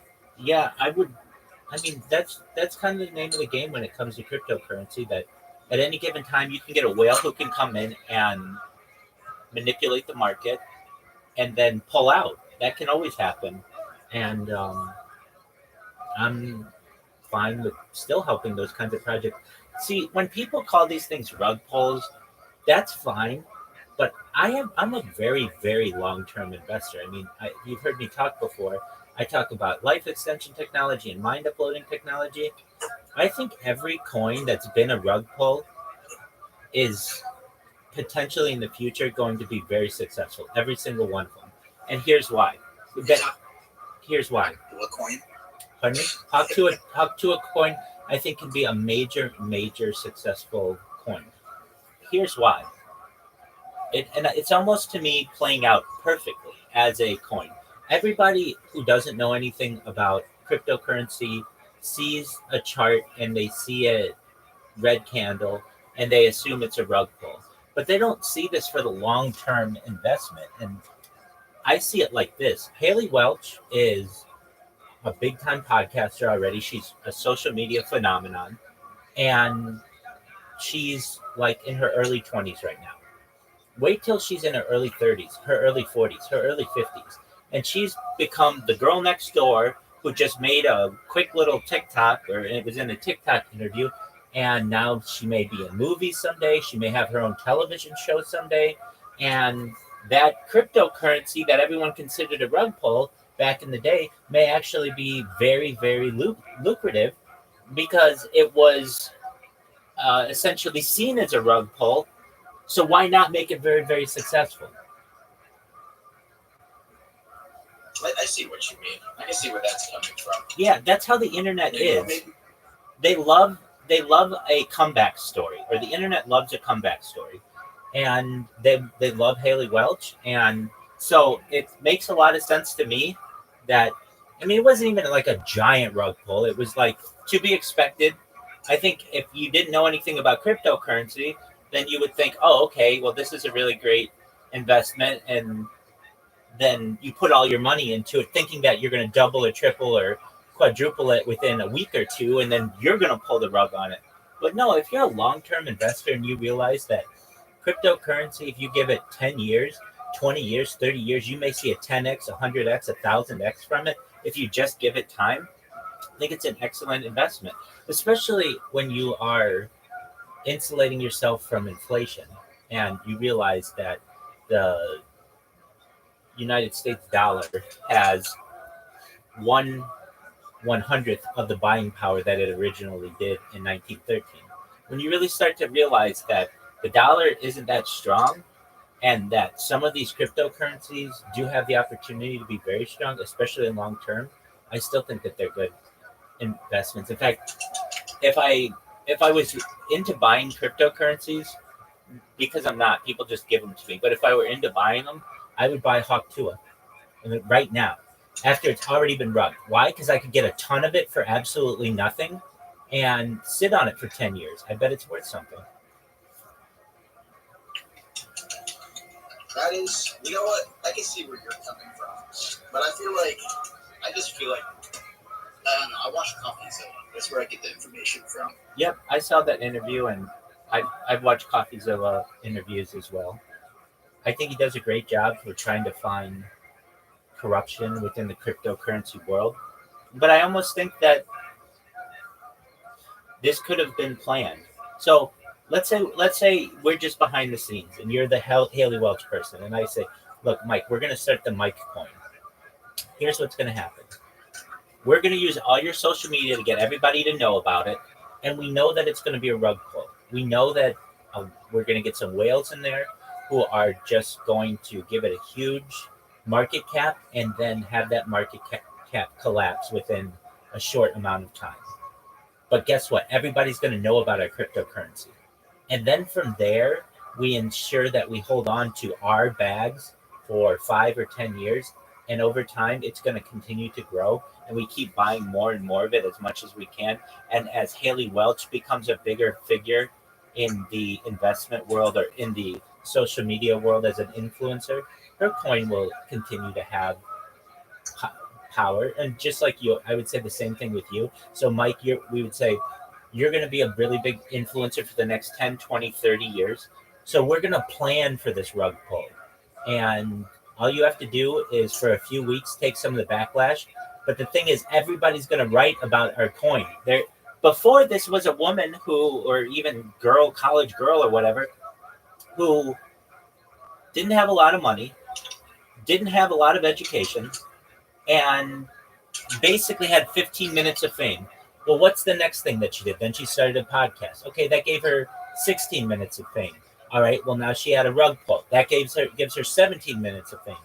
It is prolonging her career at this point, and I think that's a smart strategy. So if I were someone to invest in cryptocurrencies myself, I think that Hawk Tuah coin still has a lot of opportunity. People just haven't given it a long-term analysis. I look at it like this. Have you ever had something in your house that is basically like junk? Like, I don't know, an old lamp or an old phone or just something that you don't consider valuable. Have you ever had something like that? Something like that. I want to say valuable like that. Like, I have trading cards. That's the only thing I can think of. Perfect example. All right, so you've got trading cards. And maybe you bought them within the last 10, 20 years, and maybe they've gone up in value, maybe they've gone down in value. Okay, fine. But look at them when they're 50 years old, 100 years old. Eventually, they get to a certain level where they become antiques. And once something becomes an antique, then it has extreme value. And your trading cards will have extreme value. And so will cryptocurrency. So will NFTs. A lot of people say, oh, I bought this NFT for thousands of dollars and it's worth pennies now. And then they sell it. That's the dumbest thing you can do. Hold on to that NFT for as long as you can, because it will be seen as digital art.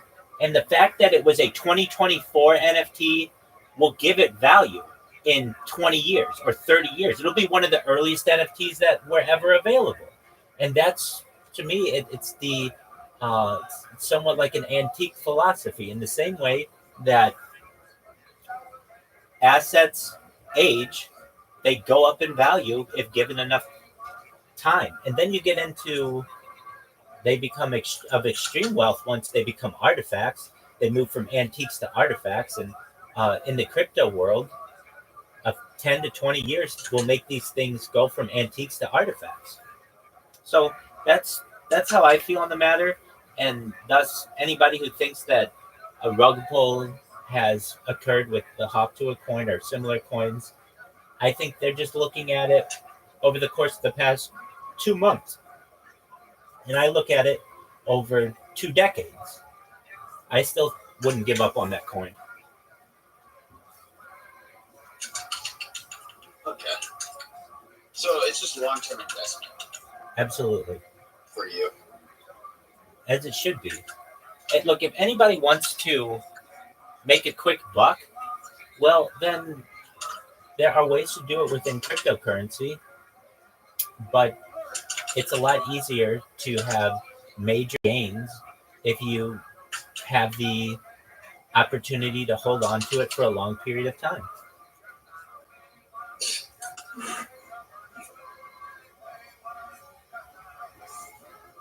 What game are you playing? Yeah. I guess you're more in a position where you can at least like hold all the coin. You don't even buy it, so you don't spend your crypto. So yeah. Exactly. Actually. And that makes me the ultimate holder. People love me because they know that if they give me their coin, I won't sell it.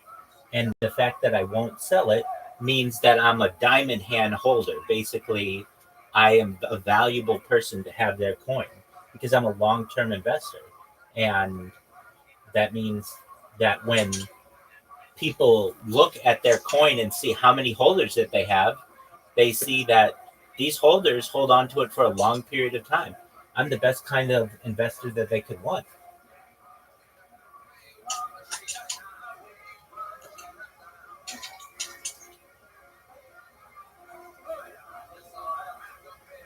Do you mind asking so far? What game are you playing? Naruto Storm.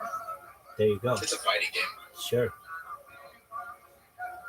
I'll stream it for you. Just give me a second. Take your time, man. Get my-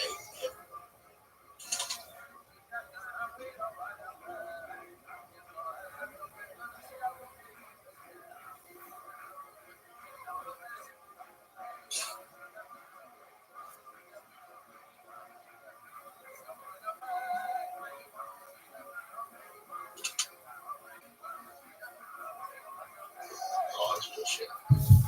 To is in defining the sort of the creative energy of our whole civilization of Yeah, the youth, not just chess. not just chess. When are you going to chess box against Eric Rosen? This is a question from Reddit. Chess box. You said your hands are all messed up. Yeah, yeah. Are you training for something or regular? Like, So I also just remembered we never talked about Hikaru, so I can talk about Rosen and Hikaru in the same chess boxing all right. sense. Is this your McGregor like shit No, talk no. segment? No, no, of no, the- no. Eric Rosen is actually a close friend of mine. I probably have 5 of those, and he just so happens to be not just a chess streamer, but we talked about buying homes. We've talked about he's stayed at my place. He took my wedding photos.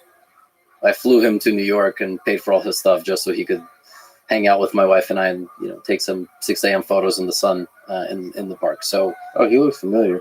yeah, so he's he's a good friend of mine. Now, in terms of chess boxing, chess boxing is this really fascinating sport where you have boxing, but you also have chess and you have rounds. You start a chess game with a clock. That segment itself lasts for a couple of minutes. They put the board away and pause the clock, whatever the time situation is. Then you box for a minute. And that keeps going on. I don't know how it works in terms of the time expiring, meaning in fighting, there's judges that just tell you how the fight was going, right? Here, I don't know who wins and how. Like, do you win by, you can win by knockout, you can win by checkmate, or their clock can run out on the chessboard. But is Who there, judges? who is there a round limit? Like, does this just go on and on and on and on? You know what I mean? Yeah, I thought it's like 12 rounds, right? Isn't this a thing in Russia? It's a big thing in the UK. UK? Yeah, UK. I don't know why. And there's a lot of YouTuber events just for boxing. So YouTubers just learn to box, and then they just box. No chess. They just straight up box each other. Like Jake Paul, for example. You ever gonna get Jake Paul in here? Yeah, I'm sure. Okay. I'm sure. I feel like so many different guests have been mentioned. Yeah, Jake Paul would be a fun guest, but he's obviously the biggest scaler. He's legitimately boxing people. He's not, but okay, chess players is never going to learn to box to that level, and all of us are starting basically from zero. And Ludwig talked to me behind the scenes, say, "Hey, how would you feel about being in a chess boxing match?" I said, "Okay, yeah, maybe. When is it going to be?" He said, 5 months from now. I've always wanted to train combat. I've weightlifted. I've done cardio. I've played And you said basketball. you're a UFC fan too. Yeah, but So you admire fighting. yeah, I would enjoy it. I just have a really bad lower back, and that makes a lot of different combat difficult. But I said, you know what, screw this. I'm going to contact a few local gyms. Yeah. And one of them, the guy emailing me back and forth, had actually watched my YouTube videos. So he was the first to respond. And he said, yeah, like, come in, do a couple classes, like, see how you feel. So first I did conditioning, which killed me because fighting conditioning, as you know, it kills you. It's a completely different type of conditioning. But I felt good, and I really wanted to come back. And since July, I've been training 3-4 days a week. Nice. Like, You feel pretty good? I love it. Lower back feels good? Lower, everything, the whole body got stronger. So, Physique. what you're saying is you're going to fuck up your car. Is he training? I'm not fighting. So I talked to Eric about it, and the truth is we're both concerned about head trauma. I haven't actually sparred. I like sparring, shadow boxing, but I go there, I do personal training. I don't do a group class. Yeah. I'm not fighting. I'm fighting the bag. I'm doing shadow boxing. My form is improving, but I haven't been punched. I get hit in the stomach. You know, I get hit in the side with kicks. Nobody's punched me in the face yet. So I think we both were adequately concerned about that, and there was not some ridiculous amount of money on the table, so we decided it's just not worth pursuing. Mm-hmm. How does Hikaru come into the picture? Well, Because he's a possible competitor. People ask me all the time, who would you fight? People are like, Andrea Botes would kick your ass.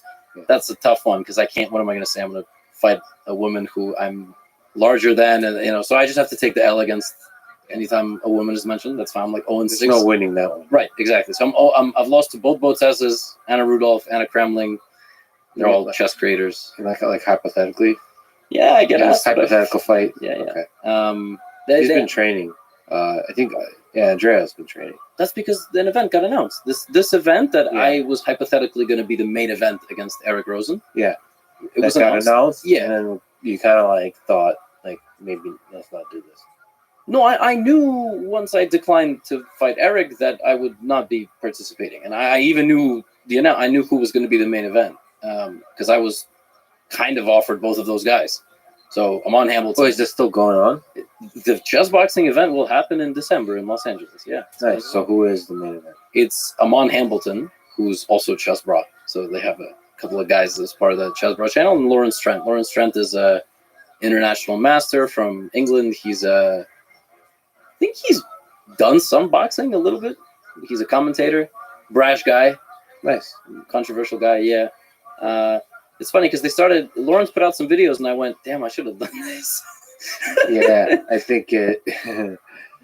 But I mean, you're right. First of all, there's so many things to say. One of which is, if you want to take it seriously, it does pull you in. Like, if you train a lot, it's going to affect the rest of your life, and then there's it changes you. I think taking combat sports seriously changes you in good. Very cool. And there's negative cost to it, I think, because it's a whole nother thing, man. It's like it's like doing marathon running or something. It really pulls you in. And can you Naruto run in this? It's a fighting game. So I mean, yeah, we can dash, but it's not what you think. Yeah, I got you. You ever watch? Do I what? Did you ever watch Naruto? No. No, it's a pretty good show. If you ever have the time, it's like 1,000+ episodes. Oh wow, it's huge. Yeah, it's not fucking One Piece huge. One Piece huge is like almost 2,000 episodes. Wow.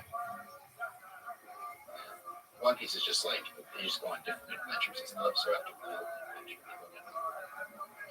Very cool. did you ever like watch TV or did you just grow up on? No, they didn't have YouTube when I grew up, so I watched a lot of TV. Generally American television, starting with like the Cosby Show, Cheers, the Golden Girls, moving into things like Seinfeld, Frasier, Friends, then into like The Office, Parks and Recreation, also like Sex and the City, The Sopranos. Um, So classic Japanese. yeah, definitely. In addition to like I Love Lucy and MASH and Gilligan's Island and all those kinds of shows. So I've watched a lot of television. What I haven't watched a lot of is anime. I don't know if people consider Family Guy anime. To me, it's just like a cartoon. No, that's animation. Yeah, exactly. What's the difference between anime and animation? Art style. All right. I would say that it's like That's about it. okay. And so The Simpsons and Family Guy, I've watched a lot of, especially Oh, Family. wait, no. Okay. The Simpsons, the Family Guys, the adult, American Dad. That's called adult animation. Okay, well that's what I watched. Yeah. And I love those shows. same here. I was watching Family Guy earlier today. And then like when it comes to anime didn't really wasn't a major player in the United States until around I would say 2005 or so, maybe 2000 with like Pokemon and Dragon Ball Z and that kind of stuff. But I was already too old for that. And so when people ask me, what's your favorite anime? I say, well, if you count Family Guy and The Simpsons and stuff, I guess that. But if most of the time they're like, no, Japanese anime or something, or Asian anime or something, then I say, I got one good show. You have Netflix, right? I do not. Never mind. I can get it though. I mean, whatever the show is, I go to F Movies and they have everything. Yeah, but it's called Arcane. It's such a good show. I think most people would like it. Excellent. It's based on a game. Okay, I was gonna say, is there a game involved with that? Yeah, you know League of Legends. Yeah, I was just kicked out of their server earlier today. You played League of Legends or not? No, I was just in the community. Like I'd love to really get into a game, but I have a fear that if I do, I won't pay attention as much to my streams and all those other things. So I do my best to. Nah, you could do both. Actually, that would be perfect for you doing both. Well, I run into some issues. I have gamed. I played Fortnite and some other things on stream. Generally, at least the computers that I have aren't super fast. I would rather personally have 10 different devices than one really good gaming laptop. So I've made that sacrifice. Now I could go and buy one, but even still, you run into some issues when you game, especially depending on the audience or the people who participate and the language they use. That you can get in trouble for that, and there's no way to really get yourself out of it. So, say for instance, we're playing a game and somebody just comes in and starts saying some things that you're not allowed to say on Instagram or you're not allowed to say on YouTube. I can get in trouble for that. So then I have to leave the game and I don't have as much control over it. And just, generally I do my best to keep costs to a minimum. So I don't want to have just recurring subscriptions to gaming. And so I do play. I play a couple games actually, with some friends in here just about every night. Not every night, but just about every night. And we just play like miniature golf using this app. And then we'll also play card games and stuff. I mean, really the games that I like to play are pretty simple. I like chess. I like Go. I like simple board games. They don't have to be super complicated to me. And then the other games that I like, truthfully, I've said this to myself, I'm not going to game until Grand Theft Auto 6 comes out. When Grand Theft Auto 6 comes out, I'll live on that device. Oh God, dude, I'm living on it. Right. You know, it's not released on computers. It's only going to be released on consoles. I figured that. Nevertheless, I'll get the newest Xbox that I need, and I'll get everything else that I need to be able to play that. And so, I've played them all. I've beaten them all. I've even beaten some of them. At least one, Grand Theft Auto Vice City. Did you put it online for $5? I have played. Yeah, I have it online for fun. The computer that I had that I used for which I used that went down on me. It just was an older computer. But yeah, I mean, I've played that online. I run into issues too. I mean, unless you want to spend like thousands of dollars on one device, to ensure that it has all of the latest specs, all of the latest video cards and everything, it's very difficult to multi-stream. So basically, to stream what you're showing while you're doing all of the other things, it can just causes lag, slows things down, and I get frustrated with that. I really like sport. Troubleshooting's cancer. Oh yeah, definitely. I run into issues. Well, I should say I really like sports games. So like Madden, I like football games. I like 2K. I like FIFA. Those are my games. But they sync me with as much time as I spend on them, and like I basically make everything about them, and I don't want to do that. I know how addictive I can get on things, and I don't want to let that happen. Yeah.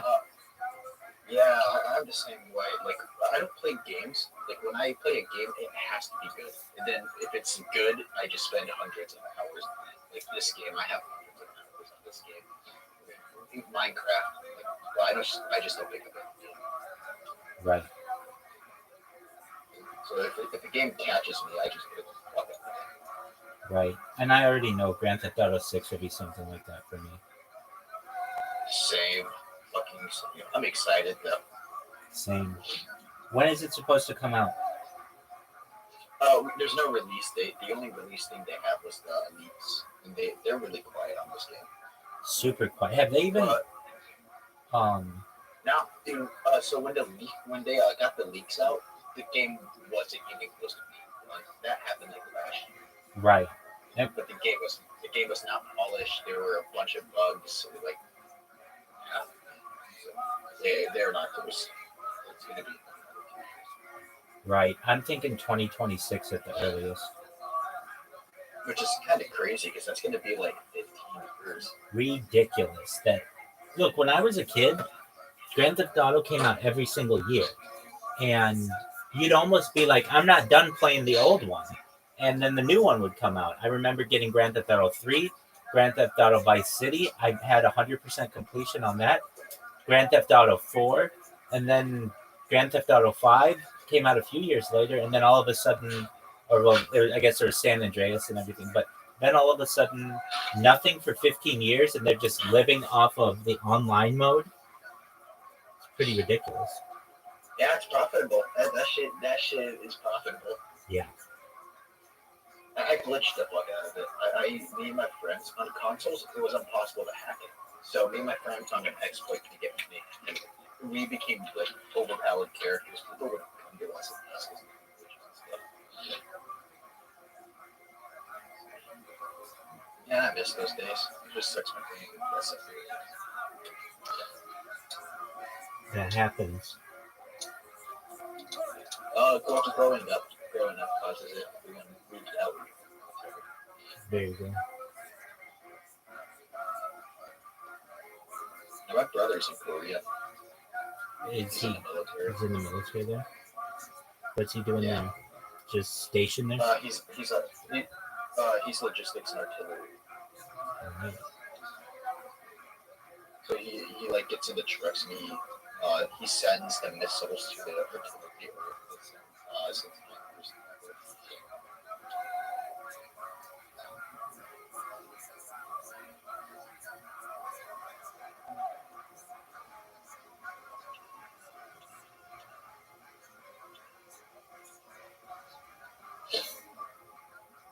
this person I went against way too many times a day. He's not happy.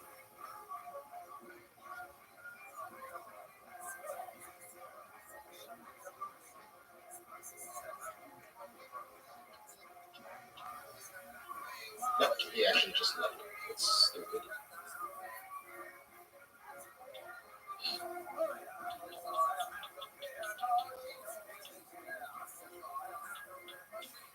The other thing that has prevented me from really getting into games is, like I've said, I get banned for all kinds of reasons. And especially on Xbox, like, you can't get banned that many times, or you have to keep paying for it. I mean, it's like then you have Xbox Live. If your Xbox Live gets banned, then you're going to get an IP ban. Then you have to create a new account. Then it's more money for a new Xbox Live account. It really be like that. Like when it comes to like shit talking on Xbox, if you get reported saying fuck, you just get banned. Yeah, I mean, and I just take a lot of shit for my name as well, and so people just like, people initially just are like, oh, who's this person? They'll Google me. They'll see that I'm live streaming. Sometimes they'll say I'm live streaming them without their consent, and I can get banned. There's just a lot of things that for which you can get banned on the internet. But the one that's really worried me is Xbox Live, because you can't keep creating accounts with that. You need like different credit cards and all kinds of other things, and it's just I do just play it safe. Yeah. Play it safe. Well, yeah, I mean, I do have a lot of accounts on Discord, and like I have more social media than perhaps anyone knows. I have 100 YouTube accounts, 200 Instagram accounts, 300 Twitch accounts. I have 1,000 TikTok accounts. I have over 2,000 Twitter accounts and over 10,000 Kick accounts. So when it comes to creating accounts, if I know you can create multiple accounts using a platform, I will. But Xbox and PlayStation, you can't do that. Or it's not as easy to do that.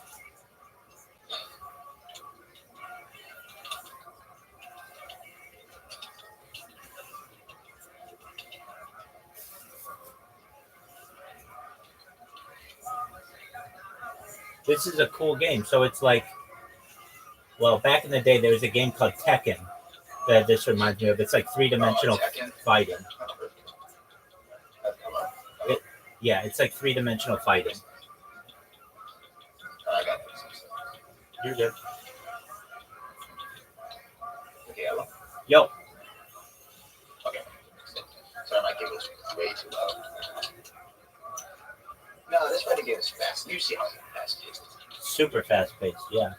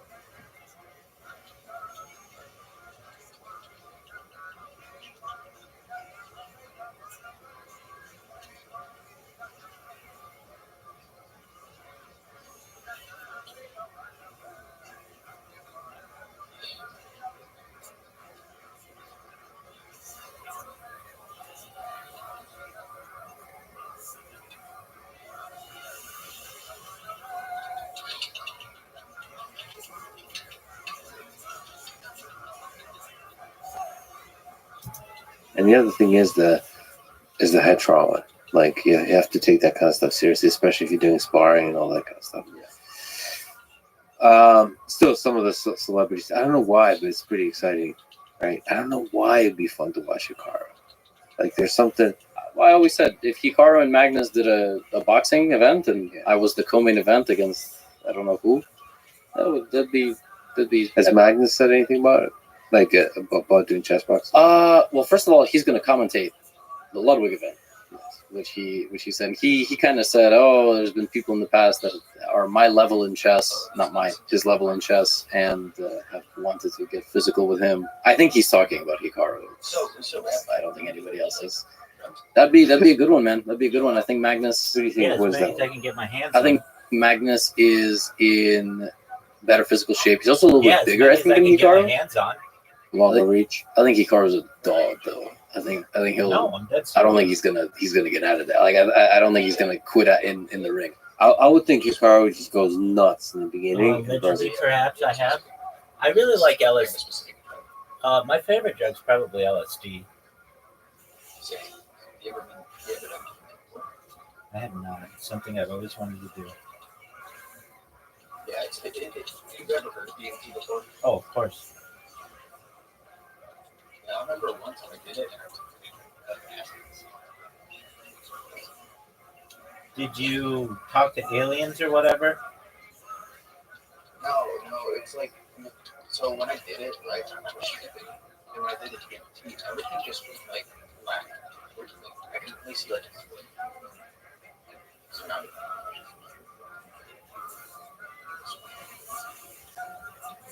so that was fucking great.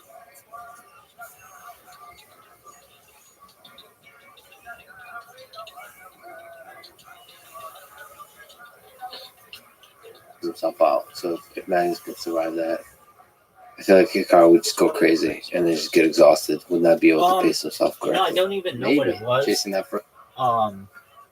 There was a time where you could. I'm sure you still can, but you'd buy designer drugs online, and I bought. That's how I got into cryptocurrency. Actually, was that's how you had to buy drugs on the dark web. And so I would buy drugs on the dark web, and they'd be shipped to me from like Amsterdam. And there's this one drug that I did that so what was it? It was like 5-MeO. It wasn't 5-MeO DMT, but it was like 5-MeO something or a version of that. Just some designer drug. And this shit really fucked me up. Meaning, it put me on the bathroom floor for more than a day, and I could not move, and it was like paralyzing. And I remember I just saw like geometric shapes, and it was just one of the worst trips of my entire life. And so it really made me realize I can't just take whatever I find.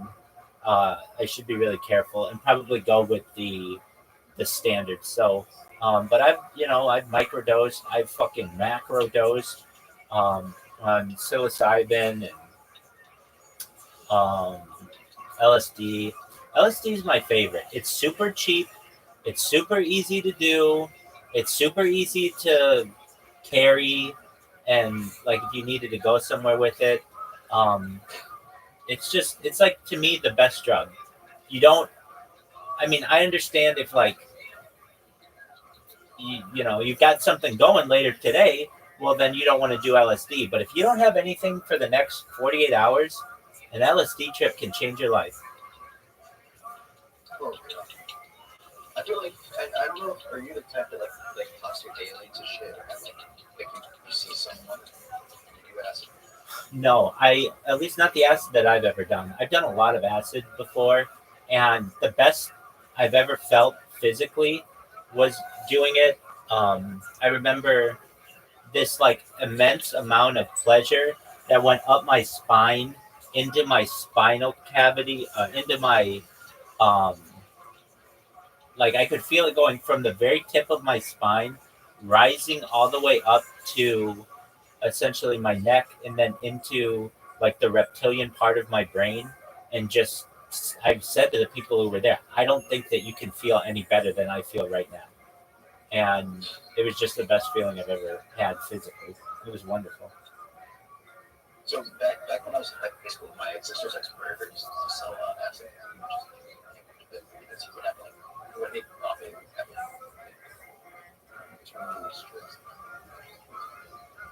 That's amazing. yeah, he used to give me a lot of.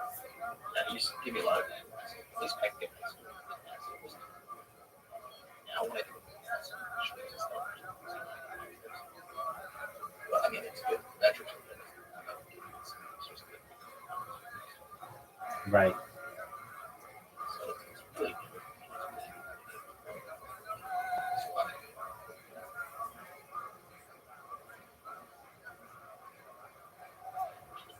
Yeah, I miss those songs. Now I just want to go to a concert.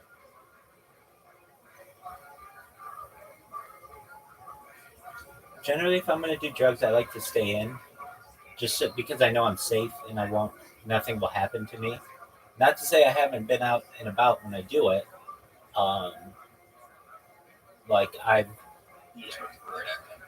yeah, I mean, like I'll go out and smoke on camera, like at the little park by my house, and but I don't want to. I don't want to be on like an LSD trip for a long period of time, just because you never know what's going to happen. Yeah, I remember I was taking like 3 tabs once every few days. I would just tabs zoom off.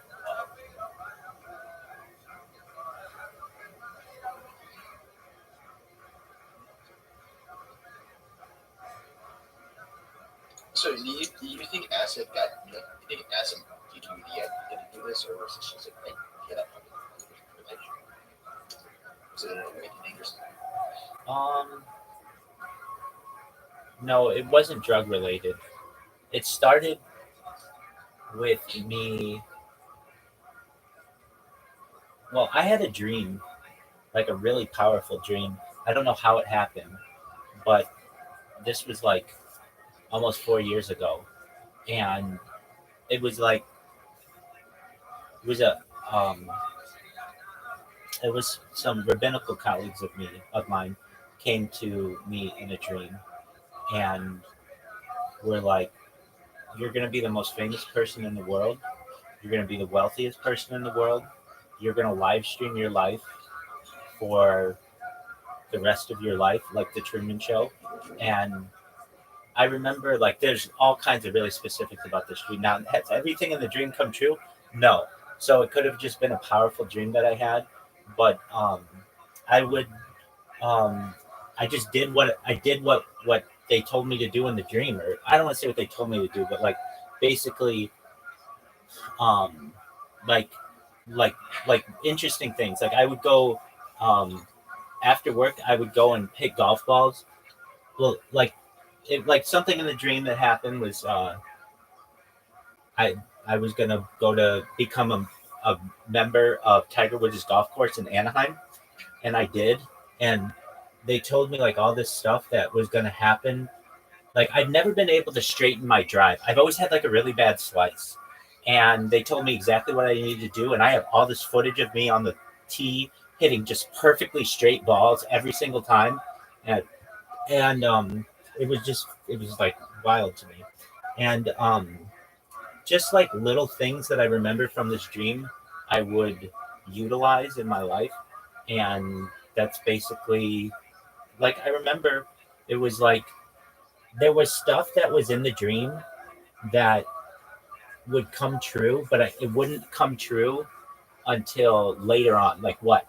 Like I remember there was something in the dream that was like there's gonna be a I remember it was just like this. It was like, do you know chatbots that you use online? And I remember being like, yeah, they suck. And they were like, yeah, well, there's going to be a chatbot in the future with AI that will basically be perfect. And that's what ChatGPT turned out to be. And like a few other predictions that were made that I've been able to like see come to fruition. Has everything come to fruition? No. But some weird things. There have been weird synchronicities, and like most of my dreams, I normally don't remember, and I still remember a lot of this. Like this is a dream that sticks out in my head, and so I basically like it was just like a conversation that I had in a dream that put some things together for me. I mean, I'm in tech, and it was like, all right, do you know that like there was a gold rush? Yeah. And you know there's like, you know, the Rockefellers of petroleum, yeah. All right, well, you are essentially going to be the Rockefeller of data. And you know that data is Earth's number one resource. And with all of that, I thought, okay. And I've just basically lived my life very similarly to how I had this dream. Do I have those dreams anymore? No, I think I maybe had one or two ever before I started this. And here I am now, 3.5 years later, and I grow every single day. I get new people in here every single day. And I remember how it said that I was going to go viral. And it was, believe it or not, in a Wall Street Bets Discord, which I didn't even know was a Discord when I originally had this stream. But it's a Wall Street Bets Discord. I'm live in there right now. Basically, I created a robot. If anybody ever kicks me out of that Discord, it lets me back in. And I think somebody from there is going to get interested in what I do, perhaps, and then they're going to share it. And if it shares in the right circles, it can go viral. Now, do I know this for a fact? No, it was a dream, just like any dream that I have. It could all not be true, but there was like a step-by-step plan that I kind of envisioned, and just about everything has gone pretty similar to that plan.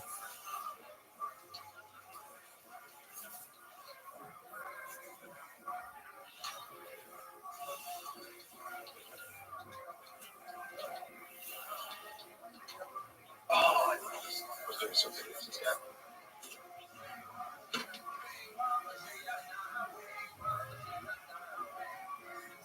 First round knockout. Yeah. Do you, You just do you have any family? Yeah, You don't mind me asking? yeah, I have family. They're supportive about this. They don't, to my knowledge, they don't even know about it.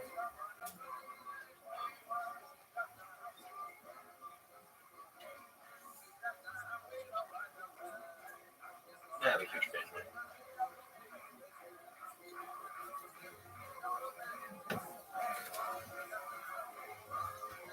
You know, I rely on that.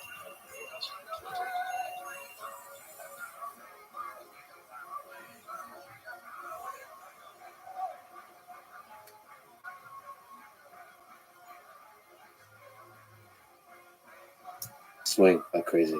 Honestly, I just love to see that, which is like the effect of physical exertion on the game. I think I'm it's sure they're strong enough to.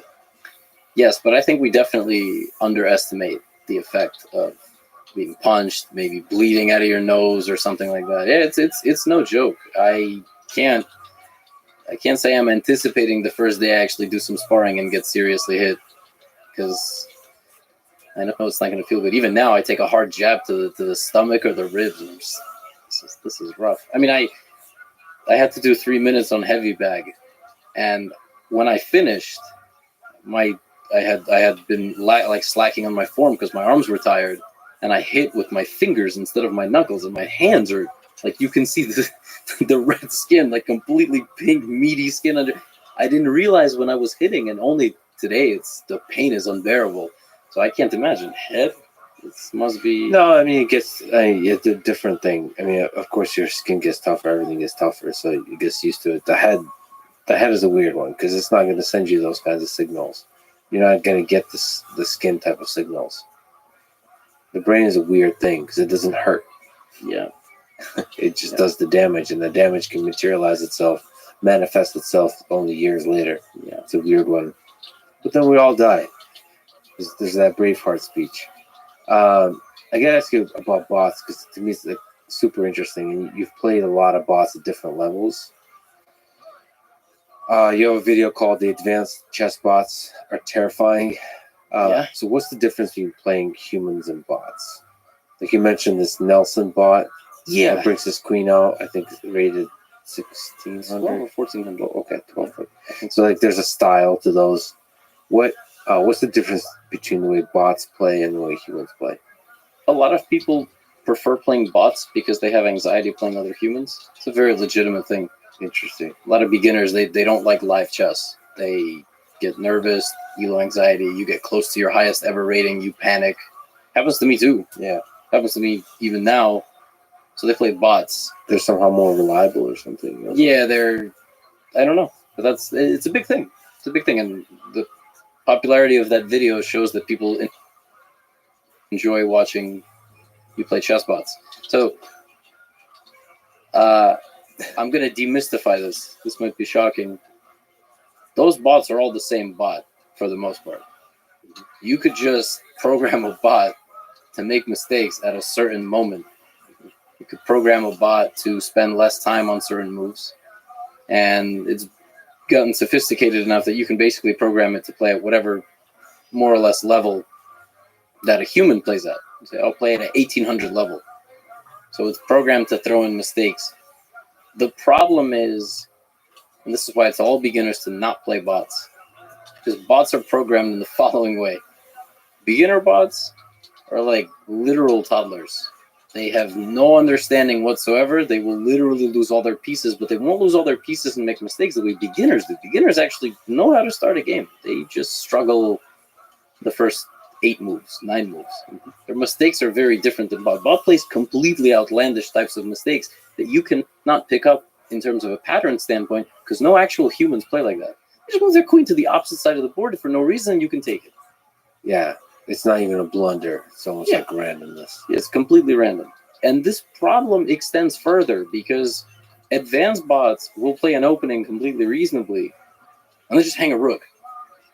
Which, okay, maybe happens, but that's not exactly how you get to 1800. At 1800, that's a very strong level of the game. You know your openings very well. You start navigating the middle game based on already things that you remember. And then basically one side chooses a bad plan and the other side chooses a better plan. And one thing leads to another. Nobody just recreationally hangs all their pieces. It's the way bots are kind of programmed to play. But some of those bots in that video were, I remember playing them, and they were nuts. They were out calculating me every time I thought I had a trick in 2-3 second moment of thought. It would just play the best move. And sometimes that also happens. It gets into a dead loop where it just starts bulldozing you and it can't stop. So it made its mistakes already. Yeah. It's programmed to make only a few. And then it just bulldozes you the rest of the way. Interesting. I mean, that's why I played with Stockfish a bunch. So I got I built for myself a bunch of different chess experiments recently. I had to do with the chess playing bot, but I also built an infinite chessboard where it was Stockfish was playing like an infinite number of chess games, and one of the parameters that was interesting to play with is how long it gets to think about a move and how that affects the rating of the thing. Oh, I did that a little bit. So that's a tricky one. I'm sure people know how to do that well, but it's not trivial to understand like what there must be a good formula for it. But it's also interesting to think about like a controlled number of blunders. Mm-hmm. But it's probably better. The controlled number of blunders is not a good way to build a bot. Yeah, For training purposes, at least. The time per move is probably better. But the craziest thing is I did that. A couple of my devs were helping me with the build like I'm scaling my courses into a better chess learning platform essentially. We've done a lot of different experiments with Stockfish, which I'm even happy to get into here. And Stockfish making moves in 0.1 millisecond plays better than a human, which is disgusting and disturbing, frankly, because that's crazy.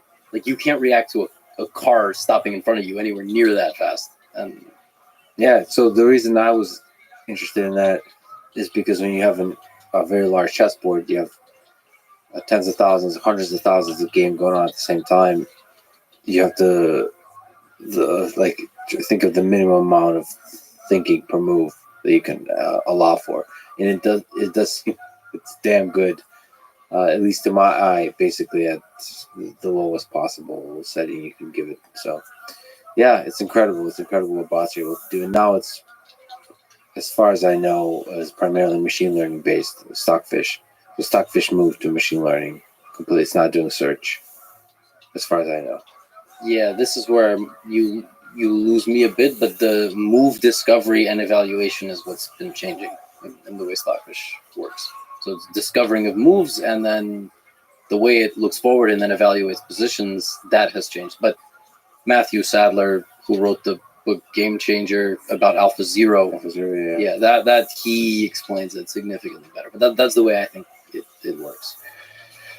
What did that make you feel when you first saw Alpha Zero play? I was excited. I didn't have any sort of existential thoughts. I enjoyed watching it completely destroy openings that people thought were good, and it that experiment though does have some caveat in the sense that I think Alpha Zero was playing with a full tank of servers, and I think Stockfish wasn't, which I think is what one of the things people point out. They weren't playing. But since then, they were able to demonstrate much less. Yeah. But also, Alpha Zero stopped developing. They stopped developing You take it. care, big dog. Yes. Sweet dreams come back when Which you sucks. have more But time. again, from their perspective, from DeepMind's perspective, it's like, all right, well, we took on this really tricky game, Take care, Mike. did something honestly incredible. They won.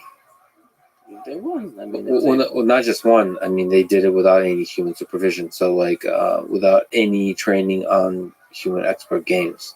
Mhm. So only through self-play, which, I mean, that's what learning is about. It's like, it's what you think of as a child, a human child, a toddler, learning from, somewhat nothing and becoming a capable human. That's what we think of when we think about intelligence. So the fact that it's able to play itself and become the best player in the world at the game of Go and all kinds of games is just incredible. And obviously that inspired the modern Stockfish. Yeah. Now to do all the same kind of self-play methods. Somebody on Reddit asked a pretty interesting question. Mhm. I don't know if you have an interesting answer to it. What makes a chess move, quote unquote, human? As you are someone, this is to me, but it's mentioning you in third person. As you are someone working in AI, this idea of humanness would seem incredibly interesting. Yes, sir, it is. Especially since most cheat detection relies on humanness as a way to detect cheaters. I think since children being born right now will have the advantage of engine training their whole life, they will start to see the game the way an engine does. Will a person be considered a cheater if they play like an engine? There also seems to be a discrepancy, especially with Levy, about who can play what appears to be a non-human move. He often says things like, quote, if you were a normal player, normal in quotes, if you were a normal player, I would think you were cheating. But since it's Magnus, I don't doubt Magnus is great, but if humanness is our benchmark, what is the ELO rating where your moves can start to look like an engine without critique? There's a bunch of questions in there. They combined two of my quotes. Yes. Into one. So one thing that I like to say is sometimes in a chess game, moves look or an opening looks so ridiculous that if a viewer played it, I would make fun of them or slap them. That's always the joke. If I was your chess coach, I'd smack you. But when Magnus plays it, it's wow, it's very different. So they mixed up this quote with another quote, which is, if I'll be explaining something and I'll say, and here the engine says you should play like this. Yeah. If one of your opponents plays like this, report them for cheating. They fused two quotes. They said, human can't play like that, but because it's an engine move, but because Magnus is playing. So they mixed kind of two things. But there's interesting levels of humor and insight there on both of those. Yeah. The difference between human move and engine and like what an engine move is I think two things. Number one, a computer move is outlandish in its concept and its idea. So the best example that I can give of that is if you gave 100 grandmasters a position and told them, what do you think the best move here is for black? Not in this position, right here we have nothing, but an overwhelming amount of them would look at the position, evaluate everything they know about the game of chess, which is relatively similar, but obviously slightly imbalanced based on their skill level, and they would come up with a sample size of 2 or 3 moves. And in comes the computer with a fucking haymaker, and suddenly everybody goes, everything we know about chess has gone out the window. So they all start looking at that move, and they know it's the best move. So now they start adding the evidence behind the verdict, as opposed to getting to the verdict while first looking at the evidence. So the concept of it and the idea of it is so outlandish based on a certain type of position that you can't fully grasp it. You have to continue to beg the engine to tell you what the variation is. A move is only good if its extension is good. That's the way chess works. So it's like a move is good, it's because the computer has seen that the various branches of things going forward are also good. So you bring all that back. And no human could have even conceptualized that initial thing. But the second thing about computer moves is they look counterintuitive. So if you might be in a position where it looks like the demands of the position are A, B, C. And then the computer is like, nope, it's not, because I've seen the future way more than you possibly could have, and I don't have emotions. So, like, dumb moves and brilliant moves can look similar. Yes, and oftentimes do. And this is actually back to the Hans thing. A lot of people now dissecting these games they're playing, and they're basically saying, like, even Fabiano Caruana, one of the best players in the world, was on his podcast yesterday, basically saying, "Okay, this is beyond my level, saying it's out of my league." Yeah. What's out of your league? You played for the World Championship. Can we get what we can read between the lines, right? Is it possible that Hans is that level of genius? Is there like different kinds of genius, like where one you could be out of each other's league, kind of thing? Maybe. In the case of Magnus, it's understanding of endgames. It's just somehow he understands that last phase of the game and the complexities and the problems he can pose better than anybody else. So you could see Magnus do poor looking moves in the end game, or like the moves that don't fit what your gut says would be the optimal. Yes, but also, so it's not that you even think they're right. You just might not even consider them. Yeah. Because of over-reliance on your own information or even the computer. That was what was going on in Game 6. Just kept doing things and kept playing and kept finding play and posing those questions that humans and computers could not understand. So he beat the engine, basically. He wouldn't have beaten the engine because it would have defended. Jan lost that game in the 90s move psychologically. He thought the game was over, so that contributed. Computer would have defended. So by the time this podcast comes out, which I don't know, would be in a week or something like that, I feel like more will happen. Let's see, you're predicting. How does this Hans drama end? Saga. Let's look in 3 months. By the time we get to the next World Championship, let's say, what are the options? What are the possible? Let's imagine. Let's not say like what the probabilities are. What are the options? Chess.com is forced to or agrees to or whatever to come up with a huge amount of evidence of cheating in the past. Or Hans comes out. What can Hans do with this? So I'm uncomfortable with the general. Make sure you can maybe update me on this. There was a little bit of an attack on him, a lot of an attack, that he's a cheater, right? Mm-hmm. Without evidence, without clear, conclusive evidence. Physical evidence. So all of those, right? That's the tricky thing. Yeah. So like that stuff we're talking about is beyond my level. That starts being kind of intuitive, circumstantial evidence. There's the statistical evidence behind the over-the-board games that he's played in 2020, 2021, where the games match what's called engine correlation more than Magnus and many other top grandmasters combined. But that can be argued is because he was very strong in playing weaker opposition. So there's always kind of this argument against statistics, right? There's the fact that the guy who Magnus name dropped, Maxime Blugi. Blugi is a chess grandmaster, and he's even been, I think, president of the U.S. Chess Federation. I've played him in some Blitz games. It turns out I wasn't even fully aware of the extent of this. He has been banned from chess.com for cheating. Have they actually has him and Hans actually worked? Yes. So that was why he name dropped that, right? So that's also not good.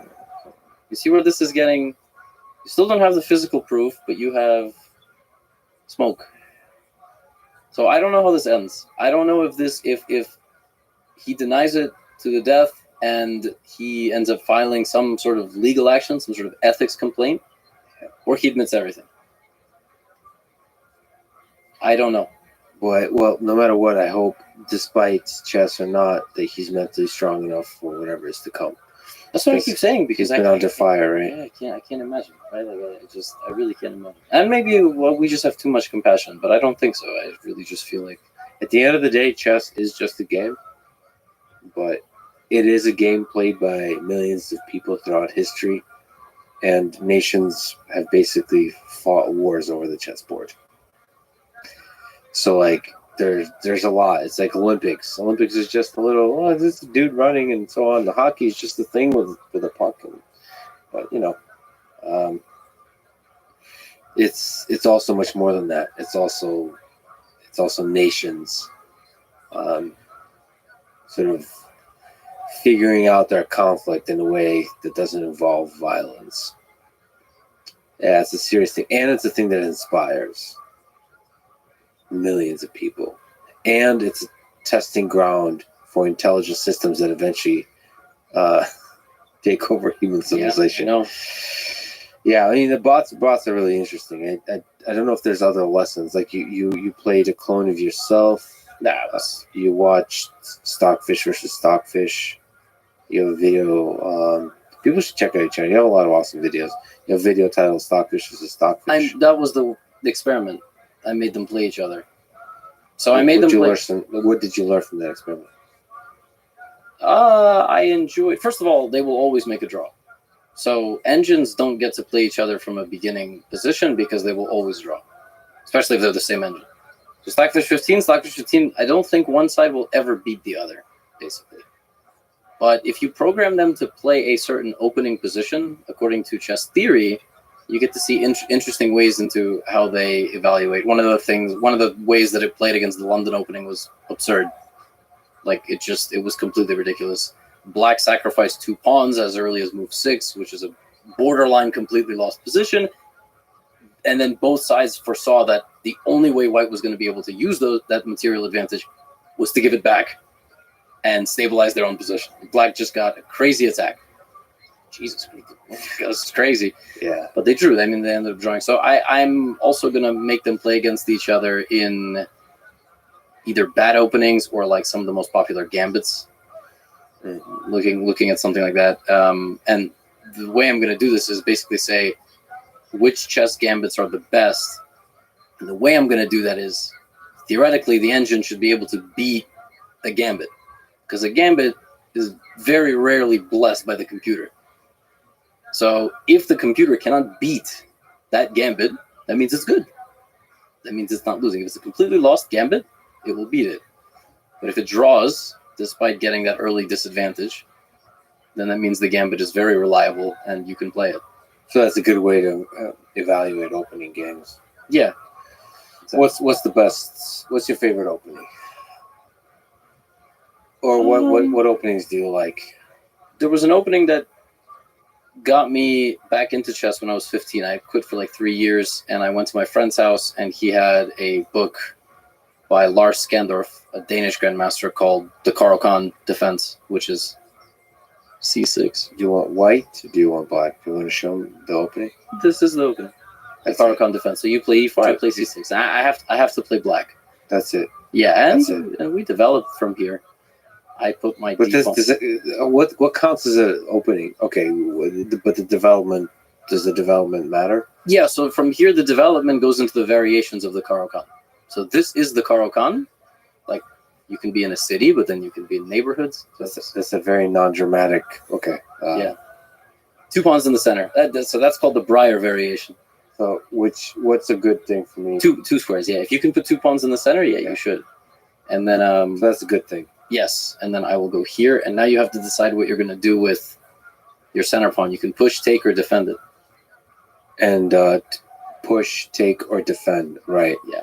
What would you suggest? Take is the worst? Take is just stable, so we just trade. But pushing is considered the best, advancing and taking my space away from me. So I think Alpha Zero or Stockfish would probably always push. And now there's something called like the main line or the sideline. Main line is what's the most popular, played at all levels, which is moving the bishop here. I've played this a lot, but for beginners, and intermediate players, this is why I love this opening so much. On move 3, black already has a plus score, which is crazy.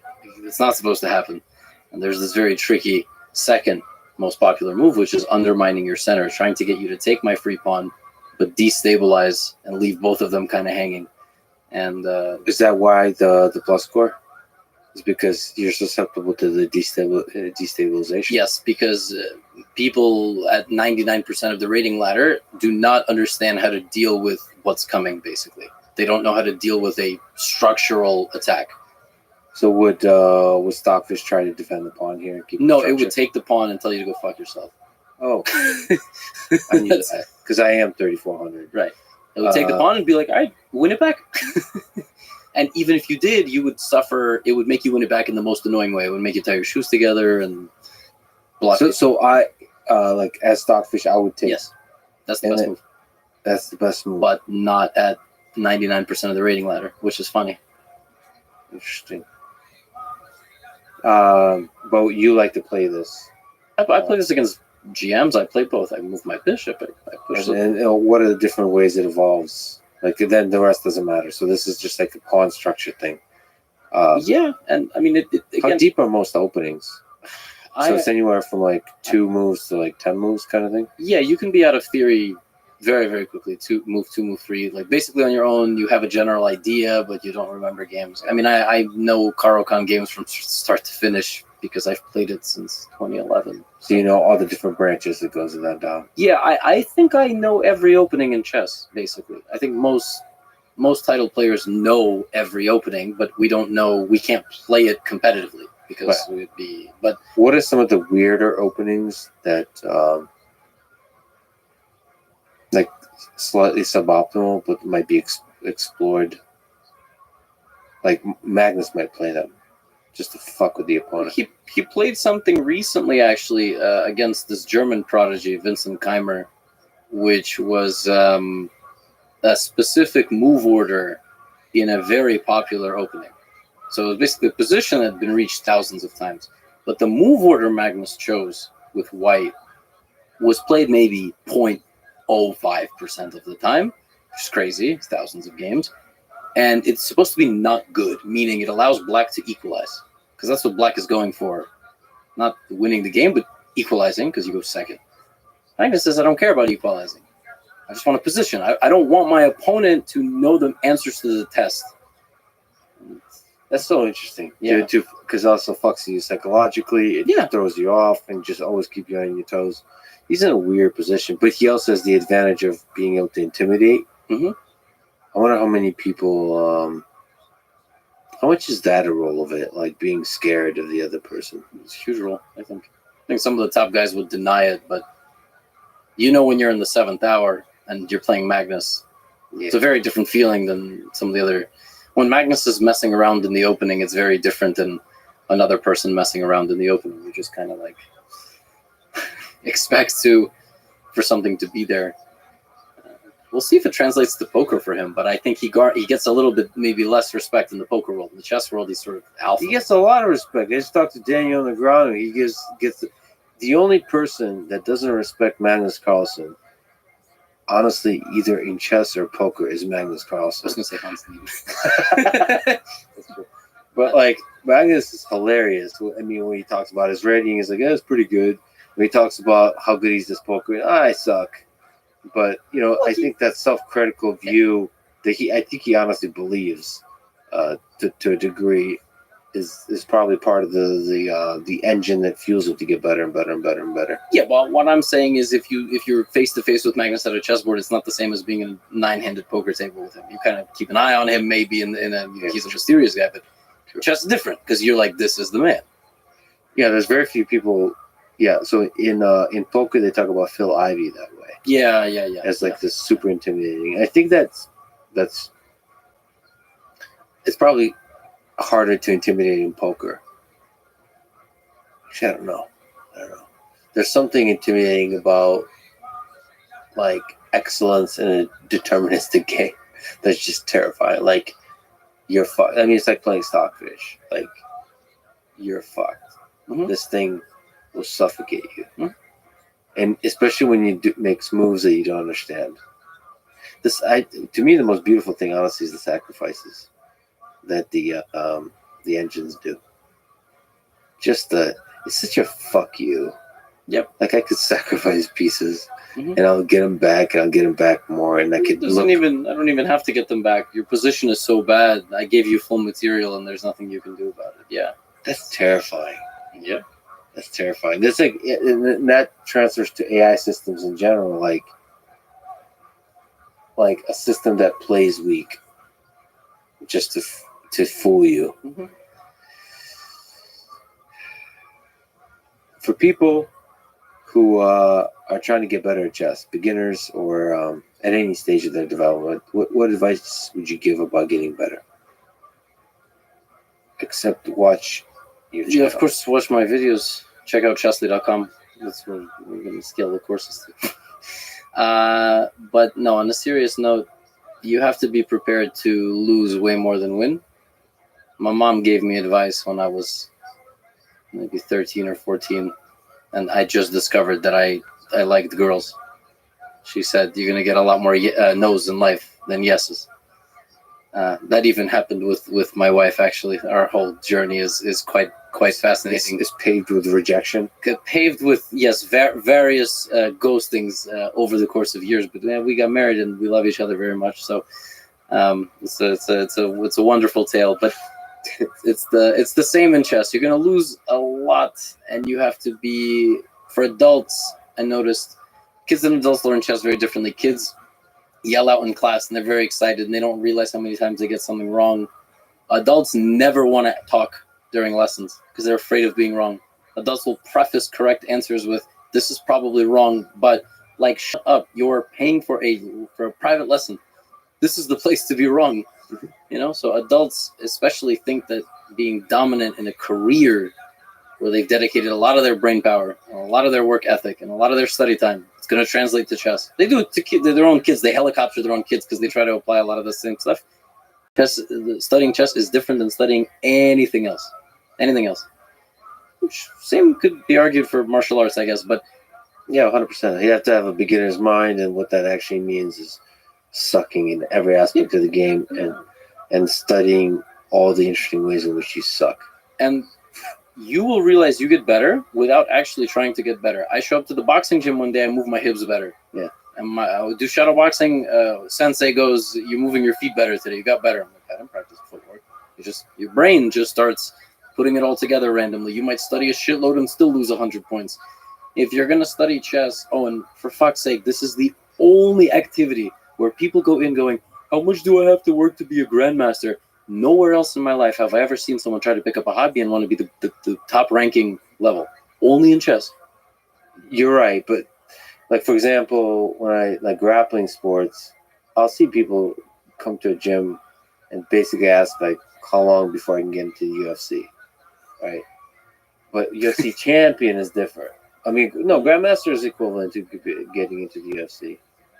I guess, yeah. So, but people quickly realize when like a 110-pound girl taps them out over and over, and they're in a 230-pound like ripped dude, they realize like, okay, this is an art, this is a journey. Yeah. And I think if you resist the lessons that failure teaches you, that's when you don't grow. So like, just relax.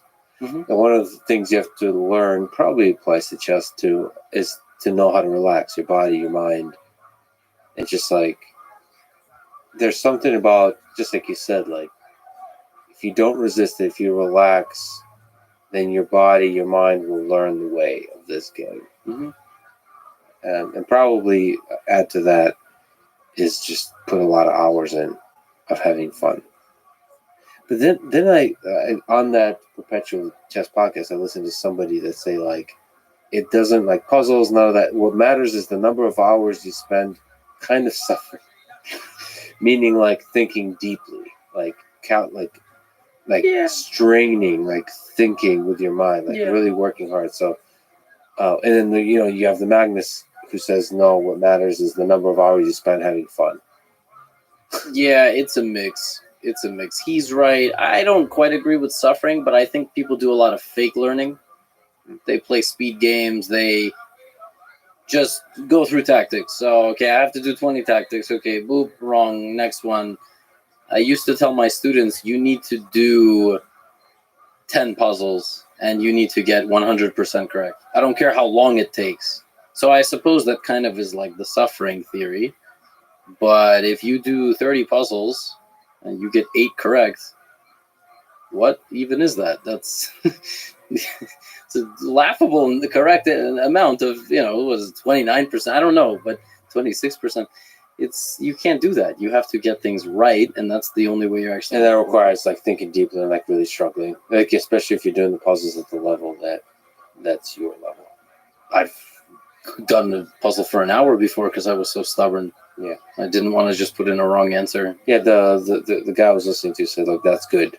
You should do that." Maybe for me, and the same with blindfold chess. I have to say, like my blindfold skills, I never practice. I can visualize the board quite well. I've played 4 games blindfolded at the same time. That sucks. That just feels horrible in the brain afterward. But like I can play 4 simultaneous games blindfolded. Yeah. Yeah. What's that take to do that? I don't know. And I get asked that all the time. How do I practice? Why the fuck? Why would you do that to yourself? There's no need. It's a good party trick. It is, yes. It is. The video of Magnus doing it in Columbus Circle on YouTube has like, I don't know how many views.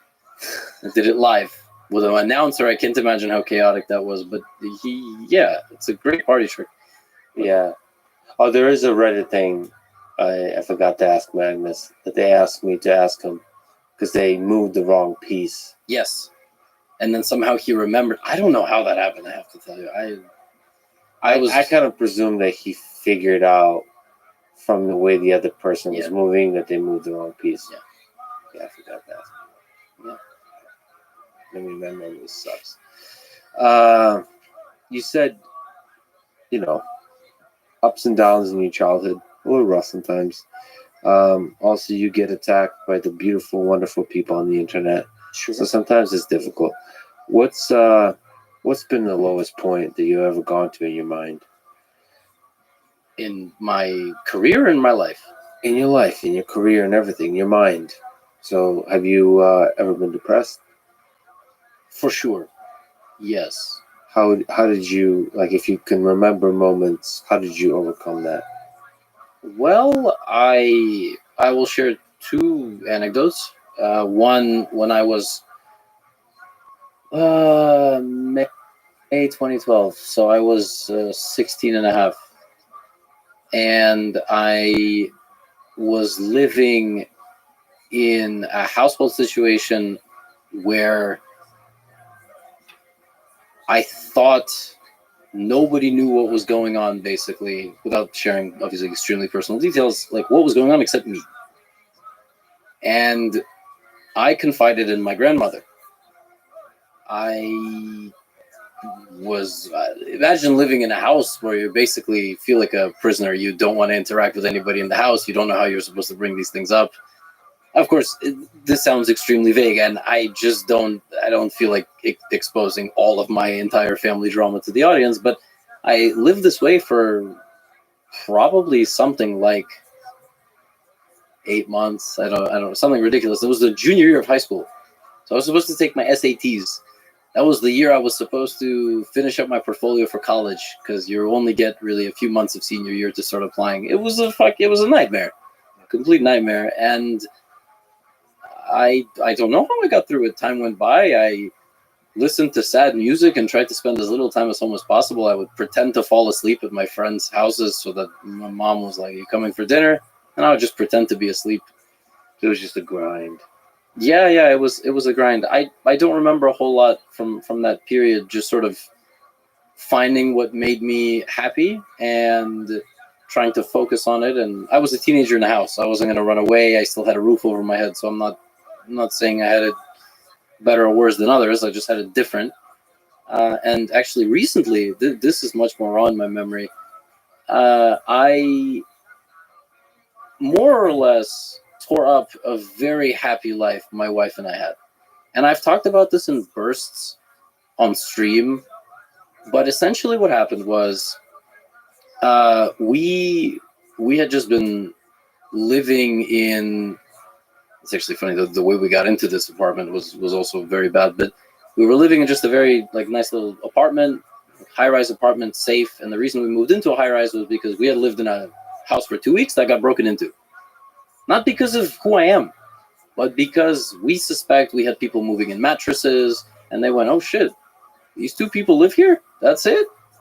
And basically, there was 3 apartments. My upstairs neighbor let in somebody that they didn't expect, and the guy cracked our door open with a crowbar. Thank God that was the first day. In 2 years, my wife went to work. Did they know? Did they not know? I don't know. Everything happens for a reason. So nobody got hurt. Nobody got hurt. Yeah, they stole some couple of important things, but nobody was hurt. And the cops did nothing. So you moved into a high rise. We moved into a high rise in New York. Yeah, in New York for safety, and we're away from things, and we have our own nice little nook. And somewhere, some months into it, I started hearing noises from above, our neighbors. And it started in the morning, 7 a.m. It started in the afternoon, and I picked up on it, and I expected it every day for weeks. And it was driving me crazy. And I was like, okay, we're going to go have a civil conversation with who's ever up there. Sounds like kids. So we go knock. Lady gaslit the shit out of us. I've never been gaslit that hard in my life. She went, "Noise? What noise?" It's probably our other neighbor who's a boxer. "Lady, you have kids. We can hear you through the vents. Hear you talking to your kids." Went to the front desk of the building. They did nothing. Went to the leasing office. They did nothing. And basically over time, I just let this drive me nuts. It was back to the stubbornness thing. I decided we were leaving. We were going to live somewhere there was no noise, because we can't beat these people. There's nothing we can do, right? And my wife, I dragged her around to a bunch of different viewings. I was dead set. I was decided I was completely miserable, and we found a house to rent, like a nice house. Family had just moved away. House, standalone house. Not gonna have neighbors, but wife decided that. Not wife decided. We decided that it's too big. It's too big for so we're gonna get a dog. We always wanted an animal, so we're gonna get a dog. So we get an absolute lunatic puppy who just doesn't let us sleep at all. This is on top of everything else, the mental health crisis that's going on. And the day we are moving to this house, I realized I fuck up. Like, I realized that this whole thing was in my head, and I don't want to leave. I don't want to leave. This could have all been avoided. And the guilt and I didn't want to exist. Like, it's not that it wasn't suicide, but the feeling of just, you want to just observe yourself from a distance. Yeah. And I couldn't sleep. I thought my wife was going to leave me. Like, and that's what anxiety does. It also takes everything you feel to an absolute dread. And that I experienced for a good chunk of 2 weeks. And then we kind of settled down and decided, like, we're going to live. Did you tell her about it? Like, were you able to talk through it? Yeah.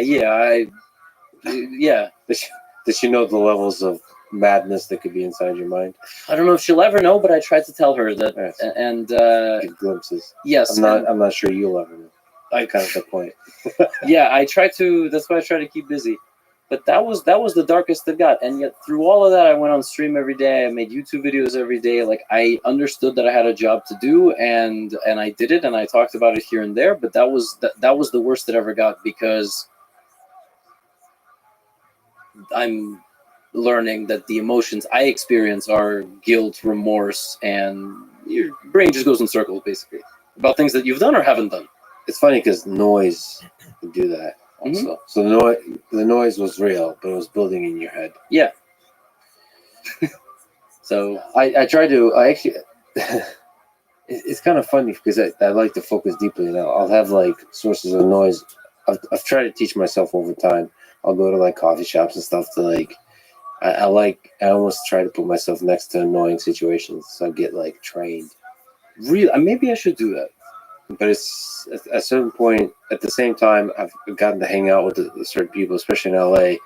They're like in the middle of nowhere, like in Malibu or something, and it's like that quiet. Can you hear your ears ringing? It's so quiet. Basically, yeah. And it's like, holy shit, this is a good place. This is a good way if you want to write something or create something. This is like super quiet. So my mom does. My mom's a science journalist, science author. She just published her first book actually on poop of all things. Yeah, fecal, the waste management. It is actually a very fascinating concept and look through history. And she would do that. She goes to complete solitude, and she writes. Yeah, And it's beautiful. No sirens. I mean, New York is the opposite of that. So you brought it. You brought it on yourself. I've lived there for 20 years. Has it been tough, like going on stream, to put on the face of happiness through that? Yeah. Yes, but I find my ways to have moments where I can talk about it. If it's on a stream, I don't get 10,000 live viewers, so it's very different. If I stream late night, I get 1,500, 2,000 viewers. I used to care a lot more about viewers on stream, but I've basically invested fully in YouTube, so that's kind of the way I... And I think, I don't know, maybe you can correct me, but I think people appreciate the human being behind the chess screen more. I think so. I think a lot of people, not in the chess world, but just a lot of people, they put on a persona, and just in general, social media is the highlights of your life, or the lowlights, just as long as they're dramatic. But I try to be very open and honest. When I'm tired, I'm tired. It's what makes my recaps of my tournaments, I think, so real. Yeah, man, you're an incredible person. I've been a fan for a long time. It's kind of funny that we connected and we got a chance to talk. Please keep creating, keep teaching people. For now, I'm not going anywhere. Well, it could end at any moment, as we talked about. So yeah, thank you so much for talking today, man. Thank you for everything you do. It was an honor. It was great. Thanks for having me on. Thanks for listening to this conversation with Levi Rosman. To support this podcast, please check out our sponsors in the description. And now, let me leave you with some words from Irving Chernev. Every chess master was once a beginner. Thank you for listening, and hope to see you next time.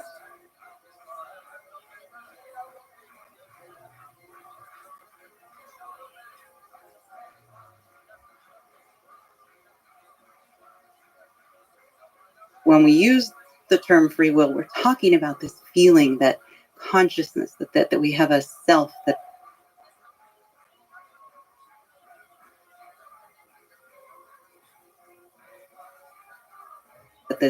there's this concrete thing that's separate from brain processing, that somehow swoops in and is the cause of our decision or the cause of our next action. And that is, in large part, if not in its entirety, an illusion. The following is a conversation with Annika Harris, author of Conscious, a brief guide to the fundamental mystery of the mind, and is someone who writes and thinks a lot about the nature of consciousness and of reality, especially from the perspectives of physics and neuroscience. This is the Lex Fridman Podcast. To support it, please check out our sponsors in the description. And now, dear friends, here's Annika Harris. In your book, Conscious, you described evidence that free will is an illusion, and that consciousness is used to construct this illusion and convince ourselves that we are in fact deciding our actions. Can you explain this? I think this is chapter 3. First of all, I really think it's important to make a distinction between free will and conscious will, and we'll get into that in a moment. So free will, in terms of our brain as a system in nature, making complex decisions and doing all of the complex processing it does, there is a decision-making process in nature that our brains undergo that we can call free will. That's fine to use that shorthand for that. Although once we get into the details, I might convince you that it's not so free, but that the decision-making process is a process in nature. The feeling, our conscious experience of feeling like consciousness is the thing that is driving the behavior.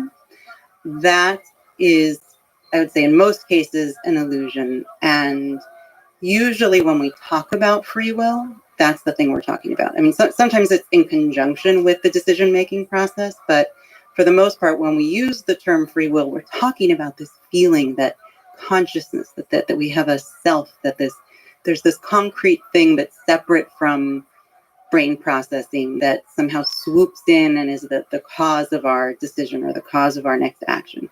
And that is, in large part, if not in its entirety, an illusion. So conscious will is an illusion, and then we can try to Free will, I would say, is good shorthand for a process in nature, which is a decision-making process of the brain. But decisions are still being made. So there's if you ran the universe over again, would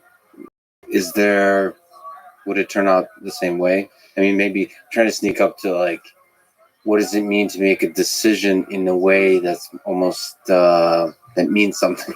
So this is where our intuitions get challenged. I've been thinking about some new examples for this just because I talk about it a lot, and the truth is, most of the things I write about and talk about and think about are so counterintuitive. I mean, that's really what my game is breaking intuitions, shaking up intuitions in order to get a deeper understanding of reality. I'm often, even though I've thought about this for 20 years and think about it all the time, it's an obsession of mine, really. I have to get back into that mind frame to be able to think clearly about it because it is so counterintuitive. How long does that take? How hard is that? Depends on if there are kids around or if I'm alone or if I've been meditating. But what I was going to say, actually, I felt like we needed to just take one step back and talk a little bit, just because I think the importance of shaking up intuitions for scientific advancement is such an important piece of the scientific process.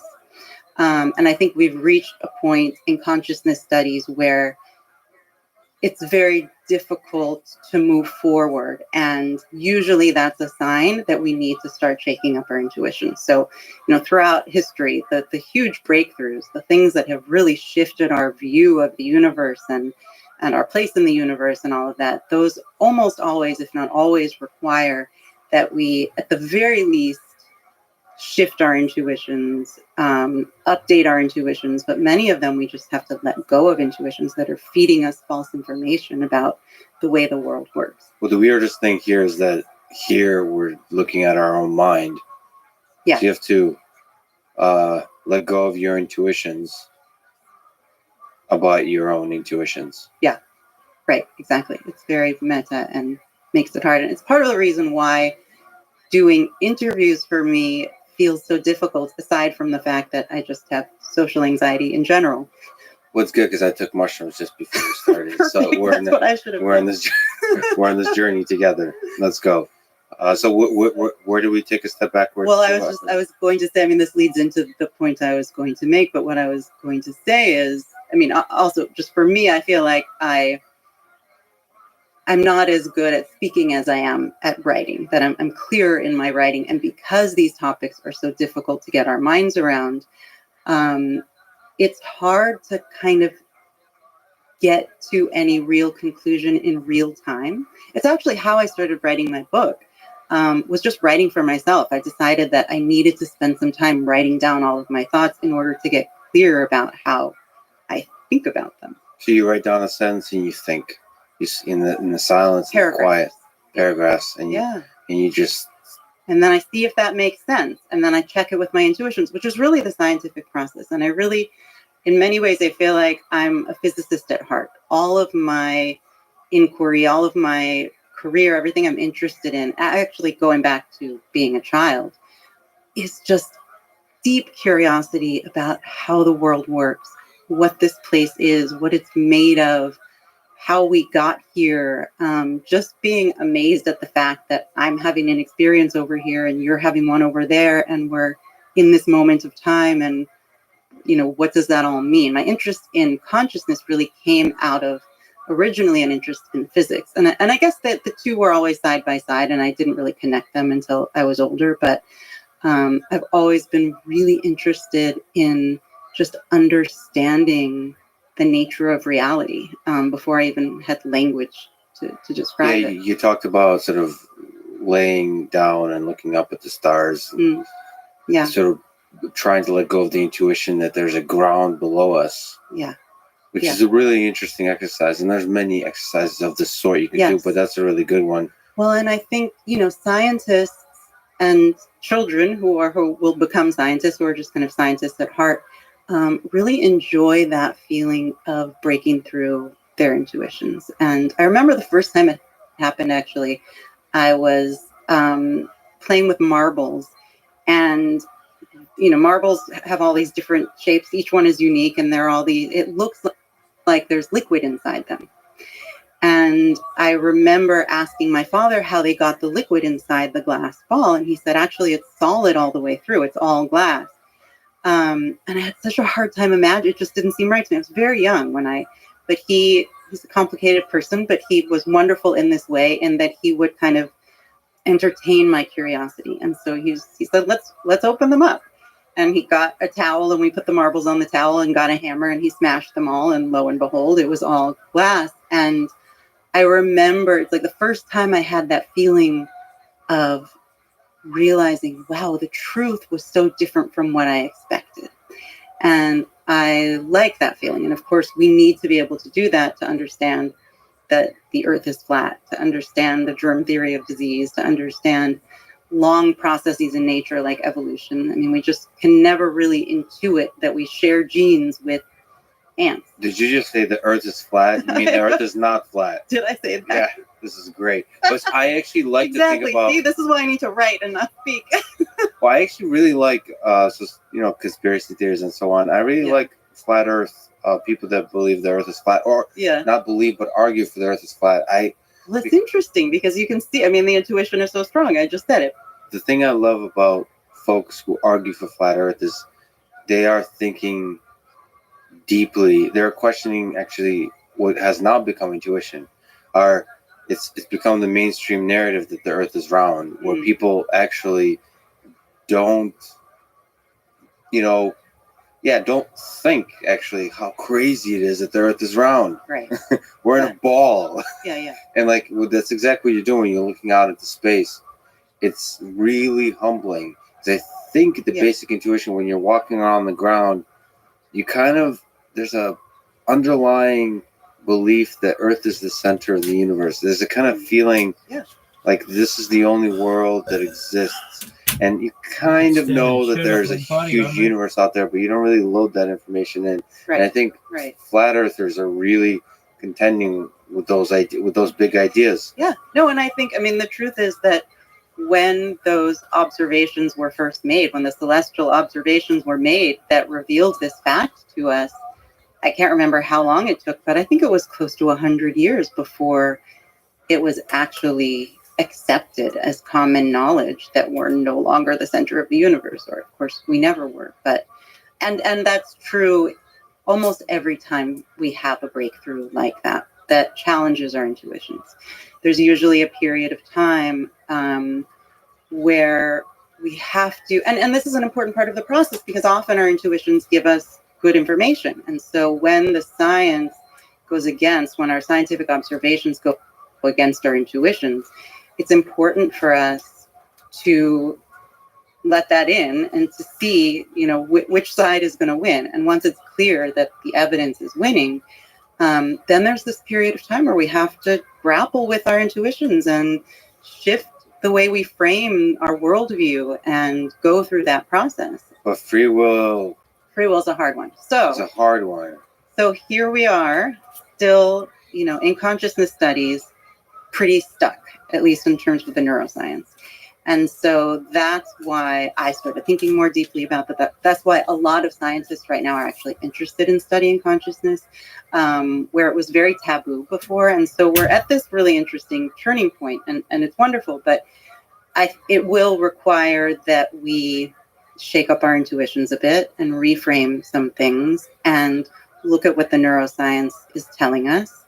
And there are a lot of questions. We have more questions than answers, but I think it's time. I think if we're going to make progress in consciousness studies, we need to start really looking at the illusions and false intuitions that are getting in our way. Do you think studying the brain can give us clues about free will, like some of these yeah, questions? Absolutely. I think it already has. And I think many facts that have come out of neuroscience are still barely seeping into the culture. I mean, I think this is going to be a long process. So part of my work is really just looking at areas where we already know some of our intuitions are wrong, and starting to accept them and starting to let them in and starting to ask questions about, well, what does this mean then about the nature of consciousness? Let's try to actually get at this question of free will and conscious will. I have my intuitions here are, I mean, I'm a human being. Yeah. It's really, I mean, I approach it from two aspects. From one as a human being, and two from a robotics perspective. Right. And I wonder how big the gap between the two is. And that's a useful, from an engineering perspective, is another perspective that's useful and helpful to take on this. It's like, are we really so different, you and I, the robot and the human? You'd like to believe so, but you don't exactly see where the difference is. Research into AI and just the fact that it's entered our consciousness at the level of stories and film and all of these questions that it's raising is facing us with that. It's almost like this experiment is coming to life for us. You know, we're more and more looking at human-like systems and wondering, is there an experience in there, and how can we figure that out? When you were talking about your experience of looking at robots, it reminds me of how I, for many years, have been looking at plants. Because the plant behavior, and actually this is the example, maybe we'll just try it out. It may not work. This is an example I was thinking of recently because I was reading back on the work of Mark Jaffe, who did this research with pea tendrils. I'm sure he did many other plant studies, but this is the one I was reading about.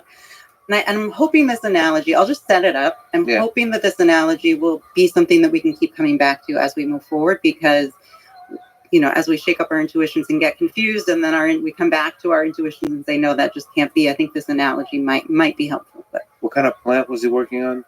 Pea tendrils. So a pea plant has these tendrils. You can picture them. They coil. Mm-hmm. So I don't know what year this research was done. I'm guessing in the 80s, but But pea tendrils have been around long before that. Yes, of course. and the research may have happened long before. In fact, they might be doing the research on the humans, but that's another story. Yeah, right. Pea tendrils, as a system, generally, there are a few more things they can do, but generally they can behave in two ways. They can grow in a straight line slowly, or they can grow in this coil form more quickly. And what happens is when they are growing in a straight manner and they encounter a branch or a pole or something else that it can wrap itself around to gain more stability, when it senses a branch there, that gives it the cue to start growing at a more rapid pace and to start coiling instead of growing straight. So it has these two behaviors. As a system, it's capable of growing straight and it's capable of coiling. One interesting thing, actually, I'll just add this, it's not totally relevant, but one interesting thing is Mark Jaffe's work. So he cut a pea tendril. He was curious to see if it could do this on its own from the rest of the plant. So he cut a pea tendril off the plant. If you keep it in a moist, warm environment, it will continue to behave in these ways. So it will continue to coil. If he noticed that if he touched one end of it, if he rubbed one side of it, that gave it enough of a cue that it would start to coil. And then he noticed that it needed light to perform this action. So in the dark, when he rubbed the edge of the tendril, it did not coil. In the light, it would. And then he recognized this further fact, which was that the pea tendril that he rubbed in the dark, that was still straight, if he brought it out into the light, and this could be hours later, it would start to coil. Mm. It has a primitive form of memory where it has sensation and then it holds on to that information. And as soon as there's light, it acts on that information. But also on the kind of distributed intelligence, because you can separate it from the main, right, from the main part. Right. Like if you chop off a human arm, it's not gonna keep growing. Even if you keep it in a moist, warm environment, it's not going to reach out for the cup of coffee when you come in with Starbucks. Maybe correct environment. Maybe we just haven't found the environment. But anyway, that's pretty amazing.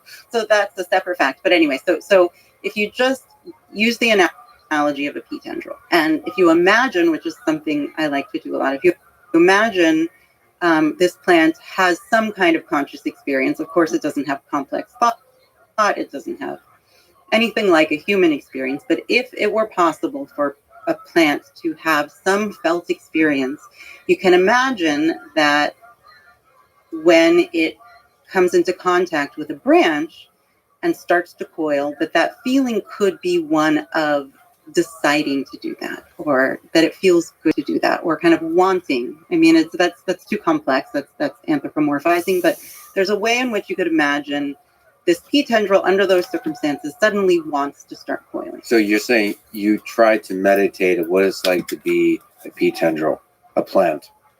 Like that's what's required here.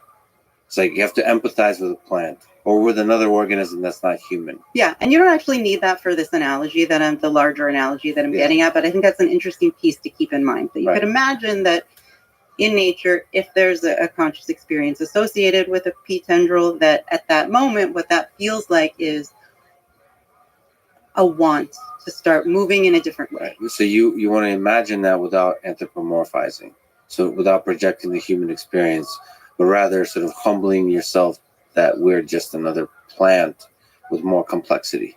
Yes, I'm trying to in see a way. where Exactly. So that's where I'm going with this. Sure. So and when you start making that connection, you can see where there are a few points at which there's room for an illusion to come in for our own feelings of will.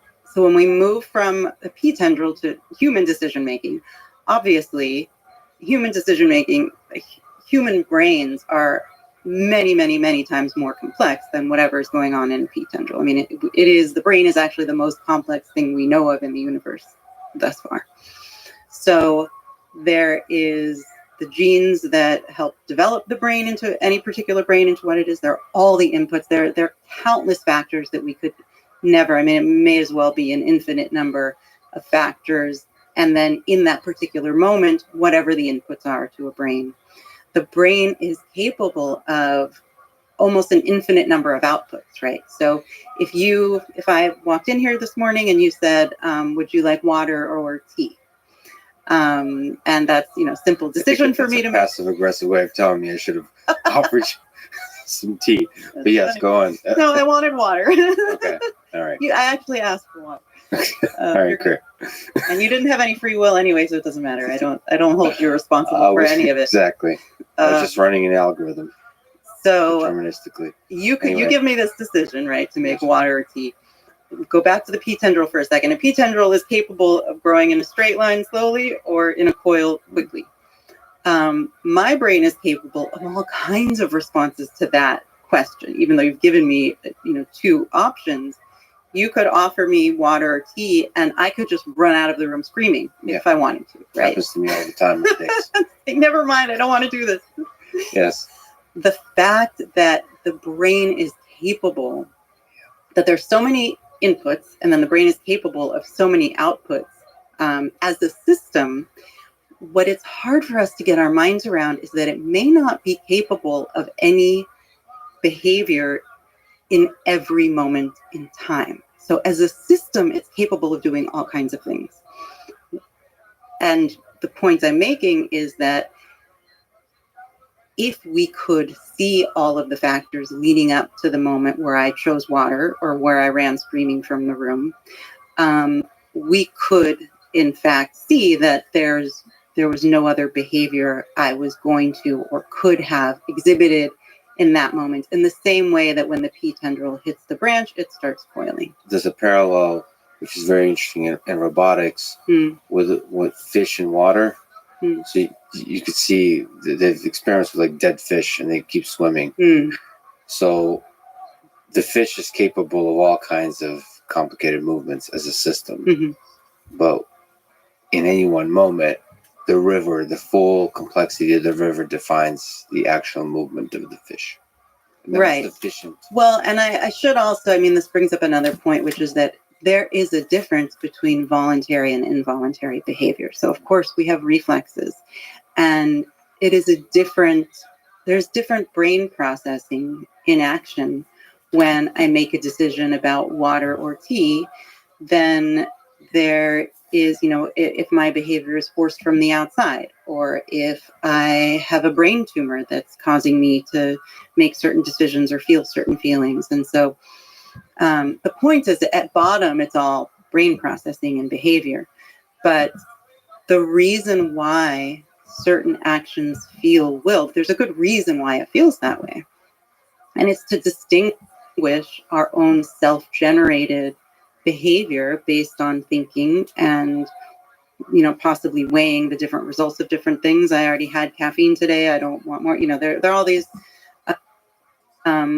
processes, things that we can point to and things that we can't, things I'm affected by at a subconscious level. And that is very different from an unwilled action or a reflex or something like that. And so some people, I can imagine, I haven't used the P tendril example, but I can imagine they wouldn't like that because the P tendril sounds more to them like a reflex, and that doesn't address the question of a much more complex decision-making process. But I think at bottom, that is what it is. And that's really where the illusion of free will and the illusion of self, which I think is